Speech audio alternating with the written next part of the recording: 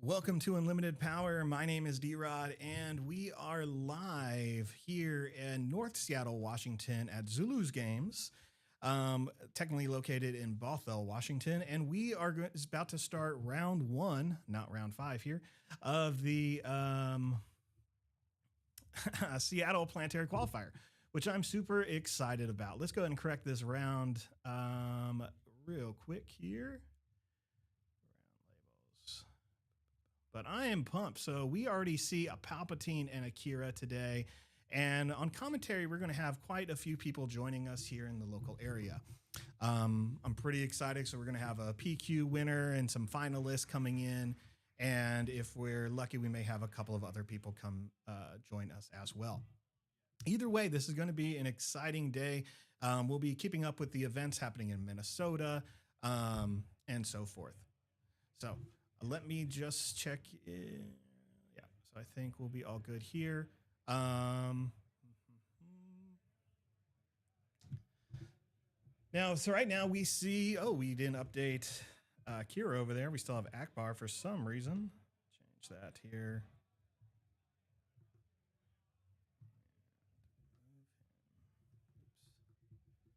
Got to go through the whole gauntlet here of players.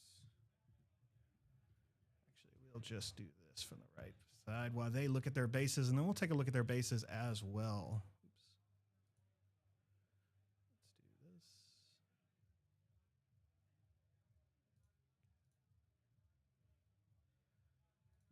Let's do this. There we go. Just have to get a few more here, and then we'll be all set. Apologize for that, everybody. It's always a rush of a morning as we go through all the setups, doing anything mobile here, which is good. But I promise we're going to be delivering a quality event. I'm pretty excited here. We got the opponents already shuffling. Again, we're just going to update to get Kira on the mat here. Oops, there she is. Perfect. Okay. Let's take a look. The player goes to, we're on turn 2 already, plays the resupply. Both players actually resupplying. So now we are technically in turn 3. Both players have 4 resources. I think that's, this game's going to be just one of those games here when we're playing 2 command decks with Palpatine command. Wow, the Kira player is going to resupply again, leaving them 2 resources where they can still deploy Kira this phase. Palpatine player is going to exhaust 3, and we're going to be playing the P-31 Starfighter. Okay, so not much there. That is a nice foil coming off of that. That is great. Okay, looks like Kira player still deciding on what they're going to do here. We don't have mics on the players, and we actually want to make sure we start that timer. So we are going to have to interpret here. Although I am impressed with the lighting we were able to achieve here, especially when you're seeing foils like that P-31. So the Emperor has something that he could kill himself. Kira, now fully ramped, has played Vader. They're going to be searching the top 10 cards of their deck, and they can play up to, they can play a card that's up to 3 cost. So we're going to see here what they find. Now, if they find multiple 1-cost cards, they can drop it. This is kind of where we learn a little bit more about what the Kira player actually has in the deck. No one has yet to take any damage here.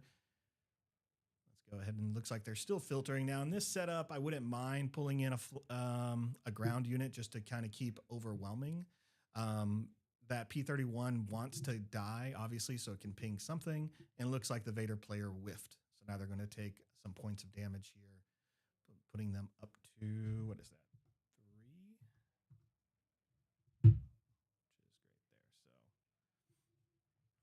Okay, so Vader has no ambush. See what the Kira player is going to do now. Nothing. They're going to go ahead and keep the initiative, and then they're going to get Frozen in Carbonite from the Palpatine player. So now they're going to go to the next turn, draw 2 cards. Let's see. So Kira player is still playing it safe. They can deploy Kira, but it's not really going to do much. The Palpatine player, I'm sure, has enough tricks as of this moment. So let's kind of see here. If I was a Kira player, I'm at 8 resources at this point. I really want to get to my Relentless. Well, the Relentless is just going to take damage and Palpatine would steal it. So I guess that's really not what I want. I need something to deal with that P-38. And there it is. Power of the Dark Side for 3. Removing the unit. That's going to buy them a little bit more time. They have 6 resources open. Not much more Kira players usually do with that 6 besides another removal event. So guess we'll see here. 7 resources for the Palpatine player. They're probably playing Cad Bane. Looks like they're doing the same thing. Once they have the 7, they're going to go ahead and play Vader. Nice foil Vader there. Searching the top 10 cards. Usually when you're in the cunning aspect too, you're going to have more colors anyway, or more options than a typical green-blue player. So I think we should see something hit the board here pretty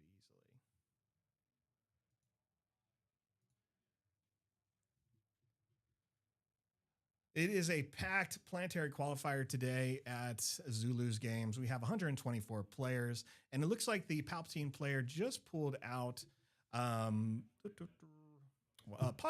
the Lesser here. Going to skip, sorry, I'm forgetting my Geonosian leader names here. But Poggle the Lesser comes into play exhausted. Poggle says whenever you play a unit, you can essentially exhaust him to create a droid token. Tokens can be helpful here, but even just getting more bodies on that ground board is going to help them in the long run. So looks like they fell the Dragon Vader, removing it, and then the opponent, the Palpatine player, takes the initiative. All right, looks like Kira is going to deploy. So we have a Kira on the board. It's going to go ahead and do her on-enter abilities. She takes 4 damage, but she has grit. Quite a bit there. She's actually, oh wow, she's going to take out Poggle the Lesser. So putting more damage on herself, moving forward to the next turn. All right, the opponent has the initiative. The Palpatine player does now. Remember, Palpatine can't steal leaders, so that damage on Kira isn't going to be too hurtful, but Palpatine, I'm sure, has answers there. And Kira only has 3 health remaining. And here comes another Vader. So that Kira is not going to have a chance to hit. Let's see what the Palpatine player is going to pull. But that Vader player, the Vaders will be able to kill Kira. And it looks like we pull out a Bazine. So Bazine's has the ability to look at the opponent's hand, did make them discard a card, and then they replace the card. The replacement card, though, isn't seen. So let's see what the Kira player's running here. Your typical stuff, we see 2 Dr. Pershings, 1 Vader, and then 1 Devastator. Of course, these are the command Vaders and Devastators, and not the aggression ones we've seen in Jump to Lightspeed. Looks like they're going to make them discard the Devastator. That's a good plan when your opponent is on 9 resources. Yep. And then out goes Kira, damaging the Vader for 5. Kira has now is no longer able to be used. Her epic action has been done, and we see that Vader come into play. So no surprise there. He removes his other Vader from play, giving the Frozen Carbonite back, and now he's going to search the top 10 cards of his deck for cards equal to the cost of 3. Now, at this moment, I don't know what I'm looking for as a Kira player. That works. Death Trooper is solid. You're going to damage their Vader on board. You can damage your own Death Trooper. If Palpatine really wants it, he'll steal it. But more than likely, Palpatine's going to want to swing with that Bazine into the Vader and have another fresh Vader. Or Palpatine player could play it smart, focus a little bit more on that going into the end game, and be ready for some of their capital ships. The capital ship stealing would be nice because since you only got 1 chance to steal a card with Palpatine. And it looks like the Palpatine player is going to go ahead and do that now. So Palpatine is on the board, and as the ability says, you deploy Palpatine, and you can take control of a damaged unit. They are taking control of the Vader. So they'll be set up for next turn. If I'm the Palpatine player, I'm more than likely wanting to... Wow, he kills his own Vader, or the Vader he stole, and to kill the Pershing.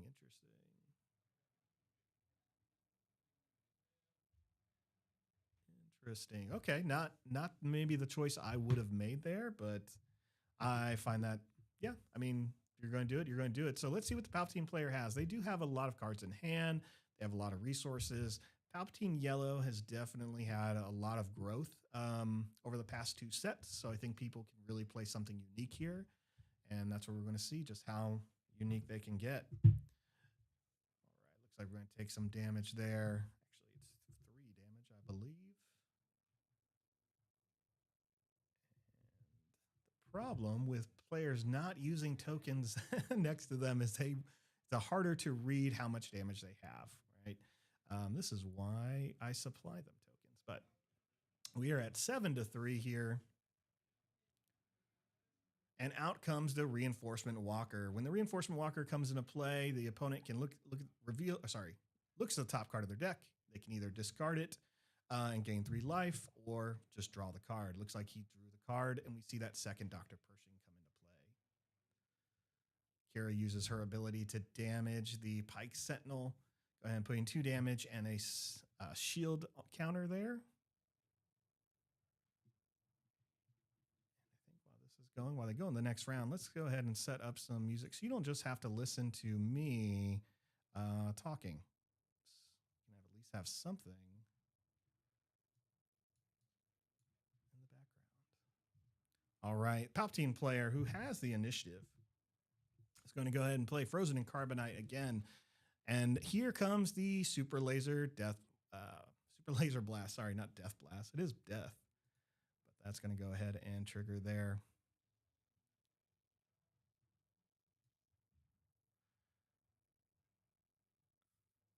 Okay, now comes Poggle the Lesser as we go into the next turn. And now comes the Phase 3 Dark Trooper, has Sentinel. So we have 2 Palpatine players definitely resetting here. That's really good, trying to go wide again.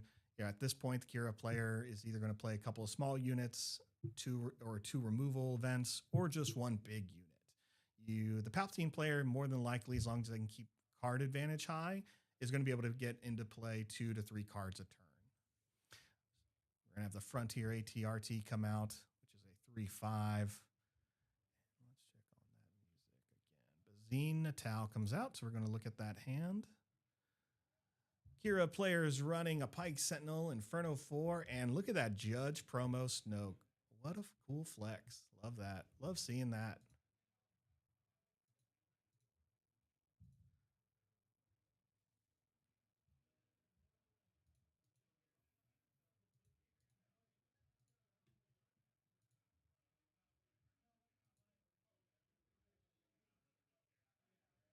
We got droid tokens coming into play now using Poggle Lesser's ability. We are swinging onto the Frontier, Kira's using their a leader ability to damage the Frontier ATRT, which puts a shield on it. So it's going to at least survive 2 attacks pretty easily, which will be nice.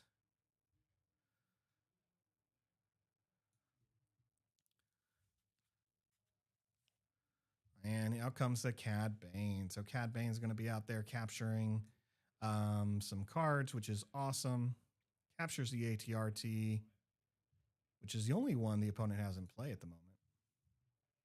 Cad Bane can capture more than 1 unit, capture up to 3. And when it attacks, it gives the opponent the ability to rescue if they would like. Kira plays the Inferno 4, which they're going to look at the top 2 cards of their deck. Looks like they're going to leave them, and then they're going to get hit with that Phase 3 Dark Trooper, bringing them up to 10. Wow, look at the amount of resources both these players have. We're at about 10 to 11 resources. Yeah, I think we're at 11 on the Palpatine player and 11 on the Kira player. 3 to 10, everything in the Palpatine's favor right now. And out comes the Devastator, killing Cad Bane with 10 points of damage. And the Frontier ATRT is back, full health, and Sentinel. Like the Palpatine player, there we go. They did not ready all their units. One of the key things you can always remember is readying your units is the one thing that signifies to your opponent that you're ready to begin the turn. It's the last part of the upkeep, essentially. So just always keep that in mind. When you're playing someone, don't feel the need to move too quickly if their units are still exhausted.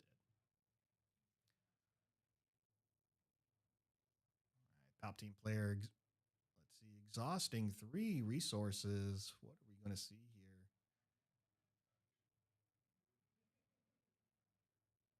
2 cards in hand, and we're going to waylay the Frontier ATRT. Okay, that gives them a 3rd card in hand.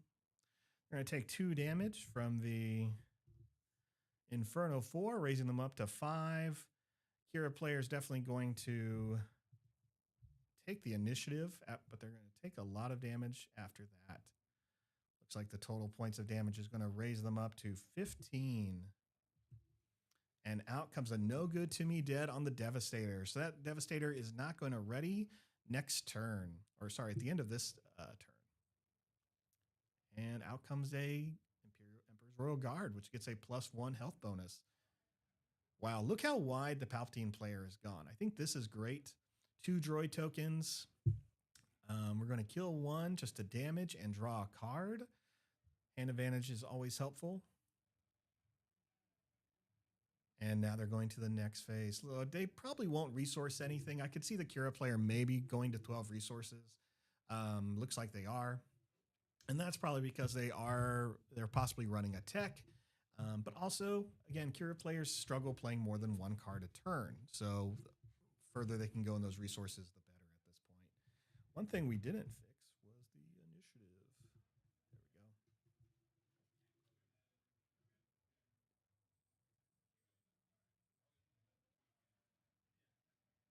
There we go. Oh, I was actually wrong. Looks like Palpatine player is on 10 resources, not 11. Okay, so that's definitely makes sense why they're keeping so many cards in their hand.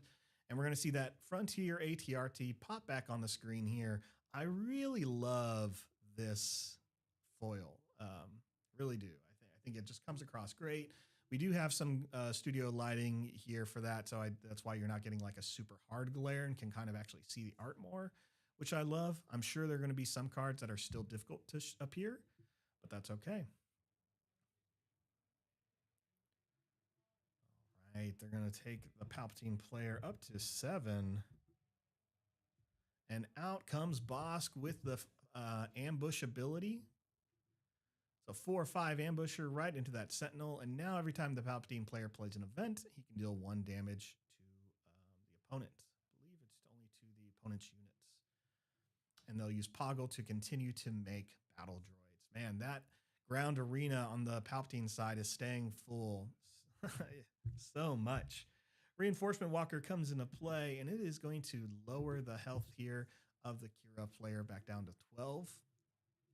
They did end up discarding a card, and out comes another no good to me dead, locking that Devastator for a 2nd turn. Kira player is exhausted, so they can't play another Devastator at this time. And we're going to do the 2 damage from Bosk to the Devastator. All right, Kira keeps the initiative, but they are going to take some more points of damage. Let's see, the total is going to raise them 4, 5, 7, I believe. So, yep, they're going to jump them up to 19. 19 damage on the Kira player. Now, remember, both leaders are already exhausted. Oh, waylay the Reinforcement Walker. Okay. I guess that makes sense. You're not going to take the damage. Your opponent's still going to get the trigger no matter what. Why not? Palpatine players, nothing but respect for them and the amount of cards that they get. So many options. I love playing Palpatine. I think he really is on theme.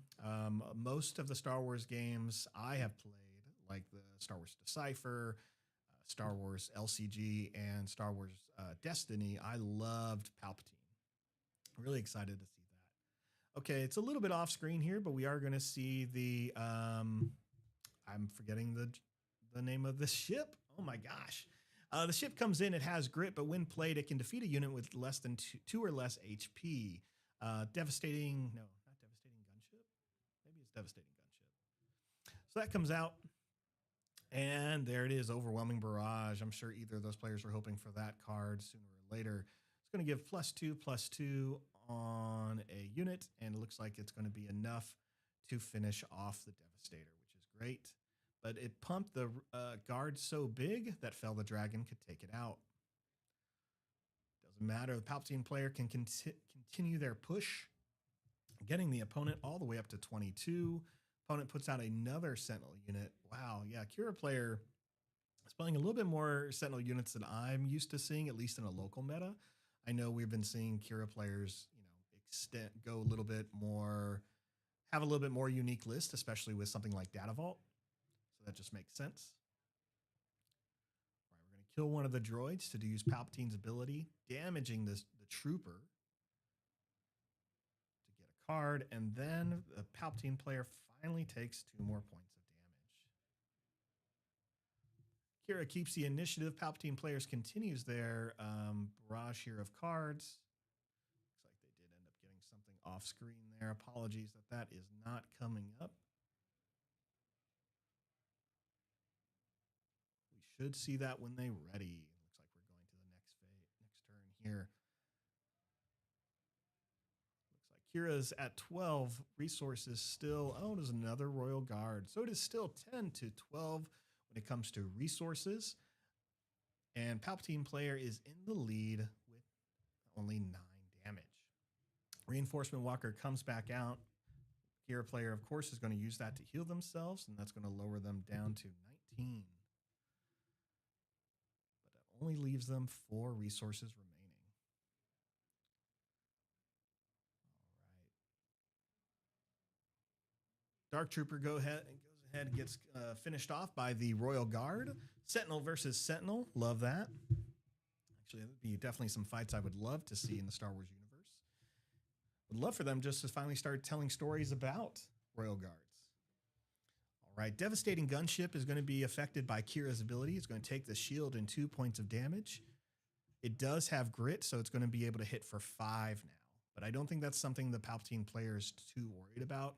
27 health versus 35, it can be a little bit of a concern, but the Palpatine player has been in such control of this game, and they just played a Cad Bane, which can capture up to 3 units. Looks like it's just going to capture the space units.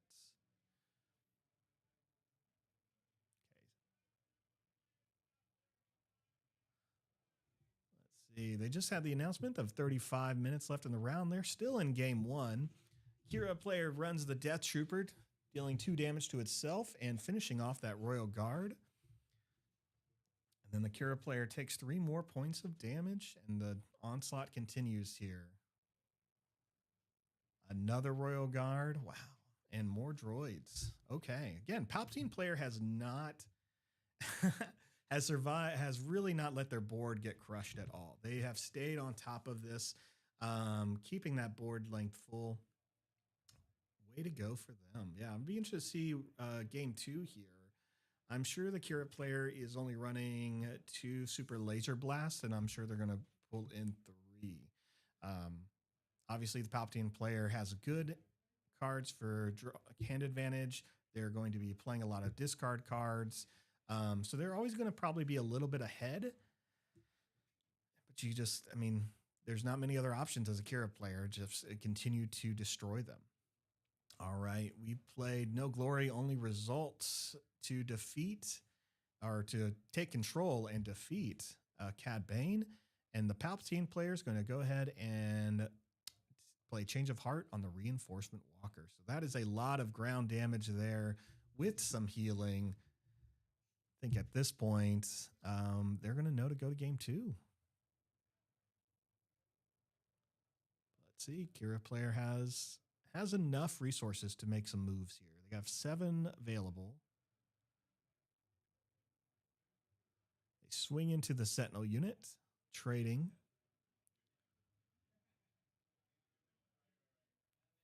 And now Kira has an empty ground board here. So, yep, you got to swing with the Reinforcement Walker. You want to add the cards to your hand. Great move for the Palpatine player. They don't really need to take down the life, and they're going to raise their opponent up to 30. And, yeah, they're going to game 2. Perfect. Go ahead and reset this all here.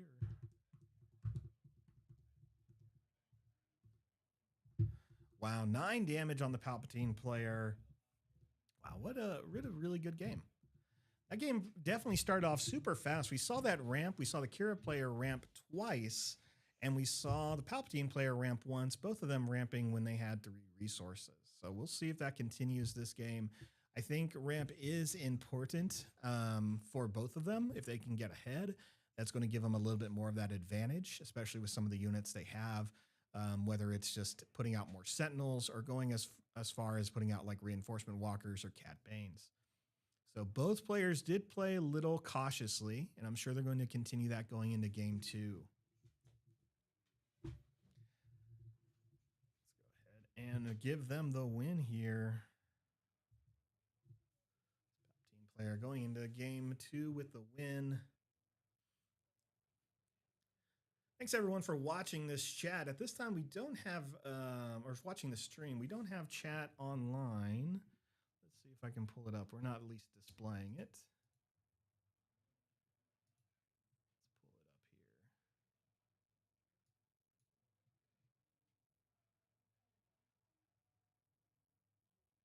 pull it up here. Audio seems low. I appreciate someone shouting that out there as we check out a few of that.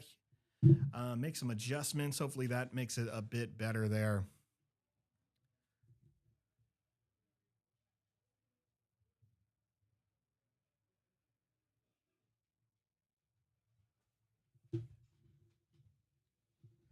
All right, hopefully audio is coming in a little bit better there. Try not to come in too hot while both of our opponents begin shuffling. As I was saying at the beginning of this cast, we are going to have a couple of commentators joining me. As a reminder, my name is D-Rod here at Unlimited Power, and we do a lot of streams, gameplay streams and interviews. This is our first time doing a PQ stream, so I'm super excited about that. Happy that Zulus Games out here in North Seattle really were willing to help me out here and lay out this space. So we're able to get some great lighting in here, a good setup, provided the players with some tokens, and hopefully deliver something a little bit different from what you guys are seeing everywhere else. We are also going to be keeping up with results from Minnesota, and so we'll have some of that stuff as well for those people coming in and trying to monitor both games. Let's see, both players still shuffling up for their second match against each other. Go. The decks are cut. Life just needs to be reset still. That's okay. And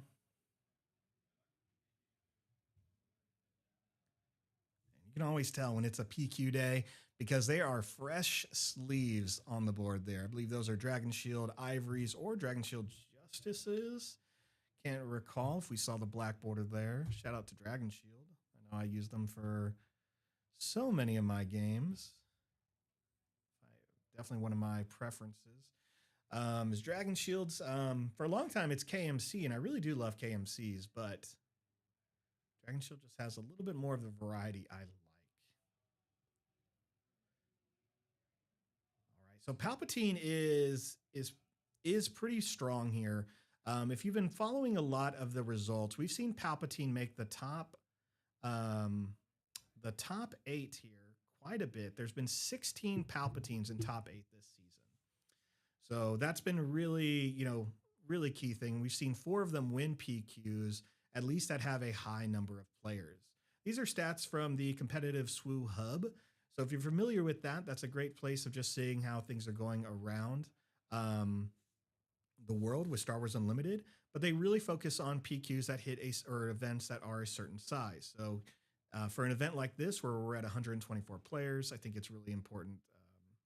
Obviously not really important, but this type of match is what's going to be highlighted on a site like that. So we can see a lot of those stats reflected here. So we're going into the second turn here. The first turn, the Kira player played the Pike Sentinel, and the first turn, the Palpatine player played the Pog of the Lesser. Out comes the Emperor's Royal Guard. A reminder, it does get a +1 bonus to itself because of Palpatine, and he's going to create Pog of the Lesser while the Kira player ramps. Okay, so the board strength of the Palpatine player is high already. There's 1 Sentinel unit. Kira probably needs to, well, Kira can't shield it because it already took the damage, so not much can happen there. Palpatine player has the initiative, and then we see a super laser tech. So we have some ramp options, and here comes another droid. Poggle the Lesser. Poggle is one of those cards that even I slept on a little bit. It just always feels slow, but it just feels slow in certain decks. Kira has hit the board early this time. It's going to come in, and this is where it's going to use its on-enter ability to essentially heal all the units and then damage them down to half their health, rounded up. So we're going to see the results here. Not everything is going to take damage. For example, the battle droids and super laser tech, because they only have 1 health, they're not going to go very far there. So thanks, Darian, for letting me know that the audio is still just a little bit off. We can still play around with that. No problem here. The issue is sometimes going mobile, checking on a few things. Appreciate you letting me know. It's going to be a long cast, so we want to make sure we have audio levels right as much as we can. As well, again, we'll be changing out a couple of casters joining me today. Super Laser Tech is going to be killed using the Palpatine ability. Smart move here. It puts a ping on the Kira. The Kira is stronger, but now the Kira is easier to kill while the Palpatine player gets to ramp. Oh, I know. Overwhelming Barrage would do that here. 86.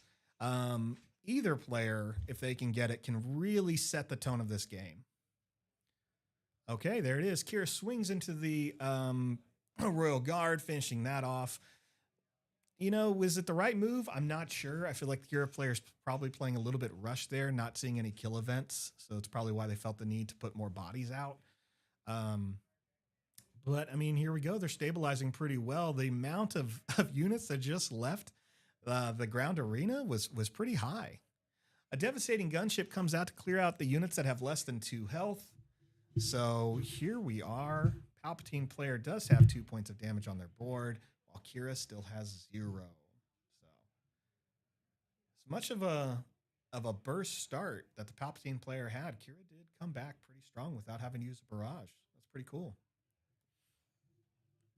Now, I'm a big fan also of Kira. I played Kira a lot when she came out. She's still one of those cards that it's easy for me to go back to and play. Myself, I'm probably going to avoid playing her this season because I'm just trying to branch out a little bit more. Our Palpatine player did play the Bazine, and we see the Dark Trooper, Barrage, Palpatine's Return, Innovator. Okay, Palpatine's Return. I guess just trying to remove that, but you know the opponent has the Barrage. So that's fine. Yep, you're going to lose some bodies there, and you're going to take a little bit of a big hit. Kira coming in force now. Resupply, Palpatine getting close to where they need to be, and they're going to take 5 more points of damage, raising their health to 7. And here comes the other 2.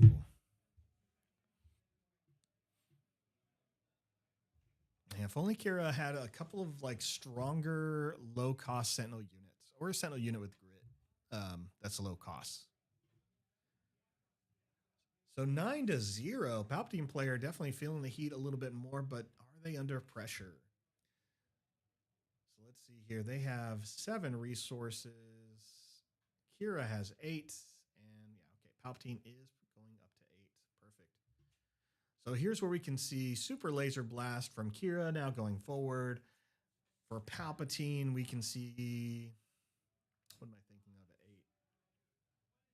8? Honestly, it's probably going to be more board presence. They can play Cad Bane and get that capture, but yeah, both these units are still pretty okay. I feel like it's maybe a card you save for later. Let's see what they're going to do. They've exhausted 3. Okay. Yep, we're going to do the Elite P-31 Starfighter here. On enter, deals 1 damage to a unit. They're going to choose the Devastating Gunship, which only hits you harder. Yep. Gunship takes advantage of it. And takes another... Oh, he puts the ping on the Pike Sentinel to finish off the Pike Sentinel. Okay. Do you have an answer for the gunship, though, Mr. Palpatine?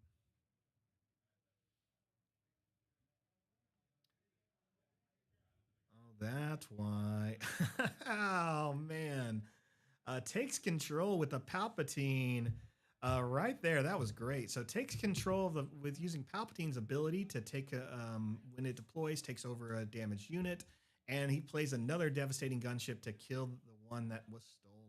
So neither time in either of these games so far has Palpatine's ability been able to retain the unit for more than the turn that it deployed. All right, that devastating gunship gets protected with 2 damage and a shield, so now it's going to be hitting much harder. Tuxedo Corgi, love the name. I don't know much about Constructed, but why not pike into the Royal Guards to maintain Kira for another turn?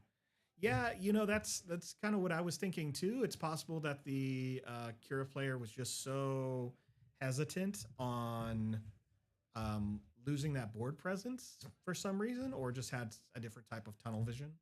I think in hindsight, that would have been the right move here. Here comes that Cad Bane. Again, it's only capturing 1 unit.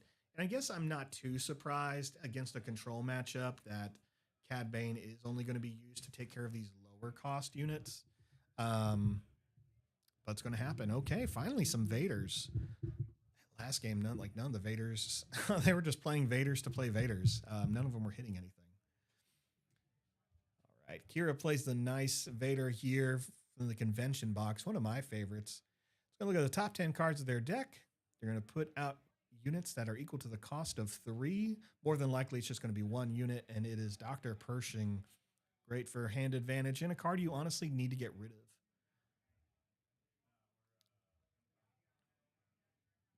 Okay, Vader swings into Palpatine. What is Palpatine going to do?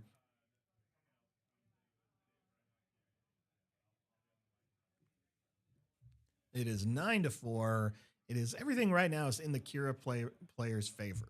I think the Palpatine player can still come back. They're going to have a lot of cards to take control, like Change of Heart or Commandeer. They obviously have some more Cad Banes, and we haven't seen them play any of their Vaders either.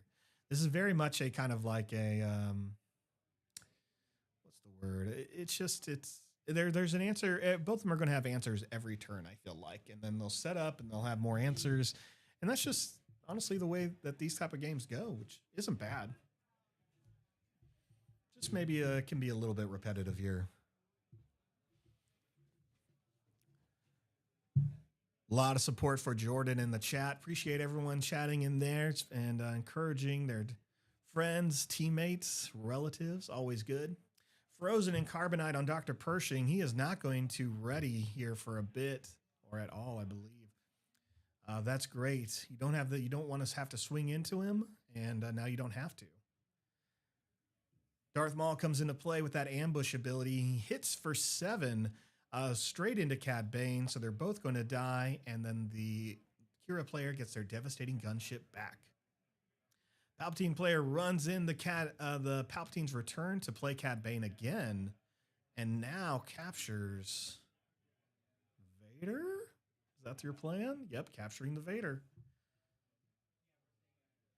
All right, Cad Bane with a captured Lord Vader, and then the Kira player takes 4 more points of damage, taking them up to 8. Ooh, now it's a closer game, 8-9. Great question from Frozen Tundra. I wonder if slow play will come into play. Downside of control matchups. That's super true. As someone who's played a lot of control at some bigger events like Star City stuff, I always go in with the mindset of it can happen. I should count on it sometime happening. And I try not to be upset by it, but I've definitely seen some of my opponents upset when that happens. All right, so we got a couple of plays here. We saw the overwhelming barrage on the gunship clear out Cad Bane, which was able to rescue Lord Vader. And then the opponent plays the Devastator to kill the Lord Vader. Kira then plays Power of the Dark Side to force the Palpatine player to make a choice. And they choose Palpatine to defeat. Okay. All right, we have how much damage on that Devastator? 7 damage on the Devastator. 8-9 still going to the next turn. I'm sure the Kira player has an answer for that Devastator, and we're going to find out.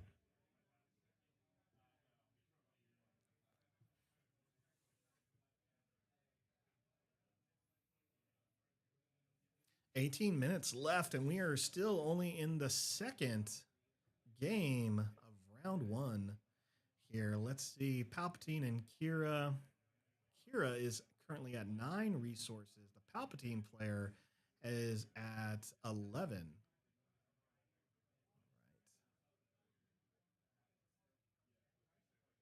Okay, so they go ahead and take the 18 points of damage. The gunship swings into the Devastator to finish it off.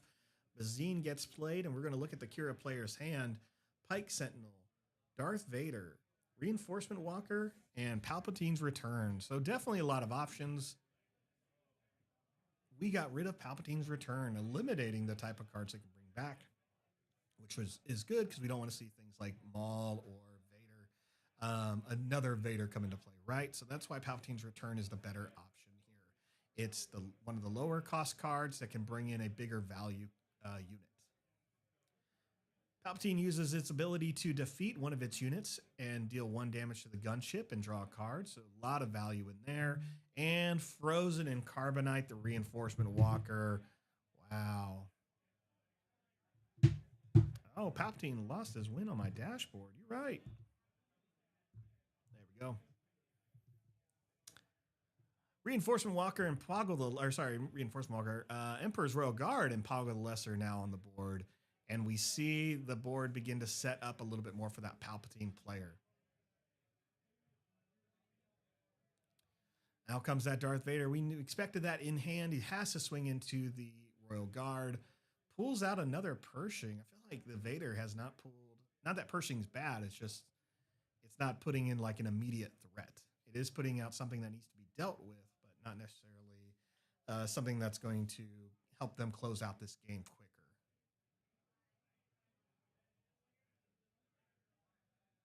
Out comes Maul from the Palpatine player straight into Darth Vader. What I love about the Maul Vader matchup is this Maul, the Underworld Maul, it has enough health to deal with Vader. It's great. This Maul, can deal with a lot of stuff, honestly, which is why I like it a lot.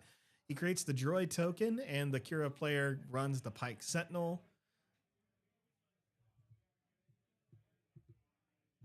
And we see them destroy their droid to draw a card, and they're going to deal a damage to a unit. Looks like they chose Dr. Pershing, and they're going to go into the next turn.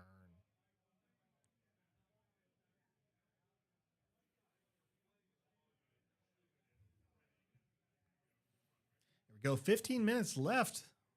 What are they going to do? Devastating Gunship comes into play to defeat Darth Maul there, which is great.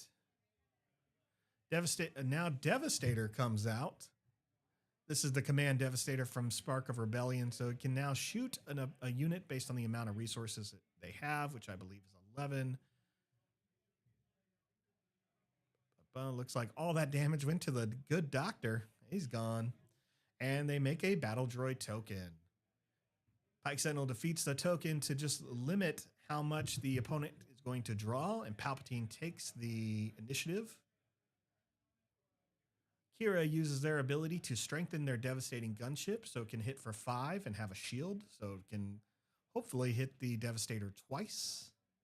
Devastator does have Sentinel, so gunship doesn't really have another option of who it can hit, but now it has the ability of killing Devastator.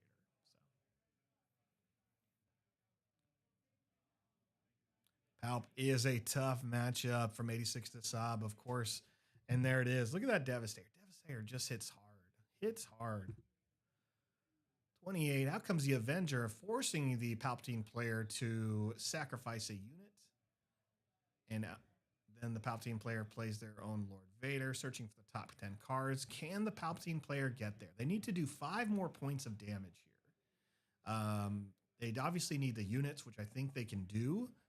Here comes Poggle, smart, because if you have more units you can play, you can get the droids to avoid the Avenger. And Vader has to swing into the Sentinel unit there. So it's going to be close. I feel like the Kira player can really stabilize now. An Overwhelming Barrage would get them set up really well. Another Reinforcement Walker. Anything that's going to be able to help them keep the healing going and staying in the game more. Looks like Kira player is going to take the initiative.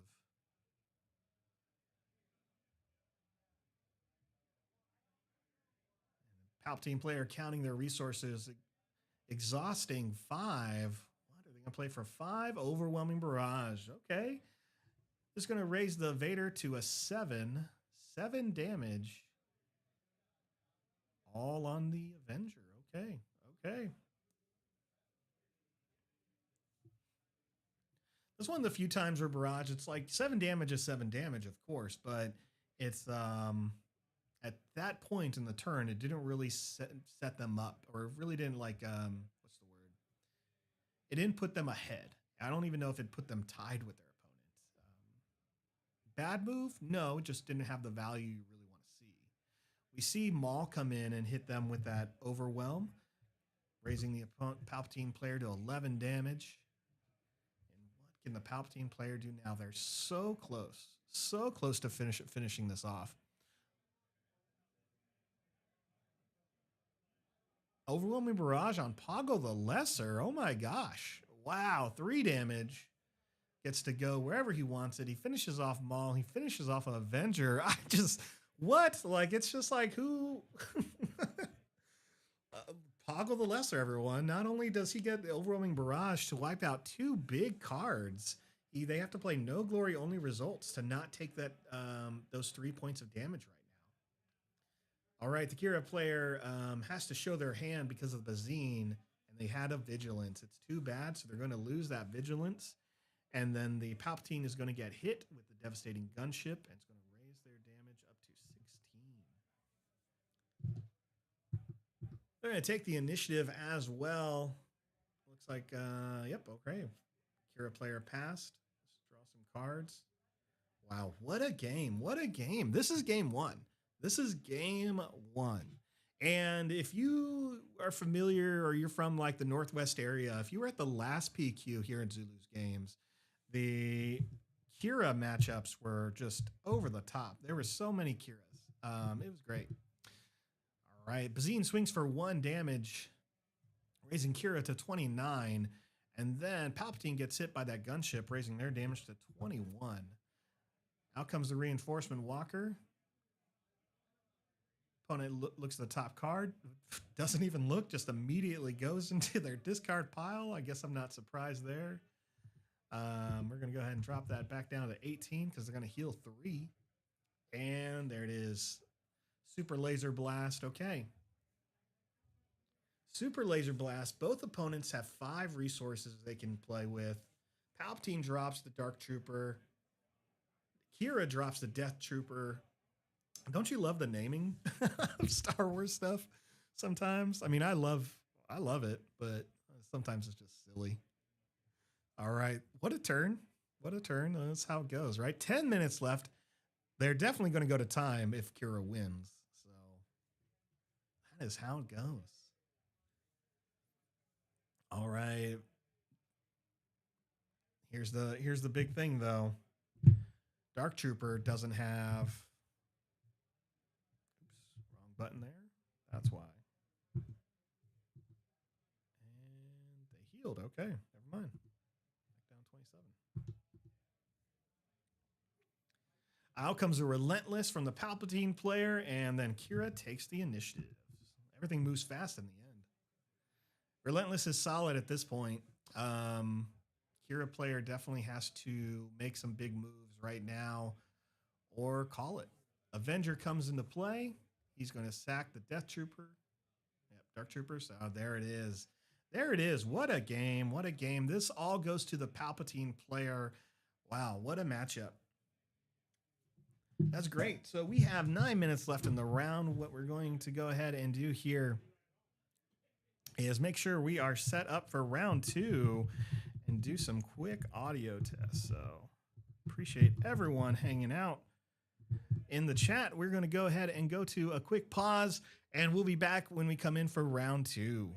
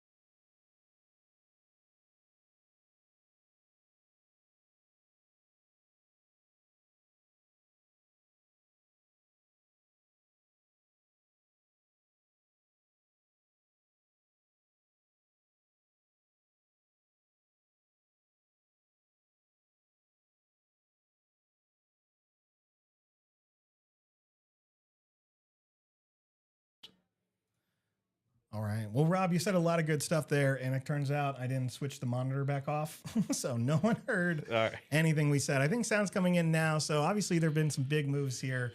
My apologies there. We saw, but now we're seeing again. We're seeing Piet versus Bosk here. A lot of big moves, kind of what we're talking about, and already Bosk doing a big move by deploying early, trying to get that double trigger off the bounty on the Pike Sentinel. But that gave the Super Laser Tech a reason to swing. Going to give the Piet player some more cards to ramp from. And we see that they've already played Prepare for Takeoff, which I believe allows them to search for 2 space units. 2 cards, yep. And they picked up a Corvus and an Inferno 4. That's right. Yep. Bosk is going to get that double trigger on Quarry. Yeah. Now he's doing that again, for reintroductions here. And we didn't even hit the timer. Look at me, amateur hour over here. Rob is joining us on here on the cast, and Rob has won a PQ already this season. He's been on the stream a few times, interviewing him after he won a 1K. So Rob has a lot of experience. I've seen him at all the big events around the state. Great player. So again, Rob, happy that you're here. Thanks for joining me and just giving your time. And, we'll talk about some of the stuff you've already seen again as you've walked around during round 1 and got the... got kind of a list of a lot of the decks out there. Now, this is the only Piet player? This is the only Piet player in the room. And there are 4 Bosk Data Vault players. Okay. Yep. All right. Well, I'm a fan of that. I love seeing Bosk on there. Data Vault's probably helpful. That's one matchup or one type of style I haven't played with Bosk yet, is taking that extra life in 10 cards.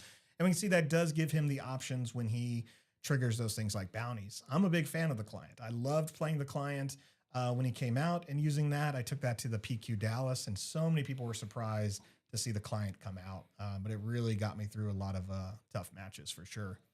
Yeah, a little out of aspect spice to pick up off the Bounty Hunter's Quarry. I don't know how useful it's going to be in this matchup. This matchup's more about board than life total, I believe. But having 3 things on board when Piet is still trying to get their board established is a good look early for Bosk. Oh, yeah. Yeah. We're still a little behind here on... Nope. All new setups. Always fun doing everything mobile for the first time here. So 7 damage on the Piet board. They still have the initiative. We do see them ramping in here. Out comes Piet. So none of those capital ships cost 2 less.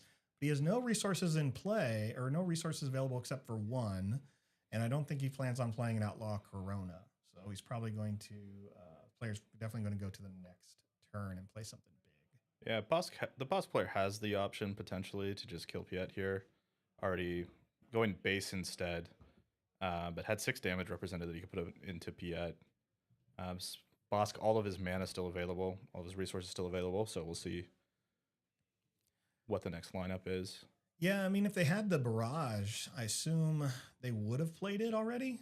So I kind of wonder what other cards that the Bosk player is holding back on at this point. Shoot down, okay. Well, that's just 3 points of damage. Setting up a trade in the future, Yeah, potentially. I guess so, yeah. With the bounty. Not sure the sequencing is going to line up. It's possible the Piet player can just play around it and sack the carrier into the Sentinel before a bounty comes online from either the client or from hand. Yeah. That 2 damage on Piet probably represents... Wow. Wow. Super laser blast. Okay. Yeah. I was running through my mind. I'm like, I wonder what capital ship would be played right now. No, it doesn't matter. Yeah. Bosco is representing Vader with the 2 damage into Piet this turn. And I think that's still, a fine play post Super Laser Blast to put 2 things in the field. Yeah. I think that's always great. It's the problem sometimes with Super Laser Blast. If you don't have anything to recover, but you need to do it, your opponent can set up. Right. And Bosk already had a really good setup early on with that board state double triggering the bounty. So they just had a lot of these other cards in hand.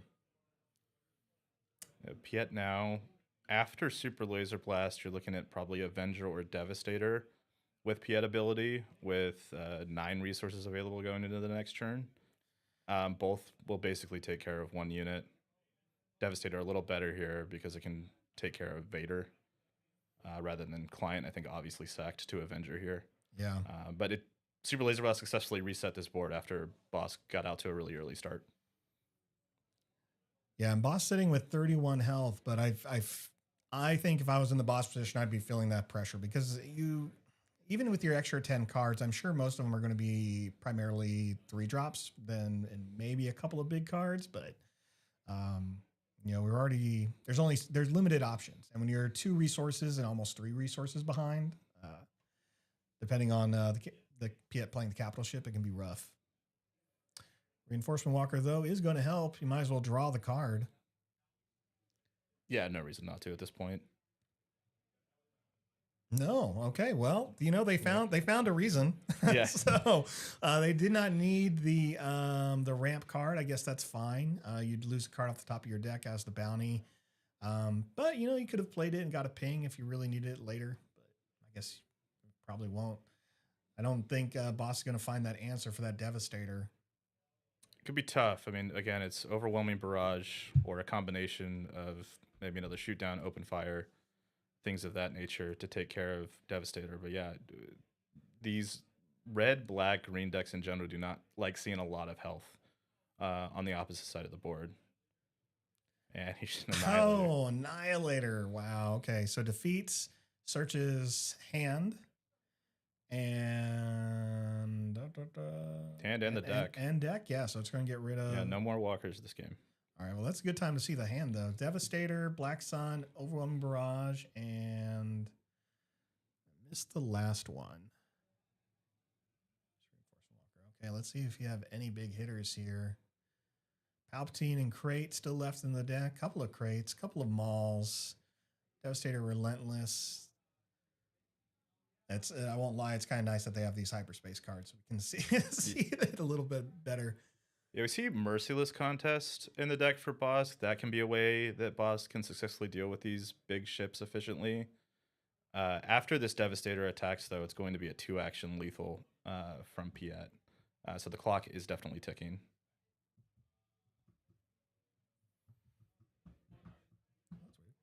Oh, can't get 13, apparently. Honestly, in this matchup again, life totals not super relevant. No, yeah. They're going to change dramatically and very quickly here. All right, Relentless is out, but do you even care? Do you just swing past it at this point? Yeah, I think that at this point, it's a little too late. It does prevent an OB. Yeah. It also sets up an OB for Boss, which we know Boss is in their hand. So at this point, it actually should... the PH player probably should trade with this Relentless here if they're keeping track of the hand, because the Relentless can take care of the Devastator here off the OB. The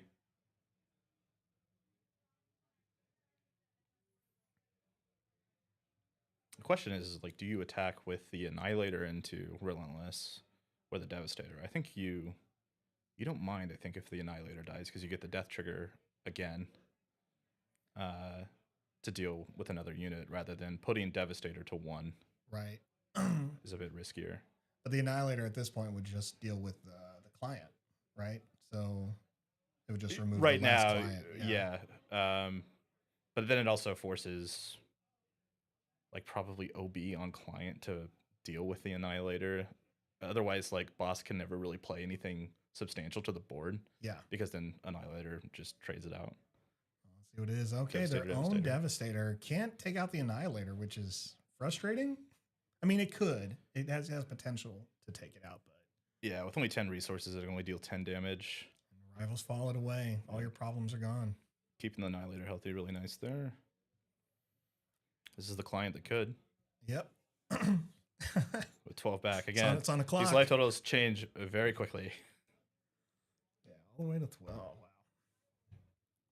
All right, we've seen them go from 2 to 0 to 12 on the boss player. Boss player takes the initiative. I think boss player just wants Merciless Contest. Boss is going to go to 11 resources, so still second Devastator isn't going to be enough. Merciless Contest now isn't an out with the Corvus. No. So looking tricky for Boss to get back into this one.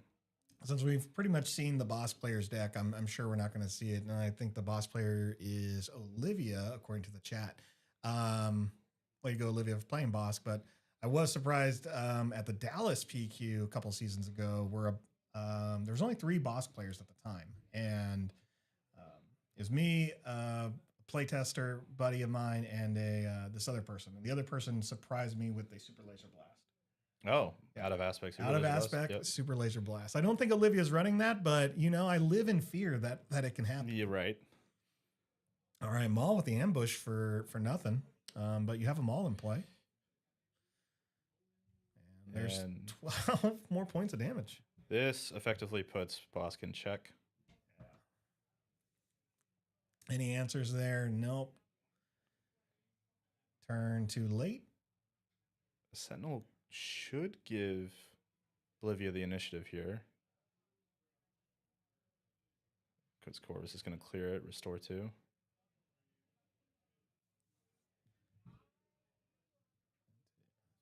Yeah. Using the Piet ability. Bosk forced to claim. Avenger client.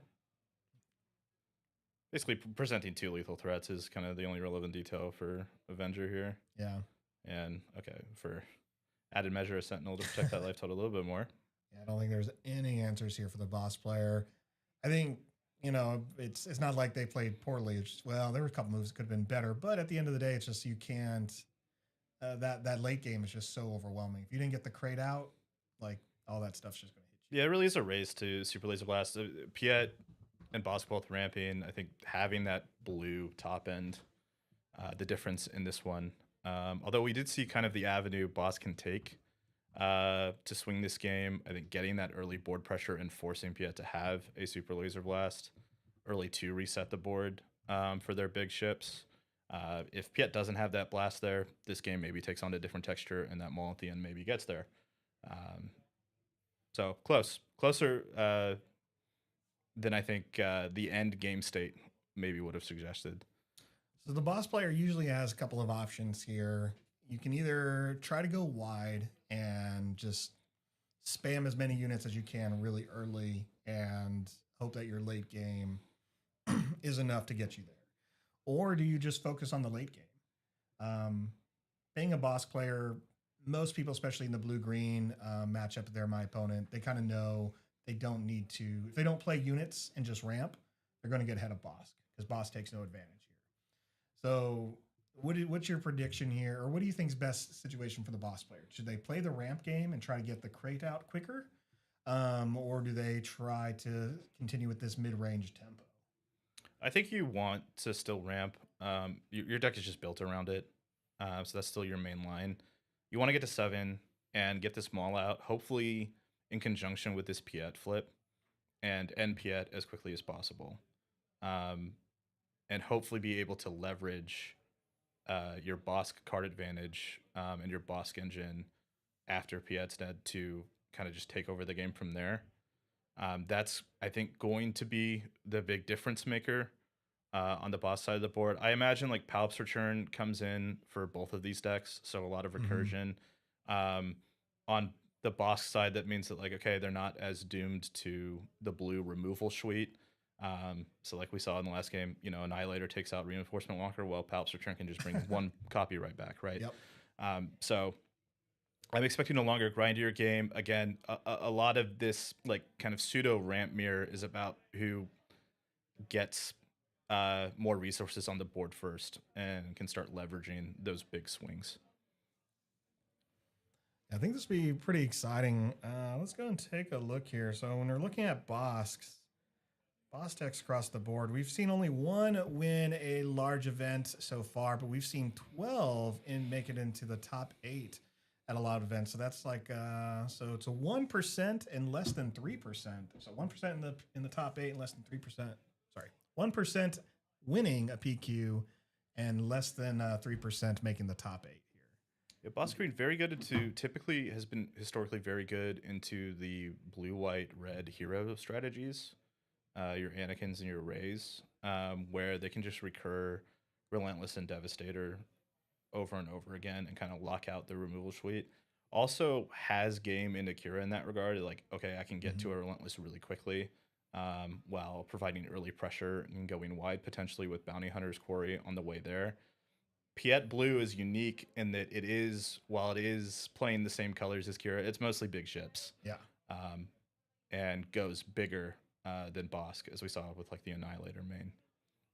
I think what I usually run into when I'm playing Bosk is I love it against a lot of the lower health leaders, but it's like once they have that 7 health or higher, it's a little bit harder because I do think Bosk can clear out so many leaders, and you kind of want him to get some advantages. Swinging Bosk into Kira always feels fun. But it is annoying that he doesn't have the enough power or sometimes even enough early on threats. Because in the OB Bosk, it's 6 damage, and that's not going to take out Yoda or trying to think of a leader that would Quinlan. So right. It's been a consistent theme with like the villain green shell leaders is okay, when I flip them, how much damage does my overwhelming barrage do? Yeah. Well, look at this mirror match. Both opponents just going straight into the second turn so they can play their super laser attacks. Yeah, is this going to be a gentleman's trade here? I think so. I mean, if Bosk is lucky, well, Bosk isn't going first, so they probably may have a bounty in hand. Because at least then you'd get some value, or some more value out of it. The boss can deploy this turn after the trade, just if they want to put the pressure on there, and we'll see what Olivia here decides to do. There it is. Okay. Both are at 5 resources and another super laser tech. All right, I think Olivia's going with the ramp route. Yeah, this is a good sign.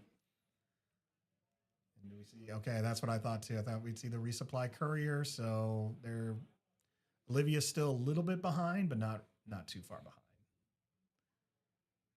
And then we have the bounty on there. Now, when that bounty's completed, they'll search their top 10 cards, I believe.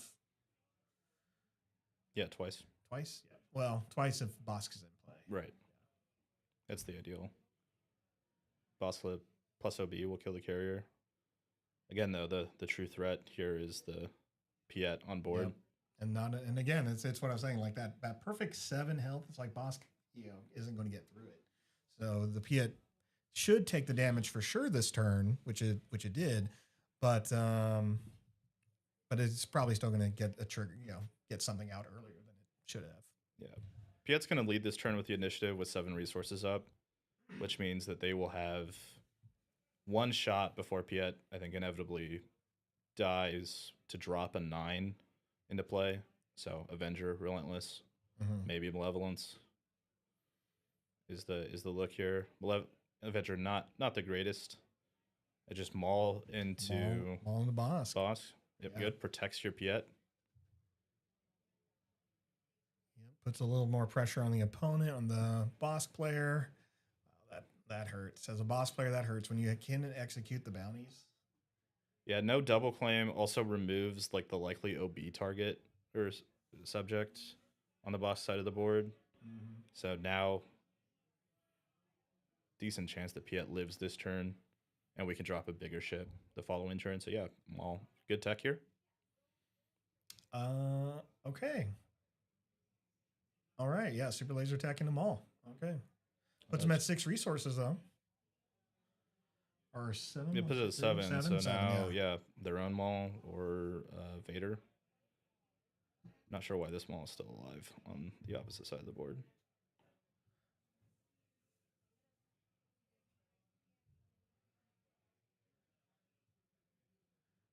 Played the Vader. They look at the top 10 cards. They're going to be looking for cards equal to the cost of 3. I didn't really see any smaller cards in there, so I could see them pulling the Client or the Black Sun Sentinel ship. Yeah, that's what we saw in game 1. Yep, there it is. So that'll at least finish off the supply carrier. With the ping, yeah. Yeah.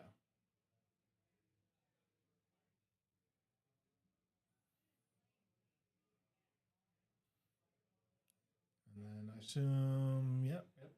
That's the only way it's supposed to go.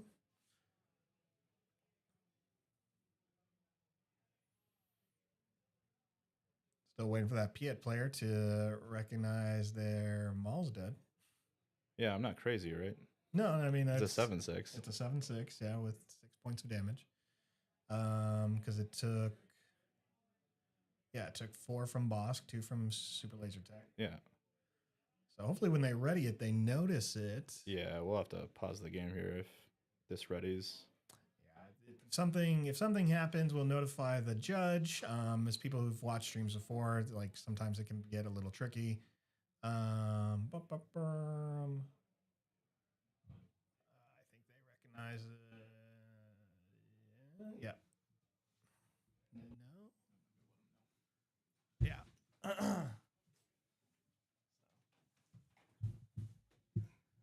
So see if we can get that fixed real quick before they move forward here.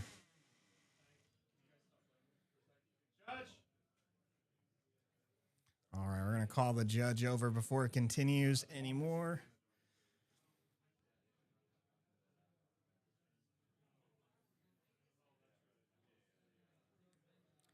All right, so they called the judge over. We never want to do anything that could that messes up gameplay, so couldn't stop them before Olivia revealed her Palpatine.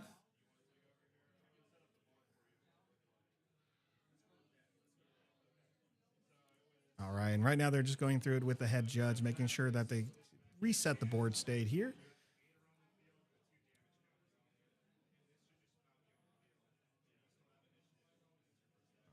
Yep, and there we go. Yeah, and that's exactly it. So they had a Vader that was fresh. They only had the 6 damage on the board, and there we go. So it is in favor of the Bosk player. I don't think the Piet player is going to lose too much off of this, but we're glad we're able to get the board reset here in a proper way. So.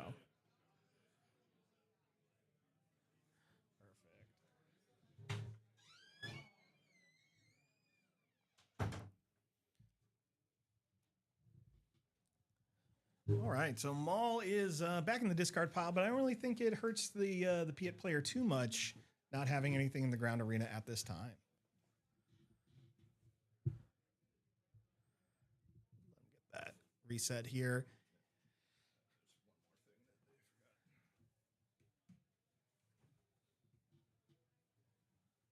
All right, while Rob double checks them on the board there, we're going to make sure everything is updated.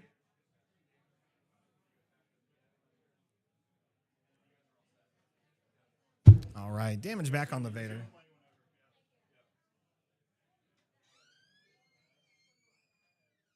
All right, she used the Bosk ability to ping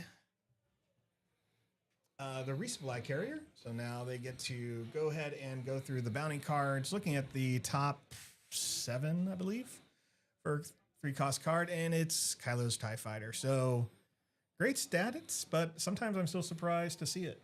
I think a hit is a hit at this point. No, that's fair. fair. The board presence. I think if I'm playing Data Vault, it would make it in there, but lately Hey, this Kylo's TIE protects Vader from the Avenger. Yeah, I mean, yeah. Did a job. Did his job. That's 5 damage. Boss needs to get another unit out, though. All the resources available. We did get to see before the rewind and the judge call that Palpatine. Bosk has a Palpatine in hand. Yeah. So this Avenger is not long for this world. And then 7 damage on the Piet player. So that's the first damage they've taken. On the next turn. So Avenger is out, but still only 1 unit.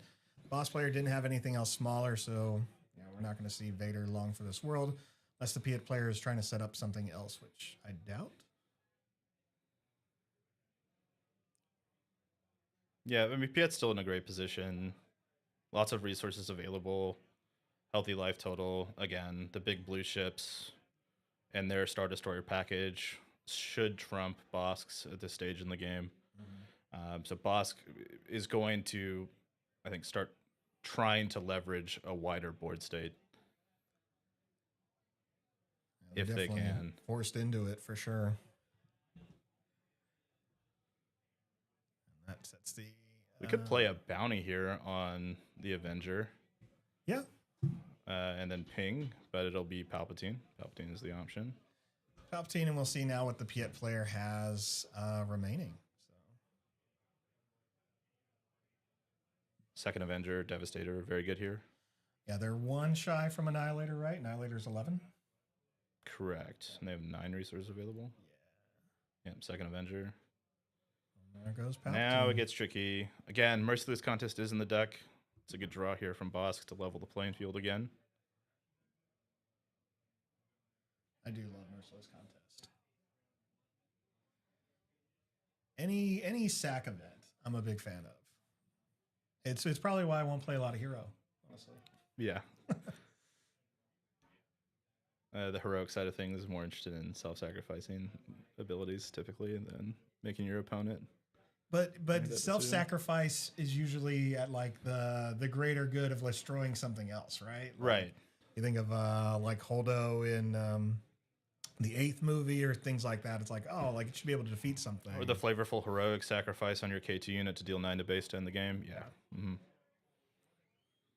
And that that's probably better because you win games that way. Yeah. I just like to see units die. All right, we do see a Vader hit the board here, so she's going to be looking for a card that costs up to 3, or cards that cost up to 3 out of the top 10 cards. She's probably going to grab.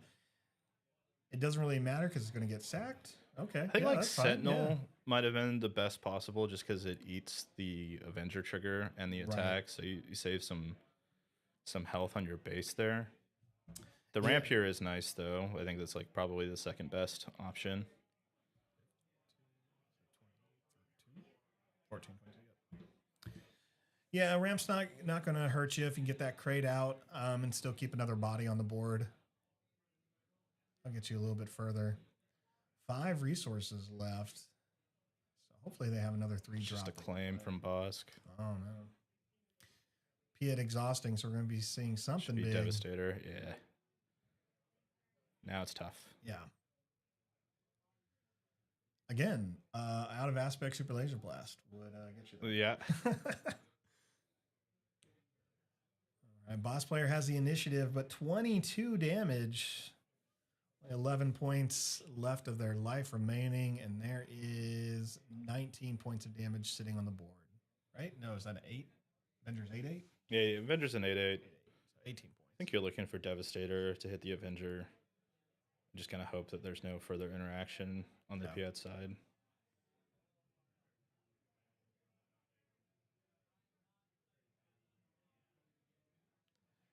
What do you think the Piet's players' odds are today?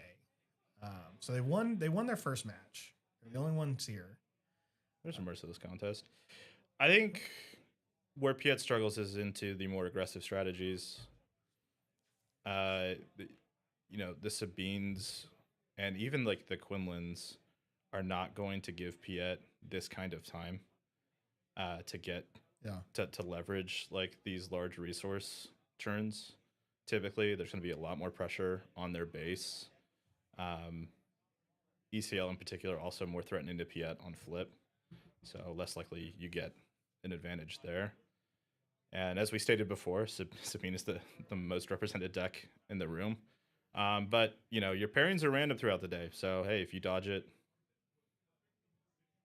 anything can happen. Yeah, it can definitely happen. And there we see the CR90 Corvette. That's the one that has Restore 2. When it dies, it heals. And then we see a Sentinel unit. So the Piet player just making sure they're going to get that win. I don't think Bosk has anything. I don't think there's an answer here at this point. You've already talked about, Devastator into another Devastator. But with 2 other bodies. Yeah, actually playing the Sentinel to the ground arena is actually pretty clutch there to create a perfect endgame scenario. It's similar to round 1. Round 1, I think, was ended by a Dark Trooper. Yeah, Phase Trooper getting it done. Yeah. So Piet takes this one cleanly, 2-0.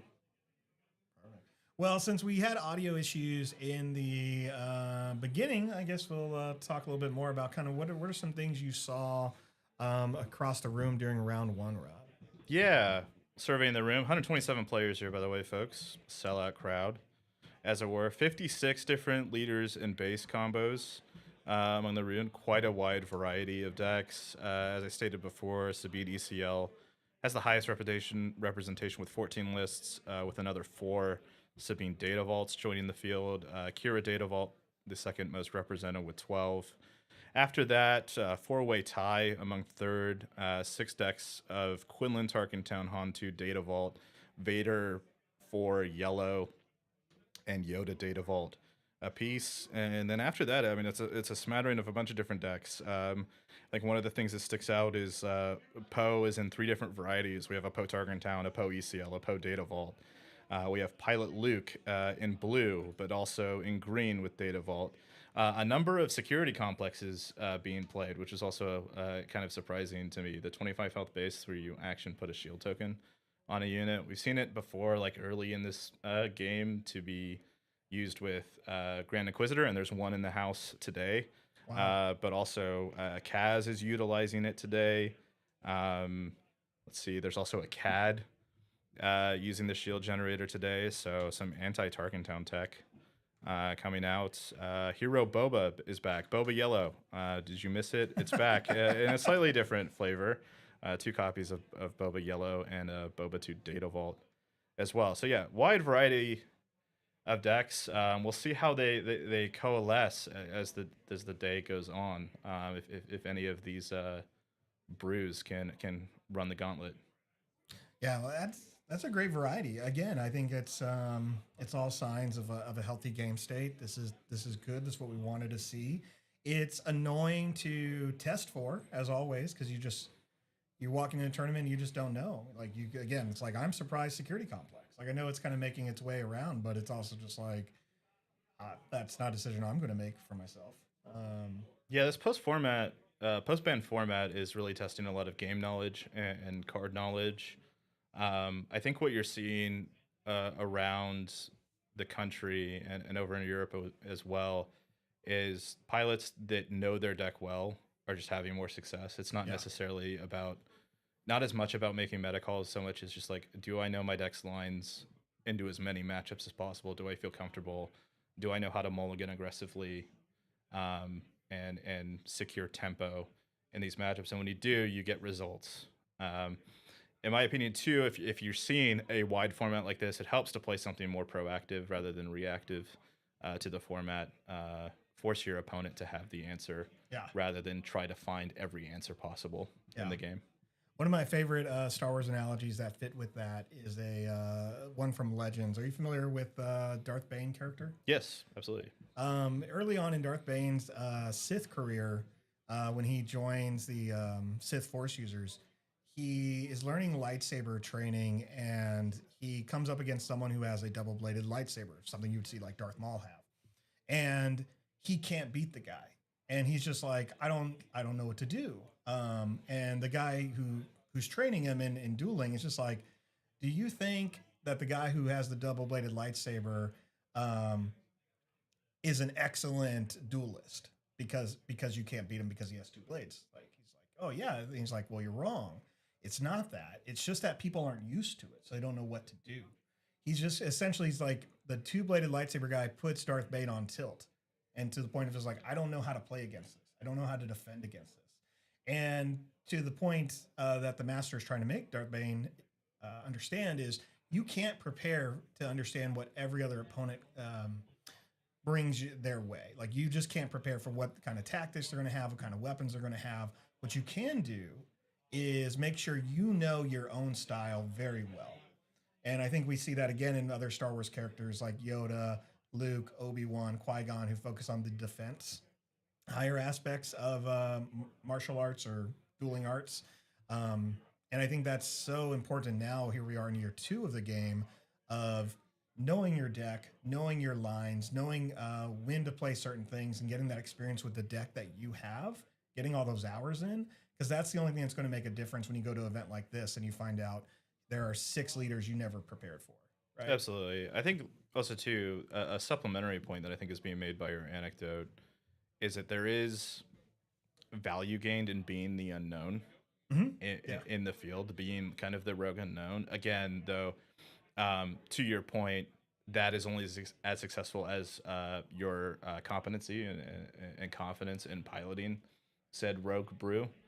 But yeah, especially in these early rounds, I think we're going to see a lot of different leaders and different matchups, and it's going to be fun to kind of suss out how these different decks gain edges on each other as the day develops.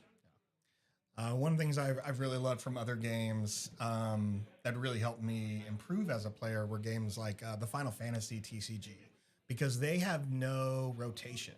So in Star Wars, we know once we hit our seventh set, we're going to lose Spark of Rebellion, Shadows of the Galaxy, and Twilight of the Republic. And then we'll go down to 4 sets. In Final Fantasy, they have no cutoff. So you have sets from set 1 all the way to, I think, set 24 available. So when you go into their big store championships or equivalents of planetary qualifiers, it is completely unknown. Sure, there are some decks that are just so meta, but the reality is you can see anything over, I think, 7 years of play. Wow. And that's just, it's wild to me. But I think those type of games do remind players of how important it is to understand the deck you want to play and just try to put yourself in as many different situations as you can to gain a wide variety of experience. And that's, that's what I would recommend to anyone still prepping for, or who is prepping for Worlds now, is it's good if you're playing a deck in your local scene, but make sure like you're playing different opponents as much as you can, different type of deck styles. If you limit it to like the same 3 or 4 people, that may limit how much growth you could have and understanding you could have of your deck. Yeah, people have certain play styles and have certain ideations about particular matchups that you might get tunnel visioned into certain lines that you have to take in this game, and there are a wide variety of lines you can take in this game. I think you could hear it in the way that we were discussing the number of different routes in just this game that we played right here. A lot of different branching paths throughout the game to get to victory. Yeah, for sure. I think, and that's all. Again, that's super important. I think of like people I play test who run Kira decks, and I think especially in control decks, you can see that a little bit more of like, oh, you play this a little bit differently. You play a little bit more cautiously when you with your leader than this other player does. Mm-hmm. And I think it's good to just kind of get a little bit more of that experience. That way, when is the best time to flip against a Kira player. Like, is it turn based, or is it actually just right after she flips? That's one thing I've learned in a lot of my matchups, playtesting Han Green against Kira. It's just like, I'll wait. Like, Han can kill Kira no problem, and most of the other cards can kill Kira no problem. But again, there's just certain other players, so I know they're more hesitant on the flip. They want to do Kira a little bit later. They have a little bit more control in the game, and you only see that if you're going wider in your experiences. And I think that's even hard to see if you're trying if you're using any type of like online tools to play different players. I think even that's still limiting a bit, because you want to kind of ensure that variety when you're testing. Yeah, I think it's harder online too to like pick your opponent's brain on like the lines they took and like kind of debrief the matchup. I think that like there's a lot of learning and not only playing the game but talking about the decisions made in the game after the fact, right? So that helps too. All right, well, let's go ahead and we have some time here. We're going to keep the timer running. We're going to go on a pause screen and just reset a couple of things over here on this table, and then we'll be back at the start of round 3. Thanks, everyone, for watching. Keep using the chat, and Rob and I will be back here soon.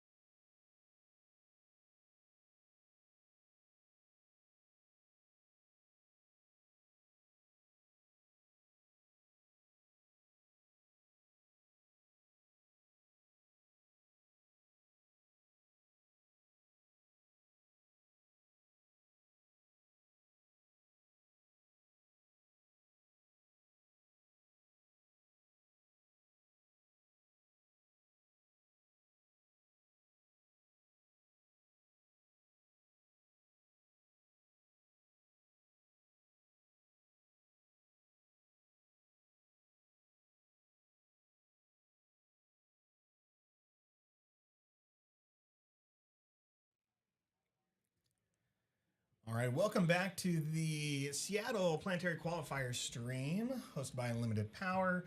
We have our opponents set up for round 3. We're going to update the round here and get the timer going. But we have Boba from JTL running Jabba's Palace and a Bosk deck running Dagobah Swamp. So we just saw Bosk play last turn. For those who weren't listening before, we have Rob joining me. Rob's a former PQ winner. We've had him on the channel a few times, doing some interviews after some big events. But yeah, Rob, you were out there. You've already reviewed stuff. What have we seen as far as other Bosk players or Boba players out there? I believe this is the only Bosk Blue player in the room today, and there are 2 Boba Yellow players in attendance playing the Boba Burn deck. So unlike before, in last round, kind of a pseudo ramp mirror. Here, 2 decks on completely opposite ends of the spectrum. Boba Yellow trying to burn your opponent out with indirect damage as quickly as possible. Bosk Blue, on the other hand, a control deck just kind of jammed full of single target removal, playing to an end game that involves like an Avenger, a Snoke, or something like that. Just basically running your opponent out of cards, out of threats. This is basically going to be a race. It's going to be how quickly and how much pressure can this Boba player establish before Bosk stabilizes as the game. I'm not sure what the matchup spread is on this, but I think similar to the last round, I think these games will happen quickly. Yeah, I think it's going to go really fast. The Bosk player is obviously going to have a lot of health, but it's a little bit harder to get that health early.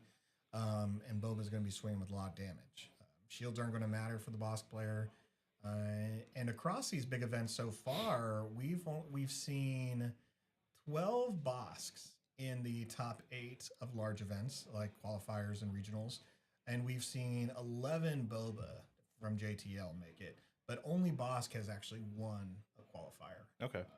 So this, who knows? I'm not sure if it's going to be Boba's day to win it here in Seattle, but we never know. It's all about the early matchups, and then we'll see what happens in the top 8. Yeah, still early in the tournament, 1 round at a time. One of the interesting things about this Bosk control deck is it doesn't really play a lot of units, and kind of the way you combat these indirect burn strategies is to play units to the field that have lots of health that can absorb this indirect damage. So Bosk is probably going to be looking for like its early units, the few and far between that it has to absorb some of that early pressure and get them to that end game. All right, well, we're seeing exactly that. Boba is playing its units. Bosk is playing a non-unit cards, mostly bounties, with the Death Warrant. So as long as you can take care of that Star Hopper, he's going to be able to draw 2 more cards. That's what every player loves, is cards. Yeah, pretty much in any matchup opposing Bosk Blue, you just don't want them to get full value from that death mark if you can help it. Bit difficult for these colors pre-board to prevent that from happening.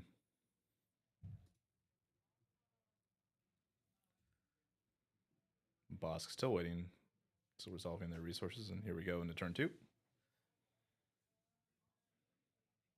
All right, now Starhopper's when defeated, I believe, is 2 indirect or 3 indirect? 2 indirect. 2 indirect. Okay, so yeah, well, problem with that is it will go to the opponent's base, but there is a client that it's going to have enough health. That shield, I'm sure, is not going to matter. No, but the 5 health will matter. Again, talking about absorbing that indirect damage early. Mm-hmm. It's worth noting, too, that the Starhopper typically deals 2 indirect damage, would deal 3 with that conditional Boba leader trigger. That's right. Yeah, Boba has the reaction ability, and there we go. We see it enacted now with the Guerrilla Fighters coming into play. Guerrilla is such a good card. We didn't see it enacted here, but if the Bosk player took any damage on the base, then that damage was going to trigger readying action for the Guerrilla Fighters. Right. Again, speaking to the importance of playing that client turn 2 and preventing that untap from that Guerrilla Soldier. And now the Bosk player can at least get 1 trigger off the client for healing and just heal that 3 away. That's true. Client should be putting the bounty here on the Starhopper, I would imagine, because then a ping collects 2 bounties there, both the Death Mark and the client bounty. And early on, Bosk seems like to be in a strong position. I love the fun part or the fun sleeves that the boss player has just running the Boba JTL. Mm-hmm. Just the fact that they're on this stream, like in this matchup, we get to see them with the Boba sleeves fighting the Boba player. Takedown on the fighters seems okay. I mean, it gets rid of it. That's what you want to do. I mean, you just have so much like redundant removal in this boss play strategy that you can afford to take kind of slightly suboptimal trade there for resources for 3. This is exactly what I was gonna. You made a great point, but that was my concern. Like, except what if he waylays that starfighter and then you're not gonna draw those 2 cards? And because you're like, I feel like it felt better playing that takedown, sure, because you knew you were gonna get 2 cards, but go for the 2 cards. Like, you may have had a better option at that point and take the 3 points of damage. So a little rougher. We'll see. Yeah, perhaps a miscue, slight miss sequence from the boss player there. 5 now, so they can deploy Bosk, which is still going to be earlier than Boba, which is good. If you're the Boba player at this point, we're tapping 5. Okay. Oh, okay. Jump to light speed, and we're going to put in Ruthless Raiders. Takes away the shield off the client and puts 2 more damage on the base, and it has to swing this turn.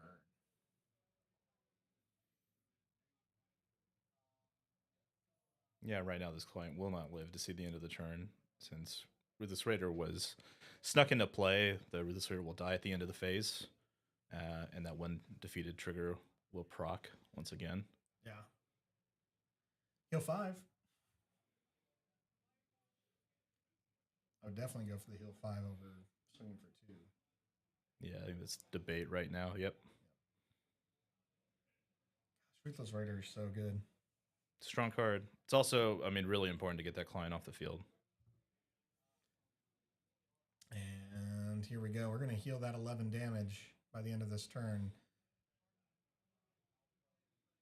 And out comes the Doctor. So many great cards from, and the Bounty, Death Warrant is back. Deathmark, sorry. So many great cards from Shadows of the Galaxy. What a great set. I love the theme that you were able to still build. You know, we're 2 sets past it. And if you're still playing Bosk, you're still playing a lot of cards that were made around the same time. And what great synergy in that set. Right. So here, I think I want the 4 cards.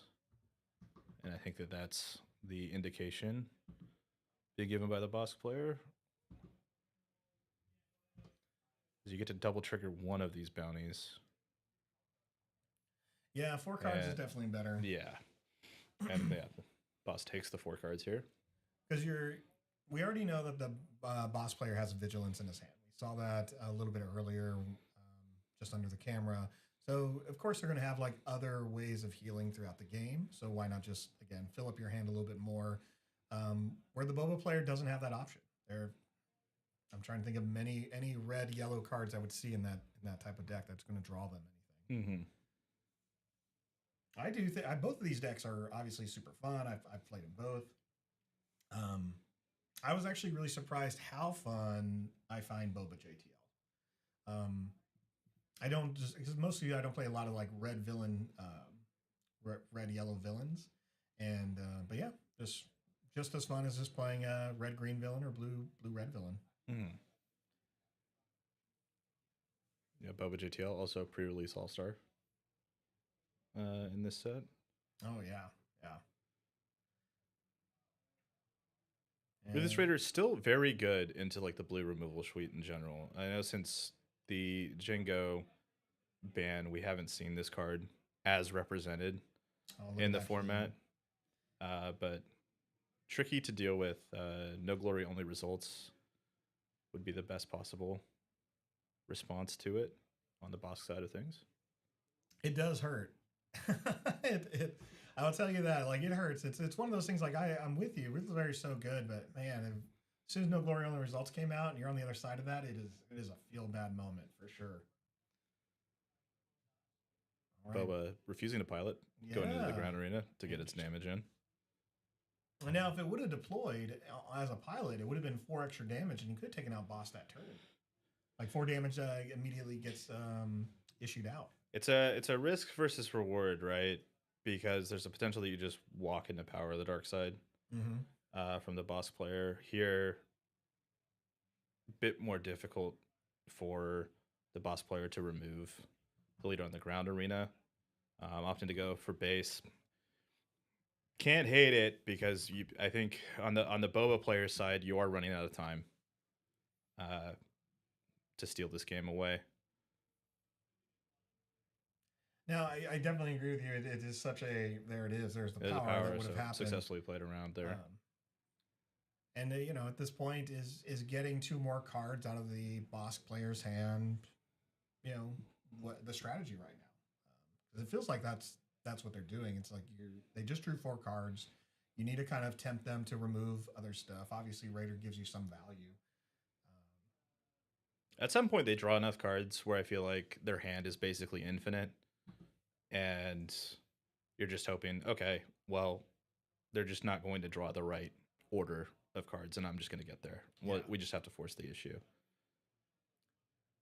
That's true. And look at this setup. Second client, very good for Bosk here. We're going into 7 resources for Boba Yellow, and I want to draw attention to a potential line this deck has, which is Sneak Attack Devastator, which can also represent a huge damage swing. Yeah, and Devastator comes in and distributes how much damage? 4, 5? I believe it's 4. 4 damage, and it changes all your indirect damage. You now get to make it direct wherever you want it. Right, yeah. You get to nail it. I'm pretty sure at this point everything is going to base.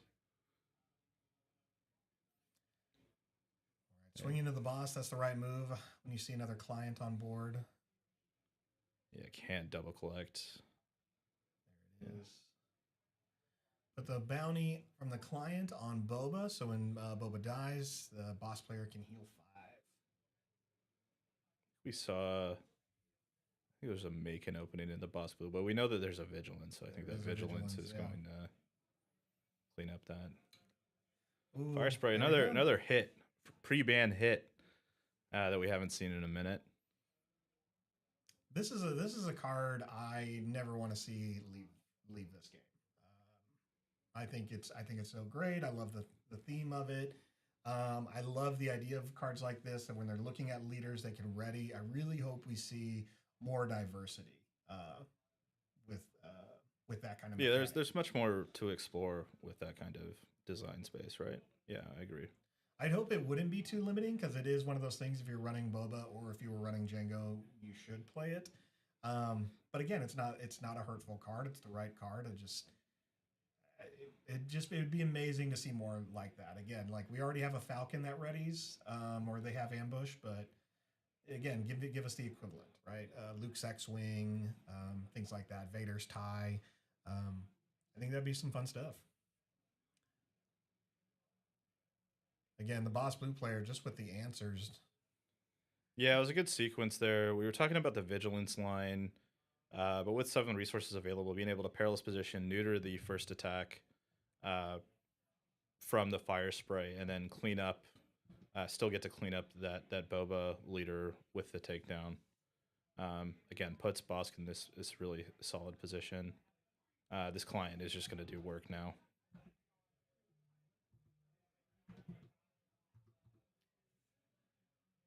And now comes the regular Fire Spray, the 4/4. Yeah, but again, that client with its health total able to just absorb those indirect damage triggers. Yep. Starhopper, and look at that. We see Snoke, we see Top Target, we see Blast. I mean, it's an embarrassment of riches, really, in that deck, in that hand right now. As someone who's played a lot of Bosk Blue, I would love to be at this table right now. I wish this was me. This was my hand every game. We have lots of triggers resolving here. We have a bounty being claimed, and then 2 indirect is going to be on the stack from the Starhopper. So yeah, get those life totals changed. I don't know if that's. There was a lot of movement. There was a lot of movement. I'm not sure if what's represented on the screen is actually accurate. 12, 9. There may have been a missed trigger on the indirect from the Starhopper.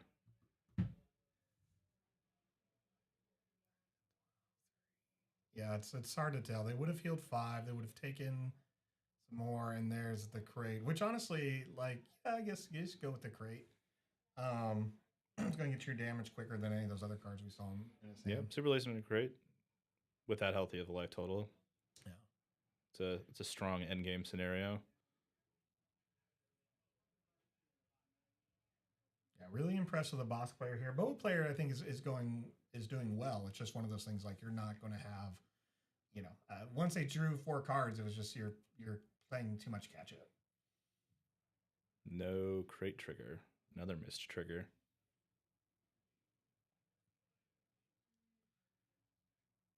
Crate would have been for the actual cost of the card, not the Right. There it is. I think we're counting it now. So 6, Yeah.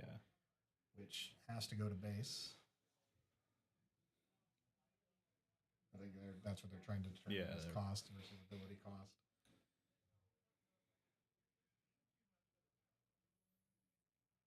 This is not a common interaction, I think, for most players. I think, oh, well, how does Vader Pilot from this new set interact with Crate Dragon? The brilliance of this game really on display here. I think it's also one of those things people don't want to think about Right. as the Boba player. Yeah, please simplify this for me. All right, so we got the boss player at 14 damage. So they're almost at halfway there, but the boss player we know has plenty of healing abilities. While Boba player is at 16, so they're only off by a couple of points, but really all the pressure is going to be coming from Bosk. It's definitely a fight for the Boba player at this point. We see another Star Hopper. And honestly, I thought really neat that they got the foil hyperspaces here. That looks great. Yeah, good looking cards. Hyperspaces are always what I want to open in this game. The extended art looks very nice. I think it's one of the best ways to appreciate the art in this game is looking at the hyperspaces. There's so much hidden behind the card frames, which is normal. And so again, it's really nice that it is. Unlike some games, with borderless cards, these are easier to see. Yeah, and Boba sees it right on the wall here. Crate would attack in once, and then basically Boba could not play a card for the rest of the game. So we're going to scoop him up and go to game 2. Bosk taking the first one pretty handedly. The big swing in that game really was just Bosk finding client on turn 2. Yeah.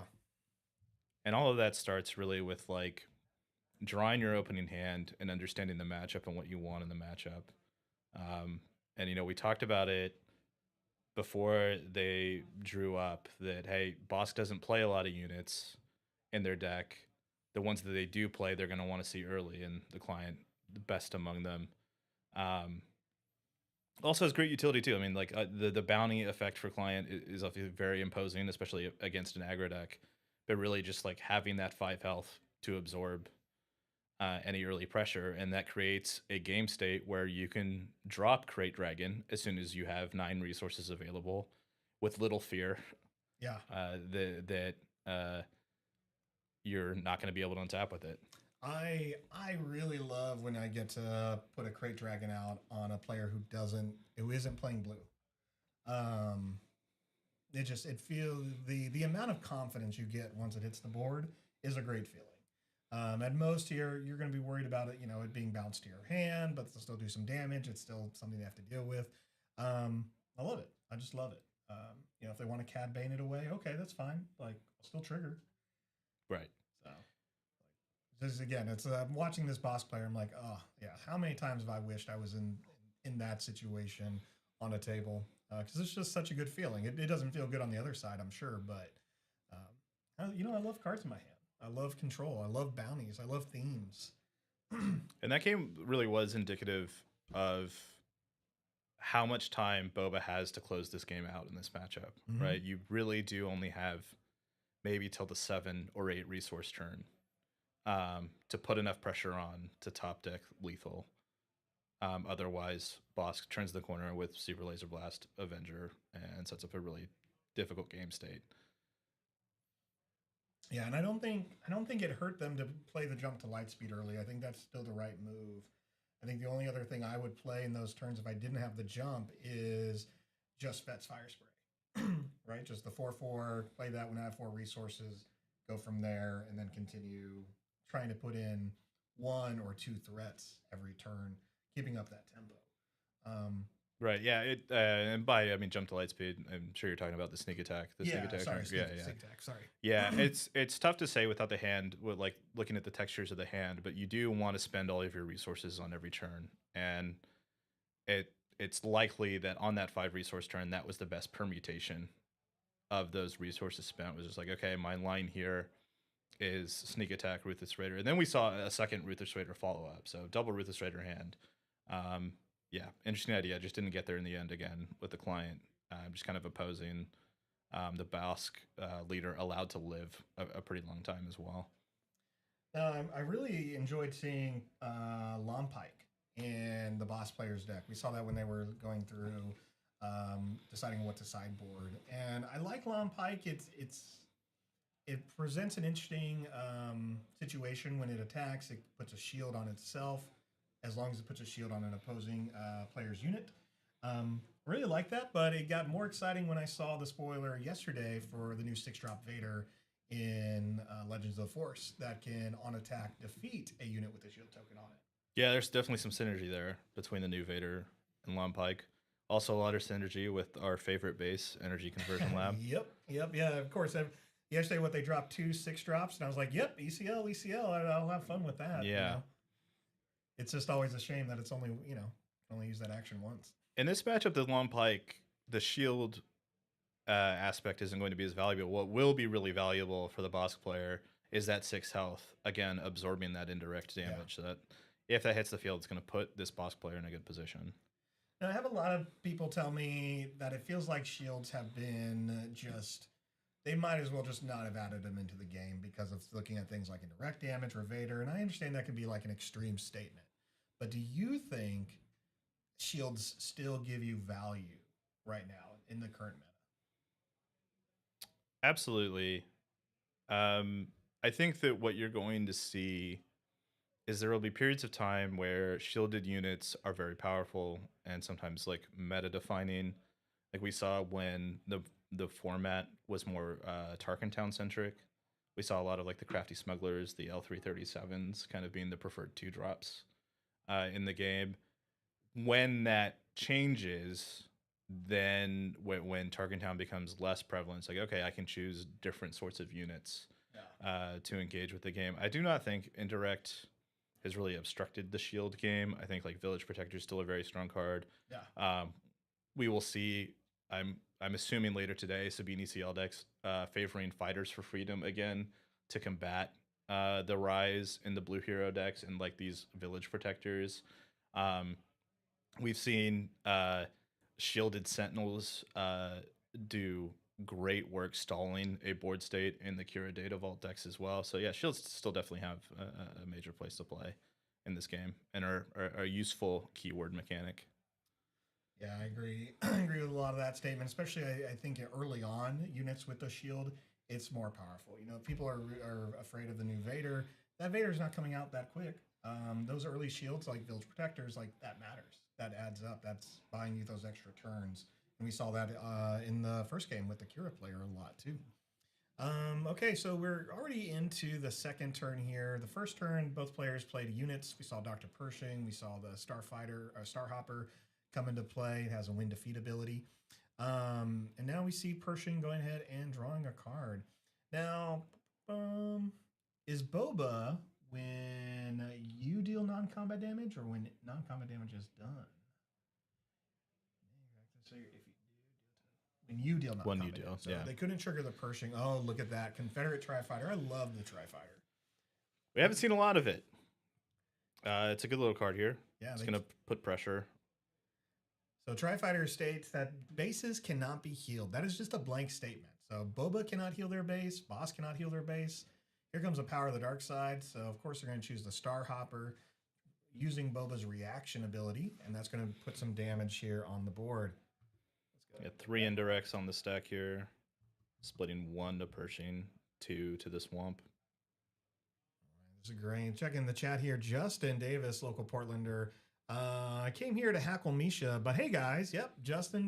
Misha hopefully will be here. You can heckle him if he ends up not making top 8. Yeah, you could heckle him about that, I suppose. Yeah, that'd be the first time you hear Misha on here. If it's not in the top 8, it's because he dropped. He scrubbed out. Yeah. And then we have Evan here saying the boss player is goated. Yeah. Yeah, navigated game 1 really well with the mulligan well. decision. And a certainly respectable position here. No unit played, so second power here could potentially remove the Tri-Fighter. That'd be great. Especially when they're drawing those, they probably don't have it. And now it's going to be a little bit harder. Second 2-drop here would look nice for Boba going wide. It's a sound strategy, especially in the space arena. Yeah. Tri-Fighter's the right move, and we're going to take it down. It's gone. Okay.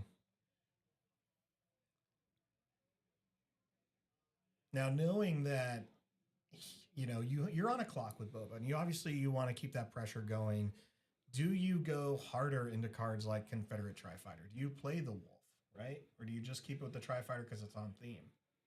It just kind of really depends on how many spots you want to devote to that sort of tech. Like how many vigilances do you expect to see in the room? How many vigilances do you need to prevent that heal? Typically, these aggro decks can usually sustain at least one vigilance played, and still get there to the end. So it's really kind of a matter of like which matchups are you looking out for, and how heavily do you want to tech against it? How many points do you want to gain post board into something like that? The last PQ was so heavy Kira that I would plan on even going, like, I would definitely run the 3 Tri-Fighters. I think that's a simple simple card to throw in. You already have your 3-drop space events there. You see a client get dropped in a waylay. Yeah, I mean, I think knowing the control matchup or knowing the love for blue, I'd probably go heavy into it just to make sure I always had one at the right moment. Obviously, you got to be a little bit more careful with the Wolf because it's only on attack and when played. Mm-hmm. But, I mean, sometimes that can be the difference of you about to lose the game. Or your opponent, just getting too far ahead of you. Here we see the death mark on the out of sight there, TIE Bomber. Love the TIE Bomber. A little late to the party. A little late, and we got Boss deployed, really wanting to get that edge, and it matters. I mean, if they can play 4 cards, it's going to be great. The Boba player does get to go first, so if I had a waylay, I would definitely waylay that death mark. Yeah, we saw one waylay already spent to waylay the client, which is a respectable target to waylay. And we saw the client kind of take over the game in game 1. What is happening here is that like Boba is getting damage in with their units before they're inevitably defeated by Bosk's removal. And that's creating a healthier game state for the Bosk player, or for the Boba player, rather. More pressure on that base than in game 1, which is nice to see. Yeah. As a boss player, when you're sitting at the 13, though, and playing as much blue as you are, you're like, and there it is. You're not going to stress about it too much. And that's why, because you have all those answers. And what value out of 6 resources? You're going to draw 2 cards, probably 4, and doing the boss trigger. You heal and you defeat a unit. Mm-hmm. So much value right there. And here we're opting for the pilot onto the Starfighter to get the instant 4. It's going to defeat Pershing and put a little more damage on Bosk. Now, if the boss player drew another bounty, that'd be great for them. We do see they have a client in hand. They have a... it's... basically infinite cards again. Yeah, again. Like, they have all the answers.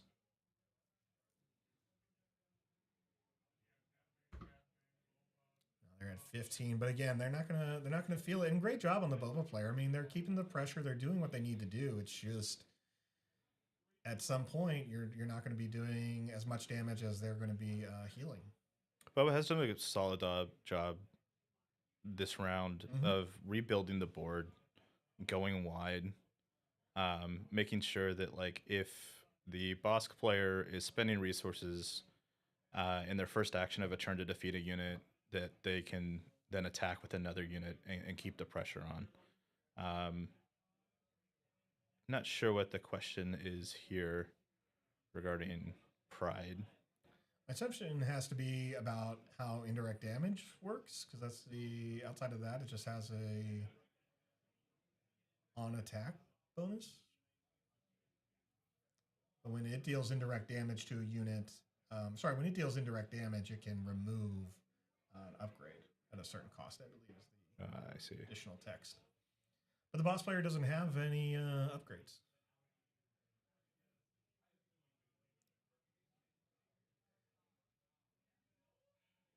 It's funny because I was trying to hear if we could hear what they were saying, because they're not too far from us. We are in a different room than obviously the big play area here, but we are pretty close by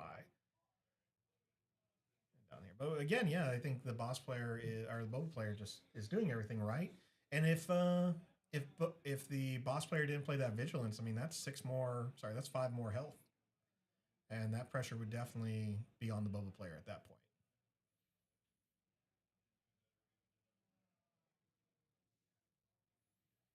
I think they're still getting some clarity here. I don't know why Price is sitting in the other arena while they get clarity. Okay, there we go.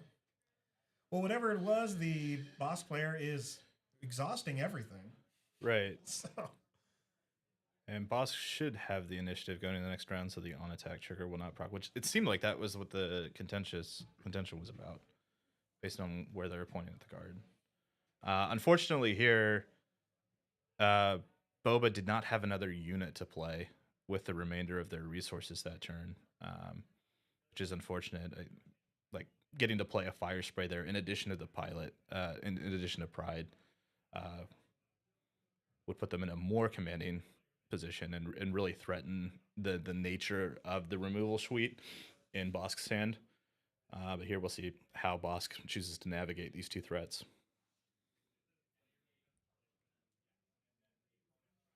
I think I would just navigate it with Super Laser Blast. But that's just me being greedy. But still, they're a resource short for Super Laser, right? We're on 7 resources. Yeah. Yep, you're right. Well, and there's definitely some big damage the opponent can do at this point because Boba's pretty set up. Should be able to play a couple of units a turn or sneak something in. Obviously, they're hoping to see some fire sprays. But Boba has some of those answers. Like if it's not immediate, it's going to get perilous positioned, I'm sure. Yeah, we know there is a perilous position in Bosk's hand. Pretty good target for this piloted ship here. That's like one of the cards I would love to see reprinted with different art, so that way I don't have to see someone hanging off of a roof when I'm playing it on a ship. Yeah, what's a good perilous position for a vehicle? Like on the cusp of a black hole, maybe something like that. Something like that, or maybe. I mean, we've already seen like close the shield gate, but there's some of those people didn't make it past. For sure, so yeah. That could be something. All right, boss does have a Super Laser Blast in hand, so they could set that up for next turn. I think the tricky thing here is you could perilous position the piloted ship, but then you might lose Bosk Leader in response. It kind of depends on where Boba wants to take this general Pride attack. And he wants Pride to probably do indirect damage now to get rid of that position, but I don't think that's going to happen because he needs the initiative. Right. In order to do the indirect, in order to trigger it, which it still feels weird that there's so many conditions on that card, but maybe they tried out a few things and realized it would be too powerful without those conditions.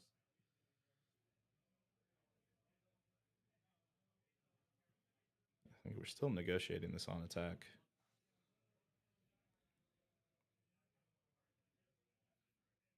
It's one of those things without hearing it, you kind of wonder if they understand the card correctly or just need to call a judge to ask how the card works. Well, it's worth noting too, like the indirect damage needs to be dealt to the unit that has the non-unique upgrade on it, which is a tricky thing to navigate when the opponent gets to choose where that indirect damage goes. At this point, it just shouldn't even matter. You got to get the Bosk off the field. Obviously, there's no value right there, but that value can come in it pretty quickly. Yep, going to base instead, choosing the aggressive route. Maybe they feel confident in what they have in hand. Yeah, I mean, if it's like a sneak attack devastator line, then this is fine, right? You have another angle to defeat that Bosk, or like a ruthless raider or something like that. And there we go, prestige foil IG 2000.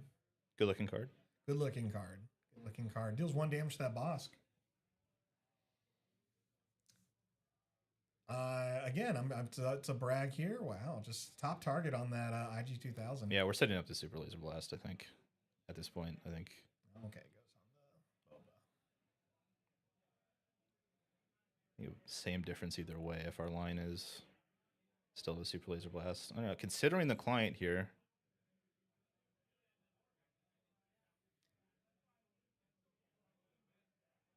I would do the client if I knew I could convince my opponent to put out another unit, because I would love for them to just kind of continue to go wide when I have the Super Laser Blast in hand. Right. Yeah, I think this boss player is just being really careful about how this Pride interacts with the bounties. And it's a fair question to ask, right? I mean, in this game especially, the boss player really needs this top target and perilous position to work the way they're supposed to.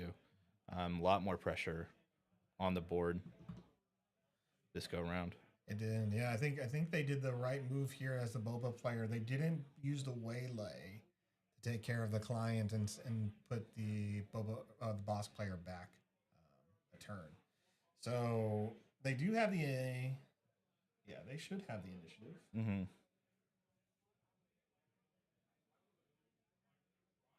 I think you just get in the damage with the TIE silencer here. Well, yeah, but so you swing with that, and then the Boba player has to blast at this point. Yeah, it could maybe greed a client bounty and let the Boba player get one more attack in. Wow. Goes for the 2. Tuned in direct on the stack.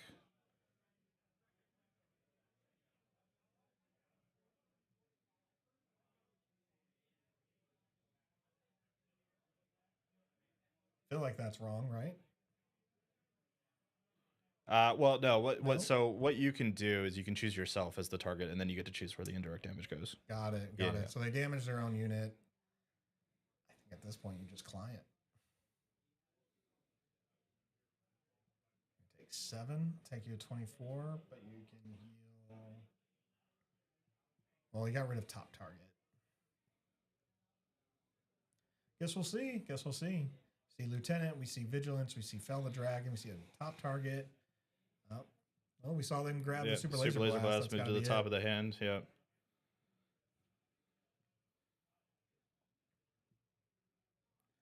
20 minutes left in the round. Still in game 2 here of round 3.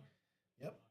Boss player exhaust all resources. So one of the calculuses you have to make as Bosk now is, okay, what happens if I wrath this board and my opponent sneak attacks Devastator into play? Right.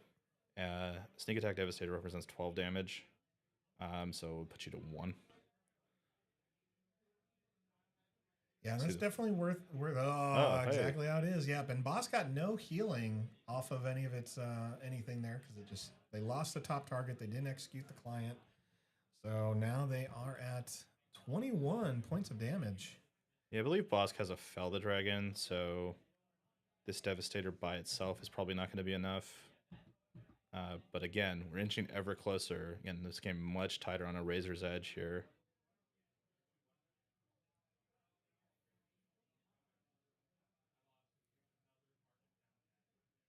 So I think we'll see, obviously, the Fell come out, and will the Boba player have another big ship that they can just throw in there, which the biggest is going to be Devastator. I don't know how many cards the Boba player has in hand. That's really important, too. Can they go wide after this removal spell happens, or are they still going to go tall?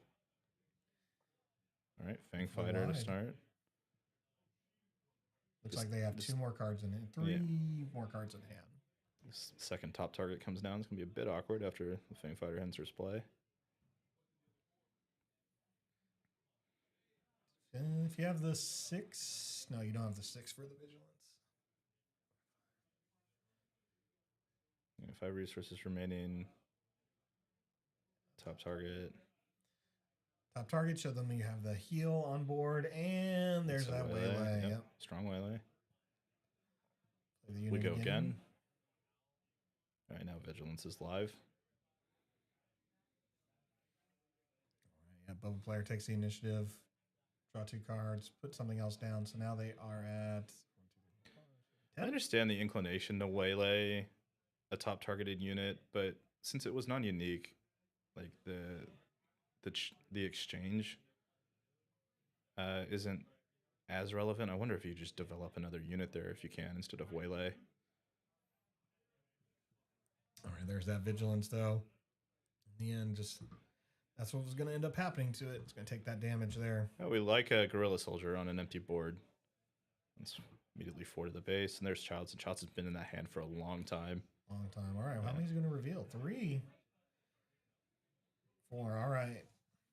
Well, if you see that many no glory only results, do you play Ruthless Raiders before you? That's a good question, right? Yeah.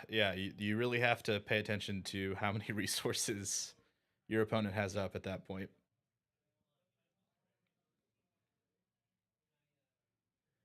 Now, if you can sneak attack one in right now, well, no, it doesn't matter. Oh. But if you could, that'd be ideal. Yeah, Boba has to pivot to the Space Arena here, basically.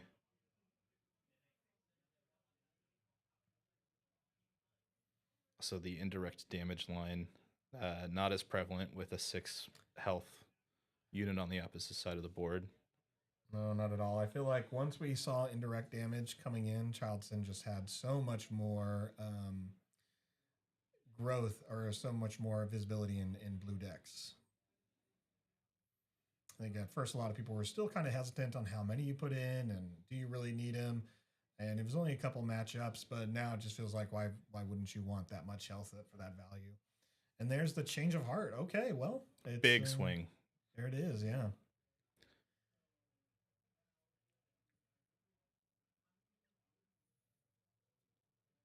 So we have a 6 and a 3, so not enough to close it, but there's still some answers there. Are we gonna have to palp our own Childson? He's looking at palp. He's also looking at Snoke. Snoke is the riskier line. You still take 4. Kind of have to weigh what is Boba representing with those 3 resources remaining. And it will be Snoke, effectively tapping out the Bosk. All right, so that means you can only hit for 4 with what's on the board at the moment. 4 into Snoke. Oh, we're trading. Interesting. Yeah, as a boss player, I guess that's what I would like to happen. Yeah, seems good on the boss side. I think I'd rather just have my opponent at 24. But again, it's possible that there's just not. Like I mean, we saw like Fang Fighters and like Kylo's TIE Silencers. If your hand's full of those, then like, yeah, this Snoke is very limiting to the playability of your hand.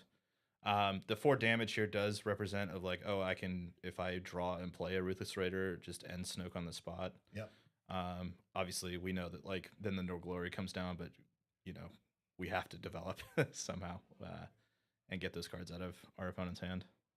If they didn't play the Doctor, and the Boba player still had that 3 resources remaining, another Guerrilla Fighters would have been ideal. Potentially, yeah. And there's the Ruthless Raider to finish off the Snoke. There it is, getting them up to 22. Now I'm sure we'll see no glory only results. Nope, Palpatine.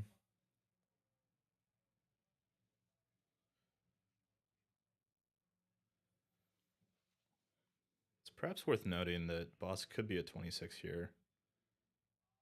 Had Chilton attacked base instead of attacking the Snoke. Still a tricky situation to play. How much is this 2 damage worth? And it's worth quite a bit. The 3 damage to the soldier to finish it off, and then 3 damage to the raider. Yeah, it's some pressure on the board from the Boba player. or from the boss player, sorry, but they need a little bit more. And then we see the Some missile platform? yes, Yeah. thank you. Yeah, droid missile platform. I was going through so many words in my head. It's like separatist, landing, shuttle, like because it has like 6 traits. Mm-hmm. It's a transport, droid, vehicle, or no, it's probably like vehicle, fighter, droid, separatist.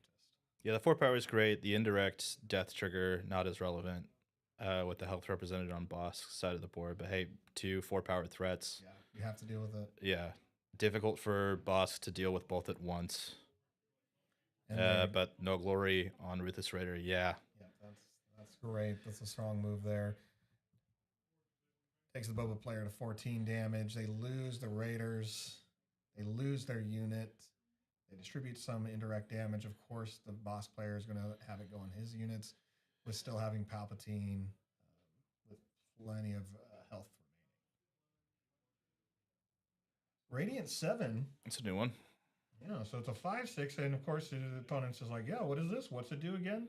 This comes into play, and I believe it deals indirect damage. It's 5 indirect damage. And it lowers the attack of every unit of every enemy unit in play by the amount of damage they have. Palpatine is in fact so weak. Second no glory eats the Radiant. And ID 2000 finishes off the Palpatine. It's a good sequence. It's a good sequence that gets Boba back in the game, taking over the board state. Boss player takes the initiative. Great move. Great move. Just stabilized right then, keeping the pressure. There's only 11 minutes left in the round, so if the boss player doesn't close it, I don't know if the Boba player will get it if they go to game 3 in time.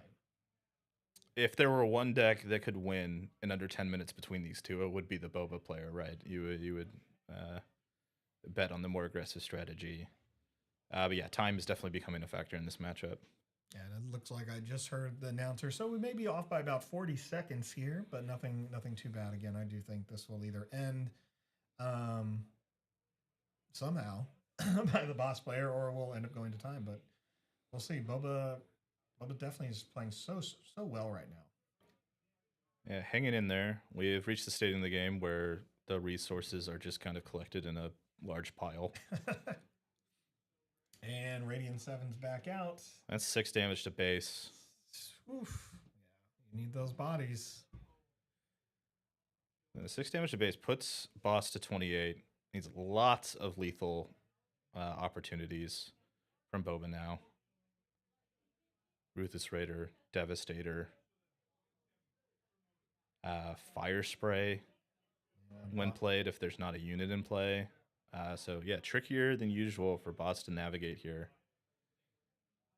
Okay, so and it's just going to fire off the vigilance and mill 6. 3 resources remaining. And fire spray, waylay, change of heart. Did eat a Devastator, so there's only 1 more Devastator left in the deck. Do we have a second unit, or is it just a claim? Yep, just a claim. So we're going to put the 5 damage back on. Present the same question to boss that we presented before with the Radiant 7.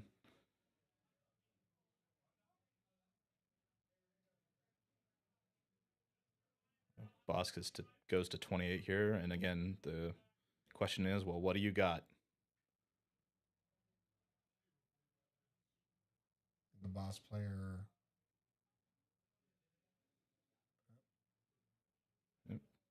5 back on. Okay. I think there's 1 more Vigilance left in the deck.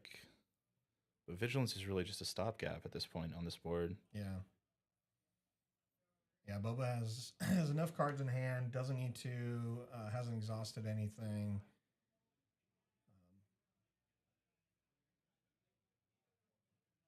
Yeah, Boba player should be able to put 2 units on the board. Tapping 2.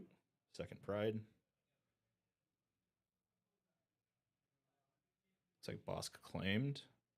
Are they thinking? I think they're thinking, but I don't know if they have any good 3-cost options. Obviously, they have some stuff for the next turn. The consideration is just to fire off this Macon opening to heal. Oh, looks like it's just a claim. Oh, okay. And well, that'll do it. Yeah. So Claim got the fire spray out. Smart move if they depending on how long they were holding on to that fire spray. Much more, just a really strongly navigated game from the Boba player, I think, just in terms of, developing the board, being patient, setting up, I think, pretty elaborate kill conditions on some of Bosk's units as well. And that propels him to game 3.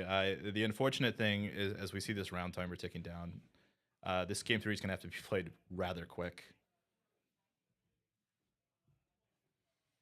I wonder if we got to put some tape down on that mat or something. We'll see. Yeah, this is going to be an interesting game. We'll see how quickly they can get there. Though obviously we'll have a little bit of extra time. Once the timer ends, they'll finish up those 2 turns. So we'll see if Boba can get there. But they did. Oh, let's see. I wonder if they made an agreement here. I don't know. Well, maybe just complimenting how the game went. Yeah. Maybe just resigning themselves to the draw. 2 well-played games between the 2 of them. Yeah, it looks like they're de-sideboarding and just discussing it, so accepting the result. It's a shame. I think I would have loved to see a game 3 here. Yeah. It was really dynamic. Yeah, you're good. Boba wins. It's a draw. Yep. I think that's, they're reporting it down. We can see the results right there. Yeah. Full draw. Okay, great. Great players. Again, I think everyone would love to see what game 3 would have looked like. This is occasionally the cost of bringing a deck like Bosk to this sort of tournament is sometimes the games just take a long time, and it's not really anyone's fault. I think both players were playing expediently enough. It's just sometimes it just takes a long time to end it.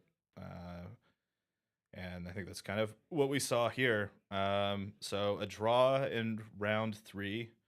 Both these players 2-0. Not the end of the day by any stretch for both these players. They still have a loss to give in this event. So yeah, can't hang their head too much. And again, the old adage, 1 round at a time. Yeah, and I'd love to see these players make the top 8. Either of them. Now this is our only Bosk Blue player here today, correct? Correct. And how many Boba JTLs? 2. 2. Okay. Yeah, 1 of 2. So, yeah, again, we see a lot of good representation across leaders here today and colors. This was a great game, and kind of like you were saying, and I said it in the first game too. When you bring these control decks, you definitely have to be prepared to go to time, and because it can happen, especially if you get in the control mirror. And again, that's kind of part of it. Like, understand it can happen, so try to have fun. Try not to be disappointed when it does, right? Yeah, I think you just carry the mindset in every round. Play expediently, no matter what. Yeah. I know I've definitely been in situations where I've been the control player going up against another control player, and they were really disappointed that we went to draw. But again, you just have to expect that can happen, and you don't want it to happen. Well. Well, with the rule change now, at least you get a point, right? Yeah. There is a result oriented with it, whereas before, both of you would just lose, which is kind of feels bad across the board. Definitely, it feels bad. Yeah. Oh, we see the sideboard in there. Yeah, some Tri-Fighters and Change of Hearts. Change of Heart was good. Change of Heart was good. Yeah, it came in clutch every time. Good stuff. So 3 minutes left in the round. We're going to go ahead and go on a quick pause here. Let's see. Check the chat here. Extreme Force says it's his fault for bringing blue, referencing the Boba player. Going to draw.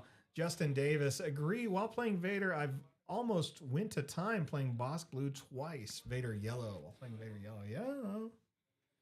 It'll definitely make you take your time. That's for sure. Yep, it's a grind. All right, let's go ahead and take a quick pause and reset this game board real quick, and we'll have other opponents joining us as we go into. Actually, I think we have a. I think there's a break. Lunch break and then round 4. Yeah, I think there's a lunch break, so we're going to go ahead and double check there. If there is, we'll go ahead and bring the stream back. I believe it's only a 30-minute. 45 minute lunch break. Yeah. Okay. So it won't be too long here. Let's go ahead and go to the pause screen, and we'll keep everyone informed. Thanks, everyone, for watching. Thanks for joining the chat. Again, if we'll go ahead and set up some stuff up if we are doing the lunch break, so that way people know when we're coming back with the timer.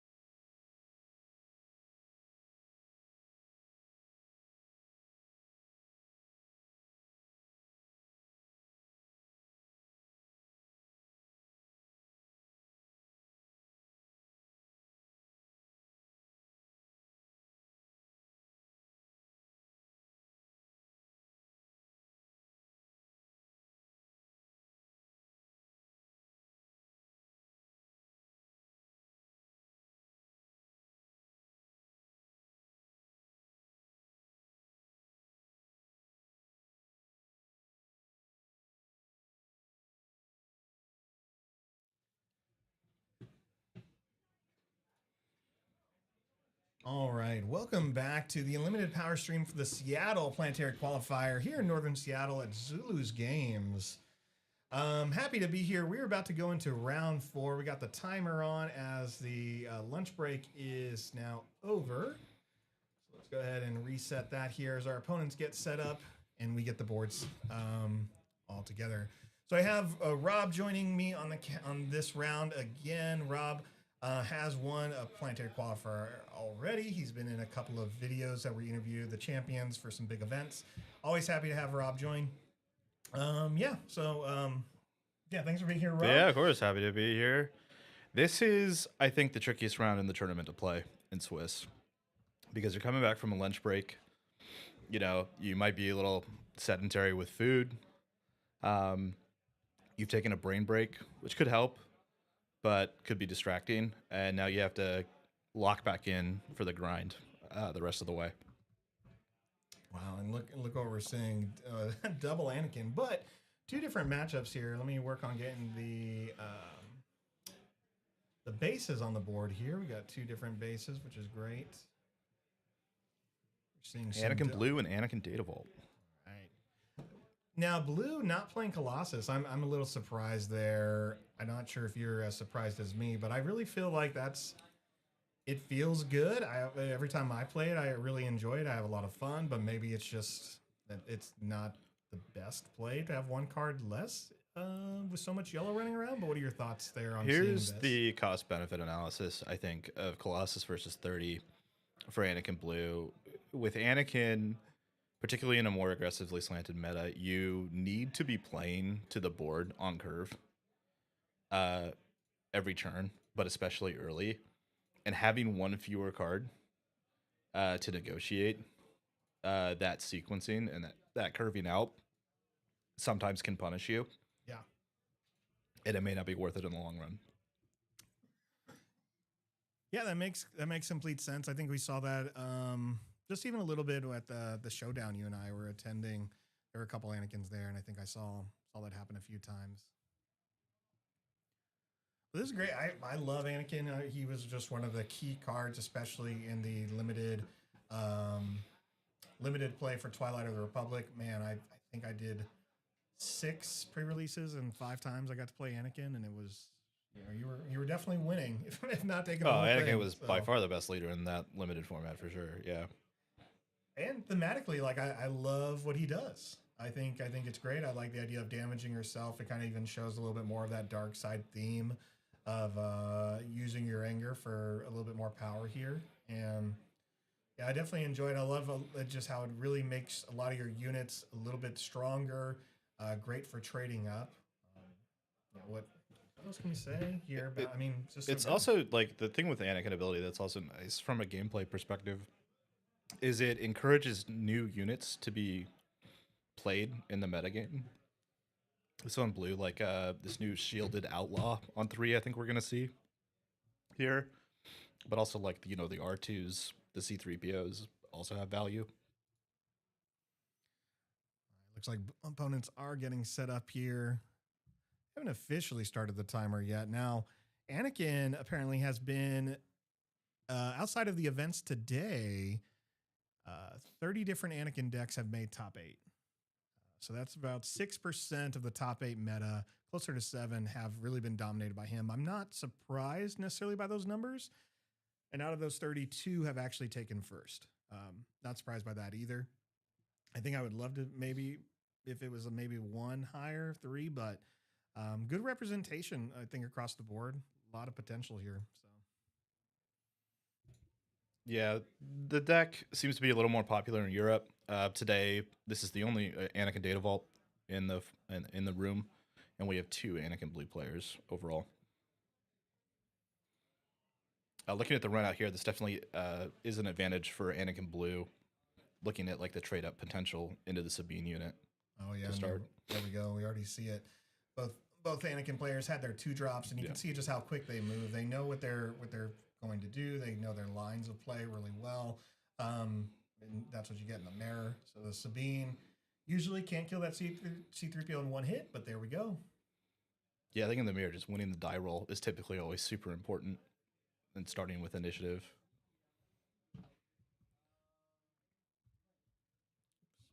damage there. Wow, look at that again. We're playing Cassian. We're playing Yoda. We're moving to the 4th turn. Sorry, yeah. 5th turn? No, 4th turn. 3rd turn. 3rd turn, sorry. Yeah.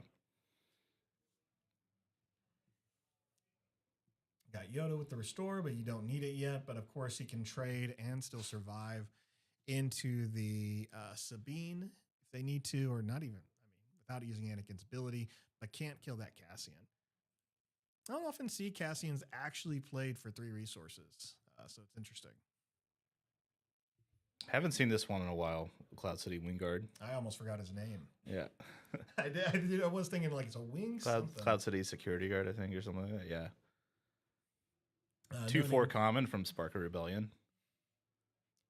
That seems, it feels good probably against anything outside of Anakin because it is only going to buy you that 1 turn. But for the most part, like it should buy you at least 2 hits against most other decks. Yeah, and right now it's going to set up a trade if the Anakin Blue player wants it. Yoda can now trade with that Cassian. Yeah. But is going to just remove the Sabine. Yeah, because he can still trade with the Cassian, or the Cassian can swing into it at no real fault. So. Yeah. Should be 2 damage on that Yoda, I believe. There we go.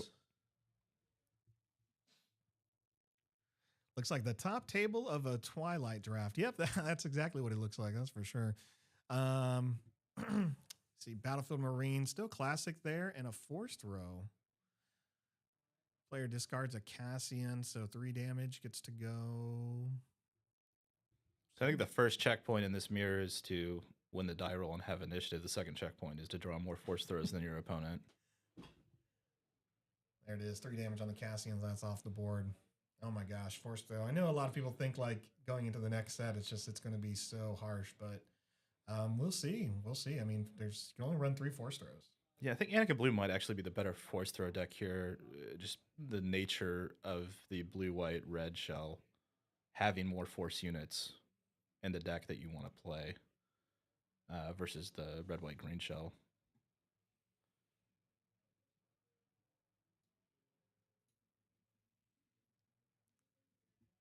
So no damage on the Anakin Blue, but the Anakin Green has only damaged himself, and I'm not too surprised. It just feels like everyone, you're just going to want to trade because you know the potential that can come from leaving any of these units on the board. It can get a little bit out of control. Yeah, it's gonna be interesting to see where like the ceiling of these decks like end.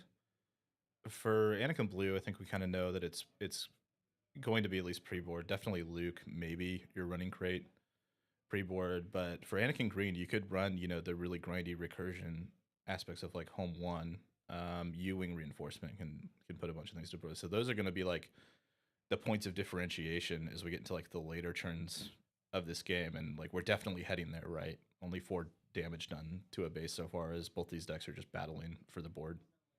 And here we see K2SO just come out here casually, and we see a Cassian making his way back with the Smuggle, which is pretty great. So that means it's ready when it gets played. I love this. To echo kind of what you were saying in the chat, Nathan Perrin says the flip turn for this match is going to be hectic, and that's kind of exactly what we expect. Like if there's good setup, are they still going to flip when they can, or are they just going to kind of go for it? And are they just going to swing into each other? It's going to be a clash of Anakins. What's the mode on the when defeated that K2 chooses? I think in this matchup you want to choose discard, and that looks like that's what's going to happen here. It was the Van Brace Gauntlet, right? Or Van Brace? No. Yeah. The Van Bracers. Yeah. Django Sideboard Tech All-Star. That's definitely one of those cards I was hoping would see more play when they previewed it earlier, but I'm glad it does see some play. I do think it's such a strong card, but like most games, when you look at things that are, equipment or items, it's always difficult to see, is it worth playing that kind of upgrade, right? When you're playing a little bit behind rather than playing a unit, does it get value? And I think the Van Brace is one of those that the value is there when it's on the unit. Definitely. So I think I like it more than most lightsabers. It's got an interesting on attack ability, for sure. Here we get into their flip turn. Restored Arc, kind of a lower power draw, I think, to open. Maybe looking for more of like a Village Protectors or maybe an Obi-Wan angle. No, Starting to see Anakin Green start to take an early lead here on the board. All right, we take a little bit of damage there, going to 5, going to 8 from the Battlefield Marine. And exhausting everything for a General Riken comes into play, and I believe you get to choose the unit that to give Sentinel to. It's going to choose itself. Wow, Anakin Green just really set up here. And pillage. No more cards in hand. We see the home one and another K2SO. Both worthy cards to get out of your opponent's hand in a game that portends to go long. This General Riken's really nice here. It's gonna waylay the Anakin, create a safe flip for yours. Bit awkward here. An attack to base does increase the damage total that your Anakin Blue leader can reciprocate. But I think you just have to like your position. I think, yeah, and I think you just have to go for it and go for the damage. I mean, you have the Sentinel. You can finish off Anakin before it gets that second swing next turn. We see the Anakin Blue player go up to 13. Maybe. Because apparently 13 doesn't exist here. Yeah, going up to 7 resources now, so obviously Luke is on the mind for both players.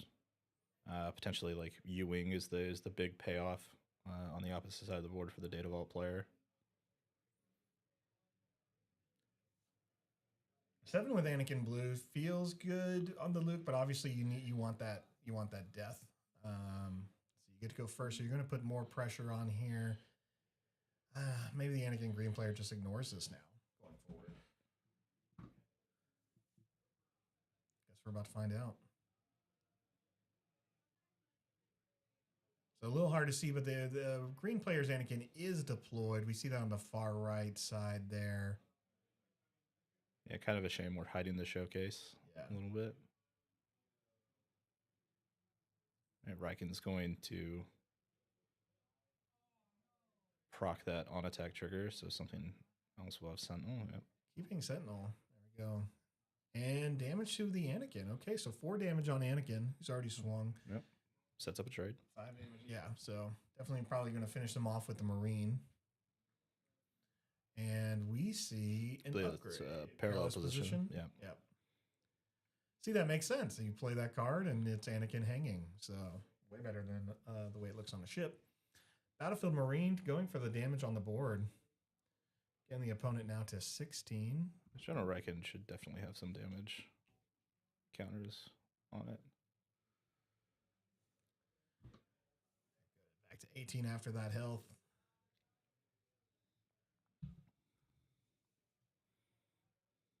There we go.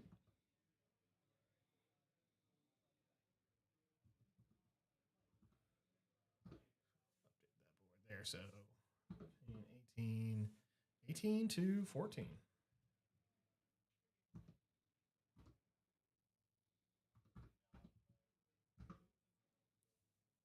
Battlefield Marine trained with that Anakin red there. Is that a dogfight? That's spicy.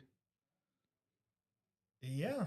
Dogfight really nice there. It lets you get the damage into base with the Battlefield Marine, so you're keeping up pressure, and then it still lets you trade after the fact. So yeah, Data Vault Anakin in a commanding position here with only a Restored Arc. Again, Luke is probably still one of your better draws here and cleanly answer the Riken.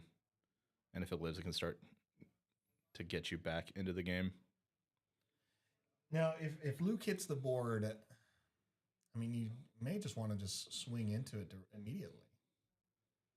And here we see C-3PO come into play, so they'll get to look at or name a card, name a cost. Sorry, when the enters play, and if it's the right cost, they draw it. But I didn't see anything revealed there.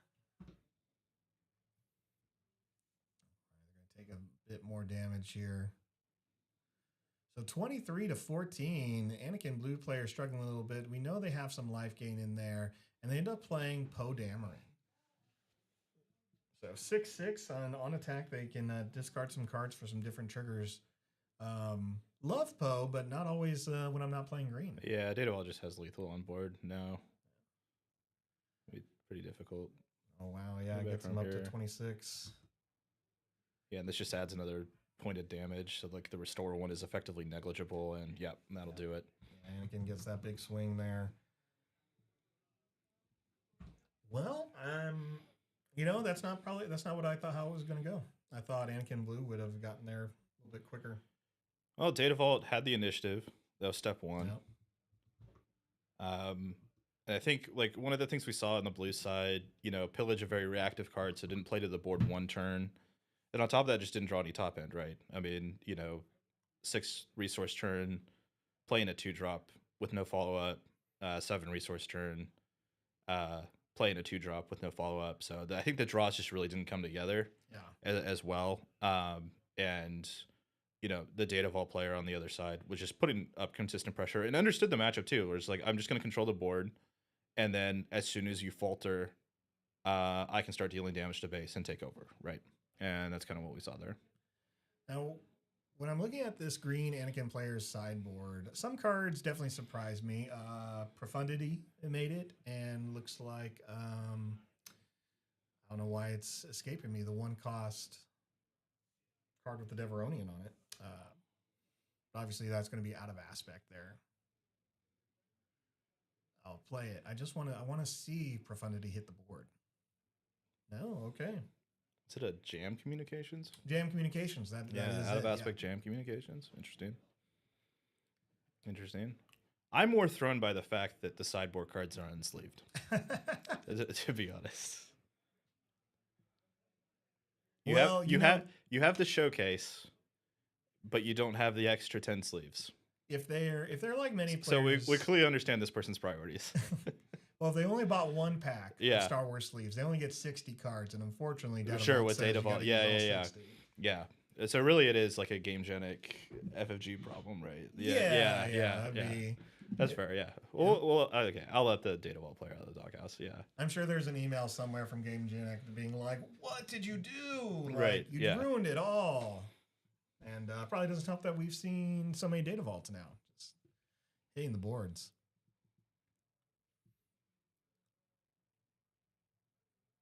Anakin Blue does now. Obviously, they would love to see some of the early Sentinel stuff in this matchup. What we were talking about earlier of how valuable are shields, and here that's going to be super viable. Absolutely, I think there was a trend there where like Village Protectors just would have been really strong and would have waylaid a lot of the game plan, especially with like the amount of damage that Anakin Green had accumulated on their ground units. Here, though, I mean, having initiative is so important. Especially if you're playing to the same arena. I think if you don't have initiative and you're resolving your mulligan, you may want to consider a lane dodge if you think you have the ability to race. Not super sure if that works out in the long run. Anakin Greek could have like, Chewie lines as well, like pilot lines, or with like Luke, depending on their list. Yeah, we did see Chewie pilot 1 in their sideboard. Right, so it's possible they're running it. Yeah, and if that's coming in, that could be an effective tool as well. I mean, Chewie as a unit probably in the Anakin matchup still feels good. Yeah, it's not bad. I think it kind of forces potentially like Anakin to just crash in and deal with it. It's a good use, but also, I mean, historically we haven't seen particularly strong space arenas from these Anakin decks, so you kind of expose a weakness maybe with like turn 1 A-Wing, turn 2 Chewie. Yeah, it is surprising after JTL not seeing a same level of strength among space units as we do see with just the early units. Obviously, Anakin Green players still playing from Spark of Rebellion. And it could just be that Spark of Rebellion. It's the initial set. It does have a certain level of power above all the other sets that are out there. But still a little surprised we didn't see cards with the equivalent level of strength in the space arena. Yeah, I think that like that arena in general is still developing in the game design wise, for sure. Jumped at light speed obviously helped a little. Definitely did. Definitely did. I would just, it's one of those key things of like, you look at a card like Yoda, a great turn two play, and it's just like, oh, there's only something as good in the space arena. Mm-hmm. I would take every, you can just change the art, change the arena title, and I think that'd be awesome. But obviously, Yoda's a great rare. Great example of a rare. Yeah, I'm curious if either of these decks are running red 5 in the space arena as their preferred 2-drop in space. I saw that in the top 8 Leo list, the Anakin Blue Leo list, and I thought that was a kind of a nice inclusion. I've also really liked Red Squadron X-Wing, just as a card in general, just a 3/2 that draws you something, and then an Anakin can maybe trade up down the line. Yeah, Red Squadron X-Wing is great. It actually has so much of an older Star Wars aesthetic. It really does remind me of cards from Destiny and from the Decipher trading card game, collectible card game. Just everything about it. And obviously, they're all Star Wars, but the way that shot is done or that piece is done is really similar to how like a lot of the old shots are and art is, and just yeah, great card, good stats, and I think it's probably one of the best units with a draw mechanic. Yeah, certainly. I think it's still kind of just waiting for a home and an increase in popularity. All right, on the draw, 3PO, naming maybe 3. I would assume maybe 3. And whiffs there, Battlefield Marine, and off we go. Off we go. Definitely raising the volume a little bit here. Appreciate Justin asking us to turn it up there. It's always weird being in a different location with different acoustics, so thank you so much. Hopefully the sound is better. If anyone feels like it's too low, please let us know because we want you to be able to hear. All right, looks like C3PO would have called a 3, right? Called 3, yeah. Drew the Sentinel. Played the Sentinel. Played the Sentinel against Cassian. That feels good. Again, Cassian hard casted here. And the Anakin Green player takes the initiative. Yeah, it's just a good stat line. I mean, 3/5 is just a good stat line. I mean, obviously, you know, the smuggle mechanic is nice, but at the end of the day, 3/5 can become a 5/5 and trade up. Yeah, yep. Just a valuable unit. Yeah, it's going to hit hard. You want the pressure, and why not do what worked for you in the previous game, right? I think sometimes I myself, when I draw that Cassian, I see smuggle, and I'm like, cool, smuggle. Like, immediately, I don't want to make any other decisions on my hand. And here's a good example of why you just need to take a closer look at the board state. Mm-hmm. It is easy to fall into the trap of like anytime you see a smuggle card, it's like an auto resource. Some matchups, not necessarily the case. Jedi Lightsaber is a really nice pickup on that C3PO trigger. That makes Anakin's flip down the line much more potent. Yeah, well, we do see K2SO. Oh, here comes Cham Syndulla. So as the opponent has more resources than them, which I don't think they do. No, just an honest 5/4. An honest 5/4. He's a rebellion leader, sir. I don't know how Mr. Syndulla is. One of the nice things about Cham in this matchup, and I'm assuming this K2 is just going to trade into it, and the reason why is because you can Anakin ability and have Cham just straight up trade up into the opposing Anakin leader, right? Yeah. So I'm assuming neither of these units are long for this world. Data Vault with the initiative. Like probably considering this idea. Can I get greedy? Can I do... When you get the opportunity to do 4 to base with K2, it's very tempting. That card does not get to attack very often. Yeah, and with it, yeah, clever too to like use the Anakin ability with the overwhelm, so you do get a little bit of damage in. Opting for the 3 damage to base on the defeat rather than the discard. 94 feels good, and there comes the Poe.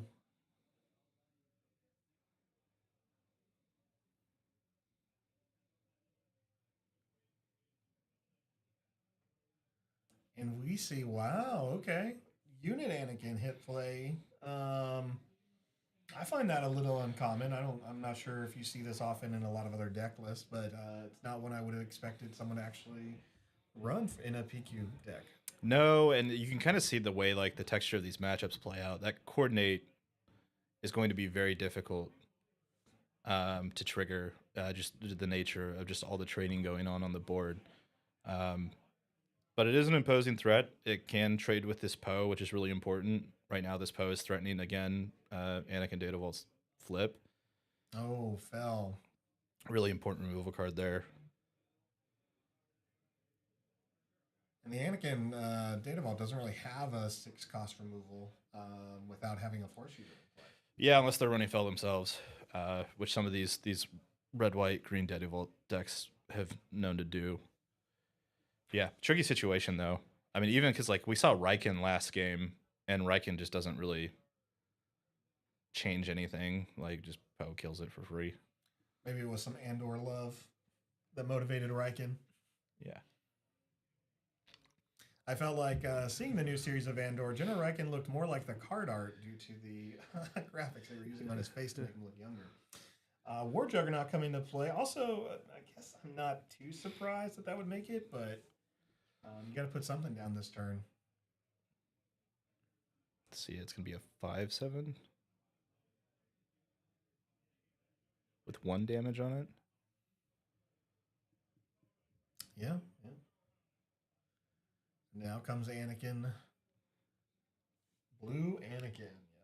Definitely tougher for the Data Vault player at this time, which is great. I mean, honestly, sometimes that's what I want to see. I want to see these games go to game 3. I want to see the different like variations, and obviously, it's still just about like, hey, what are you drawing? Anakin can't soft pass here and do teal damage to base, but we'll just claim. Anakin sends it into base. Yeah, just in a really good spot. Be interested to see where this Poe goes. Probably just a base, right? Yeah, I'd go to the base, and we're not sure how many cards the Anakin player has. Oh, there it is. They have plenty of cards they can discard if they really want to get some other triggers off of here. Yeah, I think you would be interested in attacking the hand. You know, this is a very attrition-heavy matchup, so, you know, attacking on the board and the hand is valuable here. Discards the Yoda for the 3 points of damage. It's like just an extra 2 to base. Yep. Okay.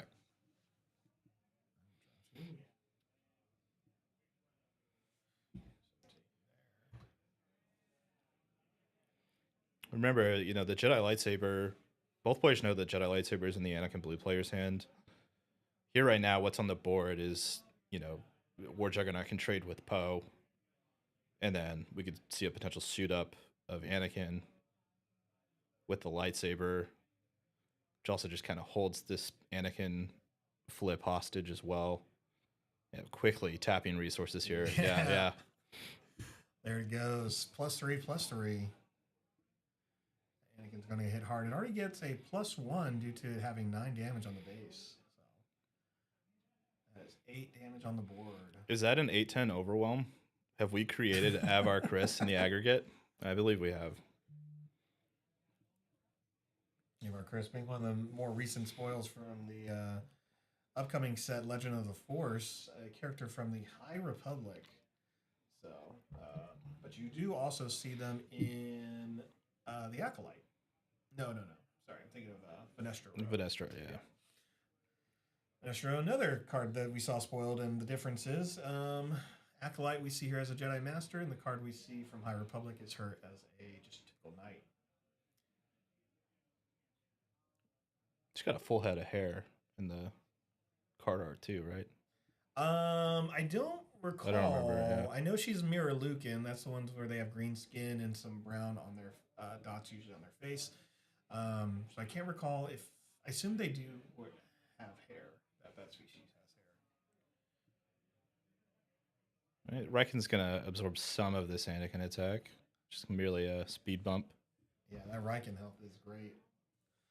But Data Vault is now at 20, so 13 health remaining, while the Anakin blue player still has 21 points of health remaining. Yeah, Anakin should have 3 points of damage on him, I believe. Kind of think you have to. Well, because it lowers lightsaber. -2, right? -2, yeah.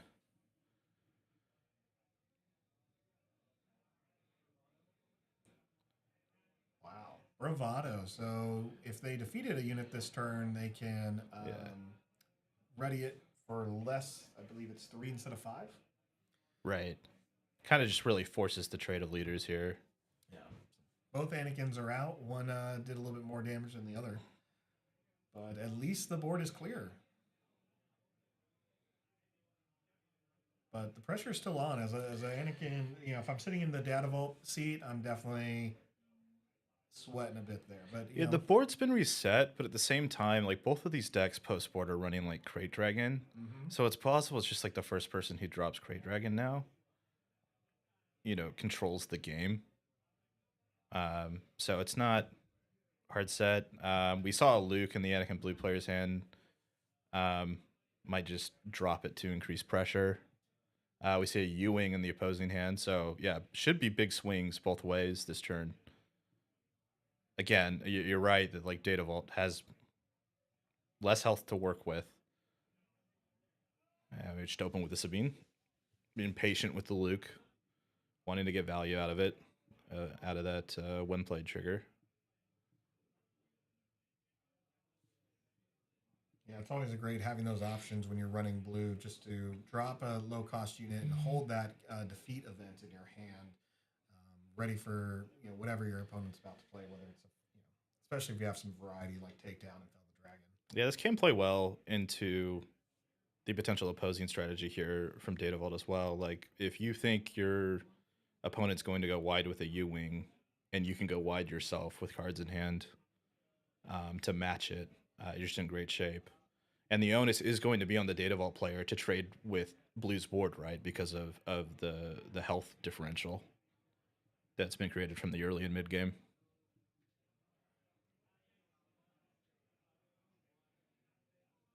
And there it is.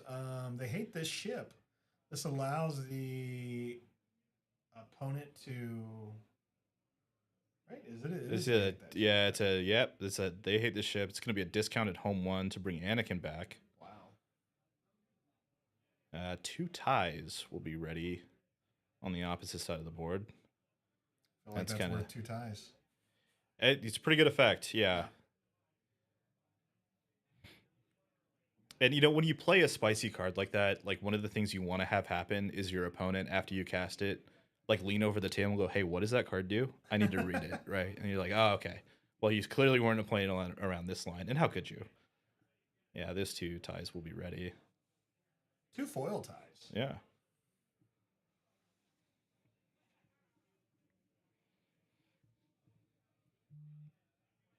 Yeah, not a card I would expect to see in an Anakin deck. Yeah, gets this home one out. If there's like a Fell the Dragon in Blue's hand, kind of takes the air out of this play a little bit. I think they're checking their resources to see what they can smuggle. Tech, Cassian, okay. Cassian readies. And Anakin Data Vault player takes the initiative and takes another 3 points of damage. Yeah, it's going to go up to 25 total here if both of these crash in. One of the things Blue can now set up next turn is one of these ties can attack into home one, and then Luke can finish it off with the when played. That's an option. Or Luke can just ETB and end the Anakin as well. So that line's available to Blue. On the green side, we know they still have the U-Wing in hand. The Restore off the home one's going to be nice. But definitely not out of the woods yet. Yeah, and the U-Wing any unit will obviously set up the coordinate for Anakin, which is draw? I'm trying to remember exactly what. Yeah, it's draw card. Draw card. Yeah. Best ability in the game. Draw card. Or best text in any card game. Yeah. Yeah. Definitely some draw cards that I wish were better, but just the cost of them or the way they're how they want me to draw the card is not always great. That's kind of what we were talking about. Red Squadron X-Wing is a great card to get value out of as soon as you play it. And a nice 9-point health swing there. 7 to base with a Restore 2. Right? Yeah, 17 to 23 feels a little bit better when you're the data vault player. You have 10 hells remaining. Your opponent only has 13. Oh, there's Village Protectors right on time. See a Vambrace Flamethrower in hand.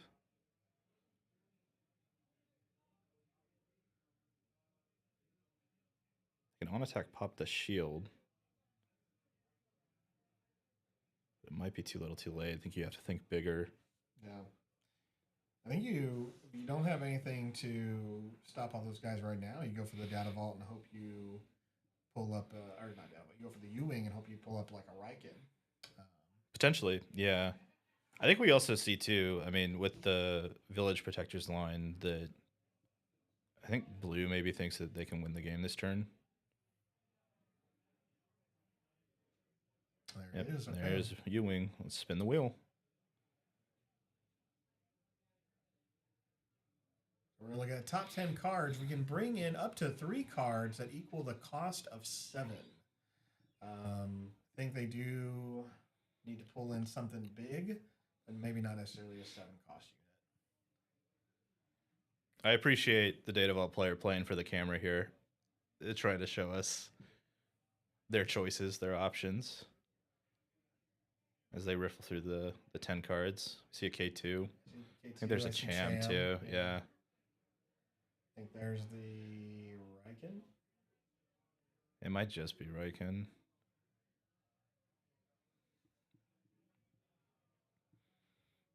Space unit, maybe? Based on the okay. Okay, so Fang Fighter, pop the shield. Okay. K2 And K2. All right. That's 7. And the rest of the cards go on the bottom of the deck at random. The opponent choosing not to shuffle, which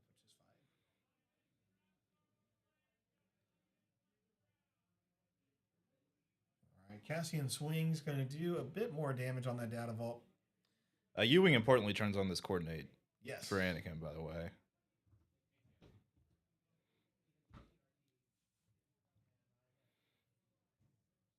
And I think that's a mistrigger, unfortunately.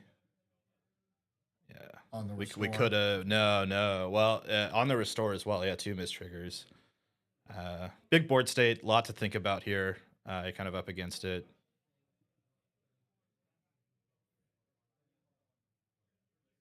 But yeah, could certainly be 1 health healthier and with 1 more card in hand. Looks like the opponent let the Anakin data player know. Hit the restore. Yeah. It's good for both players to maintain a healthy game state.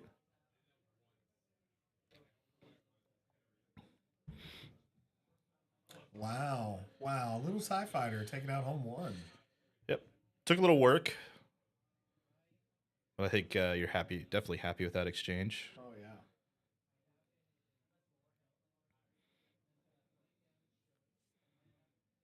This is not a slam dunk, though. Still need to find 5 more damage. And we still have an Anakin, a 6-power Anakin, and a K2. You know, gotta maybe think about, do I have to play around Heroic Sacrifice on this K2? It's a potential angle for Data Vault to steal this one. A Riken coming down and just waylaying, most of the attacks in the ground arena could potentially buy enough time to swing the matchup entirely. So this is tough. This is tense.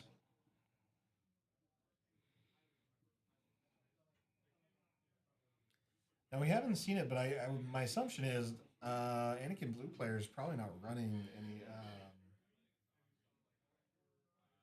any other type of surprise damage that's going to come out here. No, I think it's probably just the bravado. Every now and then you'll see like a Miser's like forces with me. Here we go. Second U-Wing. Yeah, that makes sense. It's a good top deck. It's a really good top deck. To look at another 10. Just need something with Sentinel. Buy you a little bit more time. 2 things, even better. Yeah, outside of Riken, the potential options were like Echo-based Defender, maybe, or something like that. Defender for sure. Fades 1 attack, and then K2 can overwhelm over a unit.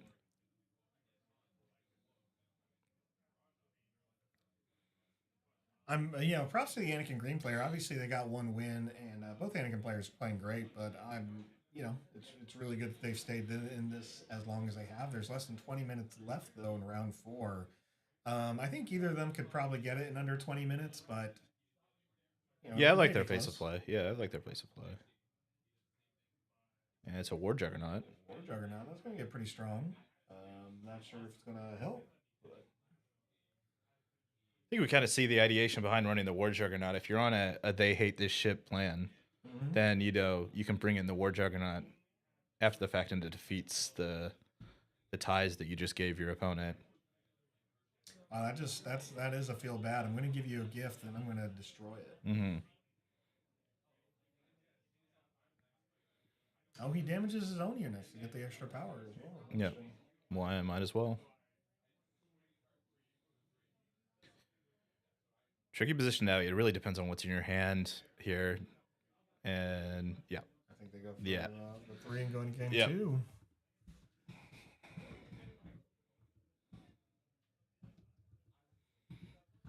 Set this board real quick. Well, I'm glad we get to see this game go to game 3, which is pretty awesome. I think for it being the same leaders, they're both playing a little bit differently. It's good to see their different lines of play, and again, showing new people a lot more of the variety that's out there. Right, you don't have to play Anakin just one way. Yes, he does. He doesn't really change what he does, but look how kind of the late game changed a little bit. Look how the strength of some of those units are when you're going to that different aspect, and even a lot of the low cost units for blue feel a bit better to me than what you're going to see in green, because obviously green you just have a little more potential to play those stronger, bigger units. But we weren't seeing them go too wide with that U-wing. And I feel like if obviously Anakin Blue can't play the U-wing, but I feel like if they did, they would have dropped a few more options than we were seeing the Anakin Datavol player play. Yeah, it's possible. Again, I mean, the initiative matters so much. Once you're put on the back foot in the matchup, it's difficult to regain that tempo. I think a potential option maybe is there a timely intervention, angle as well. One of the cool things about the match is we kind of saw the ideation of the Data Vault deck of the synergies between the War Juggernaut, they hate this ship, and the expedited home one to recur a larger unit. We're running Anakin because we're running U-wing reinforcement to turn on coordinate. So there's a lot of things going on there.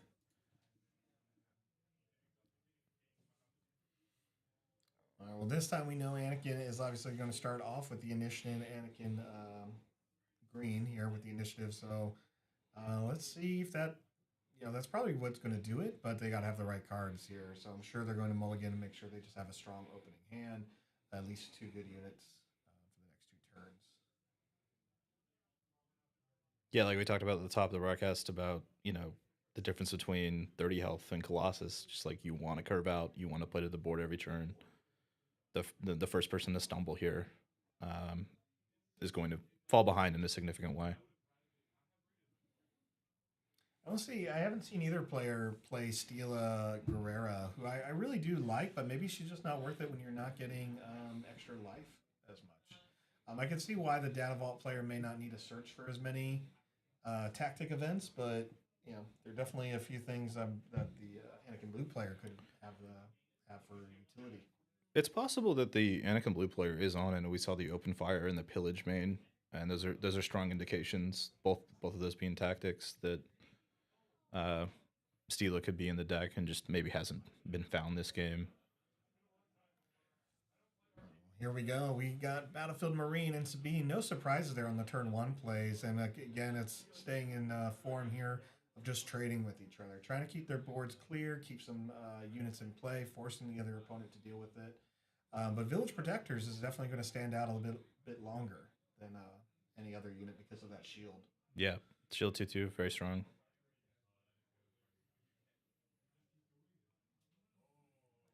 And we're moving to the space arena. All right, General just blank 3/2. Does a job. Does a job. It's true. It's true. Art looks good. Just look at that blank text box there. Mm-hmm.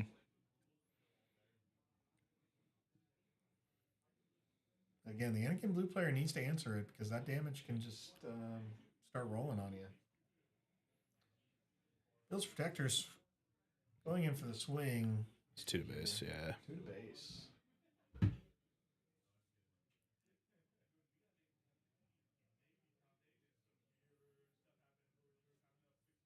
Now, I really am glad we get this Clone Wars Anakin, and here we see some more damage going to the Anakin blue base. What I would love to see as well is a villain Anakin. I would love to see us finally get to that. All right. Oh, fancy foil X-Wing token after we play Covering the Wing. Definitely a card I'm surprised about once it started hitting the meta. Obviously, when you see it play, it looks good. Gives you a shield, give you a unit. Perfect for that Sentinel defense unit over there with 2 shields and against a deck that really doesn't have a lot of indirect damage so far. Yeah, initially entered the format as kind of this blue piece attack against Django and you know, the Django leader effect. And it's kind of stuck around since then. It's a nice card here. It gives an angle to trade with the 3/2 in space. So now the split arena doesn't matter as much. And then, yeah, the second shield token is Imperious on this Village Protectors now. Yeah, you have a 3/2 as the Anakin. You have a 3/2 space unit. Oh, there it is. Never mind. Yeah, and then immediate trade. It is just gone. That's kind of going to be my question: is do you trade? But the opponent didn't want to leave that as an option. Yeah, going back to your Anakin comment, as I think this State of All Players is going to slowly whittle away these shield tokens. We're kind of seeing that, like we're seeing the journey, right? We have the heroic Anakin, and then the card that was spoiled recently, and the upcoming set is straight up neutral blue. Oh yeah, you know, synergies with heroic and villain cards. So we could be heading in that direction. Yeah, and I think we see 2/3, so another Sabine on for the Anakin blue player and a K2SO for the Anakin green player. Again, both establishing board states, but you got to get through the Village Protector's shield there if you're really going to make a dent. Yeah, it's interesting, actually. Interesting decision for the blue player here. Do you want to use Anakin ability and just kill the K2 outright? Right now before it gets a chance to attack. And nope, just still opting for base. Yep. A trade. There's the trade. And, well, that's why, because you have another Sentinel unit, so that'll buy you a little bit of time. 2 Sentinel units, so that K2SO more likely will just go for the Protectors, since it has that Overwhelm. Yeah, it can still, I mean, with the Anakin ability, it can still overwhelm. Dogfight. Oh, making another return. Wow.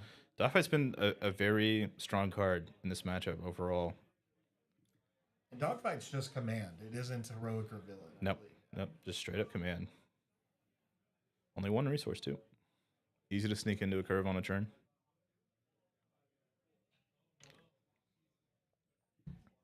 It's kind of wild now that you reminded me about the Anakin Blue, that Legends of the Force, we are seeing a Vader unit and an Anakin unit, which is great. Mm-hmm.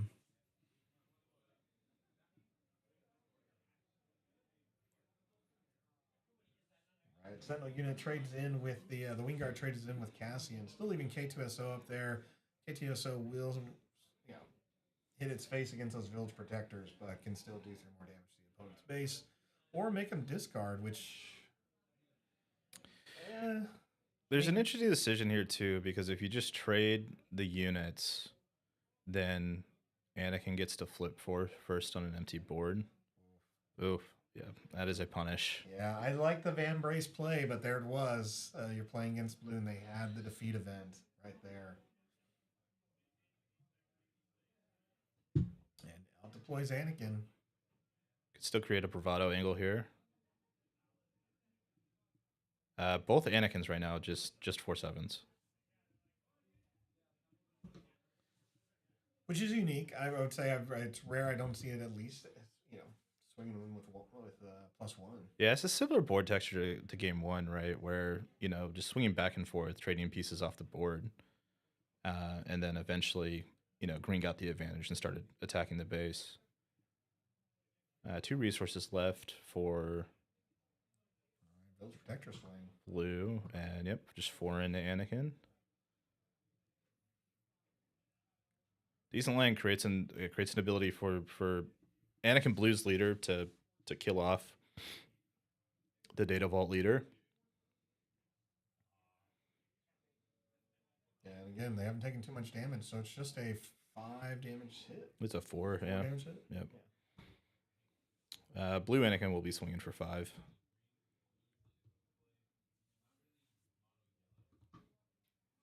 Three resources to work with for Data Vault. It's a Peacekeeper. All right, Peacekeeper, restore 2. Immediately. 2.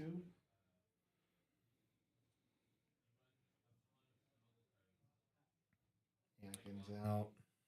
Anakin Data Vault is out of play now, fully deployed and defeated, leaving Anakin Blue out there against the Peacekeeper. Peacekeeper can finish it off.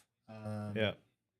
And get the healing. That's probably what's going to happen as the green player does have the initiative. But because, there's that extra, at least that 5 damage, the Peacekeeper is going to trade completely with the Anakin rather than leave something behind. Right. So we keep having kind of this question posed to both players. The board is empty. Can you trump what your opponent's response is next? And the first response is a Yoda and Radis. Radis is another new one. Yoda and a Radis. I'm familiar with Yoda. It's a restore 2 when it dies. Choose a many opponents, draw a card. Radis is one I am not. I can see a couple of things right there, some keywords, but I'd actually, never see it played. I'm very unfamiliar with it. When it gets defeated, you can deal damage equals to its power to any unit. Its supplemental text is if you control a resistance unit, you get Sentinel. It gets Sentinel. I don't know if we're going to see that text be relevant, but it's a big threat in the Space Arena. We've talked about the Space Arena being typically relatively weak for the Anakin deck, both Anakin decks. So this kind of maybe just straight up demands another Fel to be drawn from the blue side. Because right now, the Data Vault player is winning the race. And to supplement this Radis, we're going to see a U-Wing spinning the wheel. Let's see if that U-Wing, I guess it only gives itself Sentinel, right? It doesn't choose someone else like Riken, so it doesn't really need to pull a resistance unit. But I was curious if they had a resistance unit to play. Yeah, do you run like the new Poe pilot in this deck? You could. Anakin Sabine's the selection. Coordinate is active. Village Protector back on the board, so we see some restore mechanics for the Anakin Blue player, some strong Sentinel units in play. It's still a fight. Still a fight. Village Protectors is much worse opposite Sabine unit. Unfortunately, in this texture. Now they're down to the last 5 minutes. I believe our timer's 20 seconds ahead. Yeah. You can kind of tell both players are picking up the pace. Sorry, 20 seconds behind. Yep, we this see is a pillage, and it's a Luke and lightsaber. That good lightsaber hit. Would have felt nice. I don't know if Anakin Blue has any cards left in hand.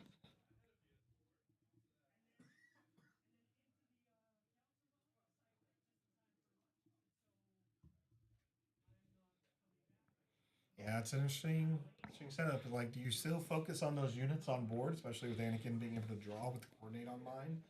Or do you just go for the face at this point? Probably just have to continue with the board clearing. Is it Anakin Blue's action here? Last action taken was pillage. Yes. The decision is really like, what do you attack with? You can Anakin ability, Village Protectors to kill the Sabine unit and protect your protectors. Or you can do this exactly, which is trade with the Anakin before it gets a chance to attack. So use the Kanan, which is going to heal, which is great. It's also going to make your opponent discard off the top card of the deck, which always feels good.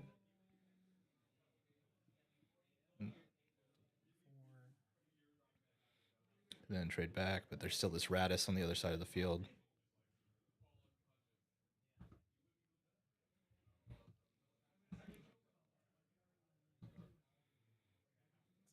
those health dials. 21. There we go. Yeah, 21 blue's going to have to claim. Do they have something from the row? A casting from the row, perhaps? They're looking. Counting it out. Yeah, they must.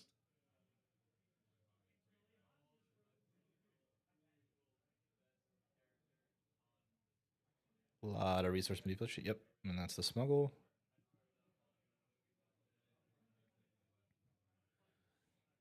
All right, remind the opponent of some damage on the Yoda. 2 damage there. And look at that. They're finally getting a little bit more damage on the opponent's base. The Data Vault is now at 7. Yeah, I can believe really only has one more draw step here to answer this Radis. I guess you're really just hoping for redemption at this point. Redemption could work. I think Fell is like the most economical solution. Yep, untap swing immediately, and we're in check.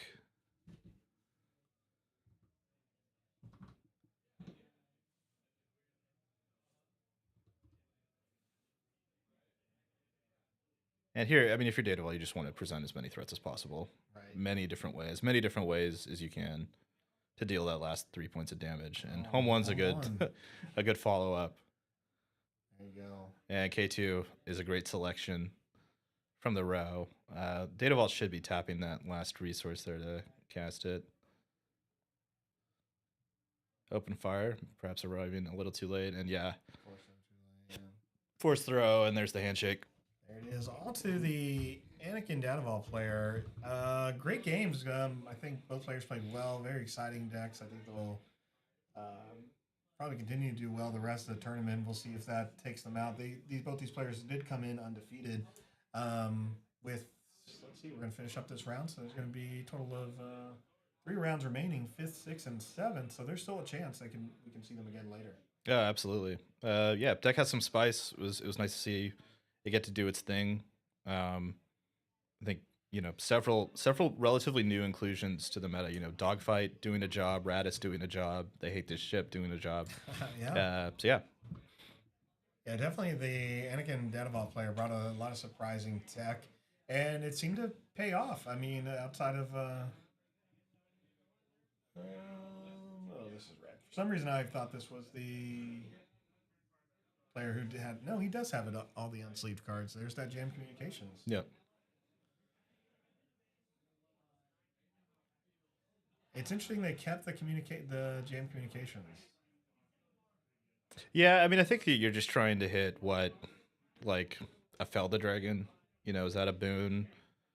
I mean, there's maybe a situation where you'd want to hit a force throw.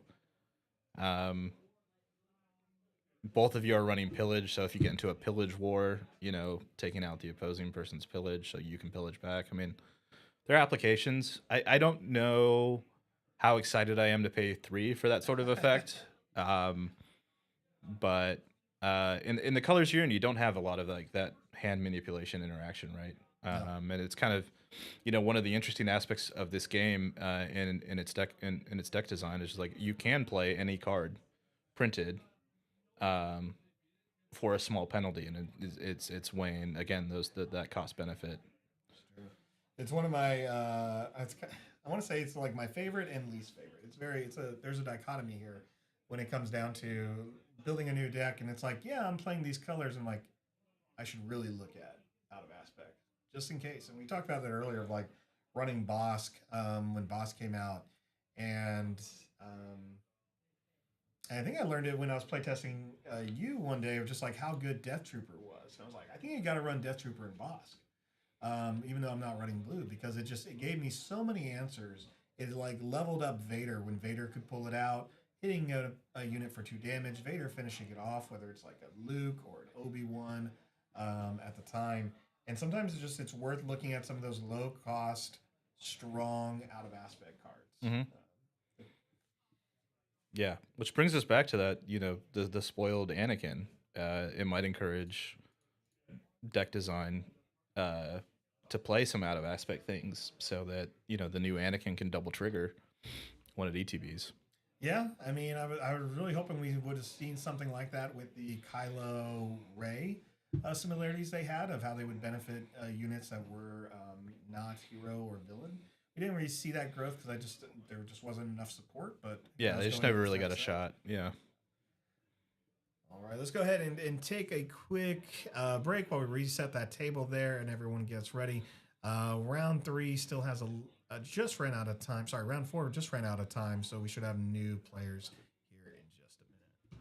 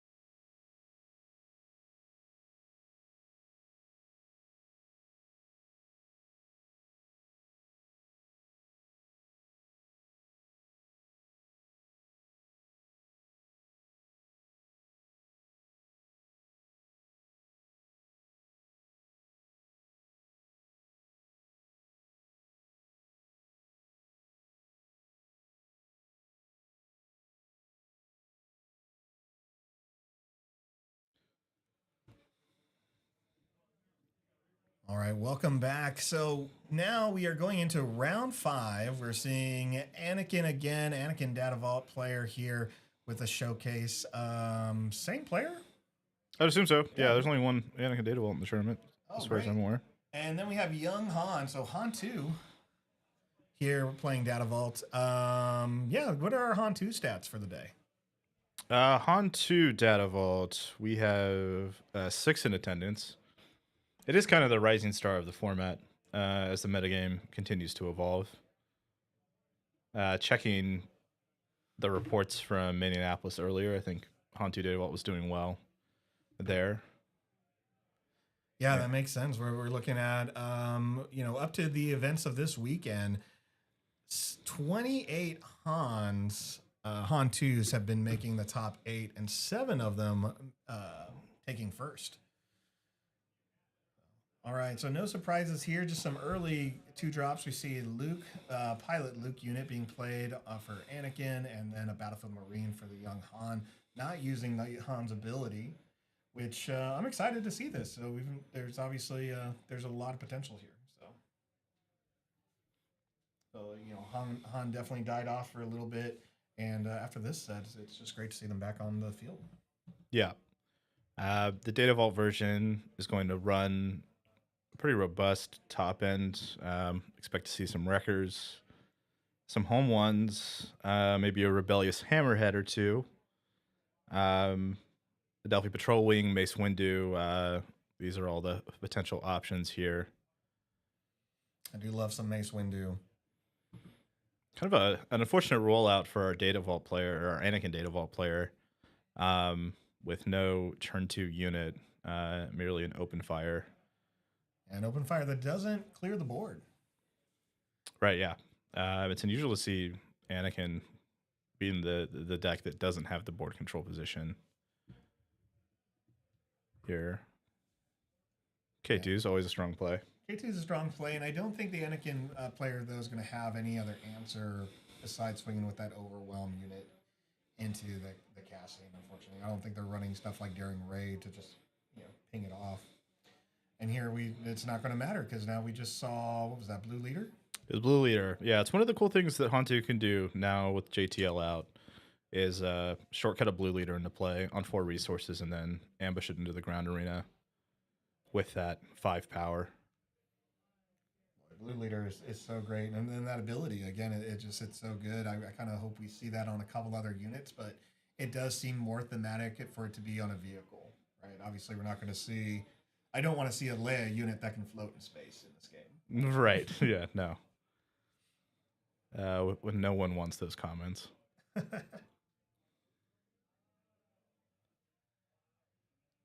Peacekeeper hitting the board there for the Anakin player, and we're getting a bit of the card view here from the Han player. I think I saw more Riken. Yeah. And after flip, Riken can come down here. Just little to fear here since Anakin had to commit resources with their first action. Also, obviously, against Anakin leader, getting a Sentinel established feels good. Here, there's that dogfight again. It's an all-star in the last round. Does well here. You can see like the pause there of like, what's dogfight do? Yeah, I know. Yeah, we have a reader again. Yep. Another new card from JTL. Han takes the 1 point of damage, taking care of that Peacekeeper. That's great when you just get rid of that Peacekeeper early. No reason to let it stay there too long. And now comes the Riken. So no reason to trigger the Sentinel when your opponent's passed.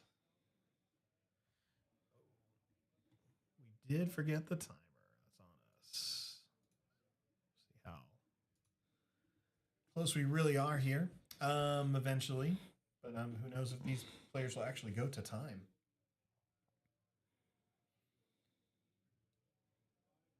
So Young Han's still out with that 6 health. 6 is a little bit dangerous. That open fire is not going to do anything. I think if you have the Force Throw, you just deploy Anakin and go for that if you really want to get rid of that young Han. But I'm sure by then Han's already used the ability to lower cost by 2. And there it is, deployed Anakin. Yeah, so we're looking at like potential abbreviated costs using Han Solo's ability on 6 resources. I think kind of the only popular option in this deck has been Mace Windu. And that's maybe what we're setting up here with the Riken attack into Anakin. Wrecker was a card we did not see last game from Anakin. Valuable here, taking out the solo and taking, more importantly, I think the solo player off this accelerated line. Yeah, that could have been a big turn, and you know, was swinging with Riken the right play to give you that Sentinel, or would have been better to? Because I think at this point they could have brought in a reinforcement walker. I think they needed one more resource to bring in reinforcement walker. But that was the goal, right? I think that you kind of run away with the game if you get to accelerate a walker in a play. They'll have access to it next turn as well, of course. And you play the Cassian. You already have Sentinel on the board, so Anakin will die, unless they just choose to pass or take the initiative. Yeah, you just need to take the trade. Yeah, get some value while so you can. can. Take the 3 damage with? Do you do the 3 damage with Cassian, or do you take? Or do you take the initiative? I think you claim. Yeah. Give yourself a chance to answer this wrecker. Hantu is a deck that does play Timely Intervention. Such a good card. Yeah, so it's always a potential draw. I feel like I'm not seeing that in a lot of Data Vault decks, though. A lot of players aren't using those 10 extra cards to put it. Yeah, it's weird. You add 10 cards to a deck, and then it's still hard to create space and, for everything you want. Yeah. There's never enough space for it. Right. That's for sure. There's the Reinforcement Walker, 1 turn early with the Han ability. Taking the damage, they're going to look at the top card of their deck, and they can choose to either discard it to gain 3 life or draw it. Obviously, they're in a good spot, 6 out of 33, but they're going to go for the discard and heal. There's a Bright Hope that we pitch to the yard.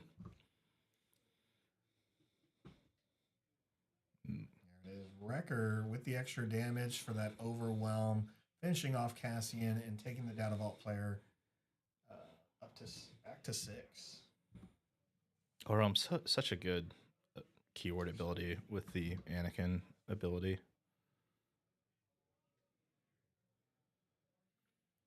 Yeah, exactly. With the Anakin ability. I think when we say Overwhelm's a great ability, I immediately think of Maul, and I don't think Maul is represented here. Right. That's going to give all units Overwhelm. So we see a Fang Fighter with a... Was that a Chewbacca? Did I miss it? Yeah, it was a Luke pilot. Luke pilot? Yep. Okay, got it. So if they don't defeat the pilot, but defeat the units, Luke will essentially just hop out and hit the ground arena. Mm-hmm.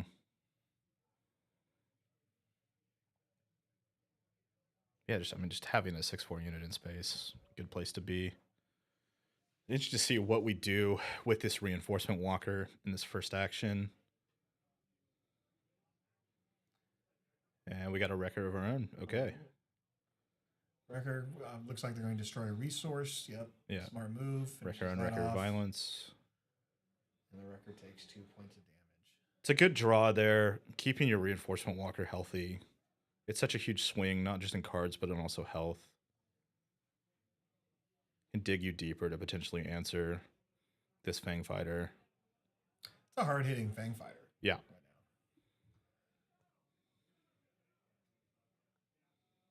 Is a stream of Table 1. It is of Table 1. Nef, it is, yeah. So this is the top table right now. So both players are coming in undefeated. And here we see a Fang Fighter being played against another Fang Fighter to remove Luke. So it defeats the Luke upgrade so he doesn't hop onto the ground arena. And there you go, another Spark for Rebellion, just like, such a good common. Right cost, stats are decent, but does what you needed to do, and is the right cost fit in that arena. Yeah, just a really strong turn, really, from Hantu. Brought him right back into this game, where it was pretty precarious when we were entering this turn. And now, you have a 7-power unit and a really healthy 6-power unit that's going to draw you cards and gain you health on the field. That's the 3rd Wrecker we've seen this game. Yep. So. Wrecker's popular. twice from Anakin. Here comes another one out. Is it's really its only thing you can kill is the other record. Yeah. So there we go.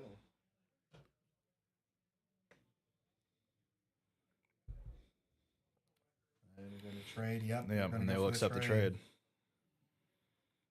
I think they were excited for that because we could hear them through the door. Right, yeah. And just like that, we're back to parity. Kill Wrecker.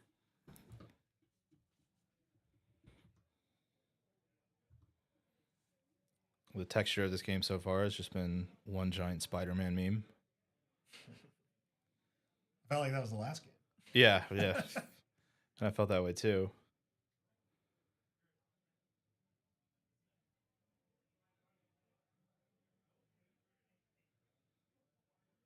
Both of these decks are playing, or I would expect would be playing Ewing reinforcements, and I wonder if that's going to be, kind of the first major break point. Is the first person who feels comfortable casting that, or just drawing it. Yeah, and I think it's definitely one of the cards you want pretty early, and I would almost want to go wide. But there's the home one, essentially kind of doing what you wanted to do. You're going to get, there it is, 2 units on the board. Some good pressure, force your opponent to deal with it, because that restore is going to add up if you just keep going, especially if there is a U-Wing next turn.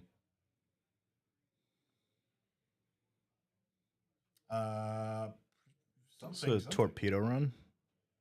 Torpedo, what is that? Is it the deal 2 and remove the shield? Or deal 3, remove shield? That could be it. Yeah, I think torpedo run from JTL. Yellow. Yeah. Or no, that's torpedo barrage. Yeah. You do see a Cassian smuggled there. Gonna be ready.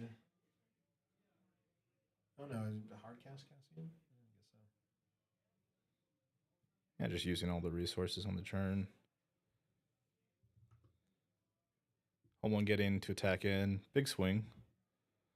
9 points total, 7 to base, and then healing the 2. Yeah, it's definitely a close. I mean, it's been a fight the whole game. It's a strong back and forth, which I love seeing.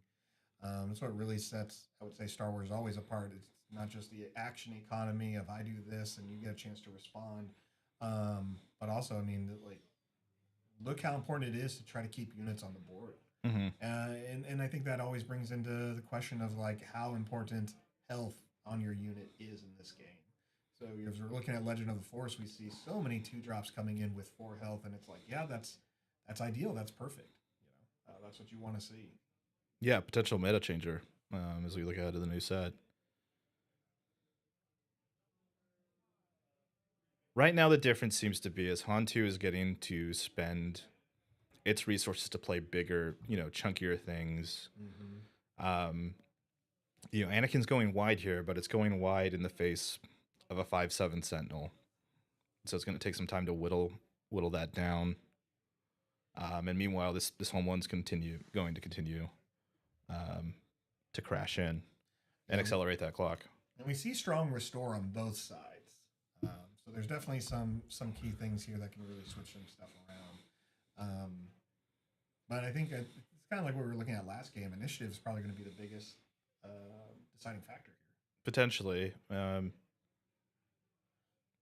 It'd be interesting to see just how much value can be accrued from these leader abilities as well. The cheat versus the trade up is kind of the matchup we have going on right now.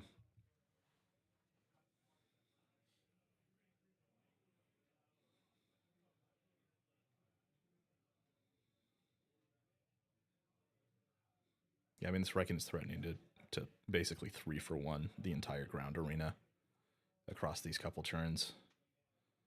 Yeah, just so much value gained from that single card. And the Anakin player knows it. We saw that last game so much. It was so much Riken did, and here it is just on the other side. Definitely a card I wouldn't have been prepared for coming into this. Fang Fighter into home one sets up the open fire.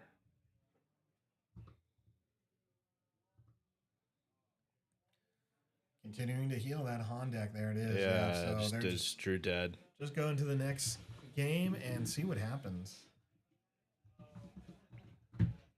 I'm a big fan of Young Han. I like, obviously, the card. I like the character. I like that Star Wars took a chance and told essentially the solo story like this, and I really hope we see young Han continue. Obviously, we've already seen a couple of other Hans, but um, kind of makes me curious of like if they ever do like a young Han unit, is it going to be something similar to this? The way we see old Han being someone's like, well, he shoots first or he pilots.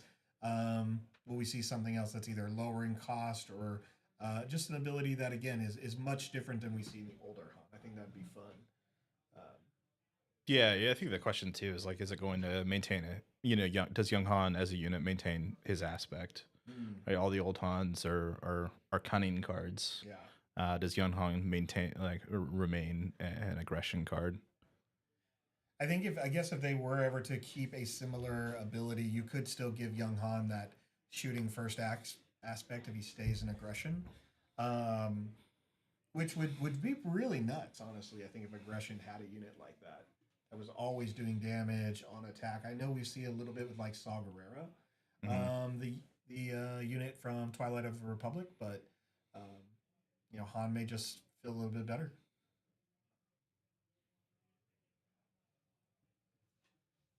It's possible. You think a Young Han comes out in like Secrets of Power? Um, who knows? Secrets of Power is such a broad set title that I always get caught thinking Yeah. like, what does this mean? Are we going to see stuff from Legends where like almost there's nothing but planetary devastating devices? Are we going to see more things related to the Force? Um, like what we've already seen in like Legends, where we see like giant Sith and Republic weapons, or old temples and things like that. Like it'll be interesting. Hmm. Yeah, just the very nature of the phrase and the title of the set is giving mysterious and important. It makes me think though it's more like device or artifact or item or whatever Star Wars wants to call it in this game, some type of non-unit feature, Okay, yeah, I can see that. or at least or it's going to be some type of more space unit like our vehicle. But who knows? It could be a whole new element of the game. I remember in the Star Wars LCG when they introduced Death Star Run, it was an alternate win condition where essentially you put your opponent on a 10 turn clock and you essentially gave a secondary base for you to hit. Your opponent can still block it as much as they wanted, and try to protect it. But you, whenever you play the Death Star Run, is like, cool, I'm just going to keep hitting this because when it has 10 damage on it, you're dead. Hmm. And I really liked that because it really changed up the opponent's strategy. They had to be a little bit more cautious, and there wasn't a way of removing it. So I wonder if we may see some different win conditions like that. If they were to do stuff like a Star Killer base or a Death Star, something that's just like, hey, that's overwhelming. It costs a lot, but if it resolves or if it gets to this turning point, you could win the game. Hmm. Yeah, I could definitely see that too, especially with secrets and power. Yeah, certainly Death Star comes to mind.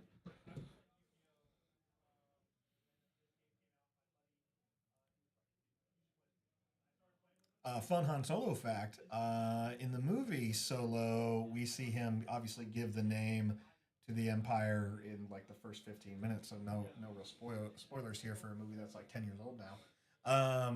But he tells them like, what's your last name? And he says Solo, Hmm. and it's really interesting. So in the Solo book, it's everything that happens before the first 5 minutes of that movie.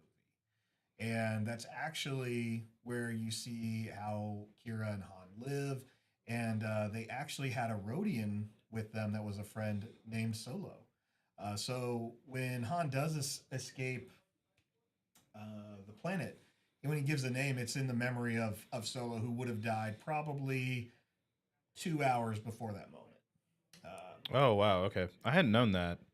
Yeah, it's a very obscure type thing that again, if you don't like read the weird book, then you don't really hear it. But it was an interesting thing, and that's kind of why he takes it on when he's considering it of just like this guy did everything for me. This is the only reason we're here, is because of that, and ultimately it didn't get them all the result they wanted with Solo passing, Kira being stuck on the planet, and Han leaving, but it definitely gave I think that scene a little bit more value Where the first time I watched it as a viewer, I thought, okay, it's just kind of cheesy because he's alone. Hmm. But then it feels more of just like this guy does care. Like he has a heart before he becomes more jaded. Right. And obviously that's the theme of the movie. Um, you know, throughout it, like how do you change this character who's so hopeful and bright and is trying to make a name for himself, and then find out no one is trustworthy, right? Hmm. Players here getting set up for round 2. Interesting mulligan or resourcing decisions from the Hantu player that we could see. Resourcing a timely intervention, so that's in play this game, and then keeping both a 3-drop ground unit and a 3-drop space unit. So splitting the arenas early, potentially. There we go. We see the Battlefield Marine. We see a Cassian coming out early. I missed that foil card. I felt like it was another timely. It might have been another timely.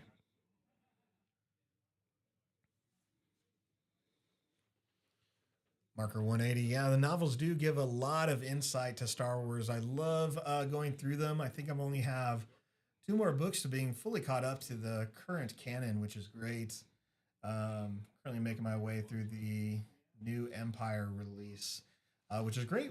Not on par with Andor, probably about maybe a decade, if not 15 years before Andor, but it's been solid.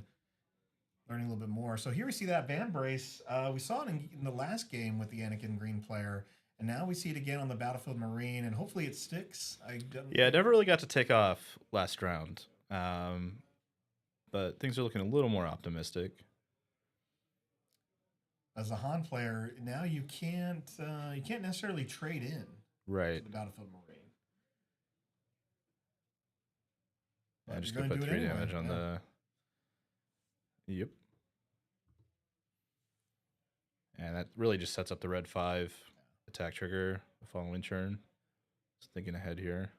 Red 5 is such an interesting card. At first, I didn't give it a second thought. And then once you're on the other side of it and you realize you have damaged units, you're like, wait a minute. I see what you did here. I see how you set this up. Because on attack, it's going to deal 2 damage, right? To a damaged unit. Right.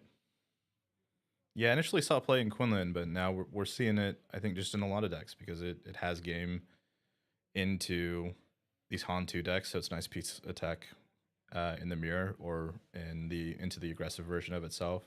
And it's just surprisingly simple to turn on its on attack ability, just taking natural game actions in this game. I mean, so much of this game is about playing combat or unit to unit combat. So we see the Fang Fighter come out, take away the Van Brace, which is obviously going to lower the health of the Battlefield Marine, so it's dead. And even though the Red 3 could take care of it, Red 5 could take care of it, so it's going to go ahead and put damage on the board there. Yeah, the Fang Fighter was drawn this turn. Otherwise, I think we would have seen that Red 5 line that you mentioned.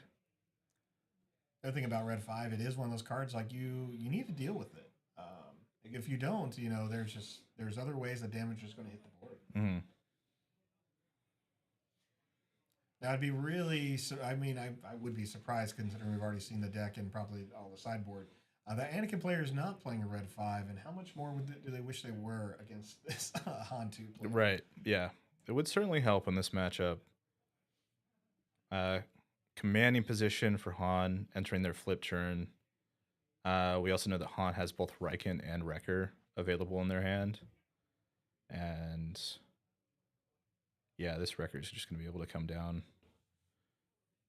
and finish off this Cassian and then threaten, kind of hold this Anakin leader flip hostage entering the next round.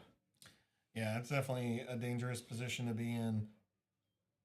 We're going to damage and just to swing the Cassian into Han, who takes 5 points of damage, but still remains in play. I think Anakin, like, kind of with that line, kind of getting the sense that like this Cassian's probably not living for very long and just trying to set up a trade down the line because you can't let this Han leader stay on the battlefield forever. No, and again, it's 5 points of damage that you may not get otherwise, and you may not draw the open fire that you need if you didn't. So makes it a little bit more killable. Obviously, we still have the Anakin. Han's going to go ahead and hit the base for 3 more points of damage, taking it up to 8.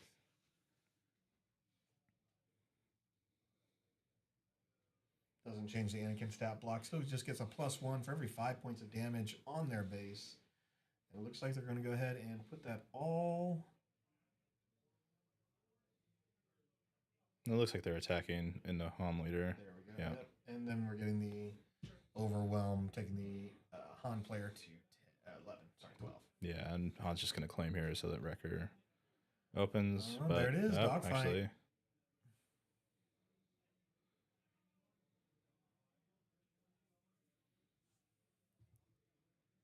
wow, both games, the leaders come out and then are immediately just taken care of, which, you know, that's how Star Wars is. It feels good. You do have to take care of those big turns. Those deploy turns really do make the game, which is great. That's what you want. You want leaders that make the game feel like it has a big swing or a big shift, and you're getting value out of it.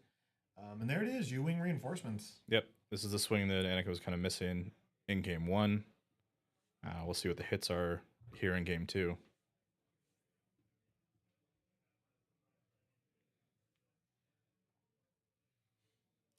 Now, so far we haven't seen them play more than 2 units. Most of the time it's been like Anakin. No, sorry, that was the last opponent, right? No, it was a 5 and a 2 or a 3 and a 4, and here I think it might just be Riken. Yep. Yep, just Riken.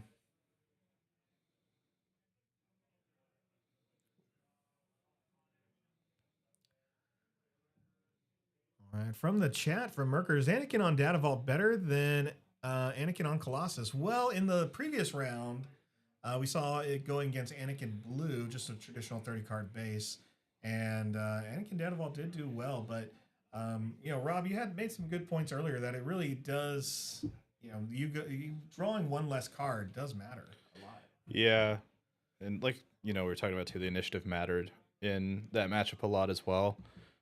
But if you want to, with a sample set of 1, yes, Anakin Data Vault is better than Anakin Blue.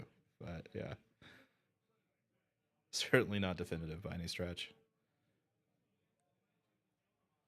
I don't know, cast or curse again to say that Han is in a commanding position, because the last time I said this, then the board state kind of just swung back the other way. But this choose sides looming in hand could just be absolutely mental if the Anakin player taps out for something big here, like a home 1. I also think we're seeing either a Crate Dragon or a Poe. Profundity. Oh, Radis is in hand too.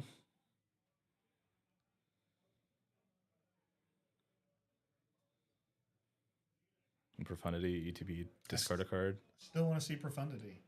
See it hit the table. It is a Radis. And there's just be Radis, yep. Okay. Well, Anakin's effectively tapped out. I guess you're probably thinking about maybe a dogfight here.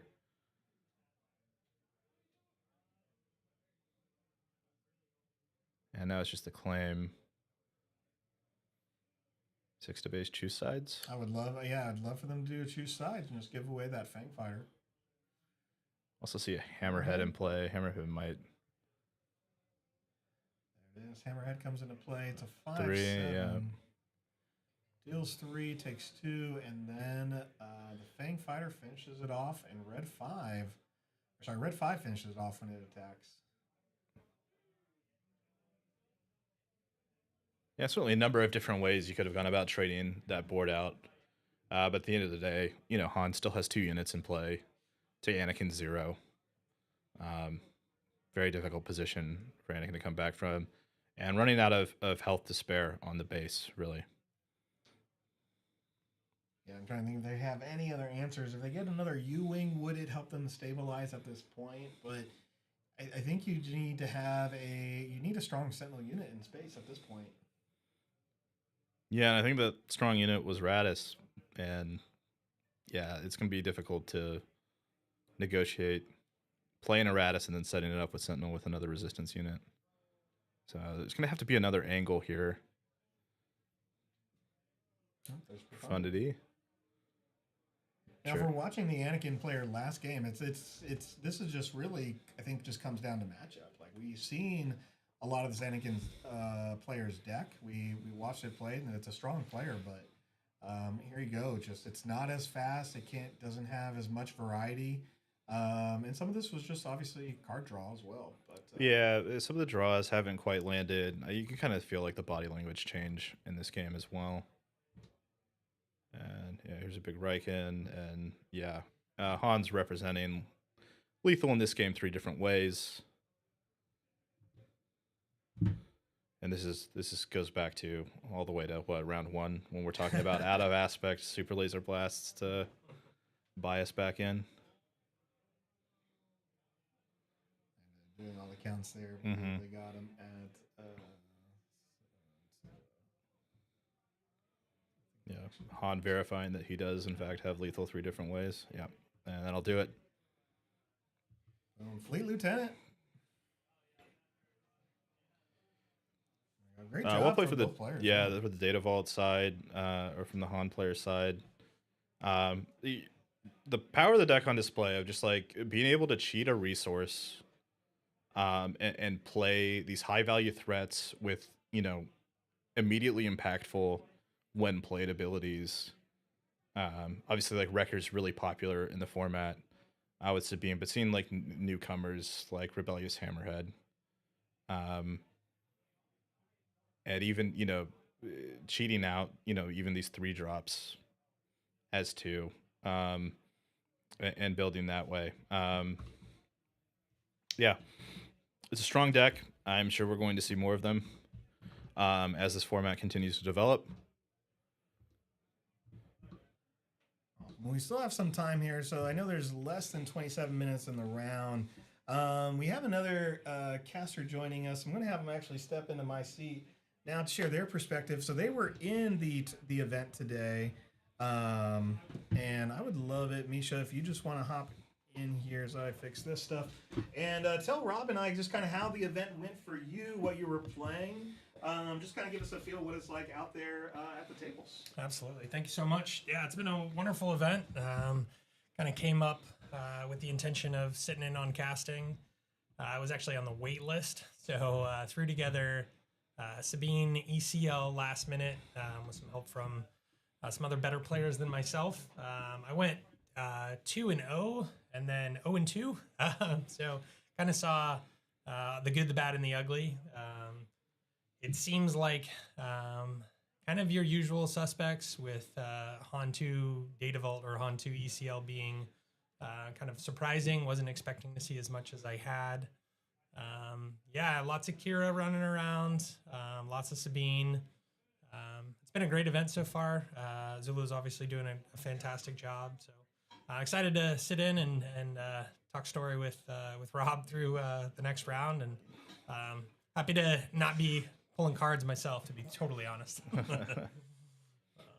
What did you face today through the first 4 rounds? Yeah, good question. So let's see, what did I face? It feels so long ago. First round, I sat down against a Quinlan player. I was able to take that one, which I was on Quinlan for the majority of this set, so felt a little vindicating to shift into playing Sabine and getting the deck that I shifted off my first round. So that was good. Very good player. He was running Grogu main, which I'm not sure is super wonderful into Sabine, although I did have some fun lines with that. And then so beat that, and then I played a Han JTL Data Vault, which there was many times of, what does that card do again? Right. How does that leader? A lot of reading. Yeah. Exactly. Super fun deck to play against. They never tell me the odds. It's a very cool card. Was happy to see that sitting across from me. And then the downward slide started. Let's see, what did I play? I played against the Han 2 Data Vault. I can confirm the deck is very good. It just wasn't as fast, or I wasn't able to be as fast as he was. And kind of the mantra I had heard as a Sabine player going into that was go wide and slam space. And he just seemed to have all of the space answers in the 3 games that we played. So that was a challenge. And then my final game, I went into the Han 1 green, not Data Vault, just standard green. It's a tough matchup. Which was a tough matchup.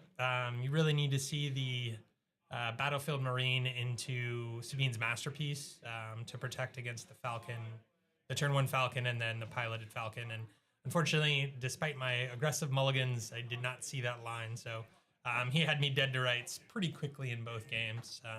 But it's been a great tournament. I'm super excited to see the later rounds and have an opportunity to talk through some of the plays that we see. What did I miss, Rob? What have you guys been seeing? A variety of different things. Now that you dropped, I can tell you there were 56 different archetypes here today. That's fantastic. 56 different base and leader combos among the 127 players in attendance. Real quick, how does that stack up against other PQs? Is this more or less? This is the most varied I've seen it, but it's also pretty consistent with, I think, PQs around the world post-ban. Yeah. I think people are pretty comfortable playing with whatever they've brewed. Yeah. Playing with whatever they're comfortable with. And you can kind of see it in the results across like the PQ top 8s that like being comfortable with your strategy and having a plan is good enough to get results in this format right now. I will say a lot of data vault. I will confirm. And attendance. Yeah. And I think that trend is just going to continue. Fair point. Yeah, I was listening and you said even with the 10 extra cards, you still can't get everything in there. So I think obviously the extra health and sometimes even with the 60 card main, you feel like you don't have spots for everything you want to play. So makes a ton of sense. Any lines that have surprised you so far on the games that you've streamed? Lines that have surprised me. This Anakin Data Vault deck has some spice in it. So one of the cards we didn't see, we saw the Dogfight, which I think is a nice piece of tech. If you're running a bunch of Overwhelm units, and if you're an Anakin, you're incentivized to run these Overwhelm units already because it just synergizes with the hero ability so well. But one of the cards I wasn't expecting to see today was They Hate This Ship. The Anakin Data Vault player played They Hate This Ship to abbreviate a home one into play and pick up an Anakin Skywalker unit, the red-white one with Coordinate, and bring that into play, and then follow that up with a U-Wing reinforcement, turning on the Coordinate ability. So that was like a nice small sequence where I think, if you've constructed that deck, you love to see that whole entire plan come together, right? Yeah, I can imagine sitting at my card table going, dude, this line is going to be amazing. Yeah. So to actually see it hit the table always feels good. That sounds very cool. But past that, I mean, one of the things that I think has happened post-ban, and, obviously Django exiting the format kind of changes the timeline and like the time frame you have to end a game or where you can choose to like stage your win condition in a game.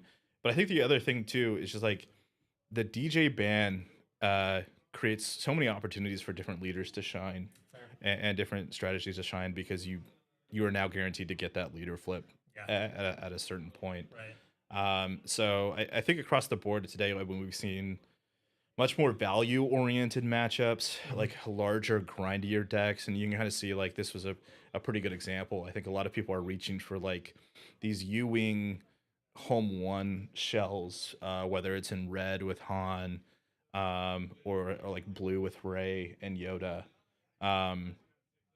because the game state can get that long. You have to combat, this incredible flexible removal suite that these blue, black, green control decks, are carrying. And it's just a good way to combat that. And plus, I think you just get to play fun cards. It's good to see that, we're a ways away into the PQ season now. And stuff is still developing and people are still excited to respond to what was good the week before. It keeps you on your toes. Yeah, I definitely want to be playing this week's deck, not last week's deck. Right. Which I think I may have been guilty of, just reaching for Old Faithful, Sabine Queen, ECL. She's been tried and true, but lovely to see some new stuff going, hitting the table. Thanks, Justin, with the heckle. It's good to see you. Yeah. He's been waiting all day for that. He has been waiting all day. Yeah. Me too. Trying to think. So you mentioned the DJ ban. Obviously, Han Yellow being the deck. Han Yellow, Han Green being hit the hardest with that. Seems like there's still a lot of Han running around. Deck still feels good. You think that's a result of just the shell being as good as it is? Players liking the deck? What do you think? I think in like card games at all, being able to cheat resources in some way is typically a very powerful strategy. Absolutely. In a game. And when, you know, both Han Solos in the game that see a lot of play do that thing in different ways. Right.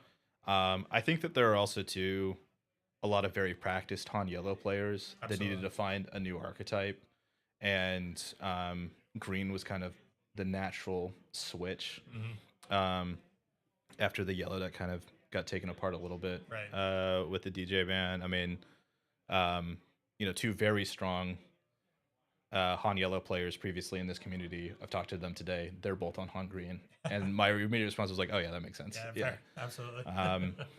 But again, I like also too. Han Green plays a very strong proactive strategy. Right. It's nice to play a deck that sometimes just creates auto win scenarios in games if your opponent has like a rough mulligan. Yep, I was on the other end of one of those, and I can confirm it is a very progressive deck, and their win condition can be very linear and very apparent straight off the bat. So definitely makes a lot of sense. So what else have you guys seen at the top tables? Obviously, Han, Anakin. Looked like there was an Anakin mirror last round. Yeah, it was an Anakin blue. Only two Anakin blues in the field. Okay. So good to see him doing so well. Yeah, absolutely. Earlier rounds we had like a Piet blue versus a Bosk Data Vault. Kind of a throwback. Yeah. I think we started the day with the ultimate grind, Kira Data Vault versus Palpatine Yellow. Yeah. I think they were running the bot village. Pug the Lesser was an incredible card in that matchup. It seems good. Yeah, absolutely. I can see how powerful that is. Just draw infinite cards if it's not dealt with. So yeah, we haven't seen really a lot of aggro yet. Haven't seen a Sabine or like a really low to the ground deck, I think, on camera. Interesting. I guess I'm naturally an aggro player myself. It feels like aggro is strong in the meta, but I guess if the top tables are consisting of larger units being cheated out earlier or swinging for more with Anakin's overwhelm ability, I mean, maybe aggro is not as strong here. Who knows? Maybe. I know going into this round, the lone Han 2 ECL player was undefeated. Okay. So I don't know if their round has finished yet. But there are definitely something. I mean, looking at like the spread of the field, I feel like, you know, while it wasn't your day, I think Sabine was a certainly fine choice. Yeah, absolutely. You know, into the meta game. Still consistent and strong. Maybe a bit harder of a day for Kira. I think it's very clear that everyone knows that Kira has a target on her back at this point. That's a good point. Somebody much smarter than myself told me that I think part of the challenge for Quinlan specifically coming out of the ban was that he had a target on his back, and that deck doesn't necessarily like to be best in format. And obviously, I think results have supported that ultimately that wasn't the case for him. Do you feel that Kira struggles from the fact that, you know, everybody is aware of her? She's somewhat of a boogeyman. Does she struggle from being the quote unquote best in format in many of the players' minds? I think somewhat, but at the same time, I think in testing, it's kind of been clear that like a lot of games are determined on like how strong Kira's draws are. Yeah.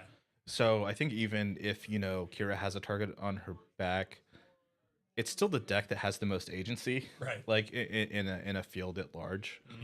Mm-hmm. But I think going forward in terms of like deck evolution for Kira, you know, with that, even with the 60 cards, I think it's very tough to find space to alter your matchups. And also I think there's just so many matchups now you have to cover that it's really hard to like commit to teching for like one or two things. 100%. which is like inherently one of the strengths of the deck. Before I think people really started teching into it, was it like, oh hey, like these removal spells play well against most things. Right. So we'll see how it progresses. I think once a deck becomes known, like something like Rising, like Han to Data Fault, then it gets torn apart, right? Then people dissect it and figure out the angles. I've heard tale that like Quinlan has a pretty good matchup into it. So does like Vader Yellow. Yeah, I could see both kind those. of like these fringe decks that haven't really had a time to shine. Is like, okay, maybe next weekend they're the deck of choice, right? And the cycle continues. For sure. So And that, I think, just underscores how healthy our meta is. Things coming in, being best in format, kind of rotating out. It's fantastic. I was just curious. So with Kira specifically, any spoiled cards you're excited for to fit into that build? Anything you think is going to? Are you teeing me up to talk about this new Vader? I just want to hear you talk about it, actually. In all this Data Vault madness, it's nice for FFG to spoil a card for us so early that makes us consider our one true God energy conversion lab again as a potential Kira base. Kira, like, kind of notoriously, anyone who plays Kira kind of knows that like your 6 resource turn is like the weakest turn in that deck, and having something proactive that creates a 2-for-1 situation with ECL like Vader is very exciting to consider in the archetype like that. Also, synergizes with Lompike, which is a card that is often considered in a Kira deck as well. So Vader seems sweet. Yeah, that seems good. So do you play him in a non-ECL deck? I have my own opinions about this, but I'm curious what your thoughts are. I'm more hesitant to put him into a deck that's not running some sort of ambush situation. Yeah, that's fair. Whether it's timely or ECL, just because of the immediacy of the card. Yeah. But we've seen Poe get played in decks that don't have ECL 100%. When Poe is excellent in Sabine, right? But does a job elsewhere, right? So it kind of really depends how like the format evolves. If we get really slow and we really slow down, it's just like, hey, you have to deal with this 6/6, or the 6/6 is going to kill literally everything on your board. Every time it attacks, right? Like, I'm gonna kill something, put a shield on, and something else and kill it. It's really strong. So and like that sort of ability too is just going to be really strong into certain color combinations, right? Sense. So it really kind of depends, but like the first place I looked and immediately thought of was Kira. That's funny. I submit to your far superior game knowledge, but for me, that Gar Saxon was kind of a cool home for it, because it comes in shielded, gets bigger, you can put shields on something else and kill it. I don't know, it seemed like a nice place for it. It's a different kind of Gar Saxon deck, not to say that like you're wrong or anything, because obviously getting something to 7 health or 7 power too tends to be relevant in this game, and will continue to do so. But the Gar yellow decks we're seeing right now kind of want to end the game right around that turn. But like, to your point, does that create other color combination potentials for Gar? Gar ECL, baby. Can Gar think? Can Gar think bigger? Be cool. That is fair. Gar does want to end the turn with the hotshot blaster from Rogue. Gar swinging for $1 million. Just pretty much ending it. I think they may have called a timing round. It was a little hard to tell from where we're sitting. What are you excited to see for the? So we've got 2 more rounds left.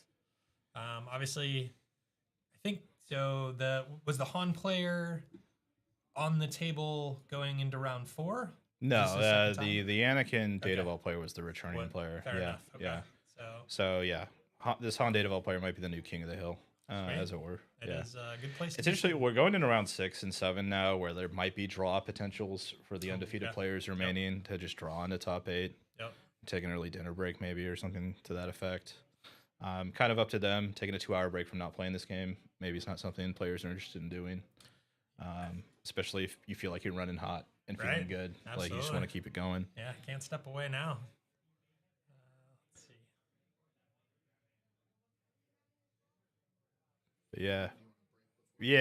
But before this next round kicks off, we're gonna step away for a bit, stretch the legs, get a drink of water, and we'll be right back with coverage as soon as round 6 starts at the Zulus Seattle panel Planetary Qualifier. See you in a bit. Thanks, guys.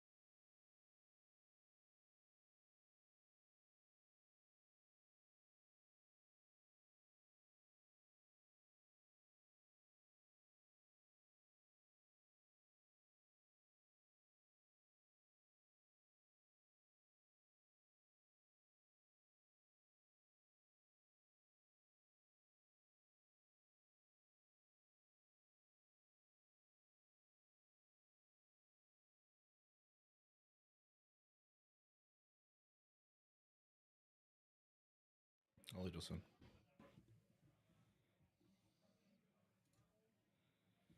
And welcome back to round 6 of the Zulus Seattle Planetary Qualifier.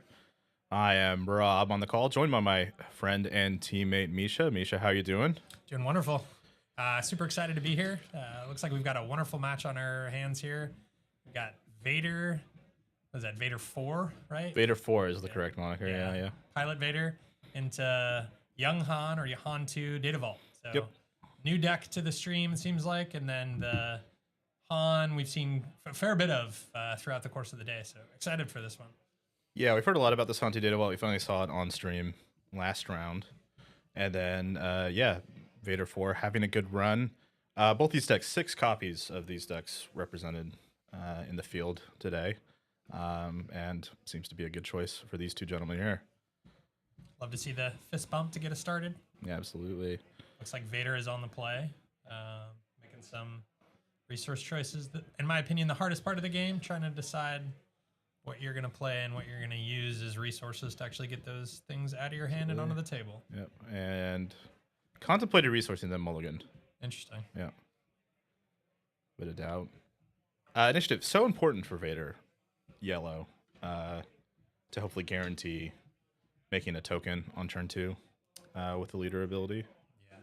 So for the Han player, with that in mind, what are possible lines to keep Vader off from the token generation? I mean, really anything? I mean, you're going to want to slam a space unit early. I think you're really probably looking for some timely interventions.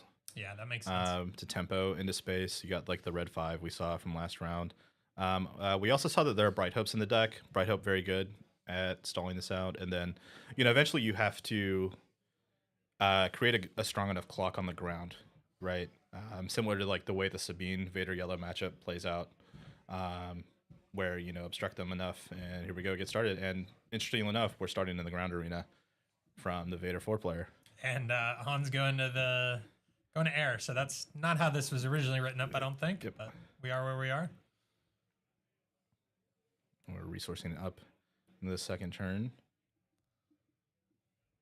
Getting a chance to look at some of Vader's hand there. I did see a No Good to Me Dead in hand.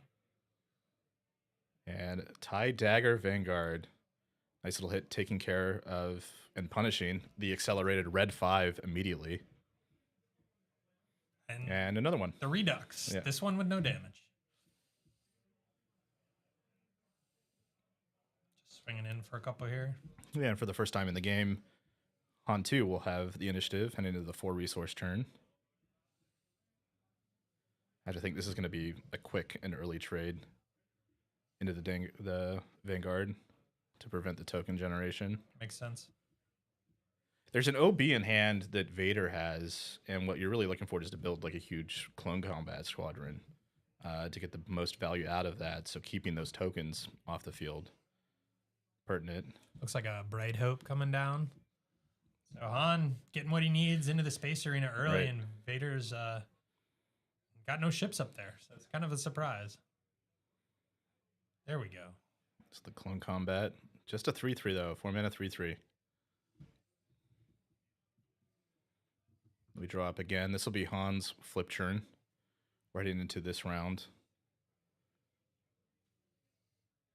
Threatening to accelerate a 6 resource play.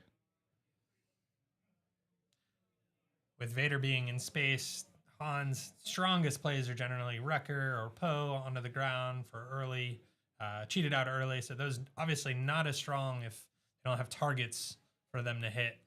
Yeah, I wonder if you're looking for something like a Rebellious Hammerhead Makes sense. here.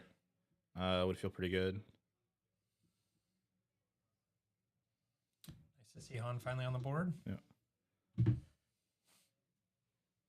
I want to say that there's probably a Hammerhead in play because just aggressively going 2 to base with the Bright Hope and not immediately trading the red 5 for the combat squadron before it grows in size indicates to me that we have another plan for it. Makes sense. Yeah, absolutely.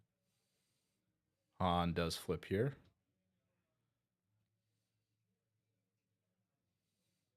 I think we may see that. And- Yeah, the OB coming from hand. It'll be 5 damage in total. 2 to the red 5. And a dismissive 3 put on the Han leader. Or 1 and 1. Or 2 and 1.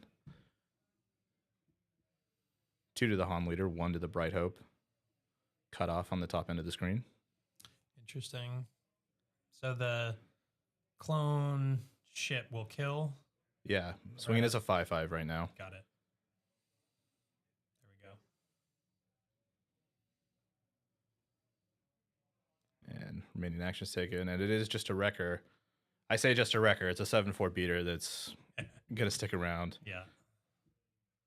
Vader has kept a No Good to Be Dead in their hand since the very beginning of the game. Might see that fired off here on that wrecker. One thing deceptive about the Vader deck is how much disruption they can run to your ground units while they're building up their space arsenal. So it definitely almost feels like they knew what was coming. Cunning, very good color. Does a lot. Who would have thought? Yeah. This is Vader's flip turn on the horizon. And it is the No Good to Be Dead to lead, to stymie that wrecker. It's going to take a little nap.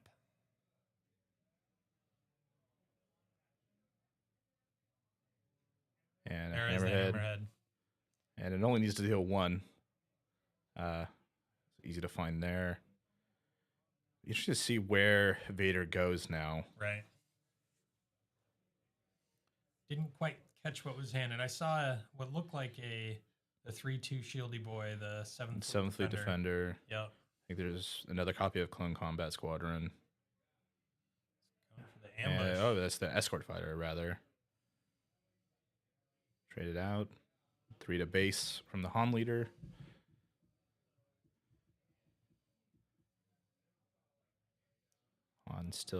Vader still tempted to flip.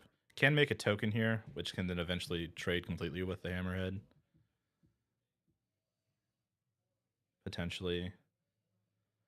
I don't know. There's some more stuff. Yeah. Likely trying to build to the clone ship that gets bigger with every other ship in play. Decision now is where to flip Vader, if you want to flip Vader at all. There's a second No Good to Be Dead in hand, so potentially thinking I can tempo out this wrecker long enough to get ahead. Making 2 more tokens, putting onto the first order tie. Wrecker wakes up from his little nap time.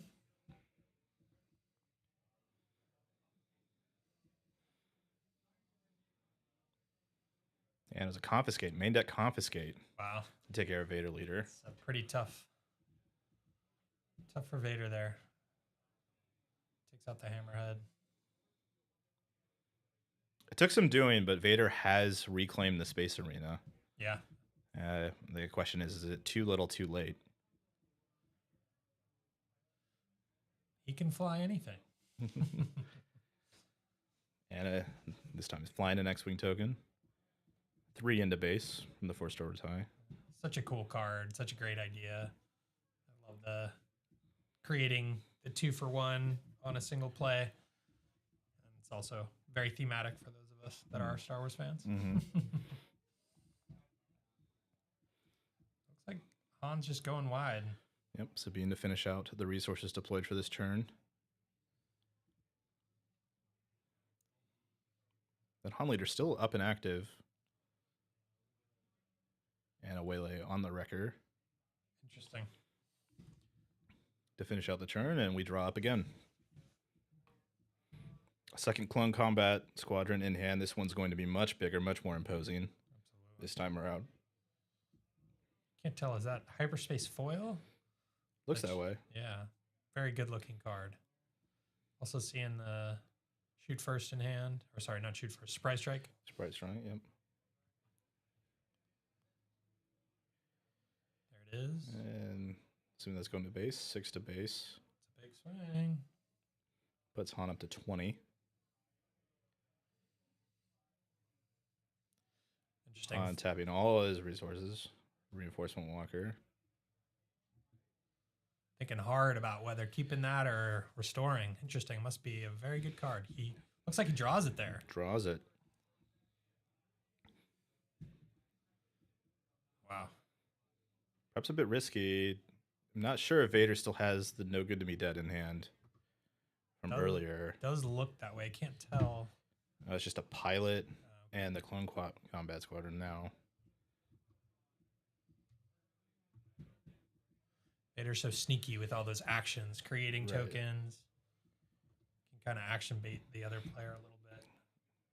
So is Vader now threatening lethal, or is he off? Clone has 7 damage with the top decked Surprise Strike. I believe they're 1 short with Han at 22 in the Data Vault base. And obviously the walkers. Yeah, Walker's threatening to extend that even more. Looks like an OB in hand for the Vader player. LB's a huge draw here. Yeah. I think the question is, Doing the math. yeah, well, do you OB just the Walker, or do you take care of everything else? Looks like with almost not much else in hand. I don't know, you're the better player, Rob. What do you do here? It's probably just the Walker and Just the Walker? race. I think you have enough total. Well, that made Second Bright Hope. may change his calculus here. Yeah, makes things tricky. I think it probably actually simplifies this OB I was gonna decision. say. Really, it's just like, okay, well, now we definitely have to. Hand is forced here. Yeah. All right, going for the OB. Yep. 9 damage to play with. Also one of the best looking cards in the game, in my humble opinion. Hyperspace foil of that is beautiful. Taking out the And speed just bump. takes out the entire space arena. Space is now mine. Thank you.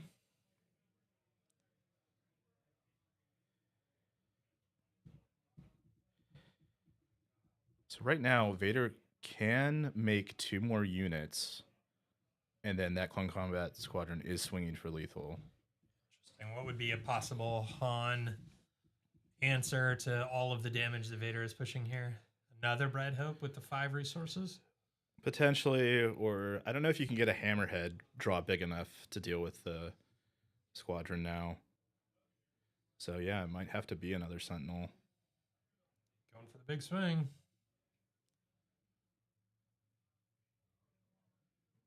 And it's big 9. I'm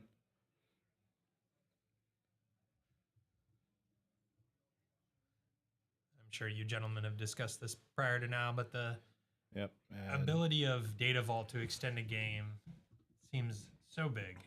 Although It in this does. case, didn't happen. yeah, not enough. I mean, doesn't have an answer to the 7th Fleet Defender representing lethal in 1 action. Got it. So Vader claws it back. I mean, the Confiscate, the 2 Bright Hopes powered through all of those. Yeah, definitely challenging. Well sequenced. Yeah, it didn't seem like either player felt particularly comfortable at any point in that game. It was definitely back and forth. So you like to see it. Going to the board here. Possible Vader choices going into the Han deck. Coming in from the board. Any potential targets, you think? If you have breaking in, maybe that's interesting. It kind of depends on like what your event suite is for Vader. Sometimes you can't run everything at once. So kind of just like the waylays seem decent because Han wants to play these big things, so these waylays are very cheap tempo Absolutely. plays. Maybe you want more disruption with like a 3rd No Good to Be Dead just to buy time. Right. The No Good to Be Dead was very good there at keeping the life total healthy enough to where we could attack freely. I think cards like you maybe want to get rid of, like the Geonosis Patrol Fighter, doesn't seem super exciting based on just like the average casting cost. Especially with Han cheating stuff out, bigger things at the table, and that card becomes less and less relevant as the game goes on. For Han, if you have a 3rd Bright Hope, if you're not already running them, more Bright Hopes to stem the bleeding. But I think this does feel like a race in 2 separate arenas. Ships passing in the night. Yeah. I did find it interesting. I'm not sure that Wrecker ever got an opportunity to swing. He went to sleep and then he got waylaid. Yep. So it's kind of a showcase of what Vader's strategy is for the larger units on the ground. Basically just stop them from doing anything. Crucially, though, Han will have the initiative heading into this game. The reason that's important is because you get to swing first into their non-token play. Something you taught me as I was trying to practice into the Vader deck. See a Chewie that was in the row, possibly Like came in from the board. Bright Hope holding on is to a the good one. walker too. That's a long way away. It's a long way away, but it is a big swing if it gets to attack, Fair. right? It's a good lesson, and sometimes you got to hold your good cards even if you draw them right off the bat. Right. Yeah, if you're comfortable saying, yes, this is my win condition, especially if I can get it accelerated out on 7. Absolutely. Now just stepping back and appreciating why the Vader player is running the Scramble Fighters playmat. It obviously makes far more sense given the deck that he's playing. True, Very cool. yeah. Yeah, 10 very points for thematic. style. Yeah, very thematic, yeah. Although I'm not sure the Akbar sleeves on the Vader Swarm deck. That's an interesting style choice. Yeah.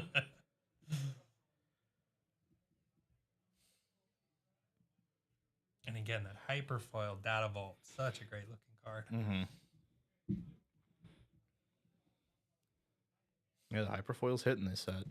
Absolutely.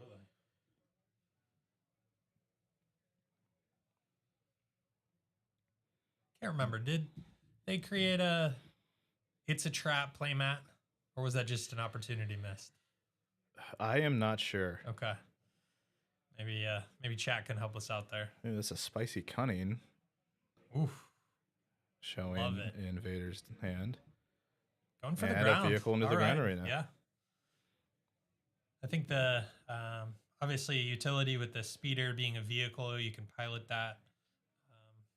Nice utility there. Yeah, I think twice now. I mean, we've seen Vader lane dodge turn 1 again in this matchup, and I think that this is probably like a learned line. I think at this point, Going for the Poe onto the red. Yep. onto the red 5, making an X-wing.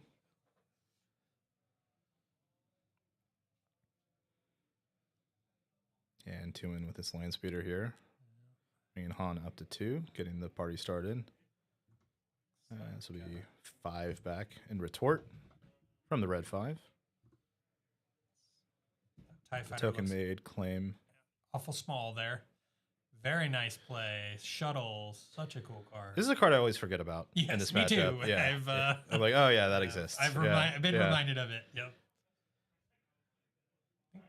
Somewhat of a challenge. When the red 3, red 5 comes back, it'll have no damage on it. So Correct. a little bit of a trade-off there.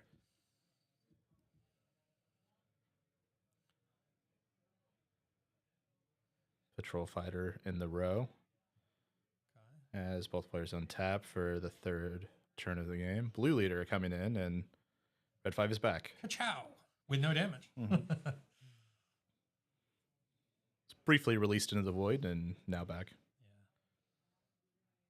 TIE Fighter again Token. looking pretty lonely. Yeah, going to finish off the blue leader. I saw this before, Vader willing to trade off units and just kind of even out the space arena and like confident that it can reclaim it Right. at a later time in the game. Both players taking their respective attack actions on the board to go to base. Now tapping resources for the first time this turn. Vader deploys a 7th Fleet Defender. And a TIE Fighter. And then creates the token. Yep. So just like that, 3 units back in the space arena. It's pretty amazing. Yeah, Slime Speeder's done a really good job of guaranteeing that Vader still gets, that hero ability and makes that token, even though, early on, they're not able to really play successfully into the space arena. Absolutely. Looks like a trade with the Battlefield Marine. Trying to save some damage. 2 into base with the TIE Fighter. It's like the Vader player is holding a handful of events. Holding the surprise strike, and yep, the first surprise strike. Typically, this is what it does. Yeah. Kills the Bright Hope. Yep.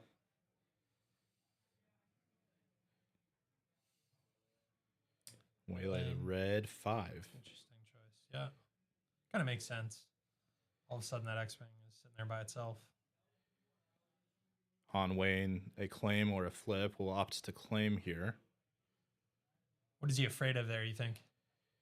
I think just ceding the initiative and like letting 3 more damage into base. There's also the potential that like a token trades with this X-Wing, and now both these two, this 2-1 and this 3-2, get to start attacking base freely. Yeah, that makes sense. You also could just like the hammerhead in their hand and want to choose like, I mean, right now we're going into Vader flip churn, and so you kind of have to choose, okay, which, if there's a unit that Vader's going to flip onto, which one do I want it to be? Yeah. There's another Bright Hope. Big ol' speed bump. Might eat a Vader pilot attack here. So is that red 3 or red 5? It's red 5. All right, red 5. We'll get that right from here on in. Red 5 making another appearance. Here comes the... Oh, Vader's on the ground. And here comes Cunning. First 6. Love This to card, yeah, this card is so much fun to see cast when it's not being cast against me. I agree with that wholeheartedly. Yeah. First action is first ability, bounce the Bright Hope, and then +4 Vader. Vader's a big boy now. And for the first time this game, yeah, Vader's going to take the lead in damage.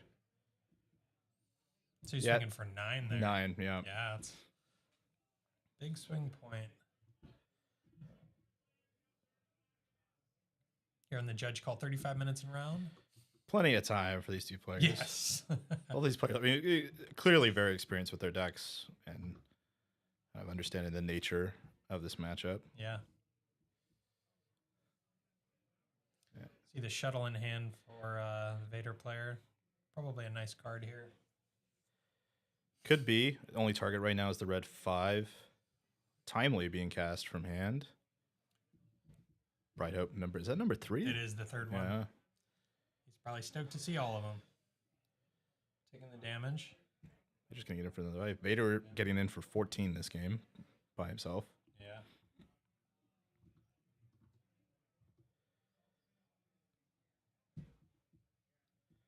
Second 7th fleet hits the board. And Han will claim. There it is. Pulling that.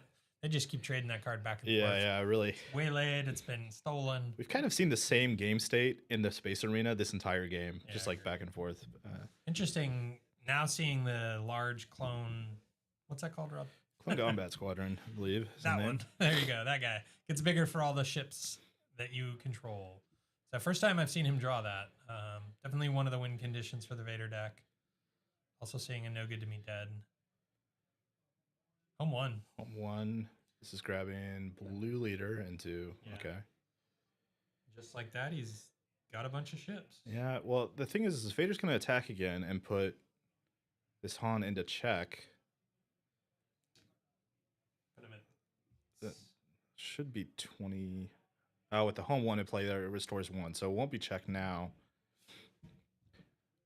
So Han goes down to 22. This Vader attack's going to put him up to 27. Not going to be dead on the Han to prevent any further restore. Right, okay. And Less for the damage saving, more the restore saving. I think so at this point. Yep. And Han crashes in with another unit off screen. 21. Back to 26 with Vader.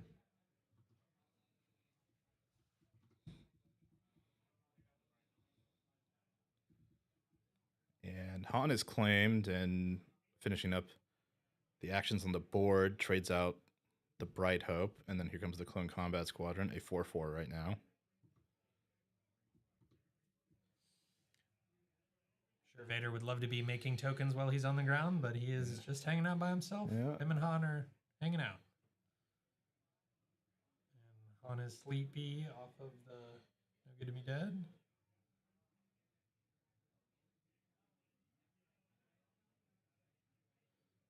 Difficult decision, first action.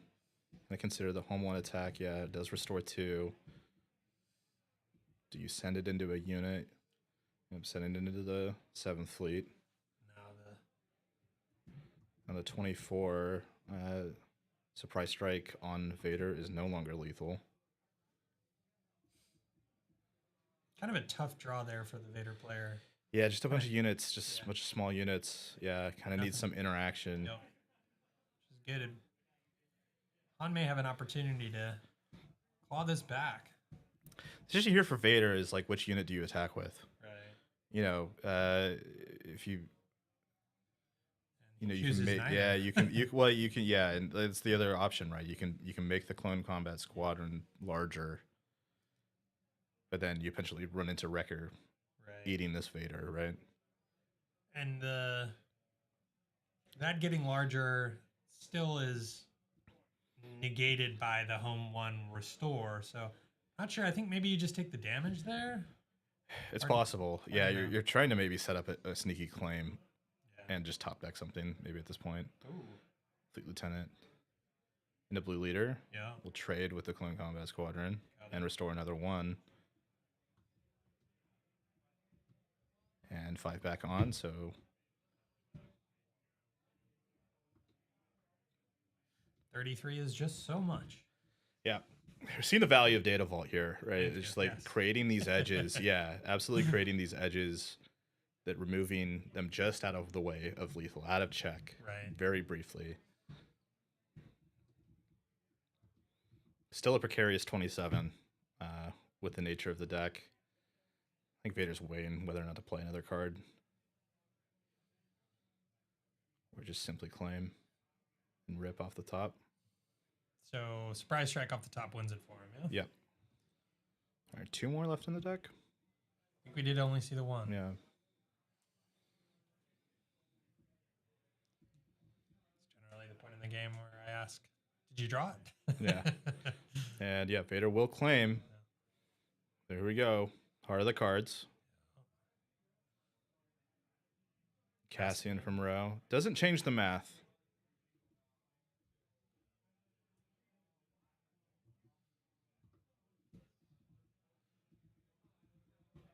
Okay. OB. Okay. Onto something there.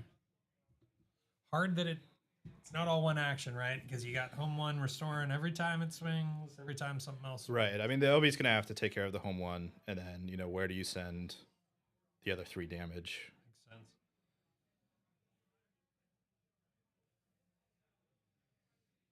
Maybe the fleet lieutenant just to get it off the Yeah. table.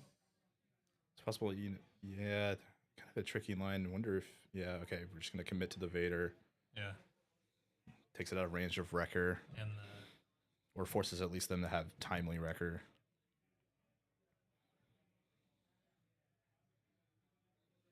such great tokens from the stream team here. Yeah. Very clear. Ooh. Here comes this Reinforced Walker. It's going to have to heal. Can't draw this card. Yep. Didn't even think about 23. it. And here comes 7. It comes down to, do you have an answer for this 7 Fleet Defender? We have seen 3 Bright Hopes. And I think 1 off the Yeah. home one. So And life total should be at 30. counting it. We've been playing along. Great game. Love to see it. 2 resources up. This red 5 can't punch through the shield.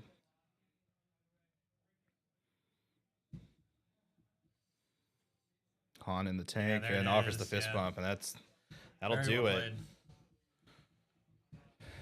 Well done for Vader. Takes it. Improving to 6-0. That should guarantee Vader a berth in Top Cut later this evening. And the Han player gets another shot at it in the last round. Very well played by both players. Yeah, absolutely. This is generally the part where they go, "So what did you board in against me?" Right, yeah. How was that card? Yeah. Hey, was that cunning a one of or Right. yeah? That was post board, right? Yeah. No, I'm main deck in 3. Yeah. All spice, all day. Heard here first. Yeah. Vader Leader on the ground did so much damage He certainly over the did. course. I mean, really kind of fortunate that the Han player base, I assume, whiffed Wrecker Yes. on the draw. Like, seems. had several looks at it and Yep. just whiffed it. So certainly fortunate there. But I think you also have to have, like, the confidence and understanding to flip Vader into ground there. Right. When hey, the deck is not designed to do this, Correct. right? Yep. And still find a way. So yeah, utilizing all the resources. Yeah. Definitely thought it was interesting. Some of what I would expect to be Vader's win conditions of Vader on the clone ship, swings for 1,000,000. Didn't see that in either game. And then again for the Han player, expecting this really large unit, cheated out early, swinging for a ton. And it seemed like neither player was able to see their quote unquote win condition that you built the deck to in order to be able to play. So Or at least certainly like the big thing, like unobstructed, right? exactly. You know, yeah. Well said. Yeah. With that, we have a lot of time left in the round. Might take a bit of a break a little bit early here and come back with you with the final round of Swiss here as we get this 127 players down to the final 8. After this round, 1 round to go. We see 1 player already in top 8, Vader Yellow. We need to figure out the other 7 that'll join him in the top cut later on today. Ton still to play for. Yeah. With that, we're gonna go to a quick break, walk around, get some food, and we'll see you guys back for the final round of Swiss, round 7, here in a bit. Thanks so much.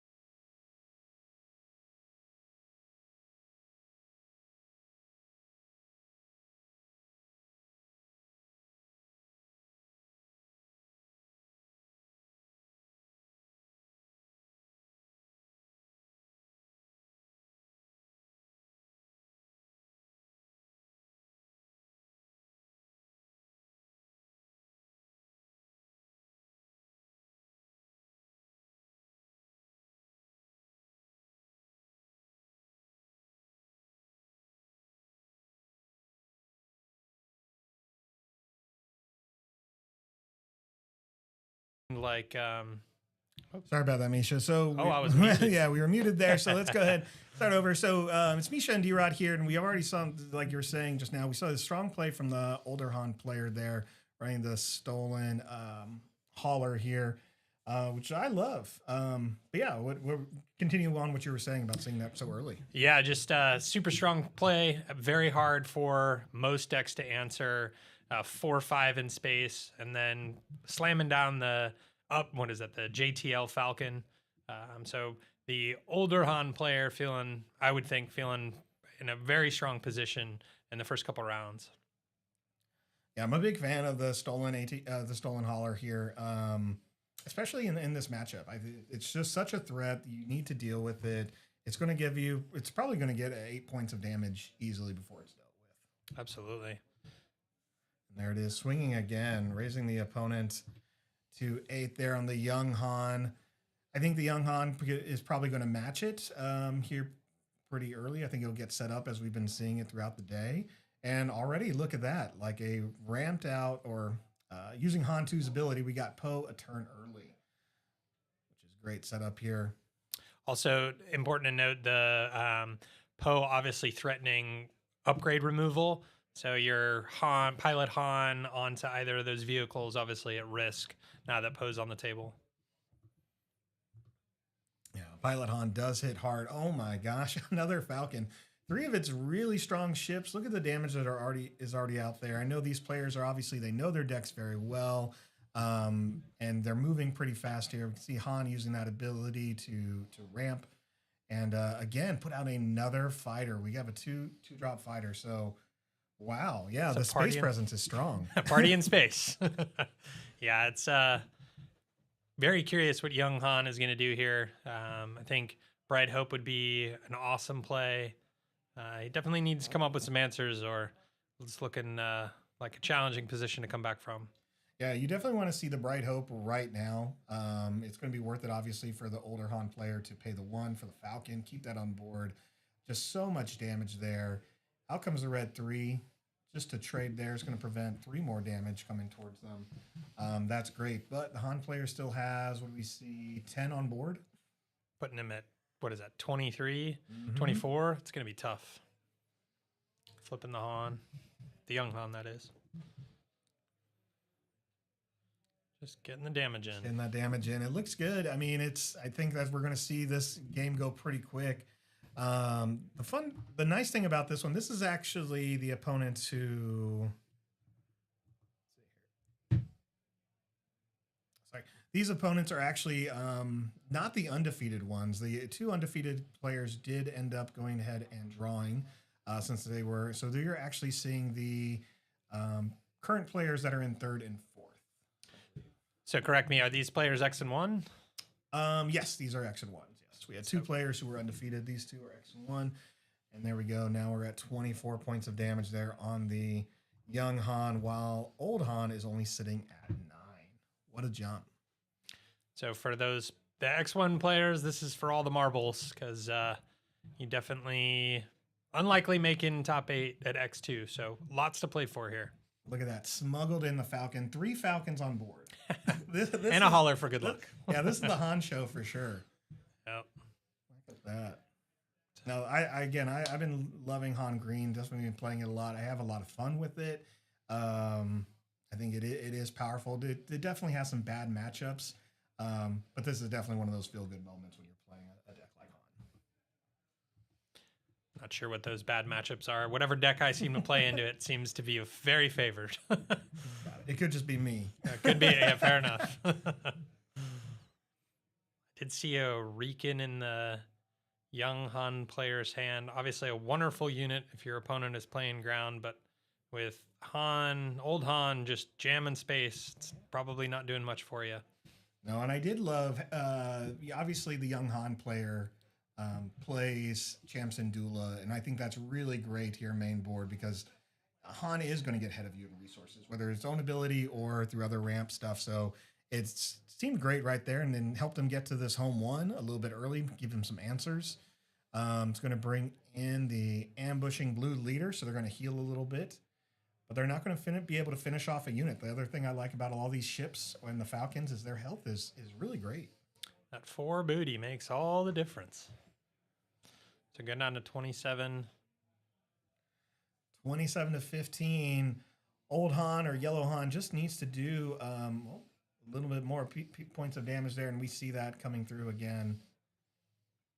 There we go. We're going to hit the 31.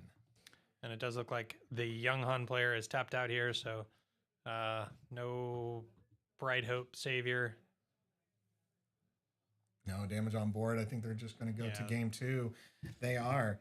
I mean, so you and I don't talk about this pretty often, but one of the things we have in common is we both just played the Star Wars Decipher game. Absolutely. I got a lot of fun anecdotes around that, but one of the things I always enjoyed was that there were some similarities here. We saw locations where you had space and you had ground locations. You had some places where you can actually put space vehicles in depending on the features of the location. But I really loved that idea because early on, especially in a game made in the 90s, you got to decide where you wanted to focus your time.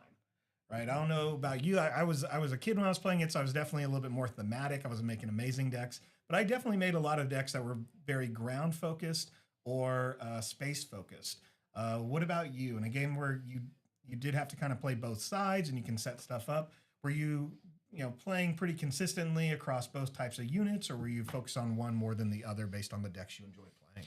So I have an absolute hatred for space-based decks, as I was very ground-focused. I played thematic decks that centered on controlling a handful of docking bays and ground location. So those hidden base X-Wing decks, for those who know the Decipher game, were the bane of my existence. So I was definitely someone who liked to play, Emperor, Vader, put them on the table and force your opponent to have answers. And then those decks that just kind of ran you around in space were always a challenge for me. So definitely somebody that enjoys slamming those big ground units. Yeah, I know. I loved when the Jabba's Palace set came out.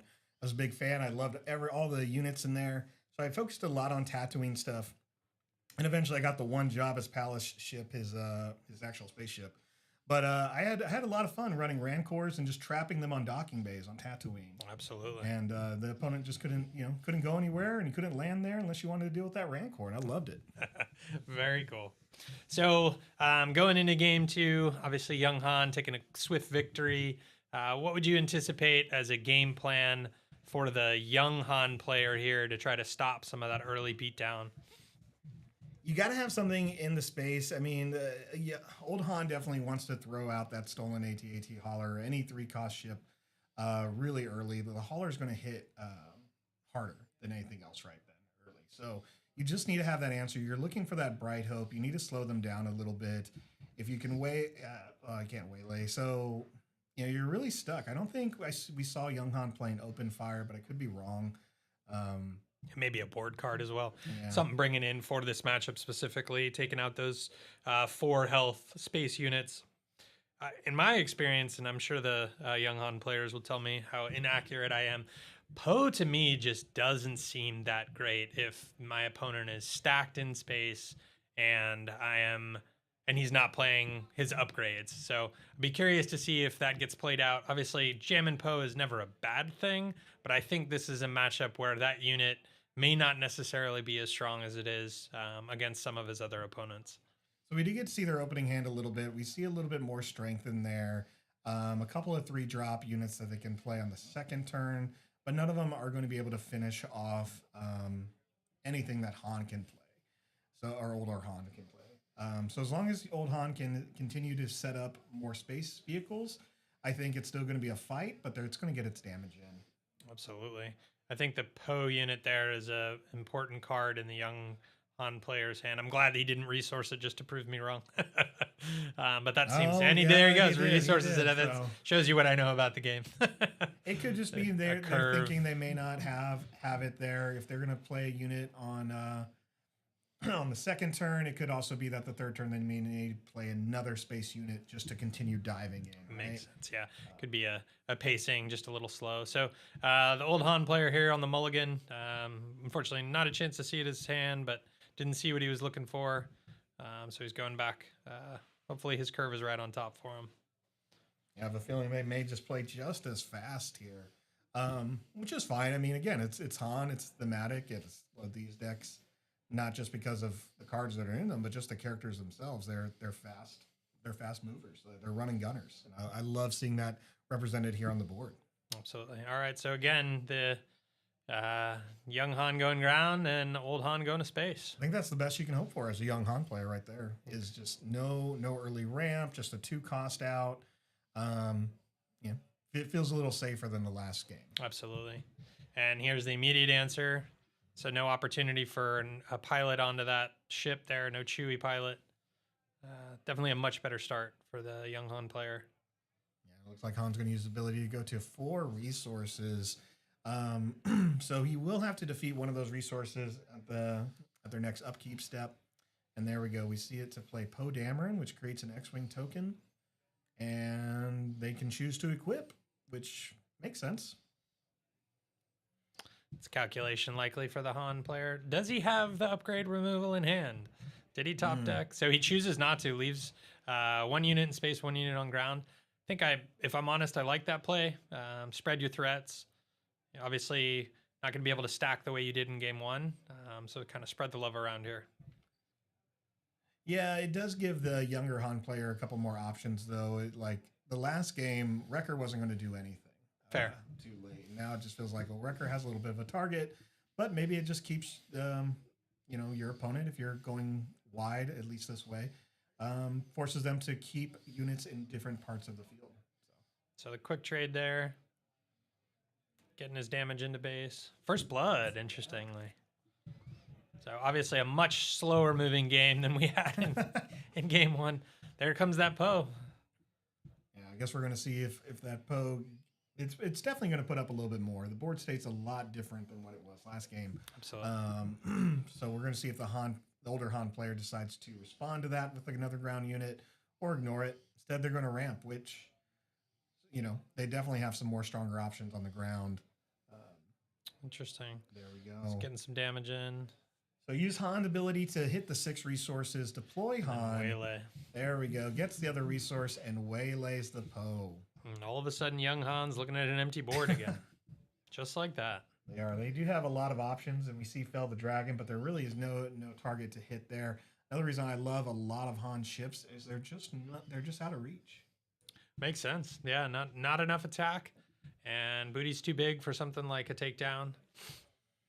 All right, so they have to give up 2 resources to get rid of the Han Solo pilot unit and then the resupply. Resupply makes sense. I would love the Han Solo pilot just because it has ambush, whether it's piloting a Falcon or it's piloting or if it's just hitting the ground arena. Here comes that hammerhead from hand. Gonna go ahead and take out that X-Wing there.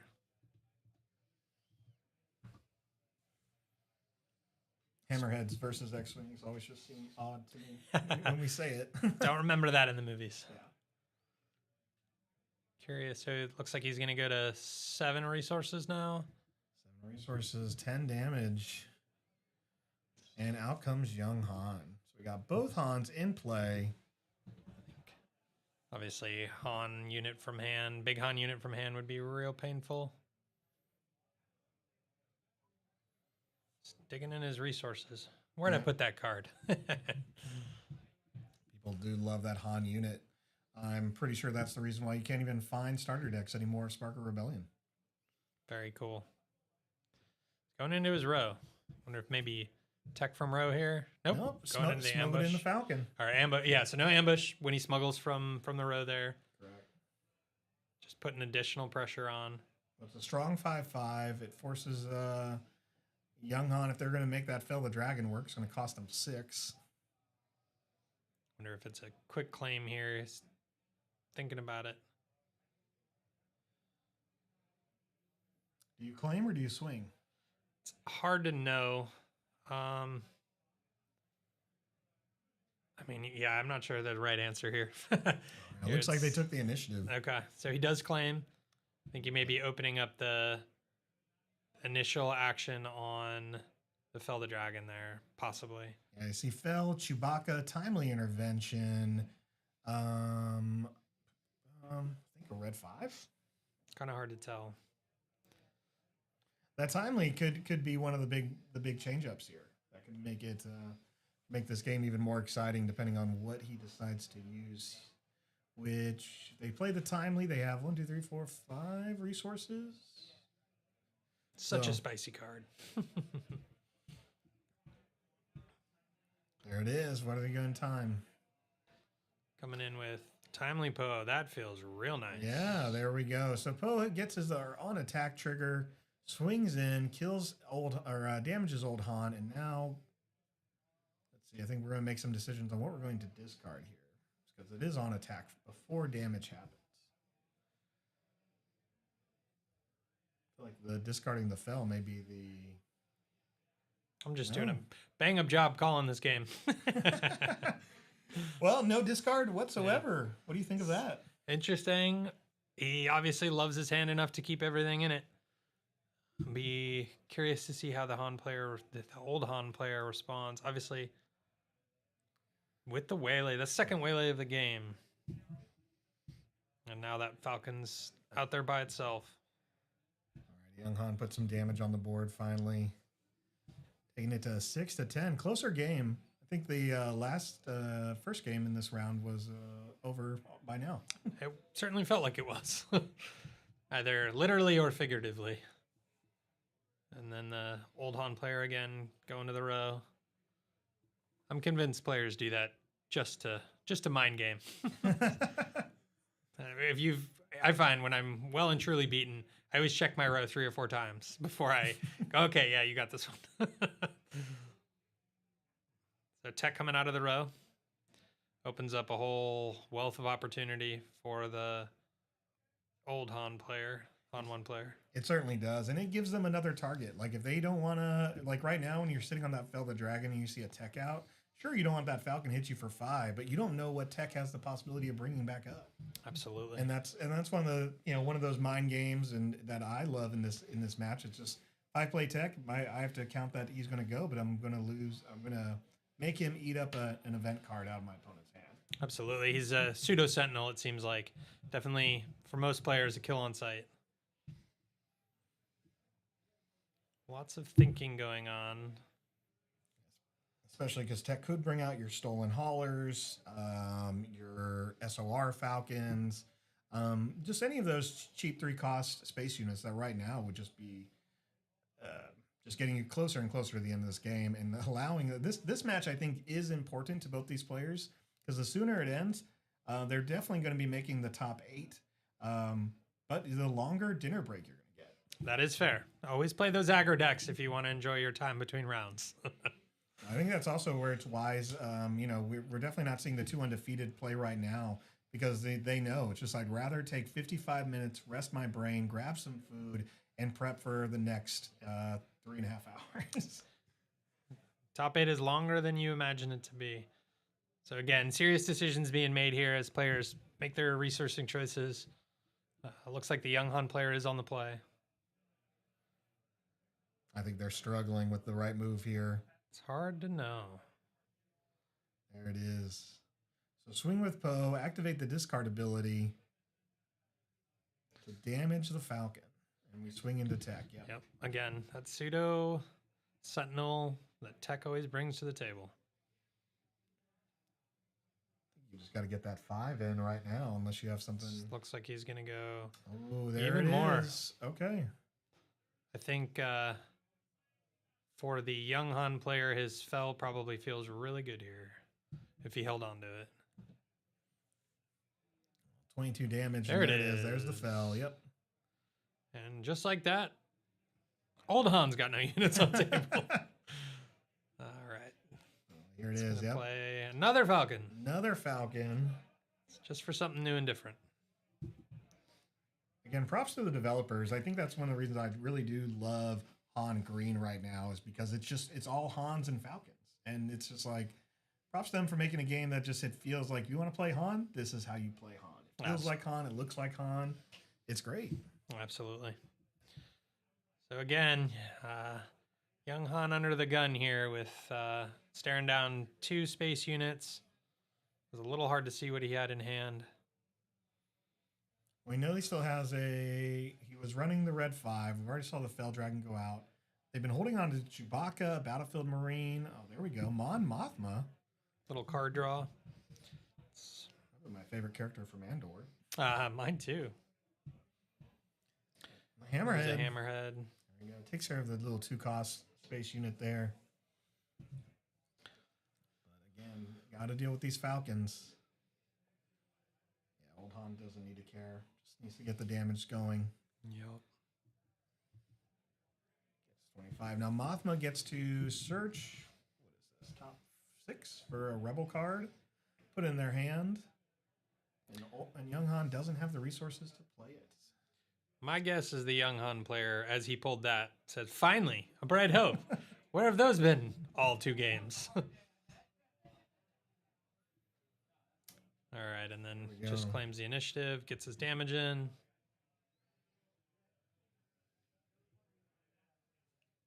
I'm surprised we actually haven't seen a Falcon with Saboteur. I think that's probably going to be the next type of Falcon we see, is that one that can kind of get through these capital ships like Bright Hope, obviously on theme for smuggling.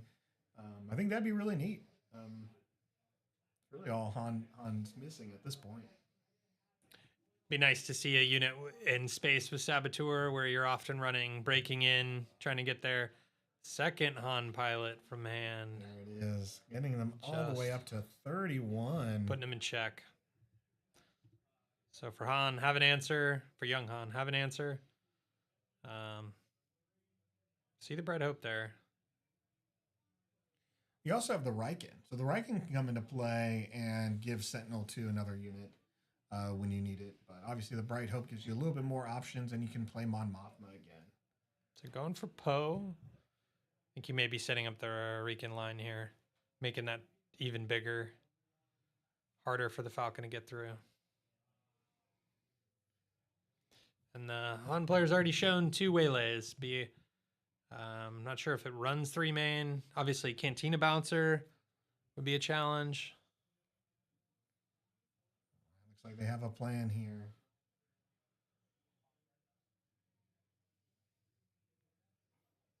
To 31. Goes for the kill on the Falcon.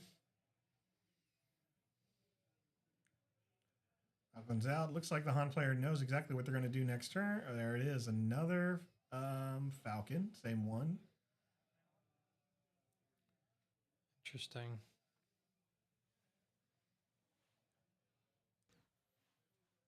You have to play that Bright Hope. Have to play the Bright Hope. Yeah. There it is. Mon goes back to hand, and I think Mon is only a 2-cost. Again, rocking that card draw. Another Falcon. Good thing they put out that Bright Hope then. Absolutely.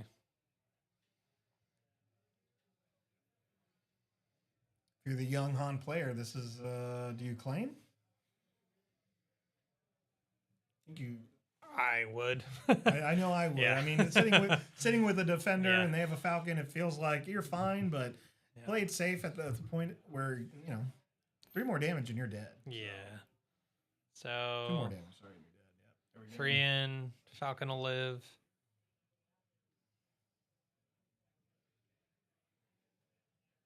Do you feel like the young Han player is slow playing that Riken there? It knows it has the time. It's going to take the old Han player 2 actions to be able to get through that, to get the damage done on that base. Might as well just make them really earn it. But again, the old Han player probably has a strong ground unit that they're going to be able to put out. Absolutely, you'd think. We could see Emphas Nest. We could see Emphas Nest. I think would be ideal right now for some options. But we can still see Han. And if we see another pilot Han, I think we've only seen 2. If we see another pilot Han, it does shoot first when it's on a Falcon. Such great game text. And again, the developers being very thematic. Yeah, very happy that Fantasy Flight has ensured that every Han Solo that they've done for every game here does have the shoot first ability. And usually Greedo gets something funky, some type of random. In Destiny, they gave him the indirect damage.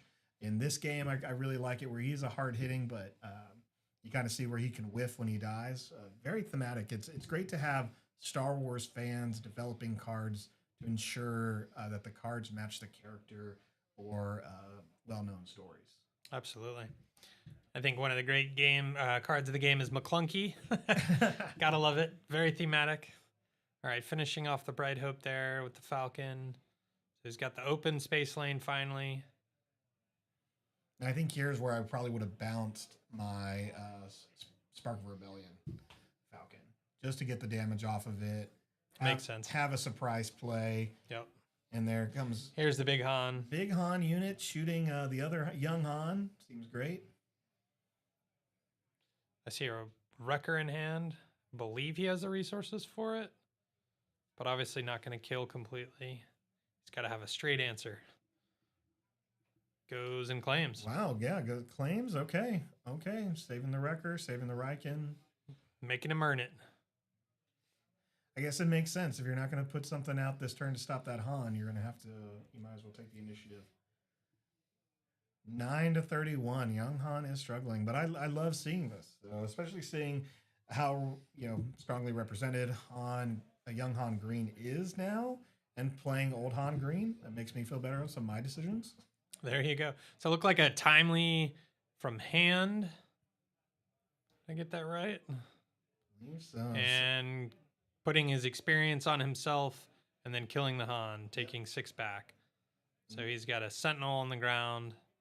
And a 6/8.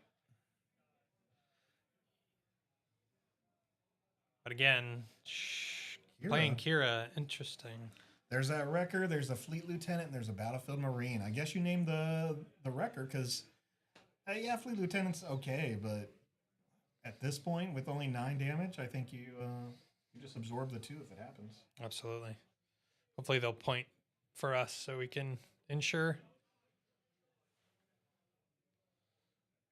All right, well. Who knows?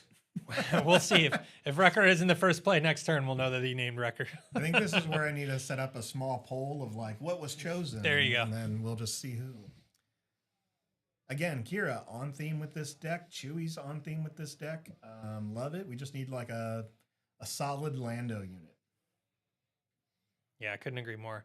I think the new Lando leader, JTL Lando, is a step in the right direction for the character in the game, but something to play in the Han deck would be wonderful.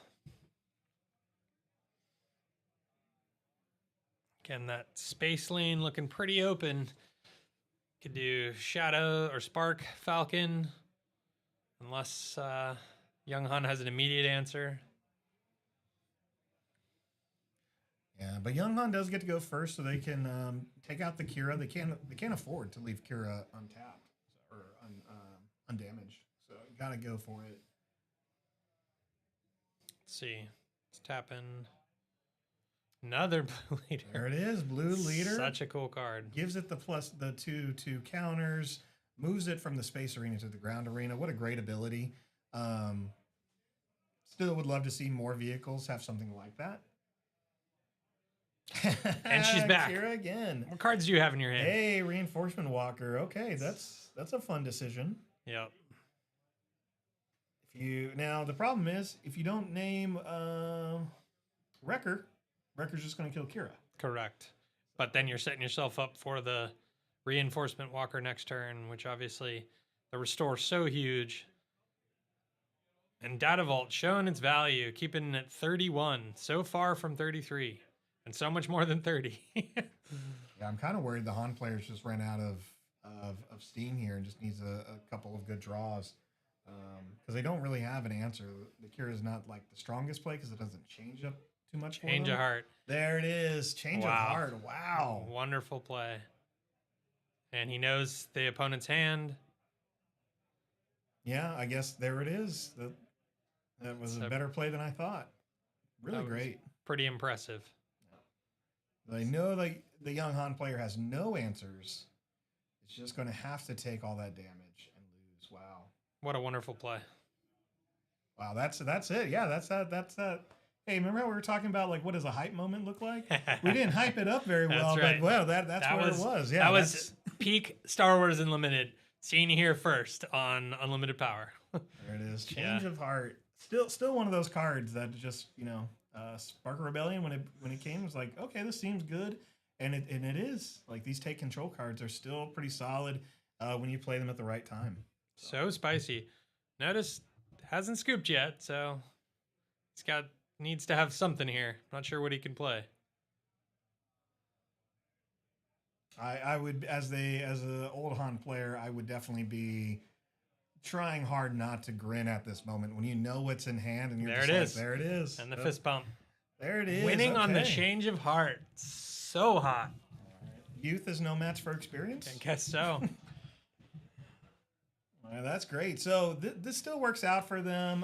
The young Han player has a good chance of making top 8 based on their tiebreakers. So we'll see if we're going to end up seeing this again. I'm sure we'll see some young Han greens, but it's great to already see an old Han staying in there in great matchups.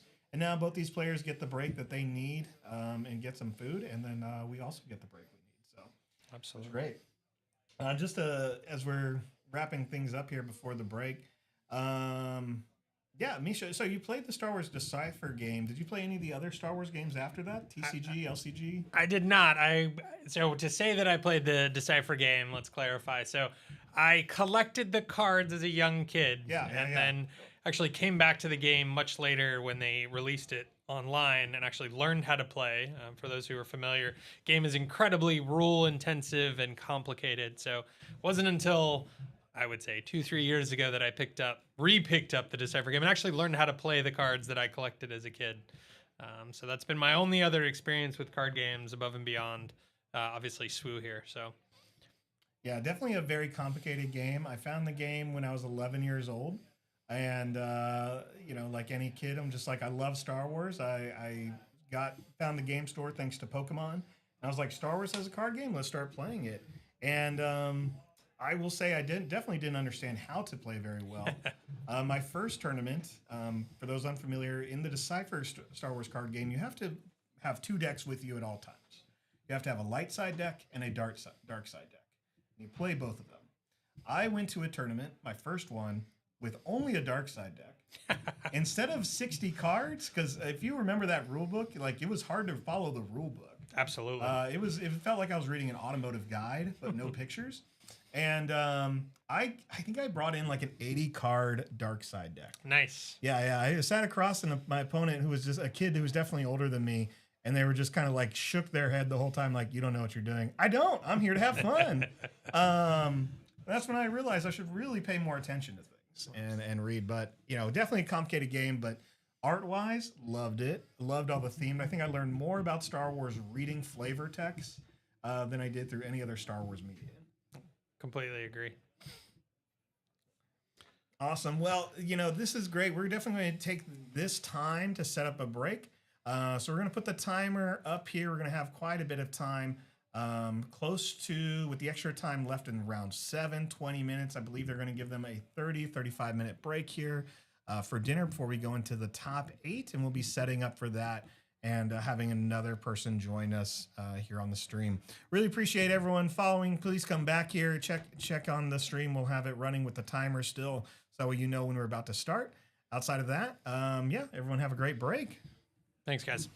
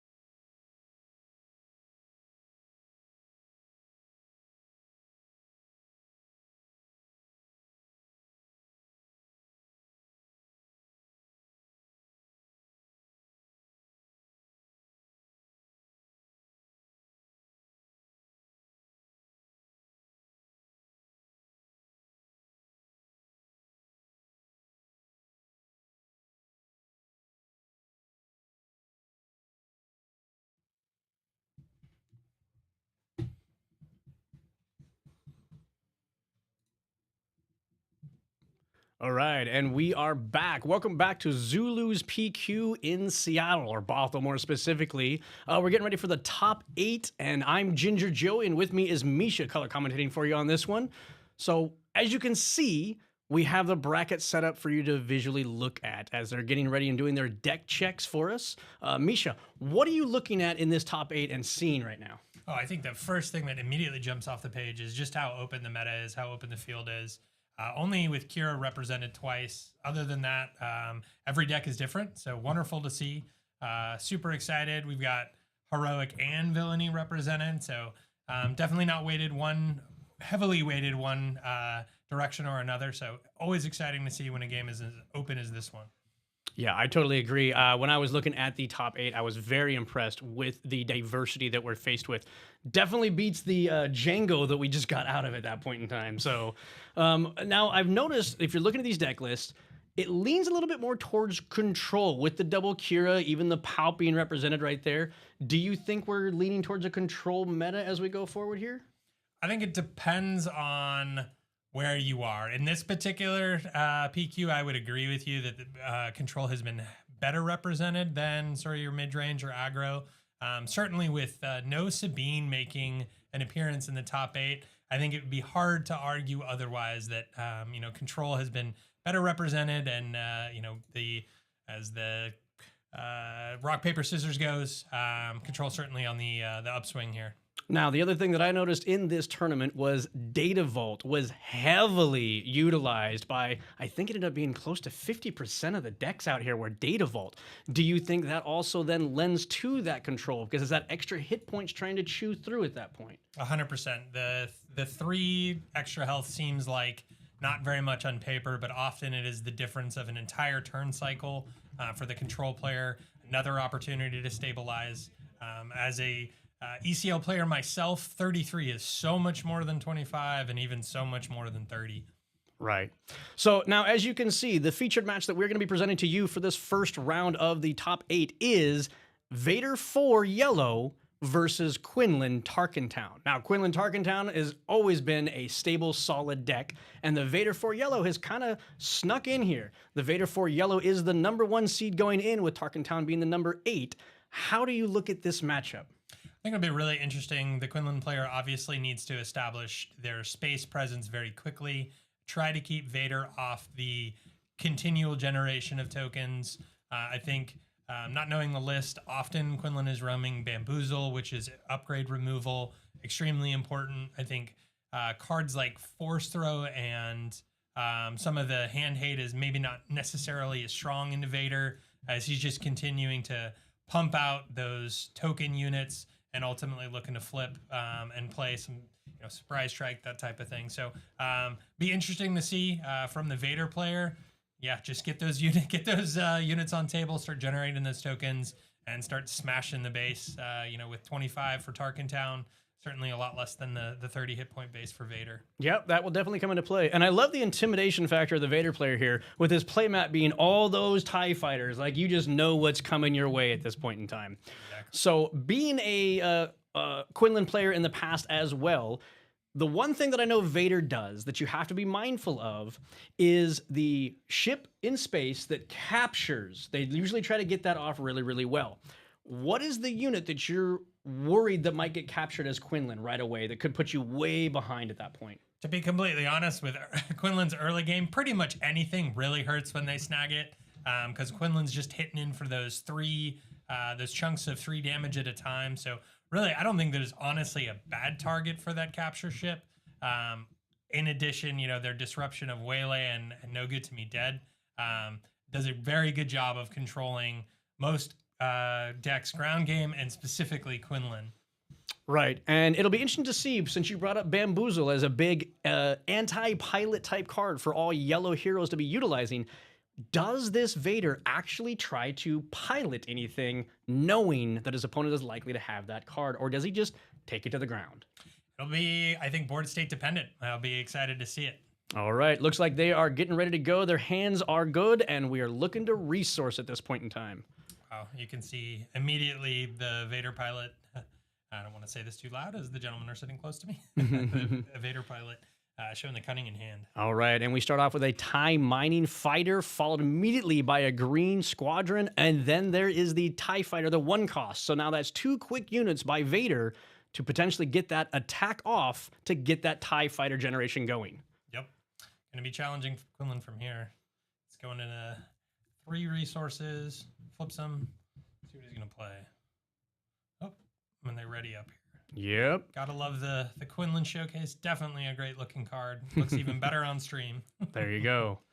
So goes immediately into TIE mining, going to try to prevent that card draw from coming into play, and followed up immediately by an attack of the TIE fighter. Is he going base? He does hit that base. Wants to punch that damage as fast as possible. Get that 25 gone. Yep. So again, strong play for Quinlan here. Getting another space unit out. Yep, definitely getting that space against the Vader. Being a space deck is perfectly there. We get that other green wing out, and then Vader activates for a TIE fighter. Followed up by that's that new ship that does the damage, 2 damage to a damaged unit that's able to take out that green wing and then represent another unit capable of attacking base to generate more tokens. Absolutely. And all of a sudden, Quinlan's looking at three ships in space and just his one lonely A-wing. Yep. The numbers are mounting. So no pings were able to happen from Quinlan.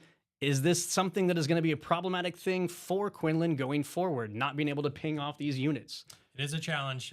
Some decks are on the 1 drops, but the vast majority of them are not playing. So Vader then punching in for a little more damage. Yep, Green Wing taking out the other units, so just thinning the herd a little bit is Quinlan right now. Gotta love the card shuffle. It Yep. helps you. Definitely helps the player think. Oh, absolutely. If he shuffles them enough, he'll find the right line.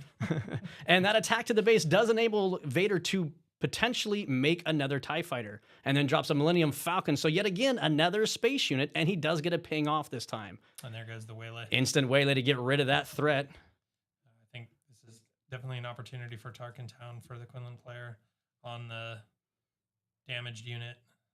Oh, looks like he chooses not to, because it looks like Vader is dropping another unit, throwing that TIE fighter to finish off the Green Wing, and then making another TIE fighter, thus replacing it at that point in time. So no Tarkentown from Quinlan there. Vader just moved so quickly. All of a sudden, again, 3 more space units. It's like the we board. just do this dance. Yep, the board didn't change, and oh look, there's Quinlan. All Oh, right. here comes the Millennium Falcon once again. All right, so he knew that he didn't need to Tarkentown it because he was going to play it and ping it again. There you go. So there's that the capture. All right. And then hits the Millennium Falcon with that. That's always a nasty combination right there. So to answer your question, Joey, Falcon is a very good target. There you go. Quinlan deploys. Okay. And then gets hit in the face by that TIE fighter that got created last turn. Okay. Quinlan's showing, okay, Grogu, interesting. And does allow him for a there. ping, yep. Okay. So he's looking for a little control there. 1 more damage. Yep. He's going to Tarkentown and get his Falcon back. There you go. Now the Tarkentown comes into play. Yep. Comes up ready. And Vader exhausts. Oh, looks like we may be having a judge call here.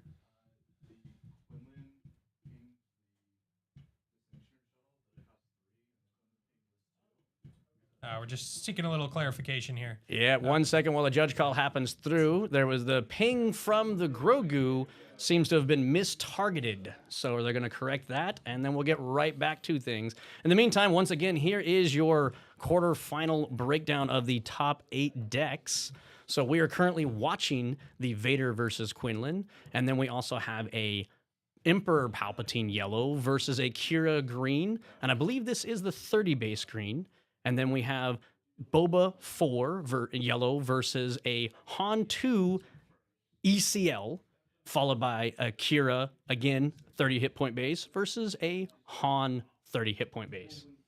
Look at all that command represented. Interesting that yeah. 4 of the, of the aspects, 4 of them are command, obviously giving you opportunity or access to ramp and some of those green units that we know and love so much. All right. Alrighty, looks like we have that rectification done by the judges, and we are back into it. So going back once again to the damage from the 1-3 fighter, and then Quinlan swings at base, putting the first damage on the base for the Vader player. All right, so it looks like all players are tapped out. No, Vader's got a couple resources does, up, yeah. and he does have the Thank you potential to very much. make a TIE fighter if he wanted to, which it looks like he chose not to this time. Okay. All right. So I believe it's because he took the initiative instead of actually making that token, because he wanted to make sure he got that here. which makes sense with Grogu on table. Obviously, Grogu able to exhaust something. Definitely want to have an opportunity to get at least one swing off to start with. And at 6 resources, I believe this is the Vader flip turn. Going in, a couple damage in. All right, be curious what Quinlan does here. Obviously, Quinlan's big play usually is the ambush plow, but not super relevant into the Vader deck. So I'll be curious what he's able to put together here.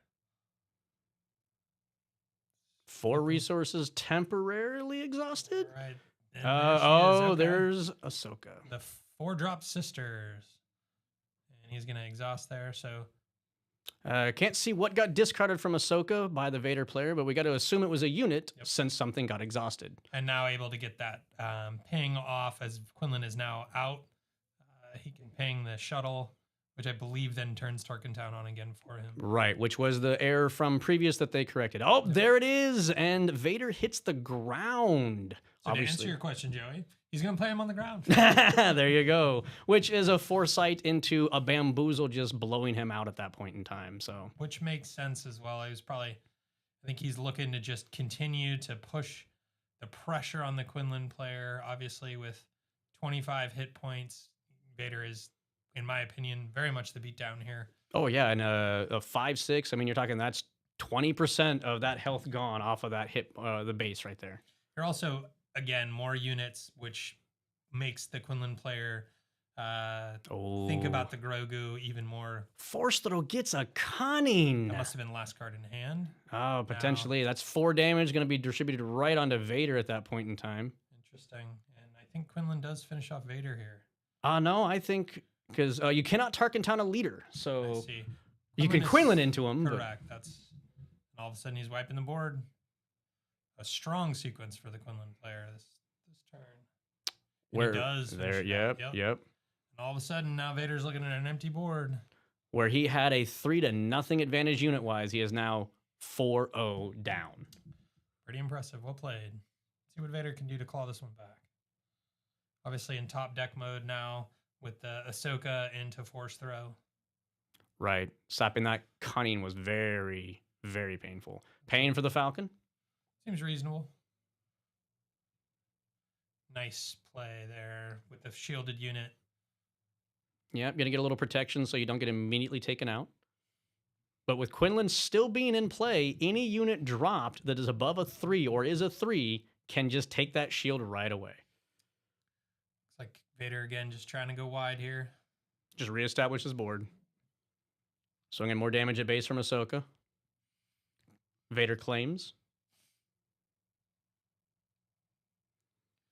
Coming into the row. Might be. Oh, I think this Falcon. is a plow. No. Yeah, there's there you your- go.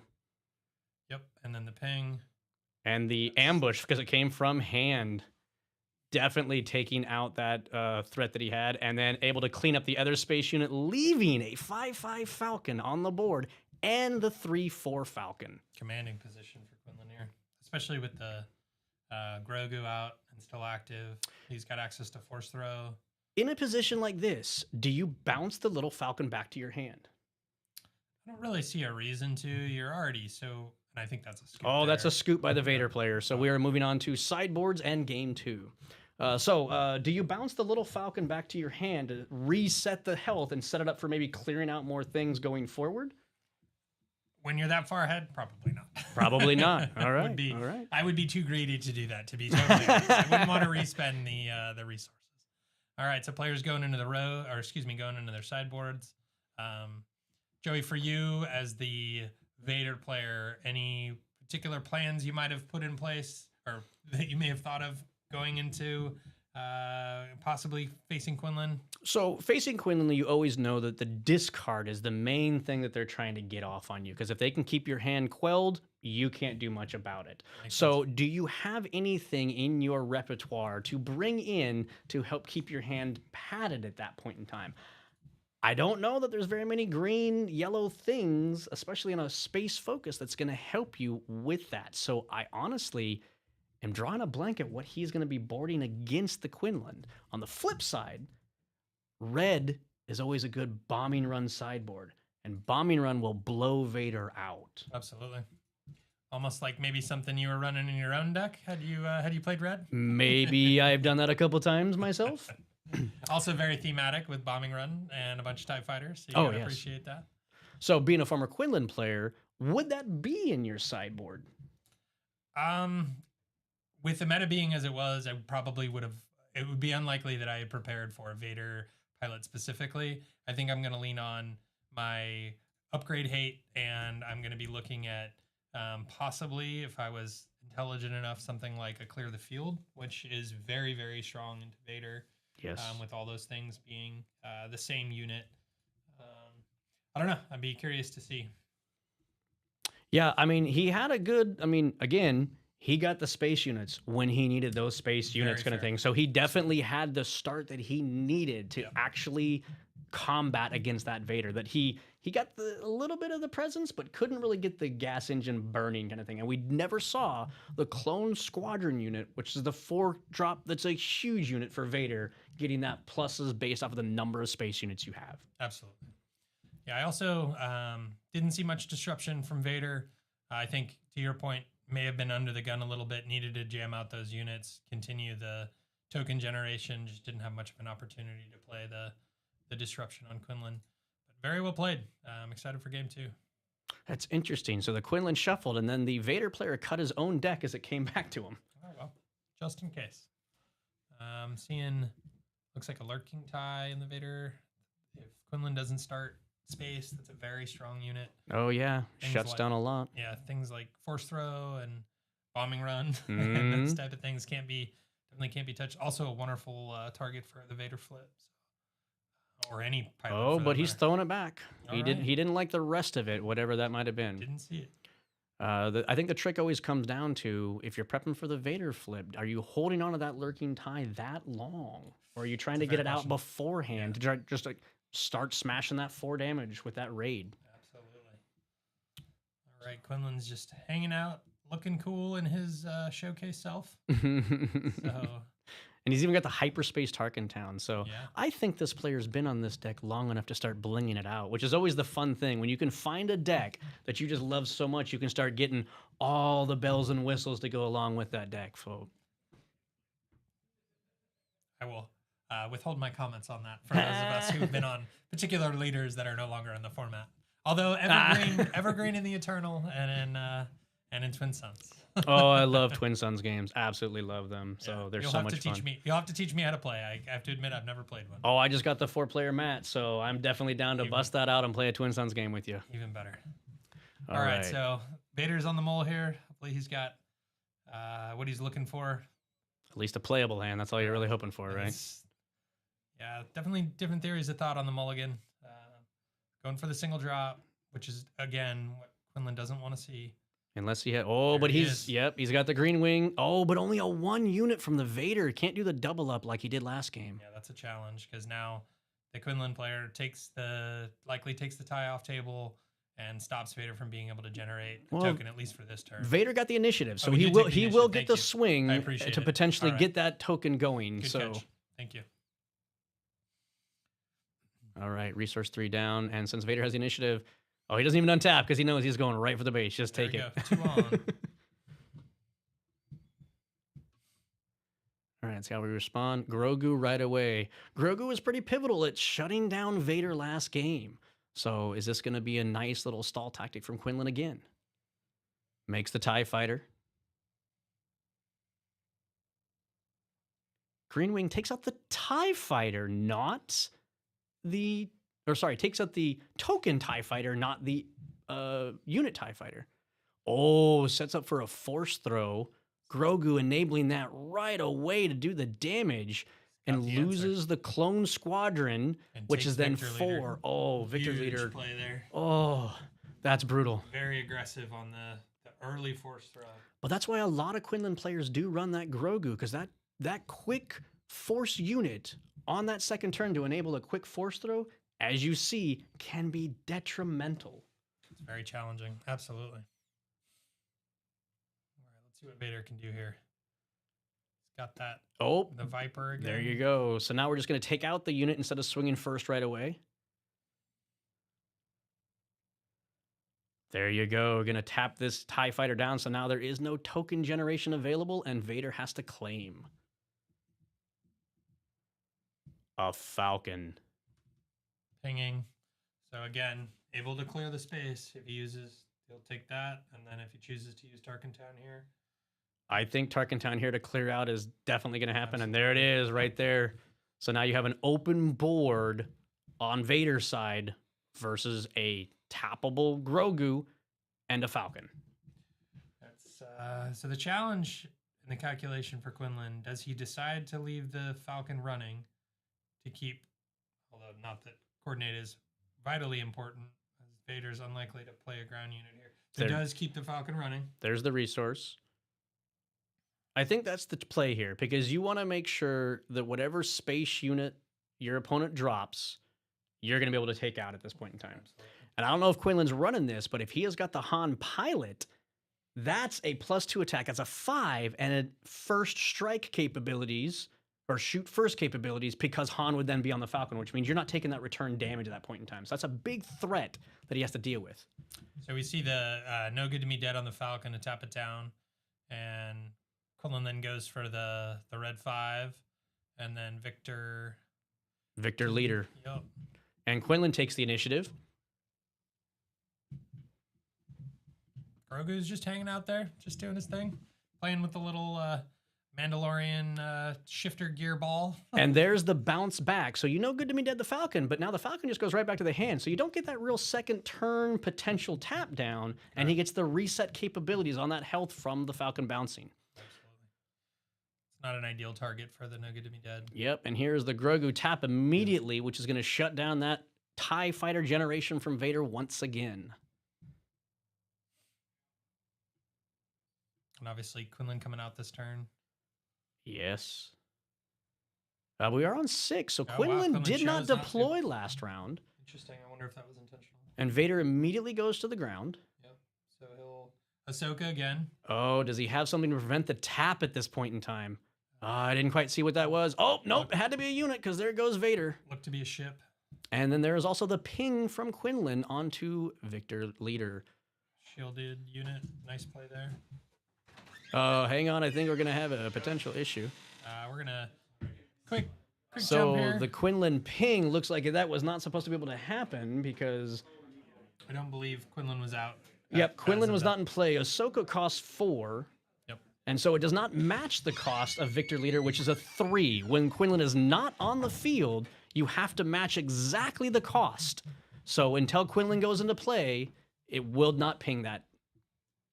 Which importantly turns off the red 5, red 3. I can never remember that. I can't tell with the shade right now. So The one that does 2 damage to a damage. red 5 does the damage. Red 3 gives the raid to all of your rebels. Thank you. So I'm not quite sure how Vader just died. I missed something. Surprise That's- strike from Quinlan, and then taking 5 back is what you're going to get that for that. So again, Quinlan in a commanding position from a board state. Looks like taking Doing a little 2 back- trade in. Yep. 2 back from Victor Leader. And now the red 5 can hit base and do the 2 damage to Victor Leader there. Well, if they want to, but Vader has the initiative, and you do have the 7th Fleet Defender with that shield that could then just run right into Red 5 if he wanted to. There we go. But he's choosing to actually get the damage in.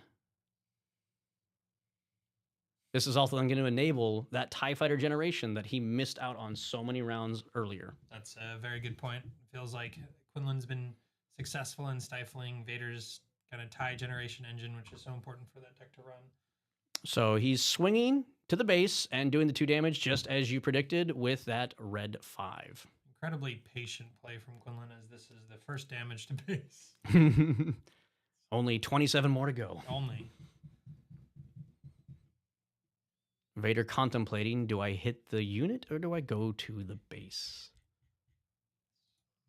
I'm glad that they're playing and not me. I'm not sure there's a good choice there. Looking at the resources from the Vader player, he is still at 6, which means he did not choose to resource this round. Unlike Quinlan, who is up to 7. Still mulling over his options. I got to admit, the Vader player is not in a great position at the moment. Looks like he goes to base here. I think he's just exhausted and is still contemplating with the thinking shuffle going on right Fair now. enough. He knew he was going to turn it sideways. There it goes, All and right. it goes right to the base. There we go. 7th Fleet's looking awful lonely up there. But well protected with a nice shield. Correct. For we'll now. be able to generate another. Here comes the Kira. So again, with the hand hate. Oh, but a nice prestige Victor leader for you to look at. That looks so beautiful. So And technically, with Quinlan in play and that Kira, he can ping the shield off the 7th Fleet defender if he chooses. And there's the signification to do that. So I'm gonna assume that he calls the Victor leader. It's a little unclear. Yeah, unfortunately, without the audio from the player base, that does become troublesome. Quinlan now starting to get that chip damage in. Like I said, those chunks of 3. Oh, nope, not. So he called the Geonosian. Yep. As Victor leader now hits the table. Yep. 3 more. And one thing that's always a good habit when you're playing with units like Kira and you have to name something out in the abyss, having a piece of paper to write down what you name is always helpful for every player at the table so that nobody has to go, wait, what was that again? It's, all right, so then smokes the Victor leader with the ping. So ping from Quinlan and then the swing in from Falcon. Yep. Once again, the Quinlan player is just having a commanding board presence over this Vader. Seems to be a turn in the screw. Interesting, again, patient approach. We're only looking at 7 to 9. And I guess technically, Vader would be winning. And I was just going to ask, do you bounce the Falcon to again represent that put into play, do the ping, and run in again? Yep. And it looks like that's exactly what he wants to potentially do here. Very challenging. Not sure what. I don't know where the Vader's getting out of this from. Most of the Vader units in this deck are not big threats. It's about the going wide. So right now you're just putting little unit after little unit after little unit into play, and the Quinlan player just seems to have the number at the moment. It's got the answers. Getting that damage in, taking him at 10, it looks like. Yep. More damage hits the base. And this, again, does enable the generation of a TIE Fighter token. There's Comes that Falcon. Takes out the... Because, again, Quinlan's in play, so anything works.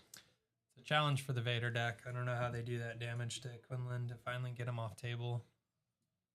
I think he's got to draw into some removal, OB, something like that. OB is always Villain Green's bread and butter for removal. Yep. I would expect Quinlan to start, if he has drawn them or has the blasters in the row, start playing some of those pumps to start really ramping the damage, upping the pressure into Vader. Yeah. And all for you new players out there, OB is Overwhelming Barrage. Thank you. Yeah, it's a very challenging spot for the Vader player. It's got to feel a little like putting lemmings over a cliff at the moment. There we go. All right, so he pilots, creates another. Which pilot is that? Oh, it's just the wing leader or wing 2, I believe, which makes a TIE Fighter token. So it's a 1/1 pilot that makes a TIE Fighter token when it pilots. Correct. So now Vader's out of cards in hand. And that was just a little 2/1 TIE Fighter. Here comes the blaster, like I said. Starts really upping that pressure. This is where the gas starts pouring. Yep. 3 more from Quinlan. Now He's the up to 20. Falcon. Does the Falcon go face, or does the Falcon continue the work in space that it's been doing? Again, I'm not as good a player as this gentleman and far too greedy. I would do exactly as he did. Yep, I think start. the 20 on faces the place. Yeah, that seems pretty right. All right. Argo hasn't had much work to do. But he's hanging out and he's looking cute. He does look cute. Yes. So Irresistible, I think, is the game text. Oh, There and it is there's in the the the fist smash, and that is the game with Quinlan Tarkentown taking out the #1 seed, Vader Green. Well played from both players. Obviously, Quinlan able to establish the early space presence, keep Vader off his game plan. Very patient play. Wonderful to watch. Excited to watch the next one. Oh, absolutely. And it just goes to show that Quinlan definitely has the tools to go space and ground. You cannot just get him one way or the other. Correct. Yep. Well played. The Vader yellow player should be extremely proud of himself. Coming in top seed, top 8 in any tournament of this size is always a job very well done. So bringing up that bracket, that puts Grubby on the Quinlan Tarkentown advancing to the semifinals. He will be waiting to find out the results of Zorian or Meltau, who was on the Kira and the Emperor. So that's going to be a major control matchup for that Quinlan Tarkentown to hit up against. Absolutely. I think as the Quinlan player, I'm not sure which one you're more excited to face. Oh, okay. So what we're looking at right now, since that one's done, we're going to see if we can get one of the other quarterfinal matches to shimmy on over to the camera and see if we can't maybe hit game 2 or 3 of one of their matches for us. So you have to kind of stand by for us. Considering the control, there's probably a strong chance that we may be able to catch at least one of those games. So, Joey, talk to me about the the Boba 4 jump to light speed Boba into Young Han or Han 2. How would you feel about sitting on either side of that table in that matchup? So it's interesting that you asked me that question because I was on Han 2 Data Vault for this tournament myself. So I was kind of in where Bobaholic's seat is. And playing against the Boba 4, which I've had to do, it is all about damage management. But you must be very careful how often you're going to be using your Han 2 ability because that's putting you at a lesser state, which gives you less body to actually distribute to. The Boba player, I've also built a Boba 4 deck. That deck can push damage. And oh my gosh, if you're not on top of your game, you can get steamrolled. And I do know that Bobaholic is on ECL, which makes it, he has even less health on that base. Because as a Data Vault player, it was so good because every now and again, I can just dump it onto my base and preserve my units knowing I have that padded extra health to deal with that. This is going to be rough for Bobaholic, I think, to make sure that he can get there. Absolutely excited to see the result. And then into the Kira Han matchup, I think both players probably feel relatively comfortable and confident going into that match. I would have to believe that both had an eye on the opposing deck, had a plan for it. I think that's no surprise to see Kira and Han in top 8. And as we continue further, obviously an opportunity for Kira and Han to ultimately meet in the finals there, depending on how things shake up. Oh, 100%. In previous seasons, I was also a Han Green player myself. And I played Zach in this tournament. And he got me on that one. And it was he's a very well skilled player of that deck. He knows his lines, and being a tried and true deck, I would expect nothing less. Kira has also been a tried and true deck. A lot of people say that Kira has all the answers you would need for anything. So you basically are your Jane of all trades, if you will. Correct. You just need to draw. Well, in that card games in general, you just got to draw it. It does help. And I believe, and I think my esteemed streaming team will keep me honest here, I believe the Kira playing Han is on a 30 hit point base. So she does not run the risk of deck dilution with the 10 extra that you get with Data Vault. So more likely she's going to draw her answers than maybe, say, a deck with 60 cards in it. Right. I would have to double check myself, but I believe both of these Kiras are 30s. I don't believe either one of them is Data Vault, but again, would have to double check on that one. Which is interesting as we started this stream talking about just how much Data Vault has been running around, how much players have shifted if you're playing Command to a build that incorporates 10 extra cards and gives you that 3 extra health on your base, which again can extend a game one more turn cycle. For a control deck, sometimes that's really all you need is one more resource in the row, so you can play that Devastator, play that Avenger, play the Super Laser Blast. So it's exciting to see that in this case, if our math is right or our guesses are correct, that the Kira players are actually running only the 30 hit point base.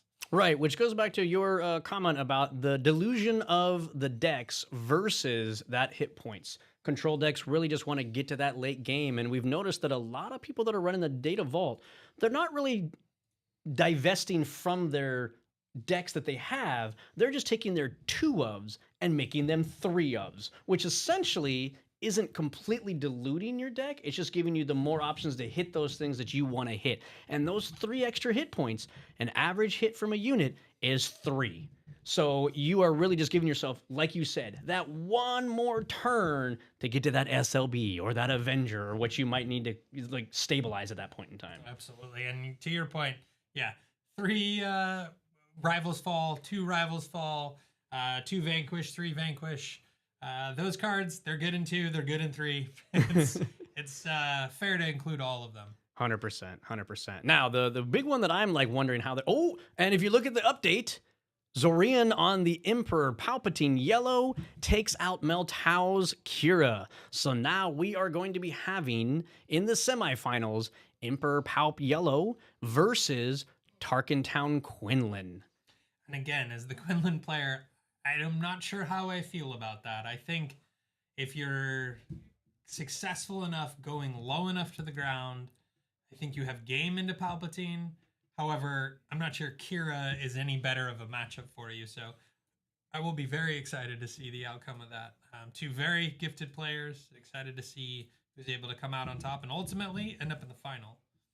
So the interesting thing for me for Emperor Palpatine is he kind of has this holding your plays at hostage motif to him, because you can't really commit to anything of a sizable nature for fear that if he gets there and steals it, you're just behind at that point in time. So are you committing as the Quinlan player to try to just race him down as fast as possible, or are you holding back and trying to use your hand destruction to get rid of their hand as much as possible? Which is such a challenge with a deck like Palpatine, who's just got so much inherent card draw. And in addition, for the Quinlan player, some of the best lines are, for instance, Plo Koon out of hand with the ambush, which inherently leaves damage on your Plo Koon, which leaves you wide open for Palpatine's flip turn. And Palpatine obviously stealing Plo Koon puts Quinlan in a pretty tough spot for the rest of the game. Absolutely. In my practice, I've always tried to race, but I don't know that Quinlan is set to be a good race against this deck. It's definitely something we're going to have to look at going forward. And hand destruction against Emperor Palpatine is never a good feeling. Yeah, it's, unless they're somehow magically down to 1 card, which very seldom happens. It's pretty hard to keep them off the cards that they're trying to draw into, and ultimately getting to that late game where they're playing their big units, stealing your stuff. It's always a challenge. Oh, yes. And yellow definitely affords Emperor lots of steal cards between your Change of Hearts and your Commandeers that just came out in this latest set. There's plenty of ways to steal. So it looks like we do have another result coming in.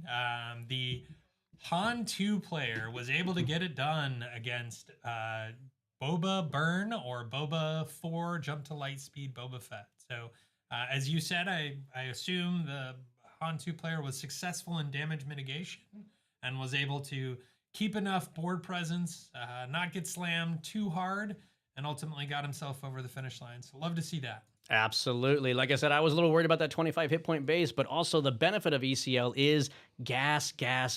You can really start pouring on that damage. And if he can get the jump, which it looks like he did, then maybe that just has allowed him to turn that corner and get there. Unknown if it was in 2 or if it was in 3, but he got there. Absolutely. I think any player will tell you if I got there in 2, it's the same as if I got there in 3. As long as I got there. It's like I could get there with 30 health on my base or 1 health on my base. I still got there.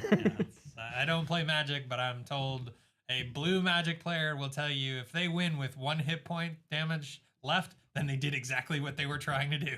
What's the age-old poker term? A chip in a chair? It gets there. Yeah. So now we are just waiting on that last match, which is the Han green versus the Kira green. This is definitely one that can take a while because both of them can go deep, and we know how good Han smuggles cards out of that resource row to just keep going. Absolutely. Tech becomes a massive card for the Han player. You know, you have those, the Smuggle Falcon coming out of the row as a 5/5. So much that Zori coming out of the row, so much that he's able to continue to generate, not only from his hand, but from the cards that he's put down into his resource row. So be interesting to see. So for you, Joey, if you are the Han 2 player, do you want to see Kira or do you want to see your older self in the Han 1? Well, both matchups are actually not great. But the difference is again, Bobaholic is on the ECL version. And I think on the ECL version, I want Han. Interesting. Because I'm going to be able to get the gas there before he can get his flips going on. And then if you get your flip, I have the ECL to then ambush and run into your units that you're bringing out on your flip at that point in time. Which makes total sense. So, and because I want you in that ground. Kira being able to throw those shields when I'm already putting units into play that are weakened by my ability makes it to where you potentially get favorable trades back into me with no repercussions whatsoever. Correct. Yeah, her units just keep on living on once that shield, pop that shield and the unit lives while Han 2 is a unit down, and although he's cheating for resources, still got to have units on the board in order to win the game. Oh, 100%. So the question is, the biggest card that can be a thorn in Han Green's side is ironically Scanning Officer. It's a little 2/3 unit for 2 that I get to look at 3 of your resource cards, you reveal them, and anything that says the word smuggle goes right into your discard pile and gets replaced by an exhausted resource. So the question is, does Bobaholic or even Kira run that as a countermeasure to Han 1 decks? Yeah, it's a good call out. It's a sneakily strong unit. Obviously, exhausting resources is so incredibly powerful. I'll be curious to know. I would believe that with Han 1 running around so much, putting some cards in your sideboard as a specific plan into that deck, wouldn't be surprised if Bobaholic is running it. So hopefully he is, as that potentially could be a key card of the match. So speaking of sideboards, when you're building decks, Misha, do you, when you look at a sideboard, try to tech against the decks that you're weak against or tech against the meta decks? Yes, would be the answer. I think it depends on what I'm building. Often, in my personal experience, if I feel that I'm strong into the field, I will try to have a sideboard plan for the decks that I feel I'm less than 50% into. So, for instance, I was running Quinlan. I felt very disadvantaged into upgrades. So I had Fang Fighter's main and an additional one in the board and an additional Confiscate. Had upgrade hate to ensure that I didn't get blown out by that early Falcon with Han Pilot. And, I turn around and all of a sudden I've got 15 damage on my base before I'm able to do anything against it. Oh, I vividly remember a match against you where I got bamboozled 3 turns in a row. So you definitely had that anti-upgrade hate. Yeah, it did feel gross when I played it. I did apologize profusely. Oh, no. Hey, that's card draw and that's the game, my man. So it was great tech to actually have to know what you were weak against and make sure that you have protection against that. So kudos. It was just very frustrating on my end. Absolutely. So I'll flip the question. When you build your sideboards, are you building into the meta decks or are you building into the decks that you feel are particular challenges for whatever it is that you're playing? I typically go towards my weak points because I utilize a sideboard as a shoring up mechanic. So, for instance, in my Han 2, I had the scanning officers in the sideboard because I knew that I was going to be facing Quinlans and I was going to be facing Hans. And I wanted to make sure that I could potentially drop that because in a Han 2, I can drop the scanning officer for 1 resource. Absolutely. And for me to drop it for 1 resource and potentially deprive you of 3 resources that you have is huge. It is literally almost resetting your turn or taking away half of your available resources to use. It's detrimental. So those 2 decks that I knew I was going to have a little bit of a struggle point against, I wanted to turn the tables on. Makes sense. Absolutely. I think Quinlan is a natural predator of the Han 2 just by nature of playing large units with large health. The discard Tarkin Town is always a challenge for the Han 2 deck where he's inherently playing units that are damaged. So having some tech into something that maybe one of your more challenging matches makes total sense to me. Yeah, Tarkin Town is probably the biggest proponent of challenge for any Han 2 player because it essentially holds your hero power, your leader power, hostage. You really have to make sure you're timing that correctly because otherwise it just is an immediate blowout. Makes sense. All right, so let's see. We've got just the 1 game left to determine where we're going to sit for the semifinals. Let's see. So tell me about some of your games today. How did your tournament go? I know you're sitting next to me and obviously not in the top 8. So without going into that in too much detail, tell me about your favorite line that you were able to pull off. I had several great matches, and my losses came at it was a 1 action differential for pretty much all of them, which is fantastic. Lots of great board states to solve, and that is my absolute favorite thing when I'm playing an opponent is to, okay, I can do this, I can do that, I can do this, but then you can do that. Great, so let's do this. One of my favorite matches that I played today happened to be against who was it? Oh, it was a Bosk Data Vault. And there was a point where I was absolutely on the ropes. And he was literally 1 attack away from killing me, 1 attack away from killing me. And I kept on managing to pull out and get a restore for 1 off of a home 1 and 1 unit. So now I'm at 5 health and all he can do is 4 attack right away. So even though he had the initiative, I can stave off that 1 more thing. Or I was able to do this a little heal here, a little heal there. Literally, I was just 1 up on his finishing blow every single time and managed to claw my way back in that game. And just solving that puzzle of knowing, okay, you have initiative. You can attack with this. I need to be above that number was great. Thankfully, I had the cards to do it, but it does help to draw into your home 1 when you need it. I do admit I did watch that game over your shoulder, and it was extremely well played.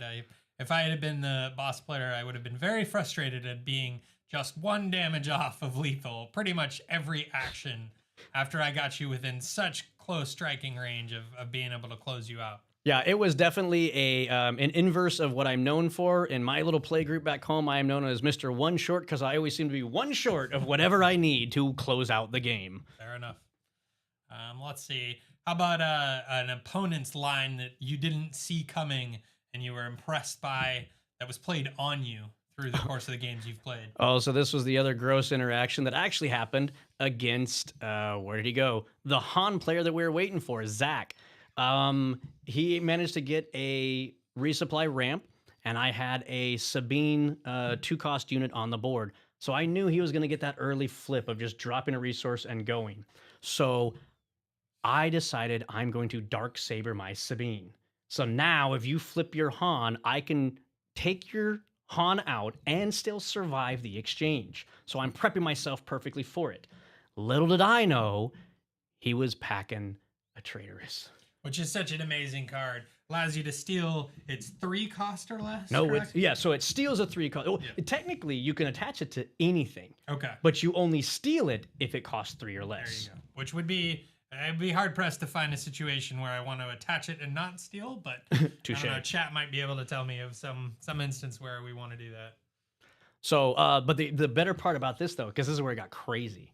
In my hand was a confiscate and a traitorous as well. Okay, All right, so we're getting whispers. Sounds like we're gonna shift over. We're gonna be broadcasting the game 3 of the Kira and Han player. So we're excited to bring you game 3 in that quarterfinal matchup. Looks like players are just setting up. So give us just a second. Joey, I want to hear you finish your story. So you had you got traitorist. So I had a confiscate and a traitorous of my own in my hand. So I was like, okay, I'm gonna take some damage. It's gonna happen, no problem. So I take the damage, I take initiative, so that my next turn I can confiscate, which gets rid of an upgrade. So I can get rid of the traitorous and get back my Sabine. I draw my 2 cards. Oh, it's another confiscate. Well, I already have one. I'm not gonna need this, and I have traitorous. So I'm gonna resource that one because okay, fine.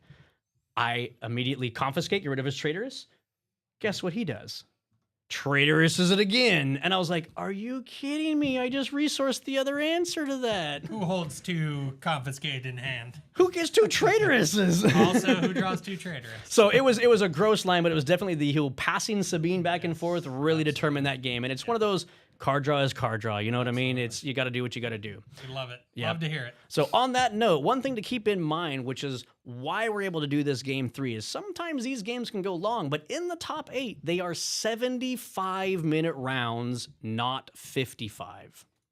Correct, which I think incentivizes, or rather allows for an opportunity for control players to really play out their game plan at the highest level, at the highest stakes, top 8 and above, where you really are taking your time making those decisions, and where the stakes are just a little bit higher than they would be in Swiss. So wonderful to see the developers giving a little bit of extra time in the finals to allow for those games to really play themselves out. Yeah, absolutely. And again, you can, like, as a control player, you always feel like the time crunch, and you get a little bit of a reprieve, like you said, from that. All right, so it looks like players are just setting themselves up here. Do we know? I'd be curious to know who. So, well, this is kind of a question that answered itself. Both players are on one game as we're going into game 3. It's obviously been a long day for us here, so I will be just slightly embarrassed that I felt the need to ask who was ahead on matches here. This also answers a question that we weren't sure about, but we can definitely answer it now. Yeah. This Kira is on Data Vault, All right. not a 30 hit point base. So, comfortable with the extra cards in hand, and I think to your point, yeah, the extra removal package, instead of playing onesie twosie, you're able to play the full suite of 3 cards. Also, one of the players showcasing his championship playmat, so congratulations to them. Wonderful to see him again here in the top 8. I think that's Commander or Captain Rex there with the double blasters, looking pretty fantastic on our stream. And then I think the other mat there, that must be. It's got Kira right on his face. Maybe when he flips. It looks to be Poe Pilot? Yeah. Okay, very cool mat. Love to see players, obviously. Everybody's got their own style, different choices. It's fun to see what different folks will bring. All right, and we're off. So it looks like hard to tell with the Han player there. Hopefully we'll have an opportunity to see his resources. Just giving each other. Oh, looks like he's choosing a mulligan here. Okay. So what are you looking for as Han going into Kira here? Space all day, baby. Yep. Give me the as many Falcons as my deck will allow me to draw into. Space has routinely been a weak point for Kira. However, the devastating gunship has been a big upgrade for Kira in that space department. Absolutely. So it's a very strong unit, allows you to defeat something with 2 health or less. And then as a grit unit, so you can, for Kira, put some damage on it, put a shield on it, becomes a very strong, overwhelming barrage target.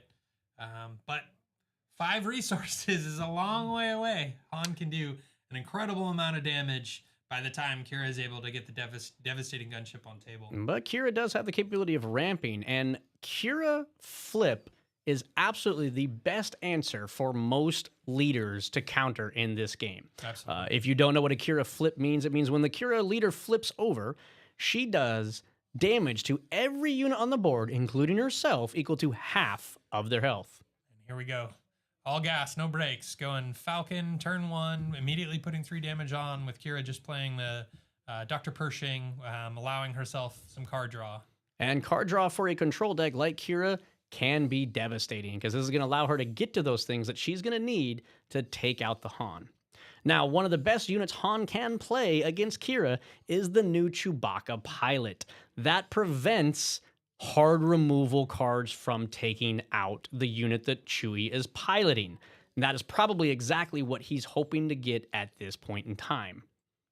Obviously, Kira on the play, hoping for the power of the dark side there, not seeing it, going to draw, doing 1 damage to Pershing.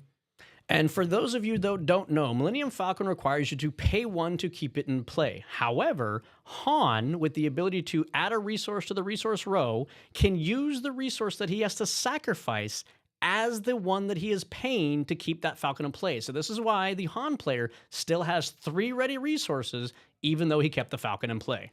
Just quick update here. So Kira ramping, playing resupply, Han putting a card down as a resource, playing the new Poe unit, which allows you to play an X-Wing and play Poe to the ground. So very powerful position for Han with the multiple units on table.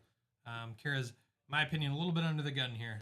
Notably, the Poe unit could have, as being played as a unit, popped up and piloted a ship, but the Han player chose to keep it separated as 2 different units. Fair play.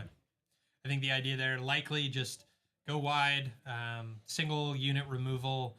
Poe piloting the ship becomes an easy target for any of that single unit removal. 100%.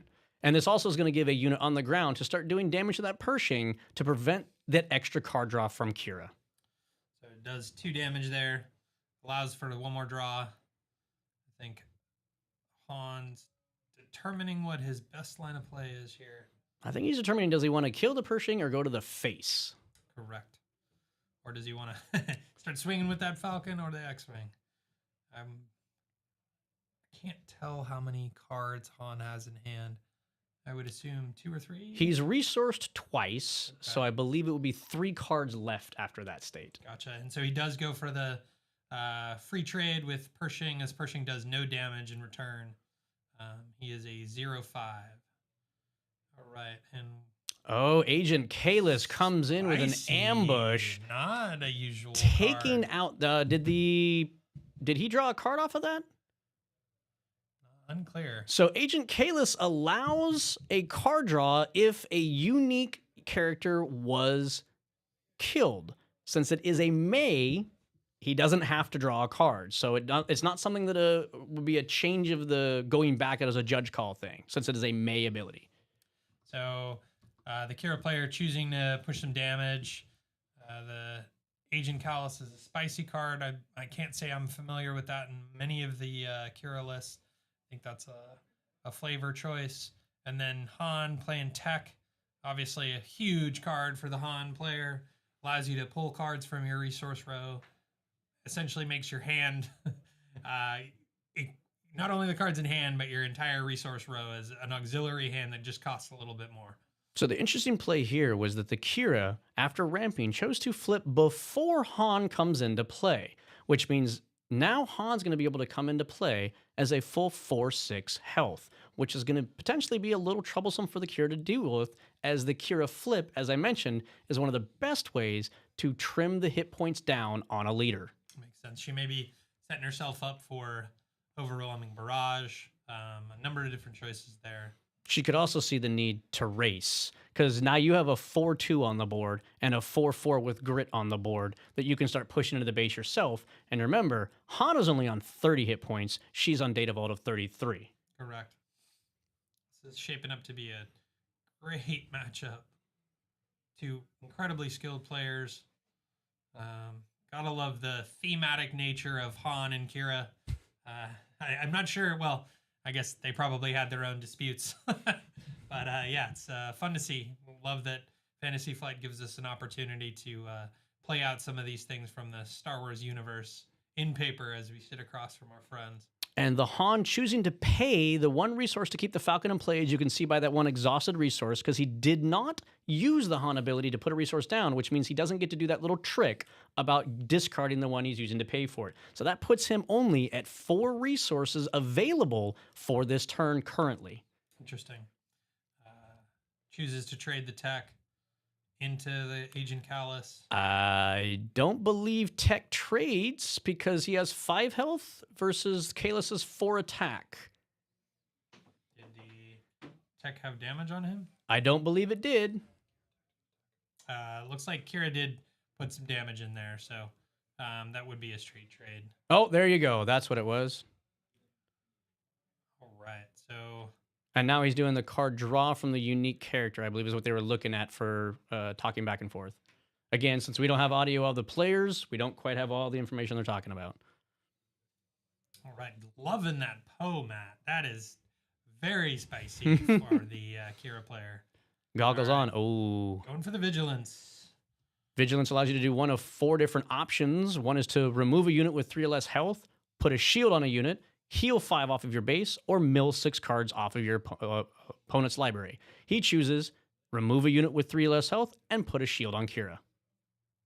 Kira's a huge threat here now. A shielded unit, I believe, swinging for 7. It's 8 health base with grit, so every damage on it has a 0 attack normally, so that's 6 damage on. So it currently would be a 6/2 with a shield. Wow, doing just enough to take out Han in a single swing. Yep. It's like the Han player deciding whether he's wanting a resource here, using Han's ability. Again, the normal Han flip is 5 resources, put a resource down with Han, put Han into play, attack with Han. That gives you 7 resources to do a big 7 drop, like a U-Wing or a Han unit yourself that does the 6/6 ambush with first strike. Since he had to pay for that Falcon, he won't have a full 7 this round. The max he could get is 6 available resources. A lot of players are playing the Zuri out of the row for 6. I'm not sure. The Falcon Okay. is the other major one. Or the so. Falcon. Again, all space, all day, baby. Which again is Kira's weak point, so that's definitely a good strategy for this Han player to have. Kira is looking kind of lonely there, just sitting by herself. But as the control player, you're pretty used to that. I think you're used to looking down a lot of units on board, trying to draw into your answers, trying to get to your late game. 17 damage on base is just at 1/2.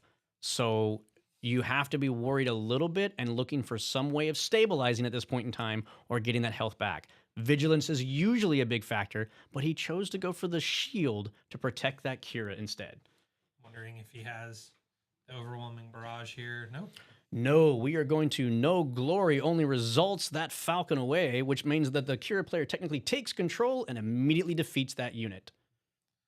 On starting to just turn the screw here, slamming that damage on base. And that puts that resource down, which then gives him that nice coveted 7 resources.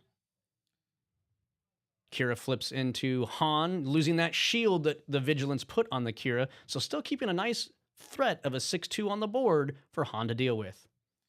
And the world is Han's oyster here with Kira pretty much tapped out. Han has access to all his resources, it looks like.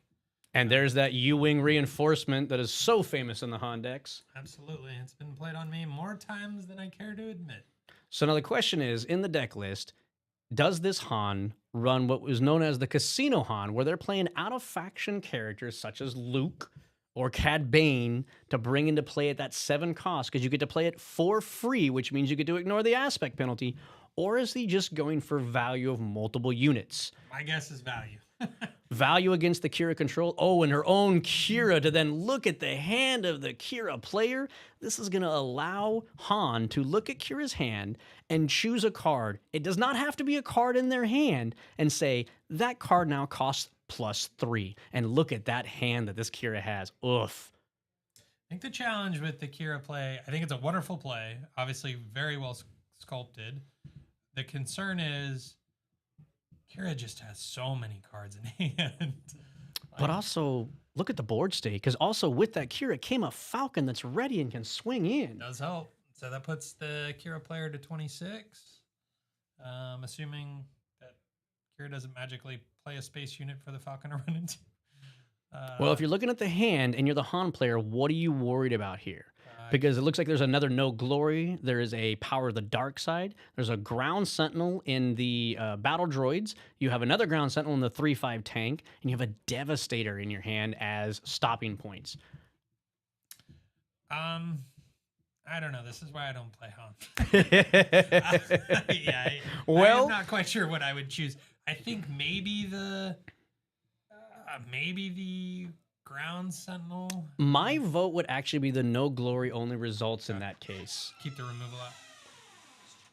Power was chosen. We're hearing from the other room. So Power of the Dark Side now is going to cost 6 instead of 3. Interesting. So the Kira player could still choose to play it. However, and ultimately, I guess now I'm seeing the line from the Han player. Kira comes in, kills Kira, then Falcon is sitting by himself. Unless the Han player plays another unit, Kira can just play Power of the Dark Side and take Falcon off the table. I don't think I'm using my Kira as Han to kill their Kira because I'm only taking 6 damage. I'm only at 4 here. Other way around, sorry. Kira leader killing Kira unit. Copy that. Putting on the Power of the Dark Side. So there's that No Glory only results is what I assumed was going to come down on that Falcon, and Kira goes right to the base. And then if the other Kira can take out this Kira, then that's going to open up the power for the reduction coming back, which is what you were just talking about. Correct, yep. And there's exactly that sequence that we were anticipating. Yep. 2 damage from that little X-Wing to the base, which seems insignificant, but it adds up real quick. Sure does. And we're almost in check here for the Kira leader. Playing the power on the X-Wing. Interesting choice there. I think he probably felt his hands were somewhat tied. Well, with power, you need to make sure that you can get that gone because at the same time, it's and there is a salvage. I love salvage. And there's the handshake, and that is the game with Han Green taking it at the end. Just too much damage pumped into the face. Yeah, absolutely. Very well played from both players. And again, the Kira, all players in the top 8 at any point should feel extremely proud of their progress, the work they put in, the run they've had thus far. But as we know, only one can go on. So it looks like we're going to have, yet again, a Han party in one of our 2 brackets with Han 1 taking on his younger persona in Han 2. Does age bring wisdom is the question. We will see. So I do love in this last play, that salvage. I love salvage. I think it's a fantastic card. And a lot of people there are mixed feelings about it. But as you saw, the ability for Han to be able to put a home 1 down in his resources and just get rid of it early, knowing he can't get to it, and have that salvage come back later to just re-put it into play is so beautiful. Absolutely. Very spicy play. I'd love to see it. All right, so here we go. Going into the semifinals, we have Grubby into Zoran, and I apologize for those who I'm mispronouncing. Quinlan Tarkentown into Palpatine Yellow, and then we have Han 1 into Han 2. Excited for which... I guess we will see which matchup we ultimately end up showing. The stream team here is figuring out what our next move is going to be. I find it very interesting that 2 out of the 3 control decks got lost in the top 8. Makes sense. And of the control decks, the one to survive is the most control of the control. I'll be curious. Yeah, I got to think that all 4 players still alive feel relatively good about their matchups.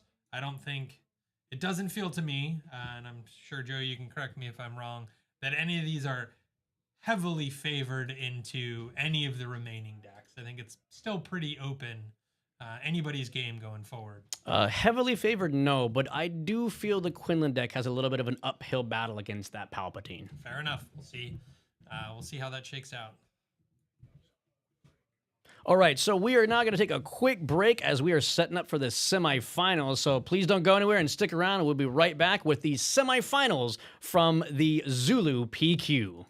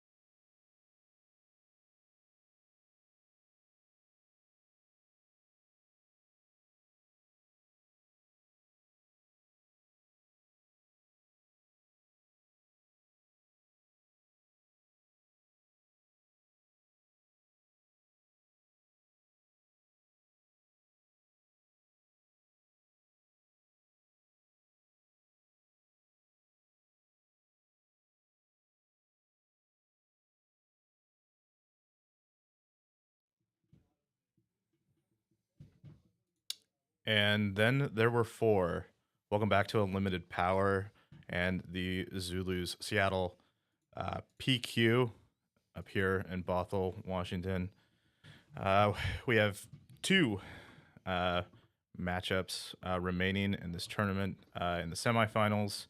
A little bit of an update to the bracket. We have Quinlan Tarkentown versus Han 1 Green on one side of the bracket. On the opposite side of the bracket, we have Han 2 ECL versus Palpatine Yellow. I'm Rob, he's Misha, and let's get into it as the players here. We're watching the Quinlan and Han matchup here as the players draw their original 6 and start to resolve their mulligans. Just getting my wits about me here. Super excited to watch the matchup. Again, the Han showing has been strong all day today with not only Han 1, but also Han 2 going deep into the day. Quinlan has had a great run himself, rocking the showcase there. With one leader obviously being able to cheat for resources, while the other is able to ping for units of the same cost. And then when the leader comes out, able to ping for anything equal or less cost. So excited to see how these shape up. Anything you're specifically looking for, Rob, as we go into the first couple turns? Yeah, it was one thing we saw in the quarterfinal matchup with Quinlan, and that Quinlan is playing this main deck Grogu. I know. Which can tap down Han's perhaps preferred line to go tall. Of course, we're in top cut here, which means deck lists are open. So the Han player respectively can see that Grogu is main deck and a potential option and probably like the ideal draw here for Quinlan to open the game. So that might change Han's game plan here.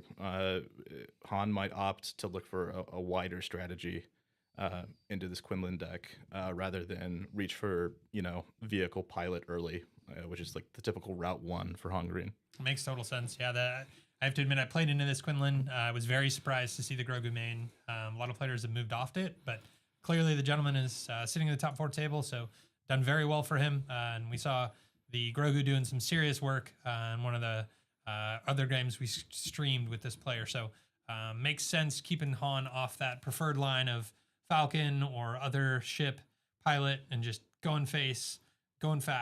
We'll see how it shapes out. Yeah, turn 1 resolved quickly. Pass from Quinlan, who started with the initiative, and Han immediately claimed in response, and we go into the resourcing in turn 2. Interesting. So thought process for the 2 players there, you think, Rob, with the pass and the claim? Well, for Han, you get to keep a card in your hand when you want to play a 3 anyway. And for Quinlan, maybe they just didn't have a 2 that they liked. Got it. So going with Falcon on the board for Quinlan. Han making some choices here. Interesting with the leading with the Falcon as a Quinlan player. I always felt that was a challenging line because going into the next turn, you don't have a unit on table. And he's choosing to go base, it looks like here. Changes his mind. Yep. Going into the Falcon, which obviously is going to turn on. Turn down. Just going to trade. Trade these. And we're going into, what is this, turn 3 with nothing on the board to look at. Yeah, I mean, keep in mind, Han has Ewing reinforcement, and I think Han is probably feeling better about their top end. 100%. So if this game goes longer, I think Han is okay with that. So Yes. accepting the trade there. This is a common play here with the Kira trying to take Han off his preferred line. That is a challenging hand to look at for the Quinlan player. So what do you call here, Rob? It's very tricky.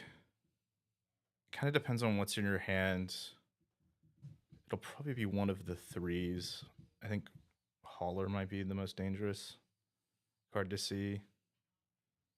At the same time, yeah. And they're it's showing us, thank you, Chewbacca, gentlemen. Yeah. He calls the Chewbacca there. I might have named Han Pilot. Actually, because what Han can do here is resource to 5, play the Falcon from hand, and then pilot it with Han into base Yeah, for that 5. hurts. Yep. See if he plays that same line. So yeah, All right, it here we might have go. been either naming Falcon or the pilot itself, Yeah. depending on the texture. Hard to know what Quinlan's got in hand. So now Quinlan's claimed. Han going into next resource. I think the question right now is, are you resourcing that Chewbacca, or do you think you have an You're angle gonna to get play it, it later, yeah. right? All right, there it is. As Rob, you're quite good at this game. Going 5 to face with Falcon. All right. So Quinlan. Oh, yeah, it's hard to know how comfortable players are. I would be sweating under my collar, but again, I don't make top tables. So. All right. So Quinlan's on the play. This is Quinlan's flip turn. It's going Okay. to start with an Ahsoka. So already kind of foretelling they don't have Plo in hand. With the flip, Plo Koon coordinate would be active, which would threaten any Han flip this turn. But does get I think what was the lone card in hand, so and Also- taps down the Falcon. Yeah. So immediate tempo shift. Yeah. Keeps Han from getting his leader out this turn. Looks Also- like I mean, I think Han still has 2 cards in hand. Oh, does he? Still, Okay, still the tempo Fair enough. to tap down the Yep, Falcon Yep. is worth it.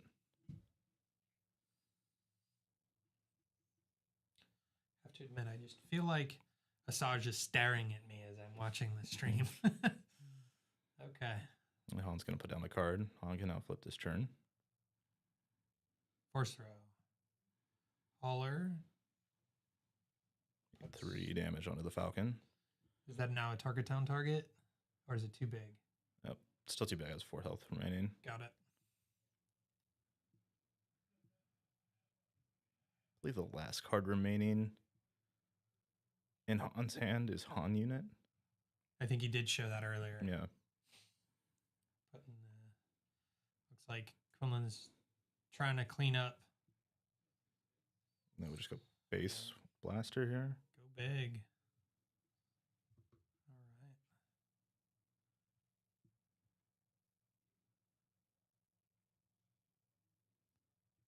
Flip from Quinlan. Do we have a tech from the row to round things out? He's shown 3 resources up, 4 resources up. 4 resources. Okay, thank you. And Quinlan's tapped out.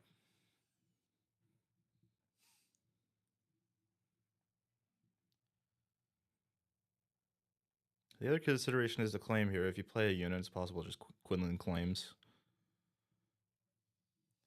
Definitely Plo being online in the next turn. Okay. Second blaster. Making Han leader feel like a really awkward target. Well, then Quinlan can't kill the Han, but now Quinlan can just claim and Right. trade the Ahsoka or the Kira Yep. into it at this point. Maybe the Han player didn't have a better line there. Yeah, it's possible. And Kira is on Chewie? Kira is naming Chewie. Okay, Yeah. got it. Fascinating match.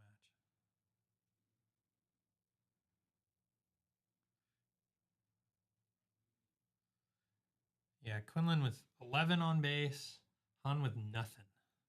And obviously, the Han player probably prefers to go late game and has the 5 extra health, which makes all the difference. So there we go. Kira will trade Yep. Han here. They're 5 to base. Turn down for the 16. Yep. Quinlan's got to turn the corner like now.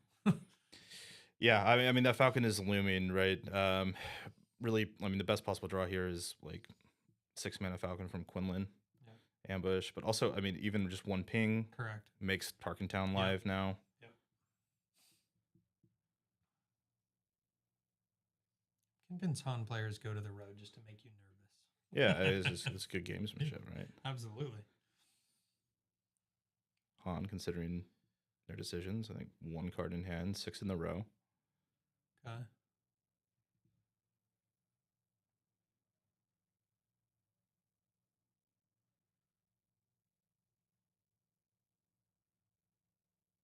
What's the Good. ideal line here? It's very tricky. You can kind of feel that the game is potentially like at a turning point. Absolutely. Making a 4/5 here is very good with the Poe and the X-Wing token. Yep. Because you can obviously only Tarkentown one thing. Mhm. And one's going to get left behind here. Let's do that. Surprise strike. Yep. Trading the Falcon into Nice. the Poe unit, and now Tarkentown is going to clear the board.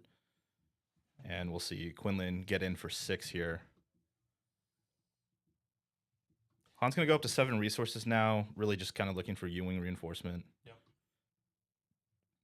One of its big mana draws to swing back in their favor. Do you go for the one big unit, or do you go for multiple just to try to stay wide against the Quinlan? I think you're probably just going to want to stay wide at this point. I think like picking up Han unit only eats the Ahsoka, Right. which is still fine. Han unit also threatens surprise strike lethal with Quinlan at 16. That's true. So it does make Quinlan think. Interesting. I don't believe we've seen the force throw from Quinlan yet. We saw one early. You saw one early. Okay, Yeah. thank you. Yeah, it got a hauler from hand. Oh, that's right. Yeah. Yep. Quinlan's turn to go to the row.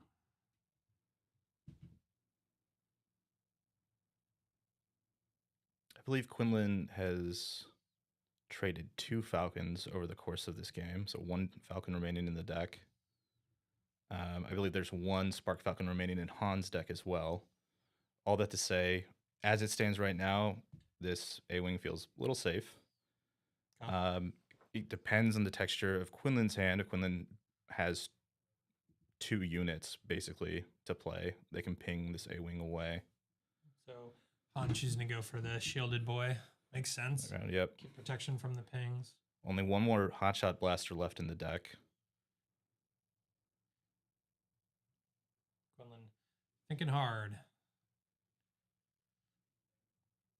This feels like a very important turn here.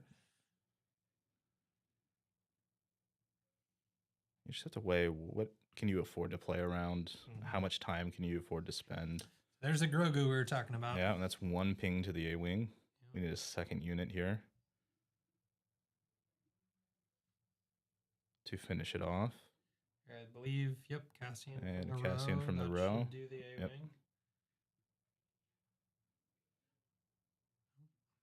There he Yep. is.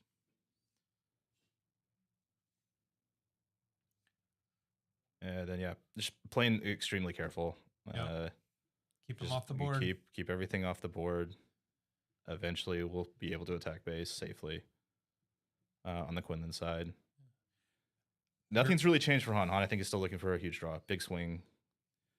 Here now, 1 unit clearly doesn't do enough, especially with the Grogu looming. Right. Grogu's sneaky good. And we have Quinlan leader off, still in play off camera here. So in addition to the units you're seeing, the Quinlan player still does have his leader in play. Han is only at 9, so has a little bit of time, and did draw the U-Wing. Feels good. And this is what Han needed to see. At this point, really didn't have many more turns left to find it. And for Quinlan, you're sweating because you're at 16. So any of those big units, 1 swing probably, or 1 swing with surprise strike pretty much gets you there. It's probably gonna be 2 units into play. The last like remaining Spark Falcon in the deck doesn't feel as imposing because Grogu can just tap it down. Yep. So we just see what we go for here. If it is Han unit, it can attack into Grogu. Kira Haller. Kira Haller. This is a selection. Wow. I think the choice is clear. Obviously the bamboozle. Yeah. Yep. They're But showing it's us. good information. Yeah. Han selected. Quinlan can choose to unlock Han here with the 3 powered units in the ground arena. Yep. Should they choose.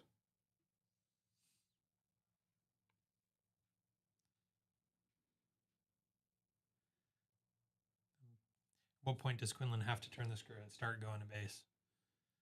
Is it here? Or does he just keep controlling?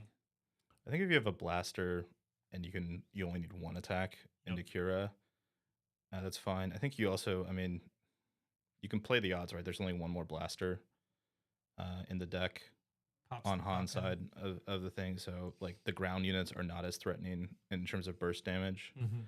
as the space units, where there are more pilots in play. So again, more conservative play from the Quinlan player. Yeah. Very patient.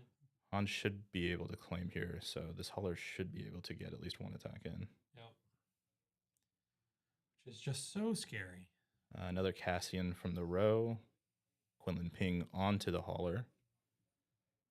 And Ahsoka trades with Kira again. Now unlocks that Han. Basically, no avenue now, I think, for Han entering the ground arena, Yeah. knowing that there's a Han unit in play. It's, I give you the ground. You have the higher ground.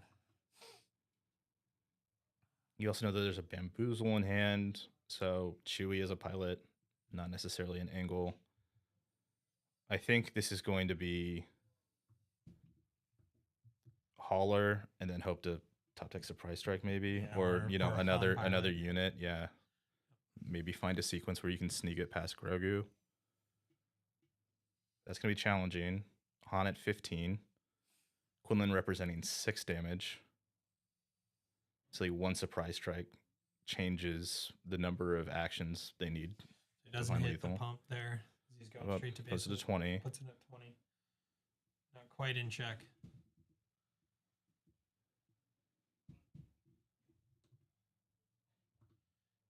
Quinlan now picking up the row, considering their resources, Yeah. laying them out. I think blaster here maybe? Depends on what's in hand. Blaster would be good. And it's going to just be 3 into base. Han to 18. I'm not even playing and I'm nervous here. All right. On to 18. Action back to Han. Going wider now. Grogu is no longer an out on a premature claim. Another 3 to base. Han to 21. Okay. So he's just At going 30, wide. Yep. Saying, all right, beat me here, or it's going to be a tough next turn for you. Okay. This is Big Falcon from hand, so it will ambush. Ambushes into the hauler. That means Quinlan has access to the hauler to play it. Puts the ping there. Yep. Does Quinlan have a 2 in hand to defeat the A-Wing on ping?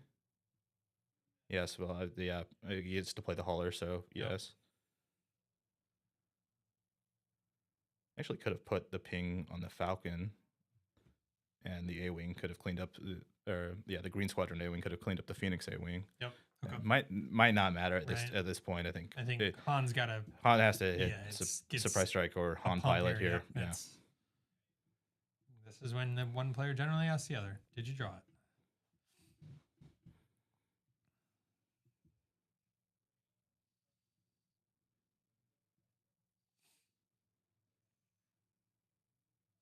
The draw, the untap, the look. I think the answer is no. Do you have room to play attack? You do have room to play attack. Correct. As the Falcon, nothing. And then tap down Yep. Falcon, Grogu, and yep, that'll do There it. we go. Wow. Well done from Yeah. Quinlan to bring that one back. Very careful, very safe, very patient, controlling the board. Absolutely. And the Grogu came in late to finish the job. So Quinlan takes game 1.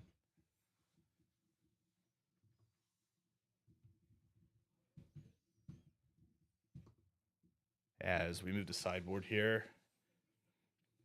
For the board against Tarkentown matchups, Han 1's Green's going to bring in probably R2 pilot to stretch that Tarkentown accessibility a bit more. After that, I think you might see some salvages come in as well on the Han side of things to recur any defeated units. You saw how much Quinlan battled on the board, so to stretch there. What do you remember bringing in on the Quinlan side of things? Let's see. For the Han matchup, as much upgrade hate as I could possibly muster. I was running Fang Fighters. I think some decks will be running Clear the Field, Spare the Target, just anything to keep off the the Falcon with either Han pilot or Chewie pilot. Anything to keep that line as far from the board as possible.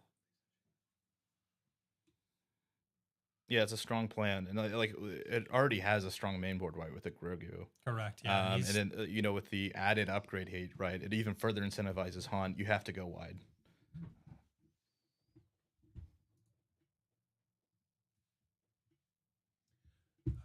Chat's asking us for updates on the other games. So there is another game going on. It does look like the Han 1 player has.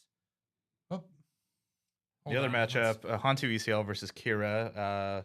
Han 2 ECL took game 1, and Kira has taken game 2. So they have already moved to game 3 in that matchup, moving quickly. Thank you, Rob. That was shown to me on a phone, and for some reason I read it 4 times and couldn't make sense of what it was saying. So thank you for jumping in. Yeah, it's been a long day. It has been a long day. So yes, the other match going to game 3, moving pretty quick. Excited to see game 2 here.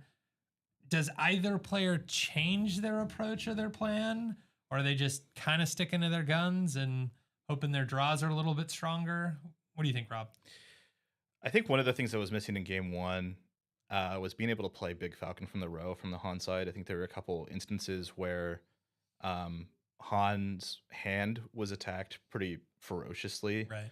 But they just didn't really have the smuggle threats to keep the pressure on. Makes sense. So I think you're hoping on the Han side to look for more of that. But like I said, I mean, with Grogu already in the main deck, you're already kind of incentivized to go wider. You're going to prefer Han pilot rather than Chewie pilot, but now especially post board with the removal in, because at least with Han pilot, you get the damage in before, the pilot is fang fighted or confiscated or bamboozled or what have you, right? And even, correct me if I'm wrong, Bamboozle returns the pilot to hand. So yeah, a total non-bow against Han unit in particular, definitely not right? what you want to be doing. Yeah. You're basically giving him a surprise strike back in hand, which is not ideal for the Quinlan player. So curious to see if any of the board cards see the table. It'll be hard to know without seeing deck lists ahead of time. But I think usually those more flavorful cards that seem specific to the matchup generally are cards that are brought in from the board in order to solve specific problems. Yeah, one of the commonalities, I mean, we saw this in the quarterfinal too. This Quinlan leader, once it flips, doesn't really die. Correct. 7's a lot. So Quinlan gets to continue to take advantage of these pings over and over again. It looks like both players have resolved. Starting with the Grogu. Yep, Makes Quinlan sense. this time, instead of passing, opens with the Grogu. Strong opening. Han puts a resource down. Quinlan claims, and it's Spark Falcon. Oh, no, just like that, 3 to base. So do you bounce Falcon here, knowing that it's just going to get tapped? Or do you just keep it on board and make him use his tap? I don't know. It kind of really It's not depends great on either way. Yeah, it's not great either way. I mean, like, are you going to replay Falcon Yeah, right. into their 3-drop Right. and then have it get pinged in the Tarkin Town? Like, is that better? I mean, yeah, you get another 3 damage to base maybe, but if you do bounce the Falcon, Quinlan can just say, okay, cool pass. Right. I guess that's fair. Or establish a 3 Right. and just say, hey, I know I can tap it down. Yeah, exactly. Bring it on. Yep, keeping the Falcon in play. Han unit going to the row. Yep. Tap down. Grogu's doing some work. All right. Yep. Second Falcon. Yep. Second Falcon is important. Again, kind of have to go wide here, especially with the Grogu on the field to open. Force throw. Particularly strong in a deck that's resourcing things. 2 damage. Surprise strike. Gotta look at the hand. There is a Fang Fighter in hand on the Quinlan side. Choosing now where to put the 2 damage. You had a good long think about that one. Yeah, you got a Spark Falcon, which means, I believe, Tarkin Town is arriving here. Yep. Yeah, makes sense. And you think with the kind of baiting out the upgrade, knowing that you have Fang Fighter in hand? Potentially, yeah. I think you feel pretty safe. At the same time, again, if it's Han Pilot, and Han Pilot's kind of the preferred upgrade, pilot upgrade, post board, that's with this Rebel Falcon is going to be 6 damage to base. And Han is on the play. Yep, Han has initiative. So he has the opportunity here. He has the pilot Han in hand to slam. pretty significant damage. It's a little awkward, however, with Grogu. The following lines are a lot more challenging. Yeah. You think that this is going to be an attack with Falcon of some kind. I think the thinking is like, do I suit it up? Do I attack into this A-Wing maybe? To put pressure on. Already burned. Yeah. Well, with Han Pilot 2, it's going to have effectively first strike. It's going to deal its damage first. And you kind of control the coordinate again, like thinking bigger to Han flip. There we go. So he does. And here's 6, and it looks like it is to base. Okay. Trying to push that damage. Similar to the first game, Han off to a pretty strong start, putting, he's a third of the way, more than a third of the way to 25. Mm-hmm. Going the Fang here's Fighter. the Fang Fighter on the pilot. Again. Yeah, but a damage too. Yeah, and now the A-Wing can yeah. trade, right? Very well played. Yeah. It's a good position to be in. Yeah. Quinlan. Some good lines from the Quinlan player. Yeah, snap claim from Han. We're entering the resource, essentially the flip turn for both characters now. Han with no board, going to make it a little more difficult to prevent the coordinate from Plo. Also with Grogu up, it's going to be hard to get to 7. Yeah, exactly.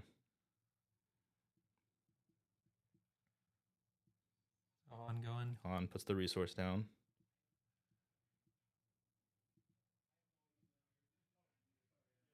All right. Quinlan thinking. He's got the 4 And going Kira. for the Kira. And sees Kira. You don't have to name Kira here. I don't think you name Kira. I think you'd maybe consider naming Big Falcon. Is that the biggest threat you think coming out for 6? I think it's the representation, right? Like, because you're going to stifle this Han and tap down this Han. So like the best thing they can do with their resources and deploy added pressure to the board is play this Falcon. Instead, we're playing a blaster on Han. So the call from the Peanut Gallery was that the Quinlan player did name Kira with his Kira. Okay. And we do also have an update. The Kira player in the other match did pull it out. So we have one Kira Kira data vault in the final. One Kira in the data vault in the final. Again, double blaster on Han. And then I started blasting. Yeah. Okay. Well, then with initiative. Take that back. That was Palp in the final. Oh, right, yeah.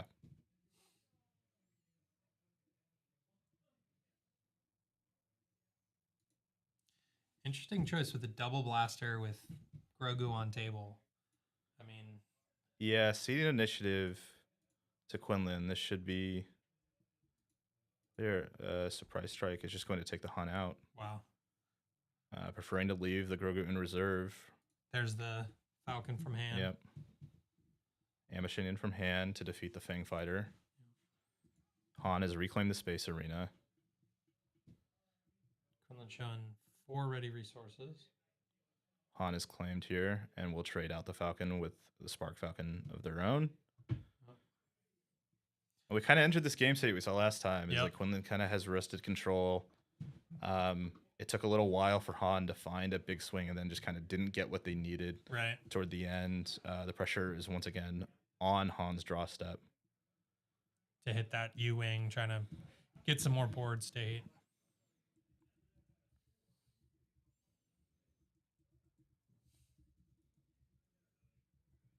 And to your point, Rob, yeah, Quinlan leader just sticking around. Yep. It's pretty hard to deal with. Both Obviously, ambush Han doesn't get you there. He's got that 7 health. Both players entering their 7 resource turn, and right off the top is a U-wing. Yep. So again, with Grogu, are you just going wide as the Han player? You could. I mean, just ambush Han into Grogu and kind of just like maybe make the Quinlan player have the Han unit in response on the opposite side of the board. I mean, so far you haven't had a lot of success going. You just can't go wide enough. Yeah. To stymie the Grogu plus the trade that's coming. Quinlan is sculpting their hands to at least trade with the space unit every turn and then tap 1 with Grogu. Makes sense. So right on cue, going 2 Falcons. Obviously with Grogu still up, an opportunity to tap down the Yeah, it's unlikely. Yeah, this Spark Falcon is getting in. And He's 6 got the mana. direct answer. Yep. And doing the ping. And ping.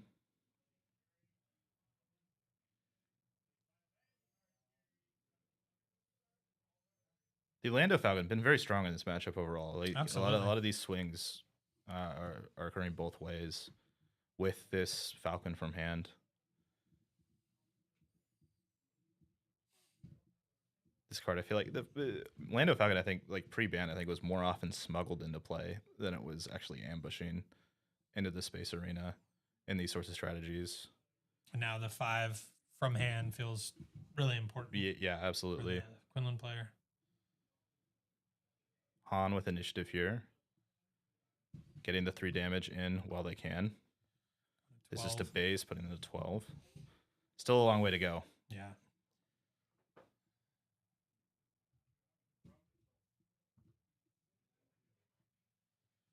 Now, as Quinlan, are you just trying to turn the corner? I think we saw from the last game they're willing to remain patient. Yeah. I think maybe Kira would be a strong play here. You get a peek at the hand, Yeah. see if they've drawn the Han. Right. Going for 2. Is it a Sabine, Sabine possibly? unit? Yeah, it looks like Sabine unit. All right, second U-Wing. I'm going to spin the wheel one more time.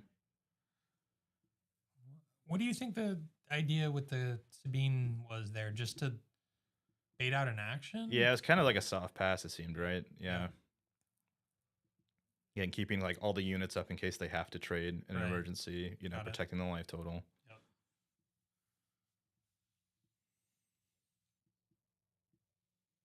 And the On considering their choices. Will we go tall? Will we go wide? And the Quinlan player threatening the Plo with 5 up. Am I reading Correct. that correctly? Yep. It'll be a 5 and a 2. Chewie to the ground arena. Phoenix Squadron A-Wing to the space arena.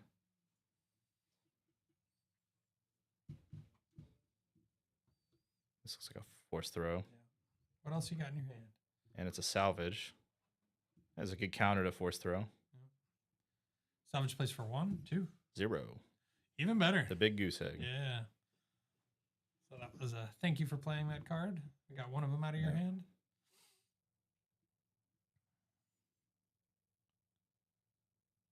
Action passes back over to Han, who I think at this point is probably claimed. Quinlan deciding how they want to navigate the rest of the turn on the board and in head, considering their smuggle row. And here comes a trade, looks like, moving the damage off. Yep. Into Falcon. All this Falcon on Falcon damage. Yeah. It's been the story of this game so far. A lot of birds dying. Quinlan with the 4 resources still up.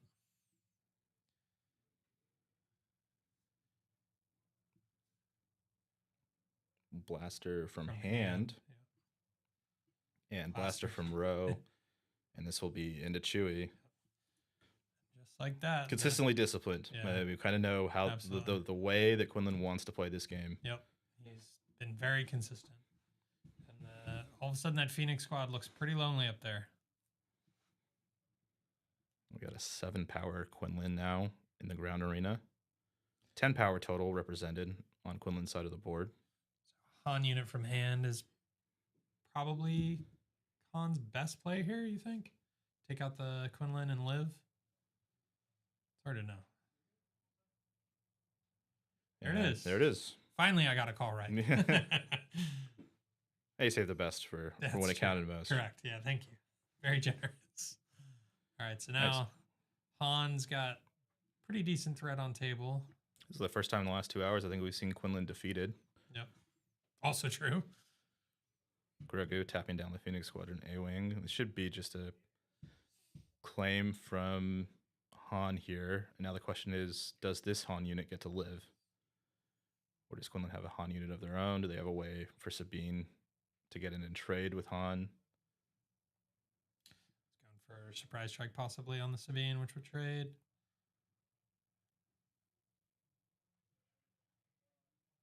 considering the row. So to your point, Rob, Han is supposed to be the player more comfortable late game. Hasn't felt that way so far. No, I think there have been some, I think, kind of an underwhelming U-Wings Yeah. as well. And I think just, I mean, the way that Quinlan has been sculpting this late game has been really solid. I think we're coming, Cassian from row here likely. Looks like it. For 5, and then to trade into the Han.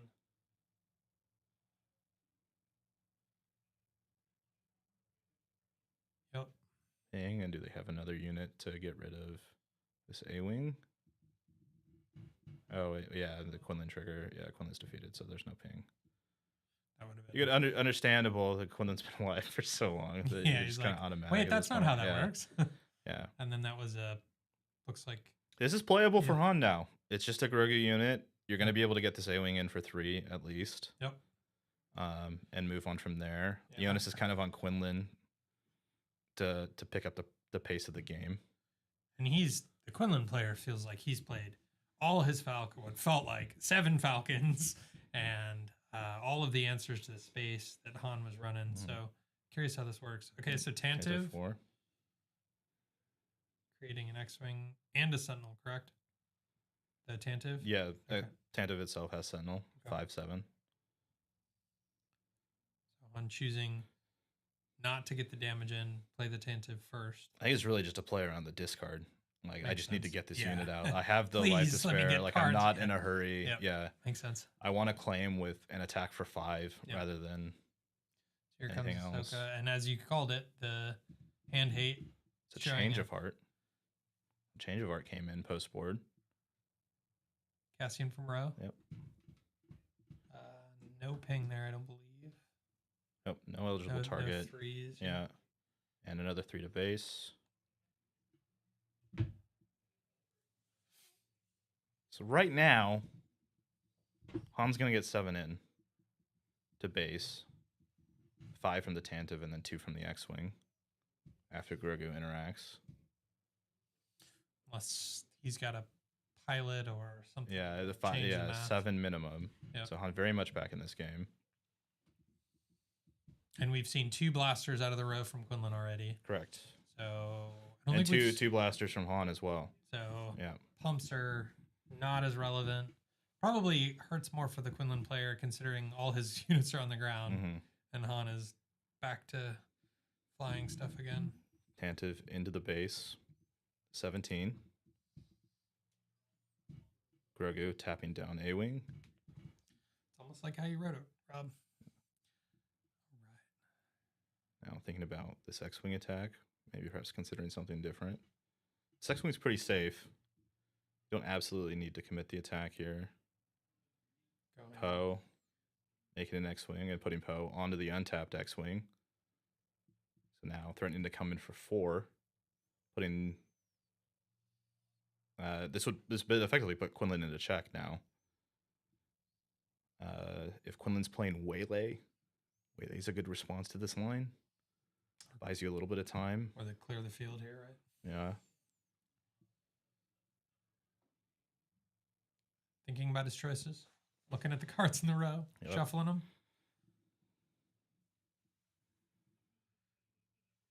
Okay. And Ahsoka into base for 3. So does look like the Poe and X-Wing will swing in. 21. X-Wing into base, and now I think Quinlan is probably forced to claim. Yep. Unless he can basically win here. I'm not sure what does 18 damage. Yep. And Does claim. claims and attack from the row.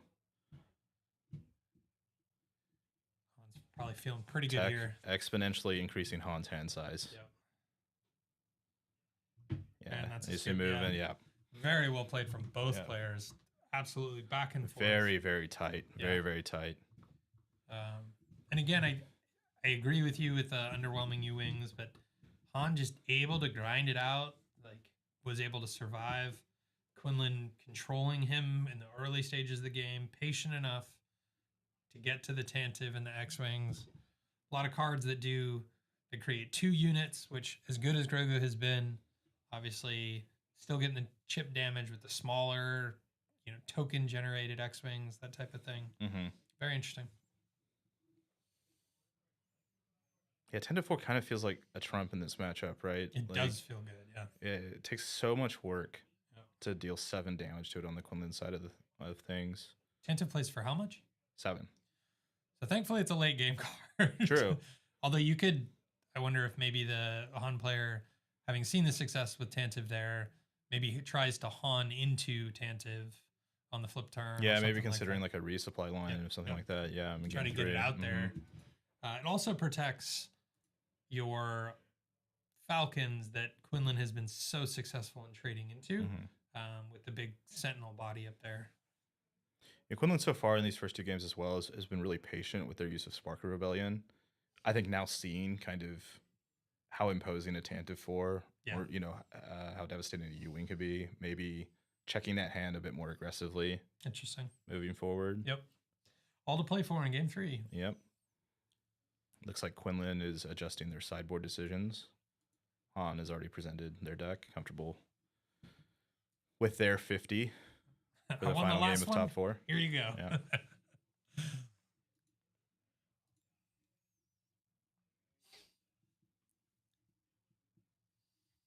So maybe as we wait, just to call out to the whole Zulus team, judges, the event has been wonderful to play in. Went off without a hitch. I think we had, keep me honest here, over 100 players. If that sounds right. 127. 127. Yep. We'll call it a sellout. Call it a sellout, exactly. Just great to play in. As always, community is good as it gets. Very high quality gameplay. Great space. Just been a great afternoon of Star Wars. Mm-hmm. So right now we know the Palp Yellow player is waiting to face one of these 2 players in the final. So if you're Palp, who do you want to play? Well, you're rooting for a very particular deck. You're rooting for Han Green Okay. because the Han Green player already has a day 1 bye at Worlds. Okay. So the bye passes to you if Han Green wins. Okay, but politicking aside. Sure, yeah. All things being equal. I think it's tough. I think maybe Han. Over Quinlan. Interesting. Wow. I don't know. I'm not excited about either of those matchups Right. from the Palp Yellow side, but I did speak to the Pop Yellow player, and he was like, I just really want to dodge the aggro decks in the top 8. Yeah. I was like, what is he going to look at? I mean, I guess Han isn't technically aggro, but still. they can move pretty darn it. quick. Yeah. I was like, darn it.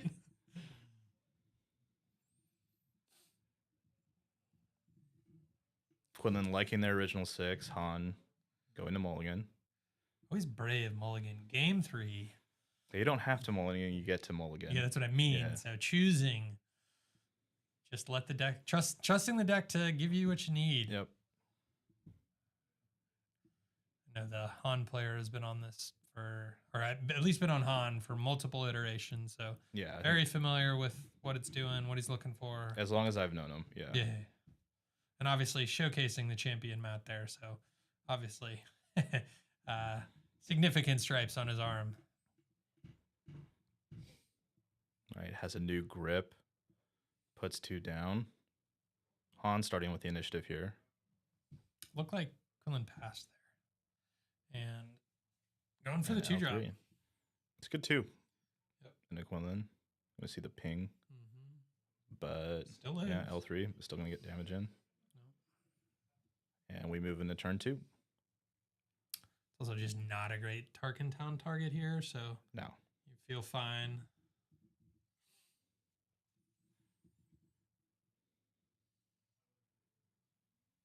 Not seen the Quinlan player play a single Guerrilla Soldiers. It's kind of a surprise. Maybe it's just not good in the matchup, Rob. Maybe it's not in the deck. That's a good call. Fairly Yeah, I confident think- I saw it, but Yeah. hard to know. The 3 has consistently been Cassian. Yep. I think in both top cut matchups we've seen. And 2 into base to open up the damage for game 3.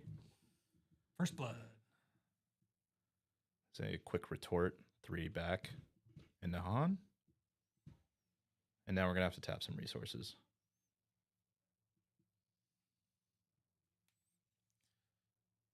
Going for 2. Han passes or claims. He's Han afraid of- passed. Now Falcon. Think afraid of the Tarkin Town from the Han player. Yeah, potentially, yeah. Playing around it. Yeah, Quinlan maybe considering a force throw there, but opts the claim instead. And that prevents them from target towning. Correct. I think Yeah, maybe maybe a considering the soft pass. Yeah, soft pass there may not have been the end of the world. Hard to know what he has in hand. Although with initiative can now Grogu the Falcon and still keep it as a target town target if Right. he wants it. This is a situation I think where you do maybe consider returning Falcon to hand. Makes sense. Yep.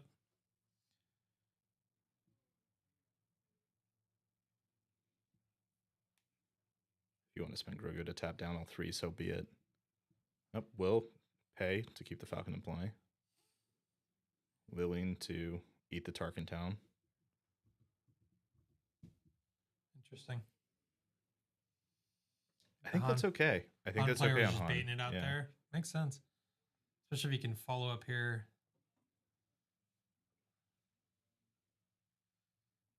The sneaky second Falcon? No, I'm just kidding. And 2 to base more in there. the base.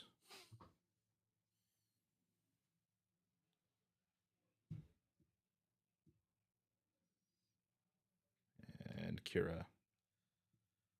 Probably a nice Kira. There is the Tantive, naming the hauler. Yep. The only remaining legal play. Well, actually, we can salvage the yep, Falcon that's actually what I in was- here. Yeah. Salvage doing some work.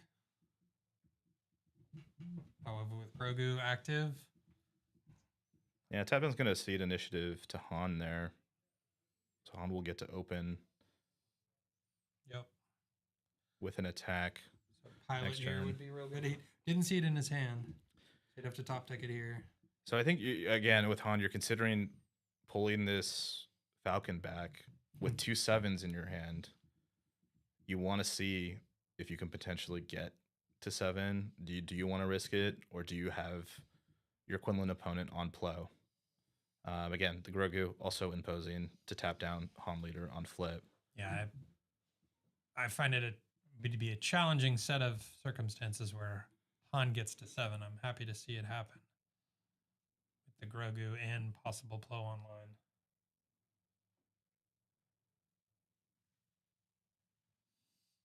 Now, considering the Falcon, we'll pay for Which does, Falcon. Yeah.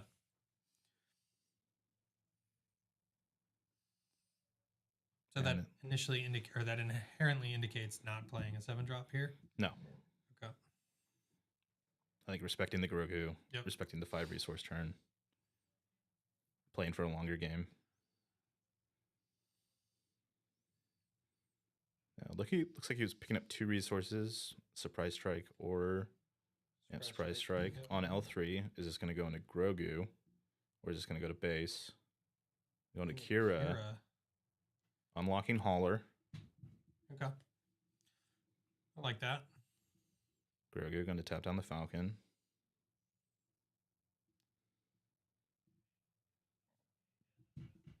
And Han will resource. Interesting. So Quinlan can flip here and keep Plo online with the 5 up, Right. which looks like he's aware of. All right. How's it look in the row?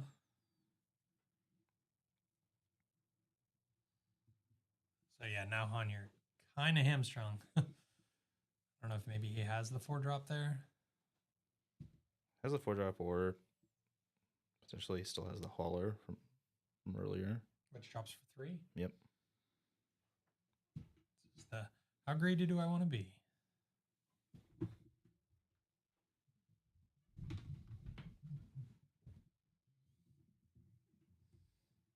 And Han flips.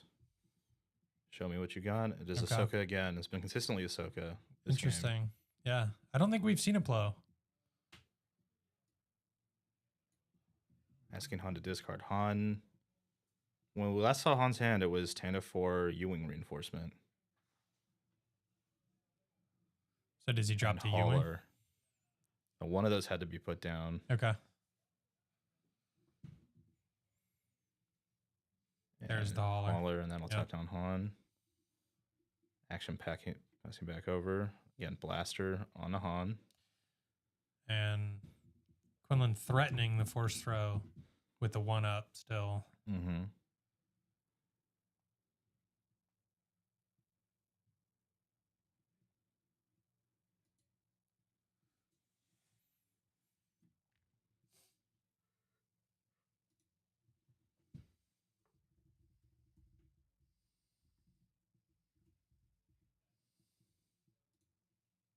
If it is a 4-star, you're thinking you're getting a 7 here, right? So he must not have. Yeah. I mean, So it chooses just to claim, see if there's a top deck available.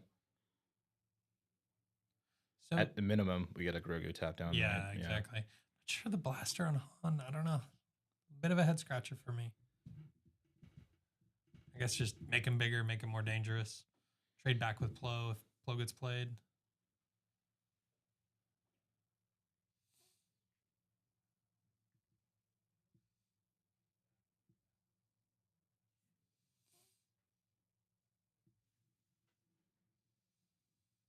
On taking a minute to decide on their resource. Going to 6 resources here. The thought with Quinlan with initiative is you can't let Han attack with the texture of that hand. Yeah. And it's going to be first action, Grogu tapping down Han. Immediately grabbing the resource row, maybe tapping all 6.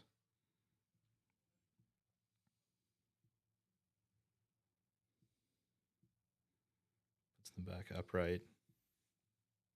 Yeah, let's say And 3 into base. get your damage in here, right? 7. Play back over to Quinlan. Quinlan 6 damage on board. Can defeat this Han, would cost them their Ahsoka as things stand right now.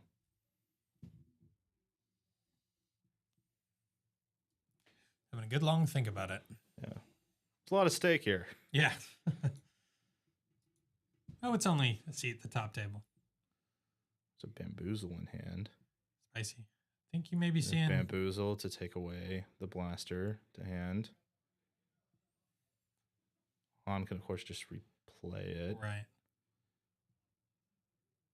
Sure why you wouldn't lead with Boozle instead of the Grogu? I don't know. Interesting.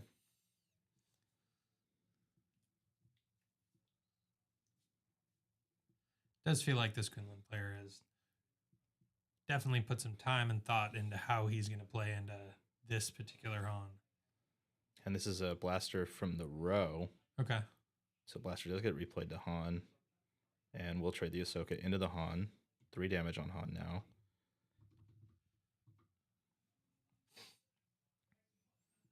Also interesting that the Quinlan player chose to pay for the bamboozle as opposed to ditch.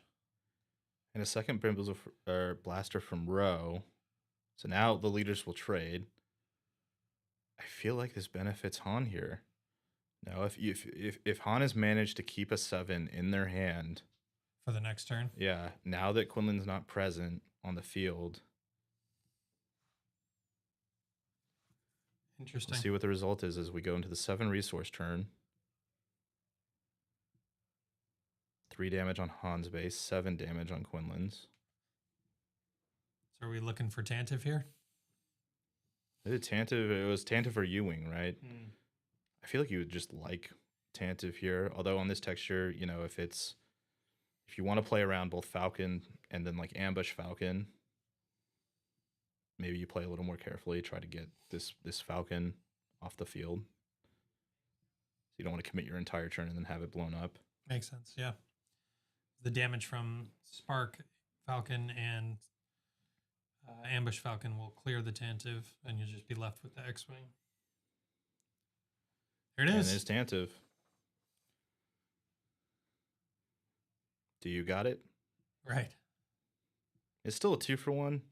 And if you still have the Ewing in your hand, right. you know, we Probably go fine again. with that, yeah.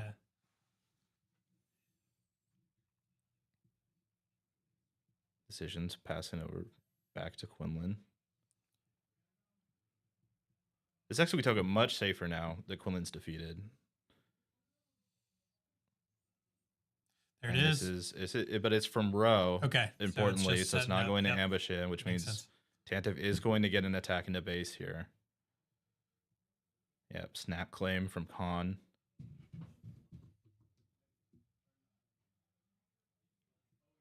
Does he have the... Does he have... Nope, he's tapped out. Never mind.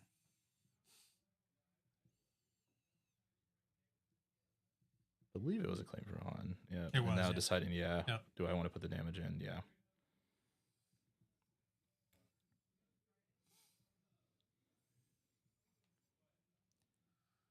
So Tantive with 3 damage on it. Interestingly enough, a Han pilot or a Chewie pilot onto Tantive takes it out of range from being defeated by the Falcon on the Quinlan side of the board. Potential line here. At Although the minimum, Chewie gets tapped down from the Grogu. true. Unfortunately. Yeah. So the Han pilot is definitely. Yeah, the you can stronger go. one. You can go again. Yep. You still get in with the X-wing. Yeah, as usual, Han pilot the preferred choice here. Going for 2. Tapping 2. There And it it's is. Han pilot. And this will be 7 in the base. That changes the math. Quinlan to 14. The swing back from the Falcon. So he needs surprise strike there, correct? Surprise strike or Falcon plus a 7 ping. Yeah, I'm not sure what. Maybe Han. Going for Tapping, is it 3? like 2. 3, correct? Yeah, it's going to be Gorilla Soldier. There is a Gorilla Soldier in the stack. See? 3 indirect on the stack. I think the Han player takes it on the base, probably. you Yeah, I think? think Han has the health to spare at Right. this point in the game. It's kind of an interesting choice for Quinlan not to tap down the X-Wing as first action. Yeah, I think perhaps maybe the first time, maybe Quinlan's been a little impatient with the line here. 1 damage onto the X-Wing, 2 to the base. Okay. With the indirect, action passes over to Han.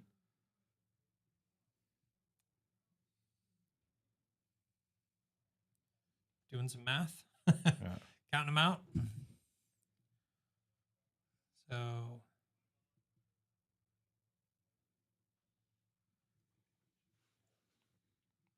And Chewie it's pilot. Chewie.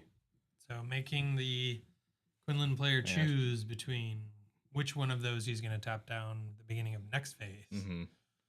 So Yeah, tough forces the issue choices. with Yep. Grogu. Can Han go even wider? Immediately puts down a resource. 2 into base. And is this a tech from Row? Thinking about it. It Yep. is a tech from Row. And the quick claim.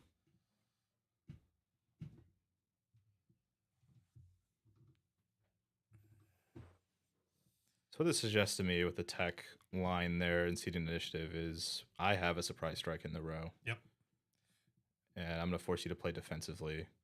And I'm going to put you into check immediately, and you're going to have to claim before you can do anything else. Right. Because one of those 2 piloted. It is getting in Yep. with the action cheat and the +3 from the strike. Change of heart. There it is. Quinlan with the change of heart. Yeah. Takes the Tantive 4. Big swing. It's a huge swing here. Well, yeah, because he can. So, Change of heart. This, ladies and gentlemen, is why we play the game. That is just beautiful. I will take that back. Thank you very much. And both players have tapped a bunch of resources, and the game state has not changed. Correct. So, was that from hand or was that off tech? That was from tech. Yeah. So So what's plan B for Quinlan? he still gets the tap down from Grogu, but he's immediately in check. Close, not totally in check, very close.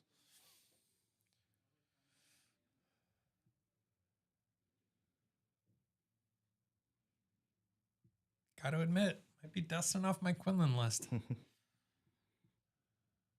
Grogu has overperformed based on how we see it 100%, on yeah. camera. Just been good. Obviously, all can't day. do everything here.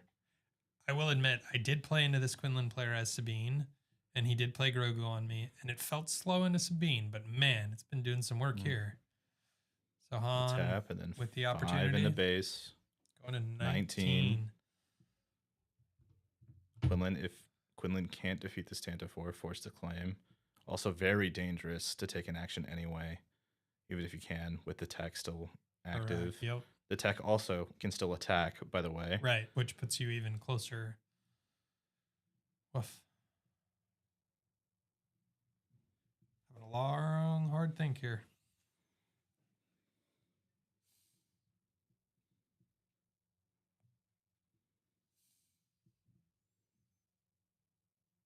3 resources available. And Han is completely tapped out. Has 1 resource one up. up. Yeah. Okay. Maybe it's the blaster from hand. Although I think we did see that play at the table after it was bounced back.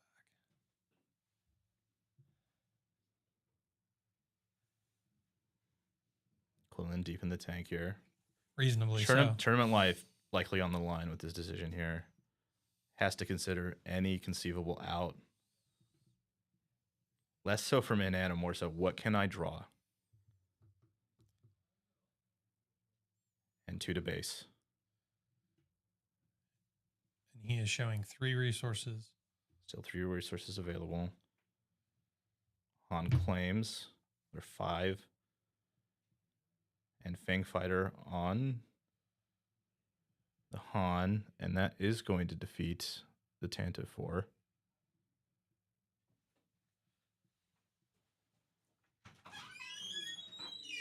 Just a little help from our friends. Yep. They got it.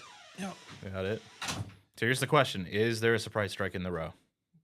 Or in his hand. Yeah, or in his hand. I think the tech threatening, you have to believe there is, but I think the Quinlan players, Yep, and there that it is is. it. Very That's well game played. 3, and Han Oh. advances to the final. A very tight, very long best of 3, going the distance. Yeah, Well played to both players. That was a lot of fun to Absolutely. watch. 100%. Change of heart on change of heart. I can't Change say of heart I've and seen change that of before. heart. Very well done. Both players should be Crazy. extremely proud.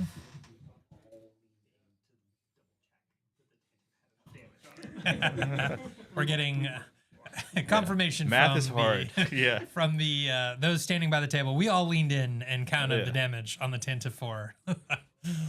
Very well played. Let's see. All right, so our bracket looks like, I think, our esteemed stream team here putting it together for us. It's going to be Han Green versus Palp Yellow. Yep. And to your point, I do believe that gives the the Palpatine yellow player a day 1 buy, as the Han player already has one. Yep. So They still have a sweet, sweet mat to play for. they do have it is actually the sweetest of the sweet Yeah, it's mats. the best one they've cooked I up so would- far. Even if I was the Han player, I would put, not that he wouldn't anyway, but all the gas. I want the Thrawn playmat. And there we have it. Just like that. Going into the finals. The majority of the PQ in the books. Yep. Just one more to go. We're going to take a quick break here while we reset and the players get ready for the finals. I'm sure they want to walk around, use the bathroom, get a drink of water, maybe snack a little before the final piece of action here, the Seattle PQ. Misha, it's been a pleasure. Glad we got to do this. Thanks a bunch. Thank you guys for watching. If you've been tuning in all day, or if you just joined us after Minneapolis, it's great to have you. And I hope you all stick around for the final round of action here at the Zulus Seattle Planetary Qualifier. Thanks so See you much, in a Rob. bit. Cheers.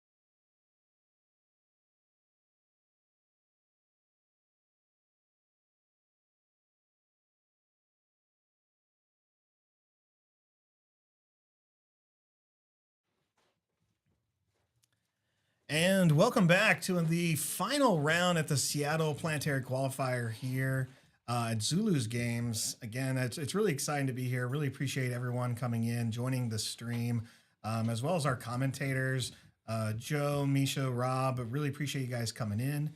For those new to the channel or just watching the finals match, my name is D-Rod, and I'm joined by Rob here at Unlimited Power, and we're just excited to see the end of a long, great day. And yeah, I think this is going to be an exciting matchup. Yeah, absolutely. There's been a lot of great Star Wars played at this feature match table throughout the day, culminating in two very strong and capable players in a very interesting matchup. Now, already starting, I'm definitely, I love both of these leaders. Both players have done well, obviously very successful. We've seen this Han player throughout the day on a lot of the stream. And it's hard for me to pick who I really want to win. I want to play this Palp deck, but I play a lot of this Han Green deck. And here we go. We're getting started. But Rob, any out of the decks, which one has piqued your interest the most, or are you most excited to see take this thing? I think like Han is the known entity, and I've played a fair amount of Han myself in this new format. So it's cool to see a relative newcomer like Palp Yellow reach the final. Again, we talked about Palp Yellow at the very beginning of the day, has had some success in Europe, and now bringing it over to the States. Yeah, I'm hoping for good games. You know, both players don't have solid hands, reasonable mulligans. This Paul the Lesser is threatening to draw lots of cards for Palpatine, by the way. It's worth mentioning. It takes a minute for Han to get into the ground arena and contest that ground arena. Ooh, and look at the engine is going. We have Poggle the Lesser out turn 1, Bazine on turn 2, letting you get that droid out there so you can sack it, get your draw engine going, and immediately we're going to get rid of the stolen hauler. Now, since it was discarded from hand, it can't be played for its 0 cost because that's a win defeated ability. But Han does have some other answers of bringing that back, either right now with the salvage or later with the home 1. Correct. Yeah. Both the home 1 and salvage might be post-board, but it is definitely something to keep in mind as we develop in this board. It's going to be a resupply from Han. And look at the action. Like, obviously, these are experienced players, have been here all day. They are moving fast, and they know what they want to do. Doesn't feel like there's any type of tunnel vision here. They're making great decisions very quickly. As we see resupply, we see Salacious Crumb come into play. I think this is going to be a great matchup. And, I'm definitely a little biased, but I'd love it to be a quick matchup just because it's been a long day. Yeah, it's been a long day. The players are definitely feeling it too, more than us. Super laser tech. It's usually the problem with qualifiers is you're pretty much doing what you would do at larger events like regionals or sectors, what would take you 2 days. This is really, you're jamming it all into one. Yeah, it's a tall order. It's a lot of thinking. It's a lot of effort. When you do it back to back, you don't really feel the fatigue wholly set in. But once you're done, it all tends to just hit you all at once. Yeah, and I know everyone here on the streaming crew, we all have quite a drive back closer to the Portland area, so we'll definitely be feeling it, I'm sure, as soon as this cast ends and the whole ride home. But look at the Palpatine. It's such a great board setup. The engine is going. They're defeating their own units to draw cards. We saw them defeat that super laser tech, allowing them to not only draw a card, but get a resource. Great value there. And no damage yet done to the Han player, but I think Palpatine's getting really set up here. Yeah. Generating en masse, lots of battle droids, lots of cards in hand, finding all the answers they need. Look at that. They got the Kira out there, Salacious Crumb, Frozen in Carbonite, Dark Trooper, and the Overwhelming Barrage. Yeah, pretty easy Overwhelming Barrage name here, I think.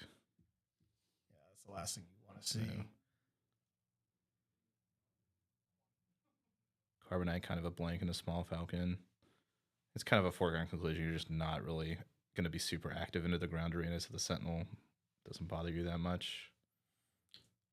Getting that damage on that Kira. Out comes the Han. And it looks like the player's named Crumb. Okay, interesting. It was the only remaining play for the turn that Palpatine had. So taking a more tempo angle. The other thing too is that like right now, as it stands, Palpatine just doesn't have a good OB target, so that's relevant right now as well. Now, I'm actually surprised the Han player went for the damage on the board. I guess really it is more of a rush game for them, but I have just a feeling that Pog the Lesser is still just going to be such a problem for them if they just let it sit there. I know it has 4 health, but I mean the amount of draw they're going to keep getting may be what ends them. Yeah, I think you can expect to see Han continue to control Palp's board where they can without sacrificing too much damage. I think it's kind of just like one of the base rules playing against a Palpatine deck is you don't want them to draw cards for free. You want to keep their board clear as much as you can, so that way you don't lose the card advantage race. Again, 3 more damage there to the Palpatine player. Han already halfway there. Leaves a race. Palp's going to get to 7 resources, then get to 8. The following turn. And threaten to flip. Until Palp flips, you're probably not going to see a pilot played to one of these units. Look at all the damage the Han player got. And I don't even think the Han player had like a strong start, but they definitely built up very well. I think the resupply was very good. I think having the resupply and being able to accelerate Han leader into play underneath like the Sentinel in hand has really helped. Yeah, and that makes sense. I did forget about that resupply. That's why it felt like it was a little light after that turn. But yeah, I mean, here we go. Han doing Han things. Millennium Falcons hitting the board. A lot of damage on that space arena. Can Palp stabilize? Both bases have 30. We talked about this while they were setting up. So we have no special bases, no data vault. This is just 30 health, which I love. I love seeing that in the top 8. Yeah, I mean, Data Vault was the talk of the town today, and yeah, here we are with the 30s. Right, 3 extra life, I guess, didn't get someone to the finals. A lot of people to the finals. We're still seeing base green. I mean, green is representing in the final for both players. Well, there's a color that I think is the most difficult color to not choose. It's usually green. Yeah. All right, we see the Palp flip, which means that as a deploy action, it gets to take a damaged non-leader unit from the opponent, and it chooses the Falcon. Yeah, I've got to keep in mind that OB is still in hand, and now with the Palp flip, there is a more potent OB target on the field. Yeah, Palpatine is a 410. 410. So we can make it a 612 after the overwhelming barrage is played. And this is a tap for 5. Oh, yep.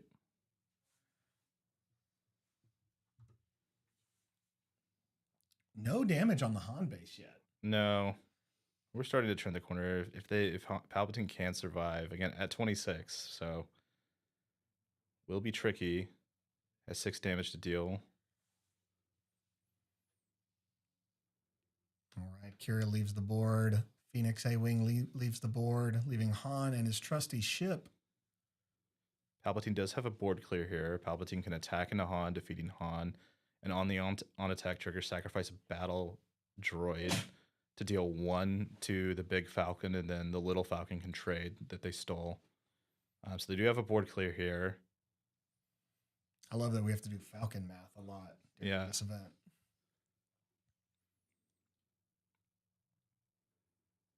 Yeah, they've printed, 3 Millennium Falcons in this game, and they all see play. Yep. Yeah, and again, that's what I was saying earlier, how much I love that they do work well with the leader Han Solo. Again, appreciate Fantasy Flight for making things feel thematic, feel good, work well together. Because this is the type of synergy you want in games. People get excited to play the things they see in shows, movies, and books, and Fantasy Flight is giving it to us, and the synergy is just so good. We saw that so early with cards like Boba and Han, and it just continued through every set. Really excited for Legends of the Force because of that. And there's that Falcon math you were saying, as we see the Falcon swing into the Lando's Falcon. And we still have Palpatine's on-attack ability. Yeah, do we have a way to clear both the Han and the tech now with the resources remaining?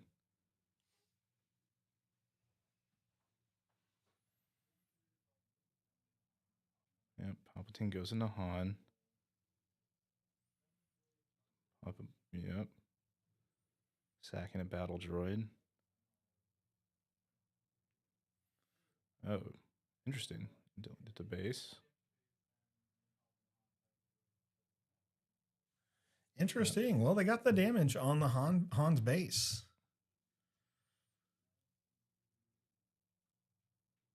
Han leader is removed. 2.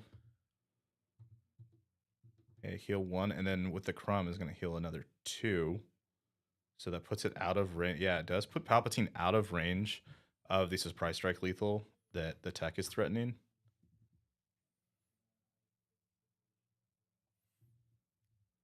So Palp is going to end this turn at 23, which, you know, I'm going to say is the healthiest 23 I think you've ever seen in the game at this point. 1 damage on tech. Right now, Palpatine threatening to defeat tech with the first action that Palpatine has available. Han with the initiative going into this turn.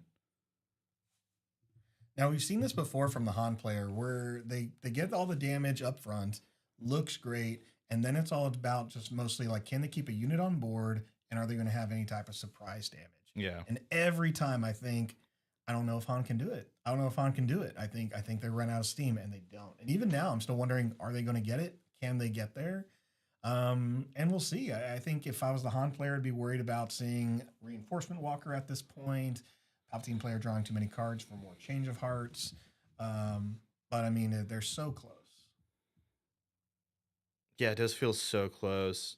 Also, too, Palp has access to this I gain 2 health a turn loop with the Crumb being bounced back to hand replayed and then double trigger with the Yularen and the Crumb. So the time that Han has, the window that Han has is rapidly closing. Mm-hmm. And it will be Palp into the tech, defeating the tech, eating a battle droid. That's what you want to see. That's what you want to see. U-Wing reinforcements come into play. They're going to look at the top 7 cards of the deck. And they're going to play cards that equal the cost of 7, but they can only play up to 3 cards. So what do you think? You think we're going to go wide here? We're just going to try to put a... I think you have to go wide. Yeah, I'd agree. Now, do you go wide with 3 units, or do you hope for something like maybe a Kira and a Falcon? I think it's really hard to find a 3-card combo. I think it's like exactly L3 Phoenix Squadron A-Wing and a 3-drop, which would be good. But hard to find out that whole combo. It will be a Spark Falcon is 1. Great pick there. Pose the next best option here.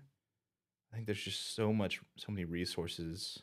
As I said, I feel it's going to be a hauler. I'm going to go with the hauler. So 2 3-cost space units hitting for 4 and 3. That's a great threat. I wouldn't be surprised if Palp has the answers. Palp still has all of the resources available.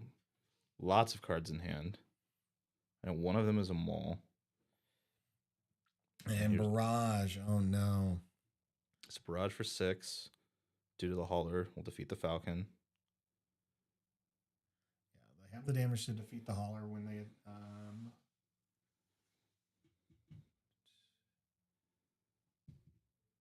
don't know, just going for the base. Okay. Yeah, Hunnison's claimed.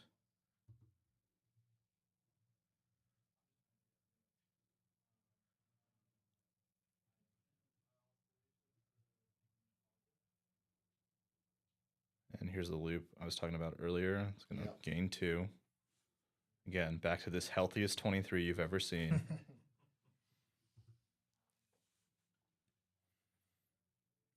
Play a fresh Poggle. I think the healthiest 23 I've ever seen is Michael Jordan playing with the flu. Yeah.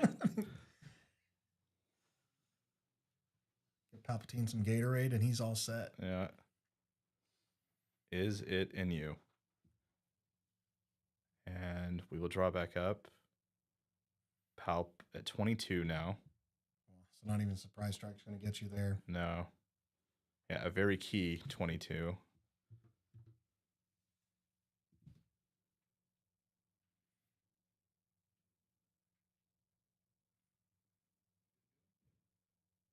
I love how quiet this building is. Now. Right, yeah. We can click. We can actually hear the final players talking to each other now. It's actually quite nice. Han Pilot on Hauler to 28. There they go. They have to deal with the hauler. We'll have to gain more than 2 health here now. Again, the bare minimum is to go back to 23. Ideally, you have an answer for this hauler. I'd be surprised if the Palpatine player doesn't, but that's the point of a card game. You don't. It's your odds of having the right card at the right time. It's not as high as you think they are. Yeah, 6 health remaining on the hauler.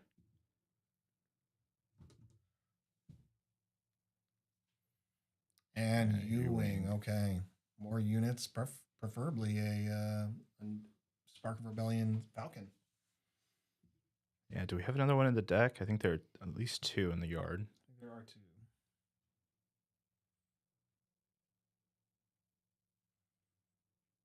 So here could be Spark, Falcon, and Poe, and then Poe attaches to the untapped Falcon and makes the X-Wing. That represents 5. So some decisions being made here by the Han player. There it is. Okay, Falcon and 2 Phoenix Squadron A-Wing. Yeah, we found all 3 units. One of the combos. Palpatine's already spent 2 overwhelming barrages this game. Heal another 1, 26. That healing with those Dark Troopers. 4 resources remaining. One of the cards in hand is a P-38 Starfighter. 3 to base to 29.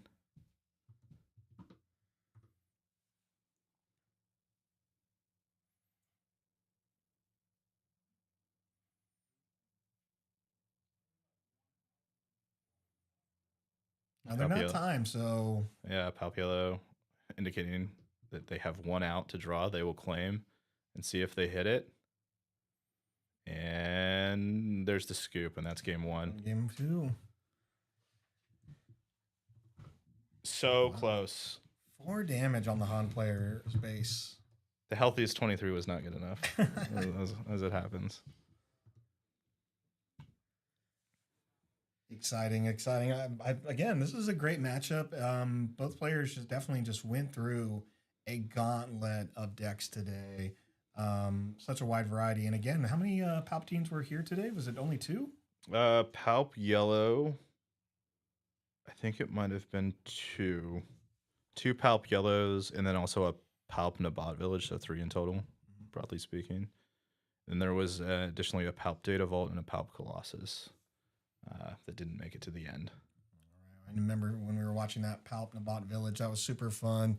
And, I think that's what makes Palpatine so great is he does have just so much flexibility with these other colors.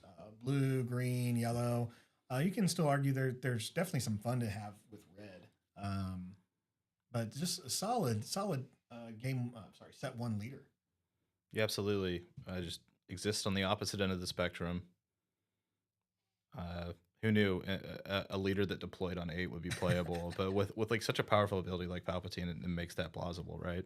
Super powerful. Again, I believe Joey mentioned it earlier, just the mind games that Palpatine puts on you, knowing that 1 damage can just turn the game in their favor, and you have to be very careful on what you want damaged. And there's so many times when I've been on the other side where I'm sitting there with a Relentless or a Devastator, something big, and Palpatine just has that card in hand or something on board to ping me, and it's just like, what's the point? Like, why play this? Yeah, it really is. Like the threat of the flip itself just pins cards to your hand, right? And that's the strength of this game. When you pick a leader and they just have so much weight to turning the game once they deploy. And I think that's great. It feels like you're getting value of who you play. The worst thing that can happen to you in a game is you get defeated before you get to the leader flip. Mm-hmm. But most of the time, as long as you can flip your leader, you're doing something successful. You are getting the feel of your deck, and at least you can say, I got to do this thing. And we see that with cards as low as Sabine, who get to swing with stuff like Darksaber, to stuff as high as Emperor Palpatine, who can just steal capital ships, no problem. Mm-hmm. And it's flavorful too, right? And that definitely helps. Right, Palpatine, considering their first look at their hand for game 2, I think Han is still considering their sideboard options. The finals is on time, so, you know, more power to you. A lot on the line here. Han up a game.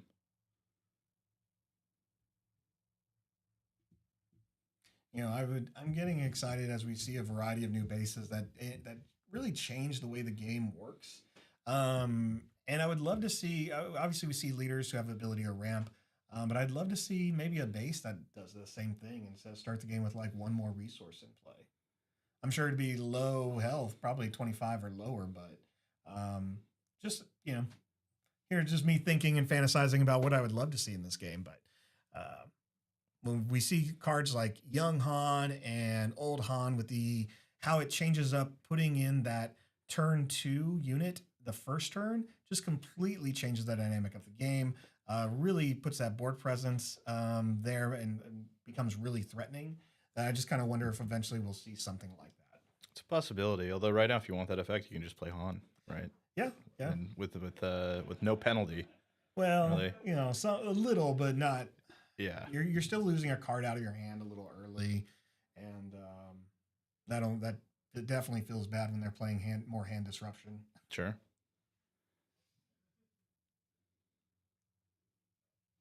Speaking of hand disruption, Bazine moved to the front of the line on the Palp side of things. Oh yeah, there we go.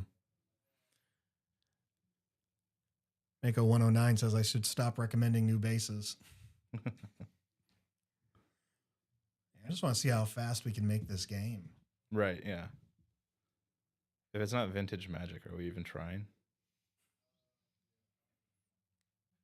All right. You see the Bazine. We're going to get rid of the Falcon, which is the play.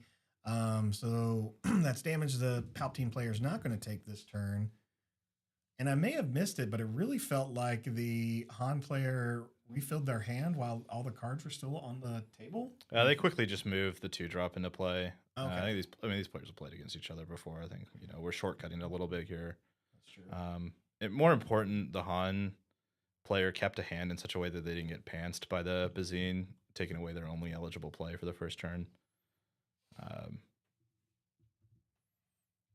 And exchanging attack actions here, 1-3. Bazine with the first blood there. Resupply from Palpatine. On racer, I think this would be a Poe angle. Oh, thinking about it. Up to 4. Yep, there it is, the Poe. So we get the X-Wing token. You can decide if they want to pilot, but they're going to continue to keep 3 units on the board. Yeah, typical rule of thumb with Poe is you go wide with Poe into the control decks, force them to spend more cards to deal with more of your cards. That is the best thing to do, is have them just lose cards out of their hand, even if it means sacrificing, a token? Mm-hmm. Also, Poe does threaten to kill Bazine before. Yeah, we're going to immediately see Palp sack to draw here and put a damage on a unit. Kind of forces the issue there. All right, Han player ahead still. Game 1 is a win. 6 damage on the board. Now it goes down to 5. Now that Colonel Yularen is out. I think you're just killing this on sight, right? If you're Yeah. on. After that last match, it feels like you should. Yeah, it's a strong consideration. Kind of just depends on the hand and how quickly you think you can get to 30 here. It's a resource down. No going to be dead on the Poe. Keep that Yularen alive. Oh, but there it is. Blue Blue leader leader. comes in with the counters. Such a strong card. I know we've talked about that a lot today. Yeah, Blue Leader, one of the best additions from Jump to Lightspeed for sure. I think has transformed like the power level and the amount of play for a lot of these green-white decks. Kind of another reason why I think we've seen such a resurgence in Data Vault in part is because they have access to blue leader that can play into both arenas. And a number of strategies just want this card because it's just good at multiple phases of the game. Yeah, if Command continues down this this trend of having such strong recursion, I think we're going to see cards like Blue Leader continue to, be one of the most dominating uncommons. Mm-hmm, absolutely. This game does like to print a powerful uncommon. P31 comes out, deals damage to the Phoenix Squadron. Team player doing what they can here. Still have a couple of options. 3 resources remaining. But they're going to continue to take more damage. There's 5 more on the board. This Royal Guard right now does not have an official. So it's just a 3/5.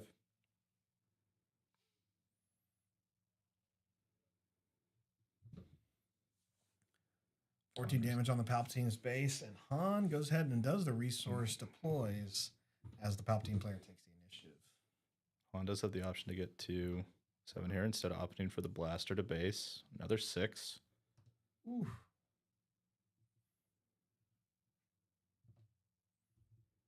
And just checking, I think, to see whether or not this card has Sentinel. It does not. To base, 4 resources remaining for Han. Do they have a Falcon? Now it's attack. Pretty good. Pretty great. Wow, look at that board state. Yep.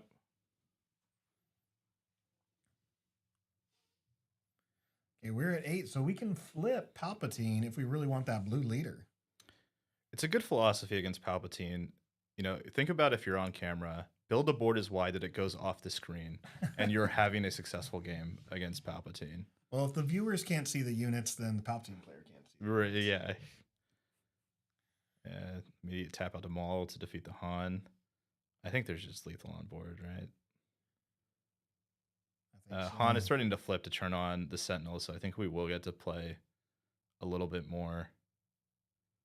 Let's see what's happening in the row from Tech. Well, unless I'm wrong, the Palpatine player is only at 7. Yeah, their pack is extremely against the wall. Are they only at 7? I thought they might have been up to 8. I thought they were. They're on I thought 7. they were 8 Yeah, too, this but is 7. So I this think is kind of a foregone conclusion at this point. Even though this finals match is going a little bit quicker than we expected. Yeah. Again, both players played so well all day. Surprise strike from the row to 28. 3 lethal threats. 1 action to deal. All right. Sending a message. Yeah, that's it. Well done. There it is. Great job. Well, with that, you can hear the ovation in the background there. Again, both players played super well. I loved watching these games all day. Long day, but man, it was fun. Felt like honestly, it flew by.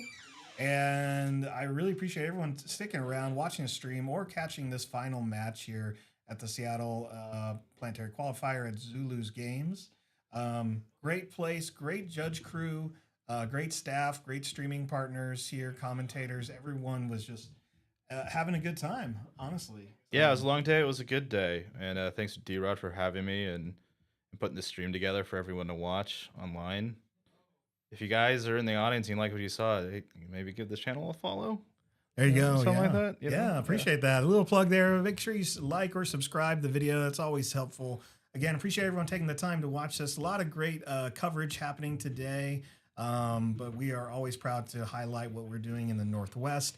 And it's a fun time. If there's an area you want to visit that has so many Star Wars events, I always recommend checking out Portland or Seattle, as you can find events almost every day of the week up here. And when it comes to tournament season, store championships, qualifiers next season, there's definitely a lot going on and a lot of great competition. So again, thanks for joining this 127 player 127, a sellout event. People waiting at the door to see if they can still get in if people didn't show up. Great showing. But yeah, thanks again. Everyone have a great holiday weekend, and may the Force be with you.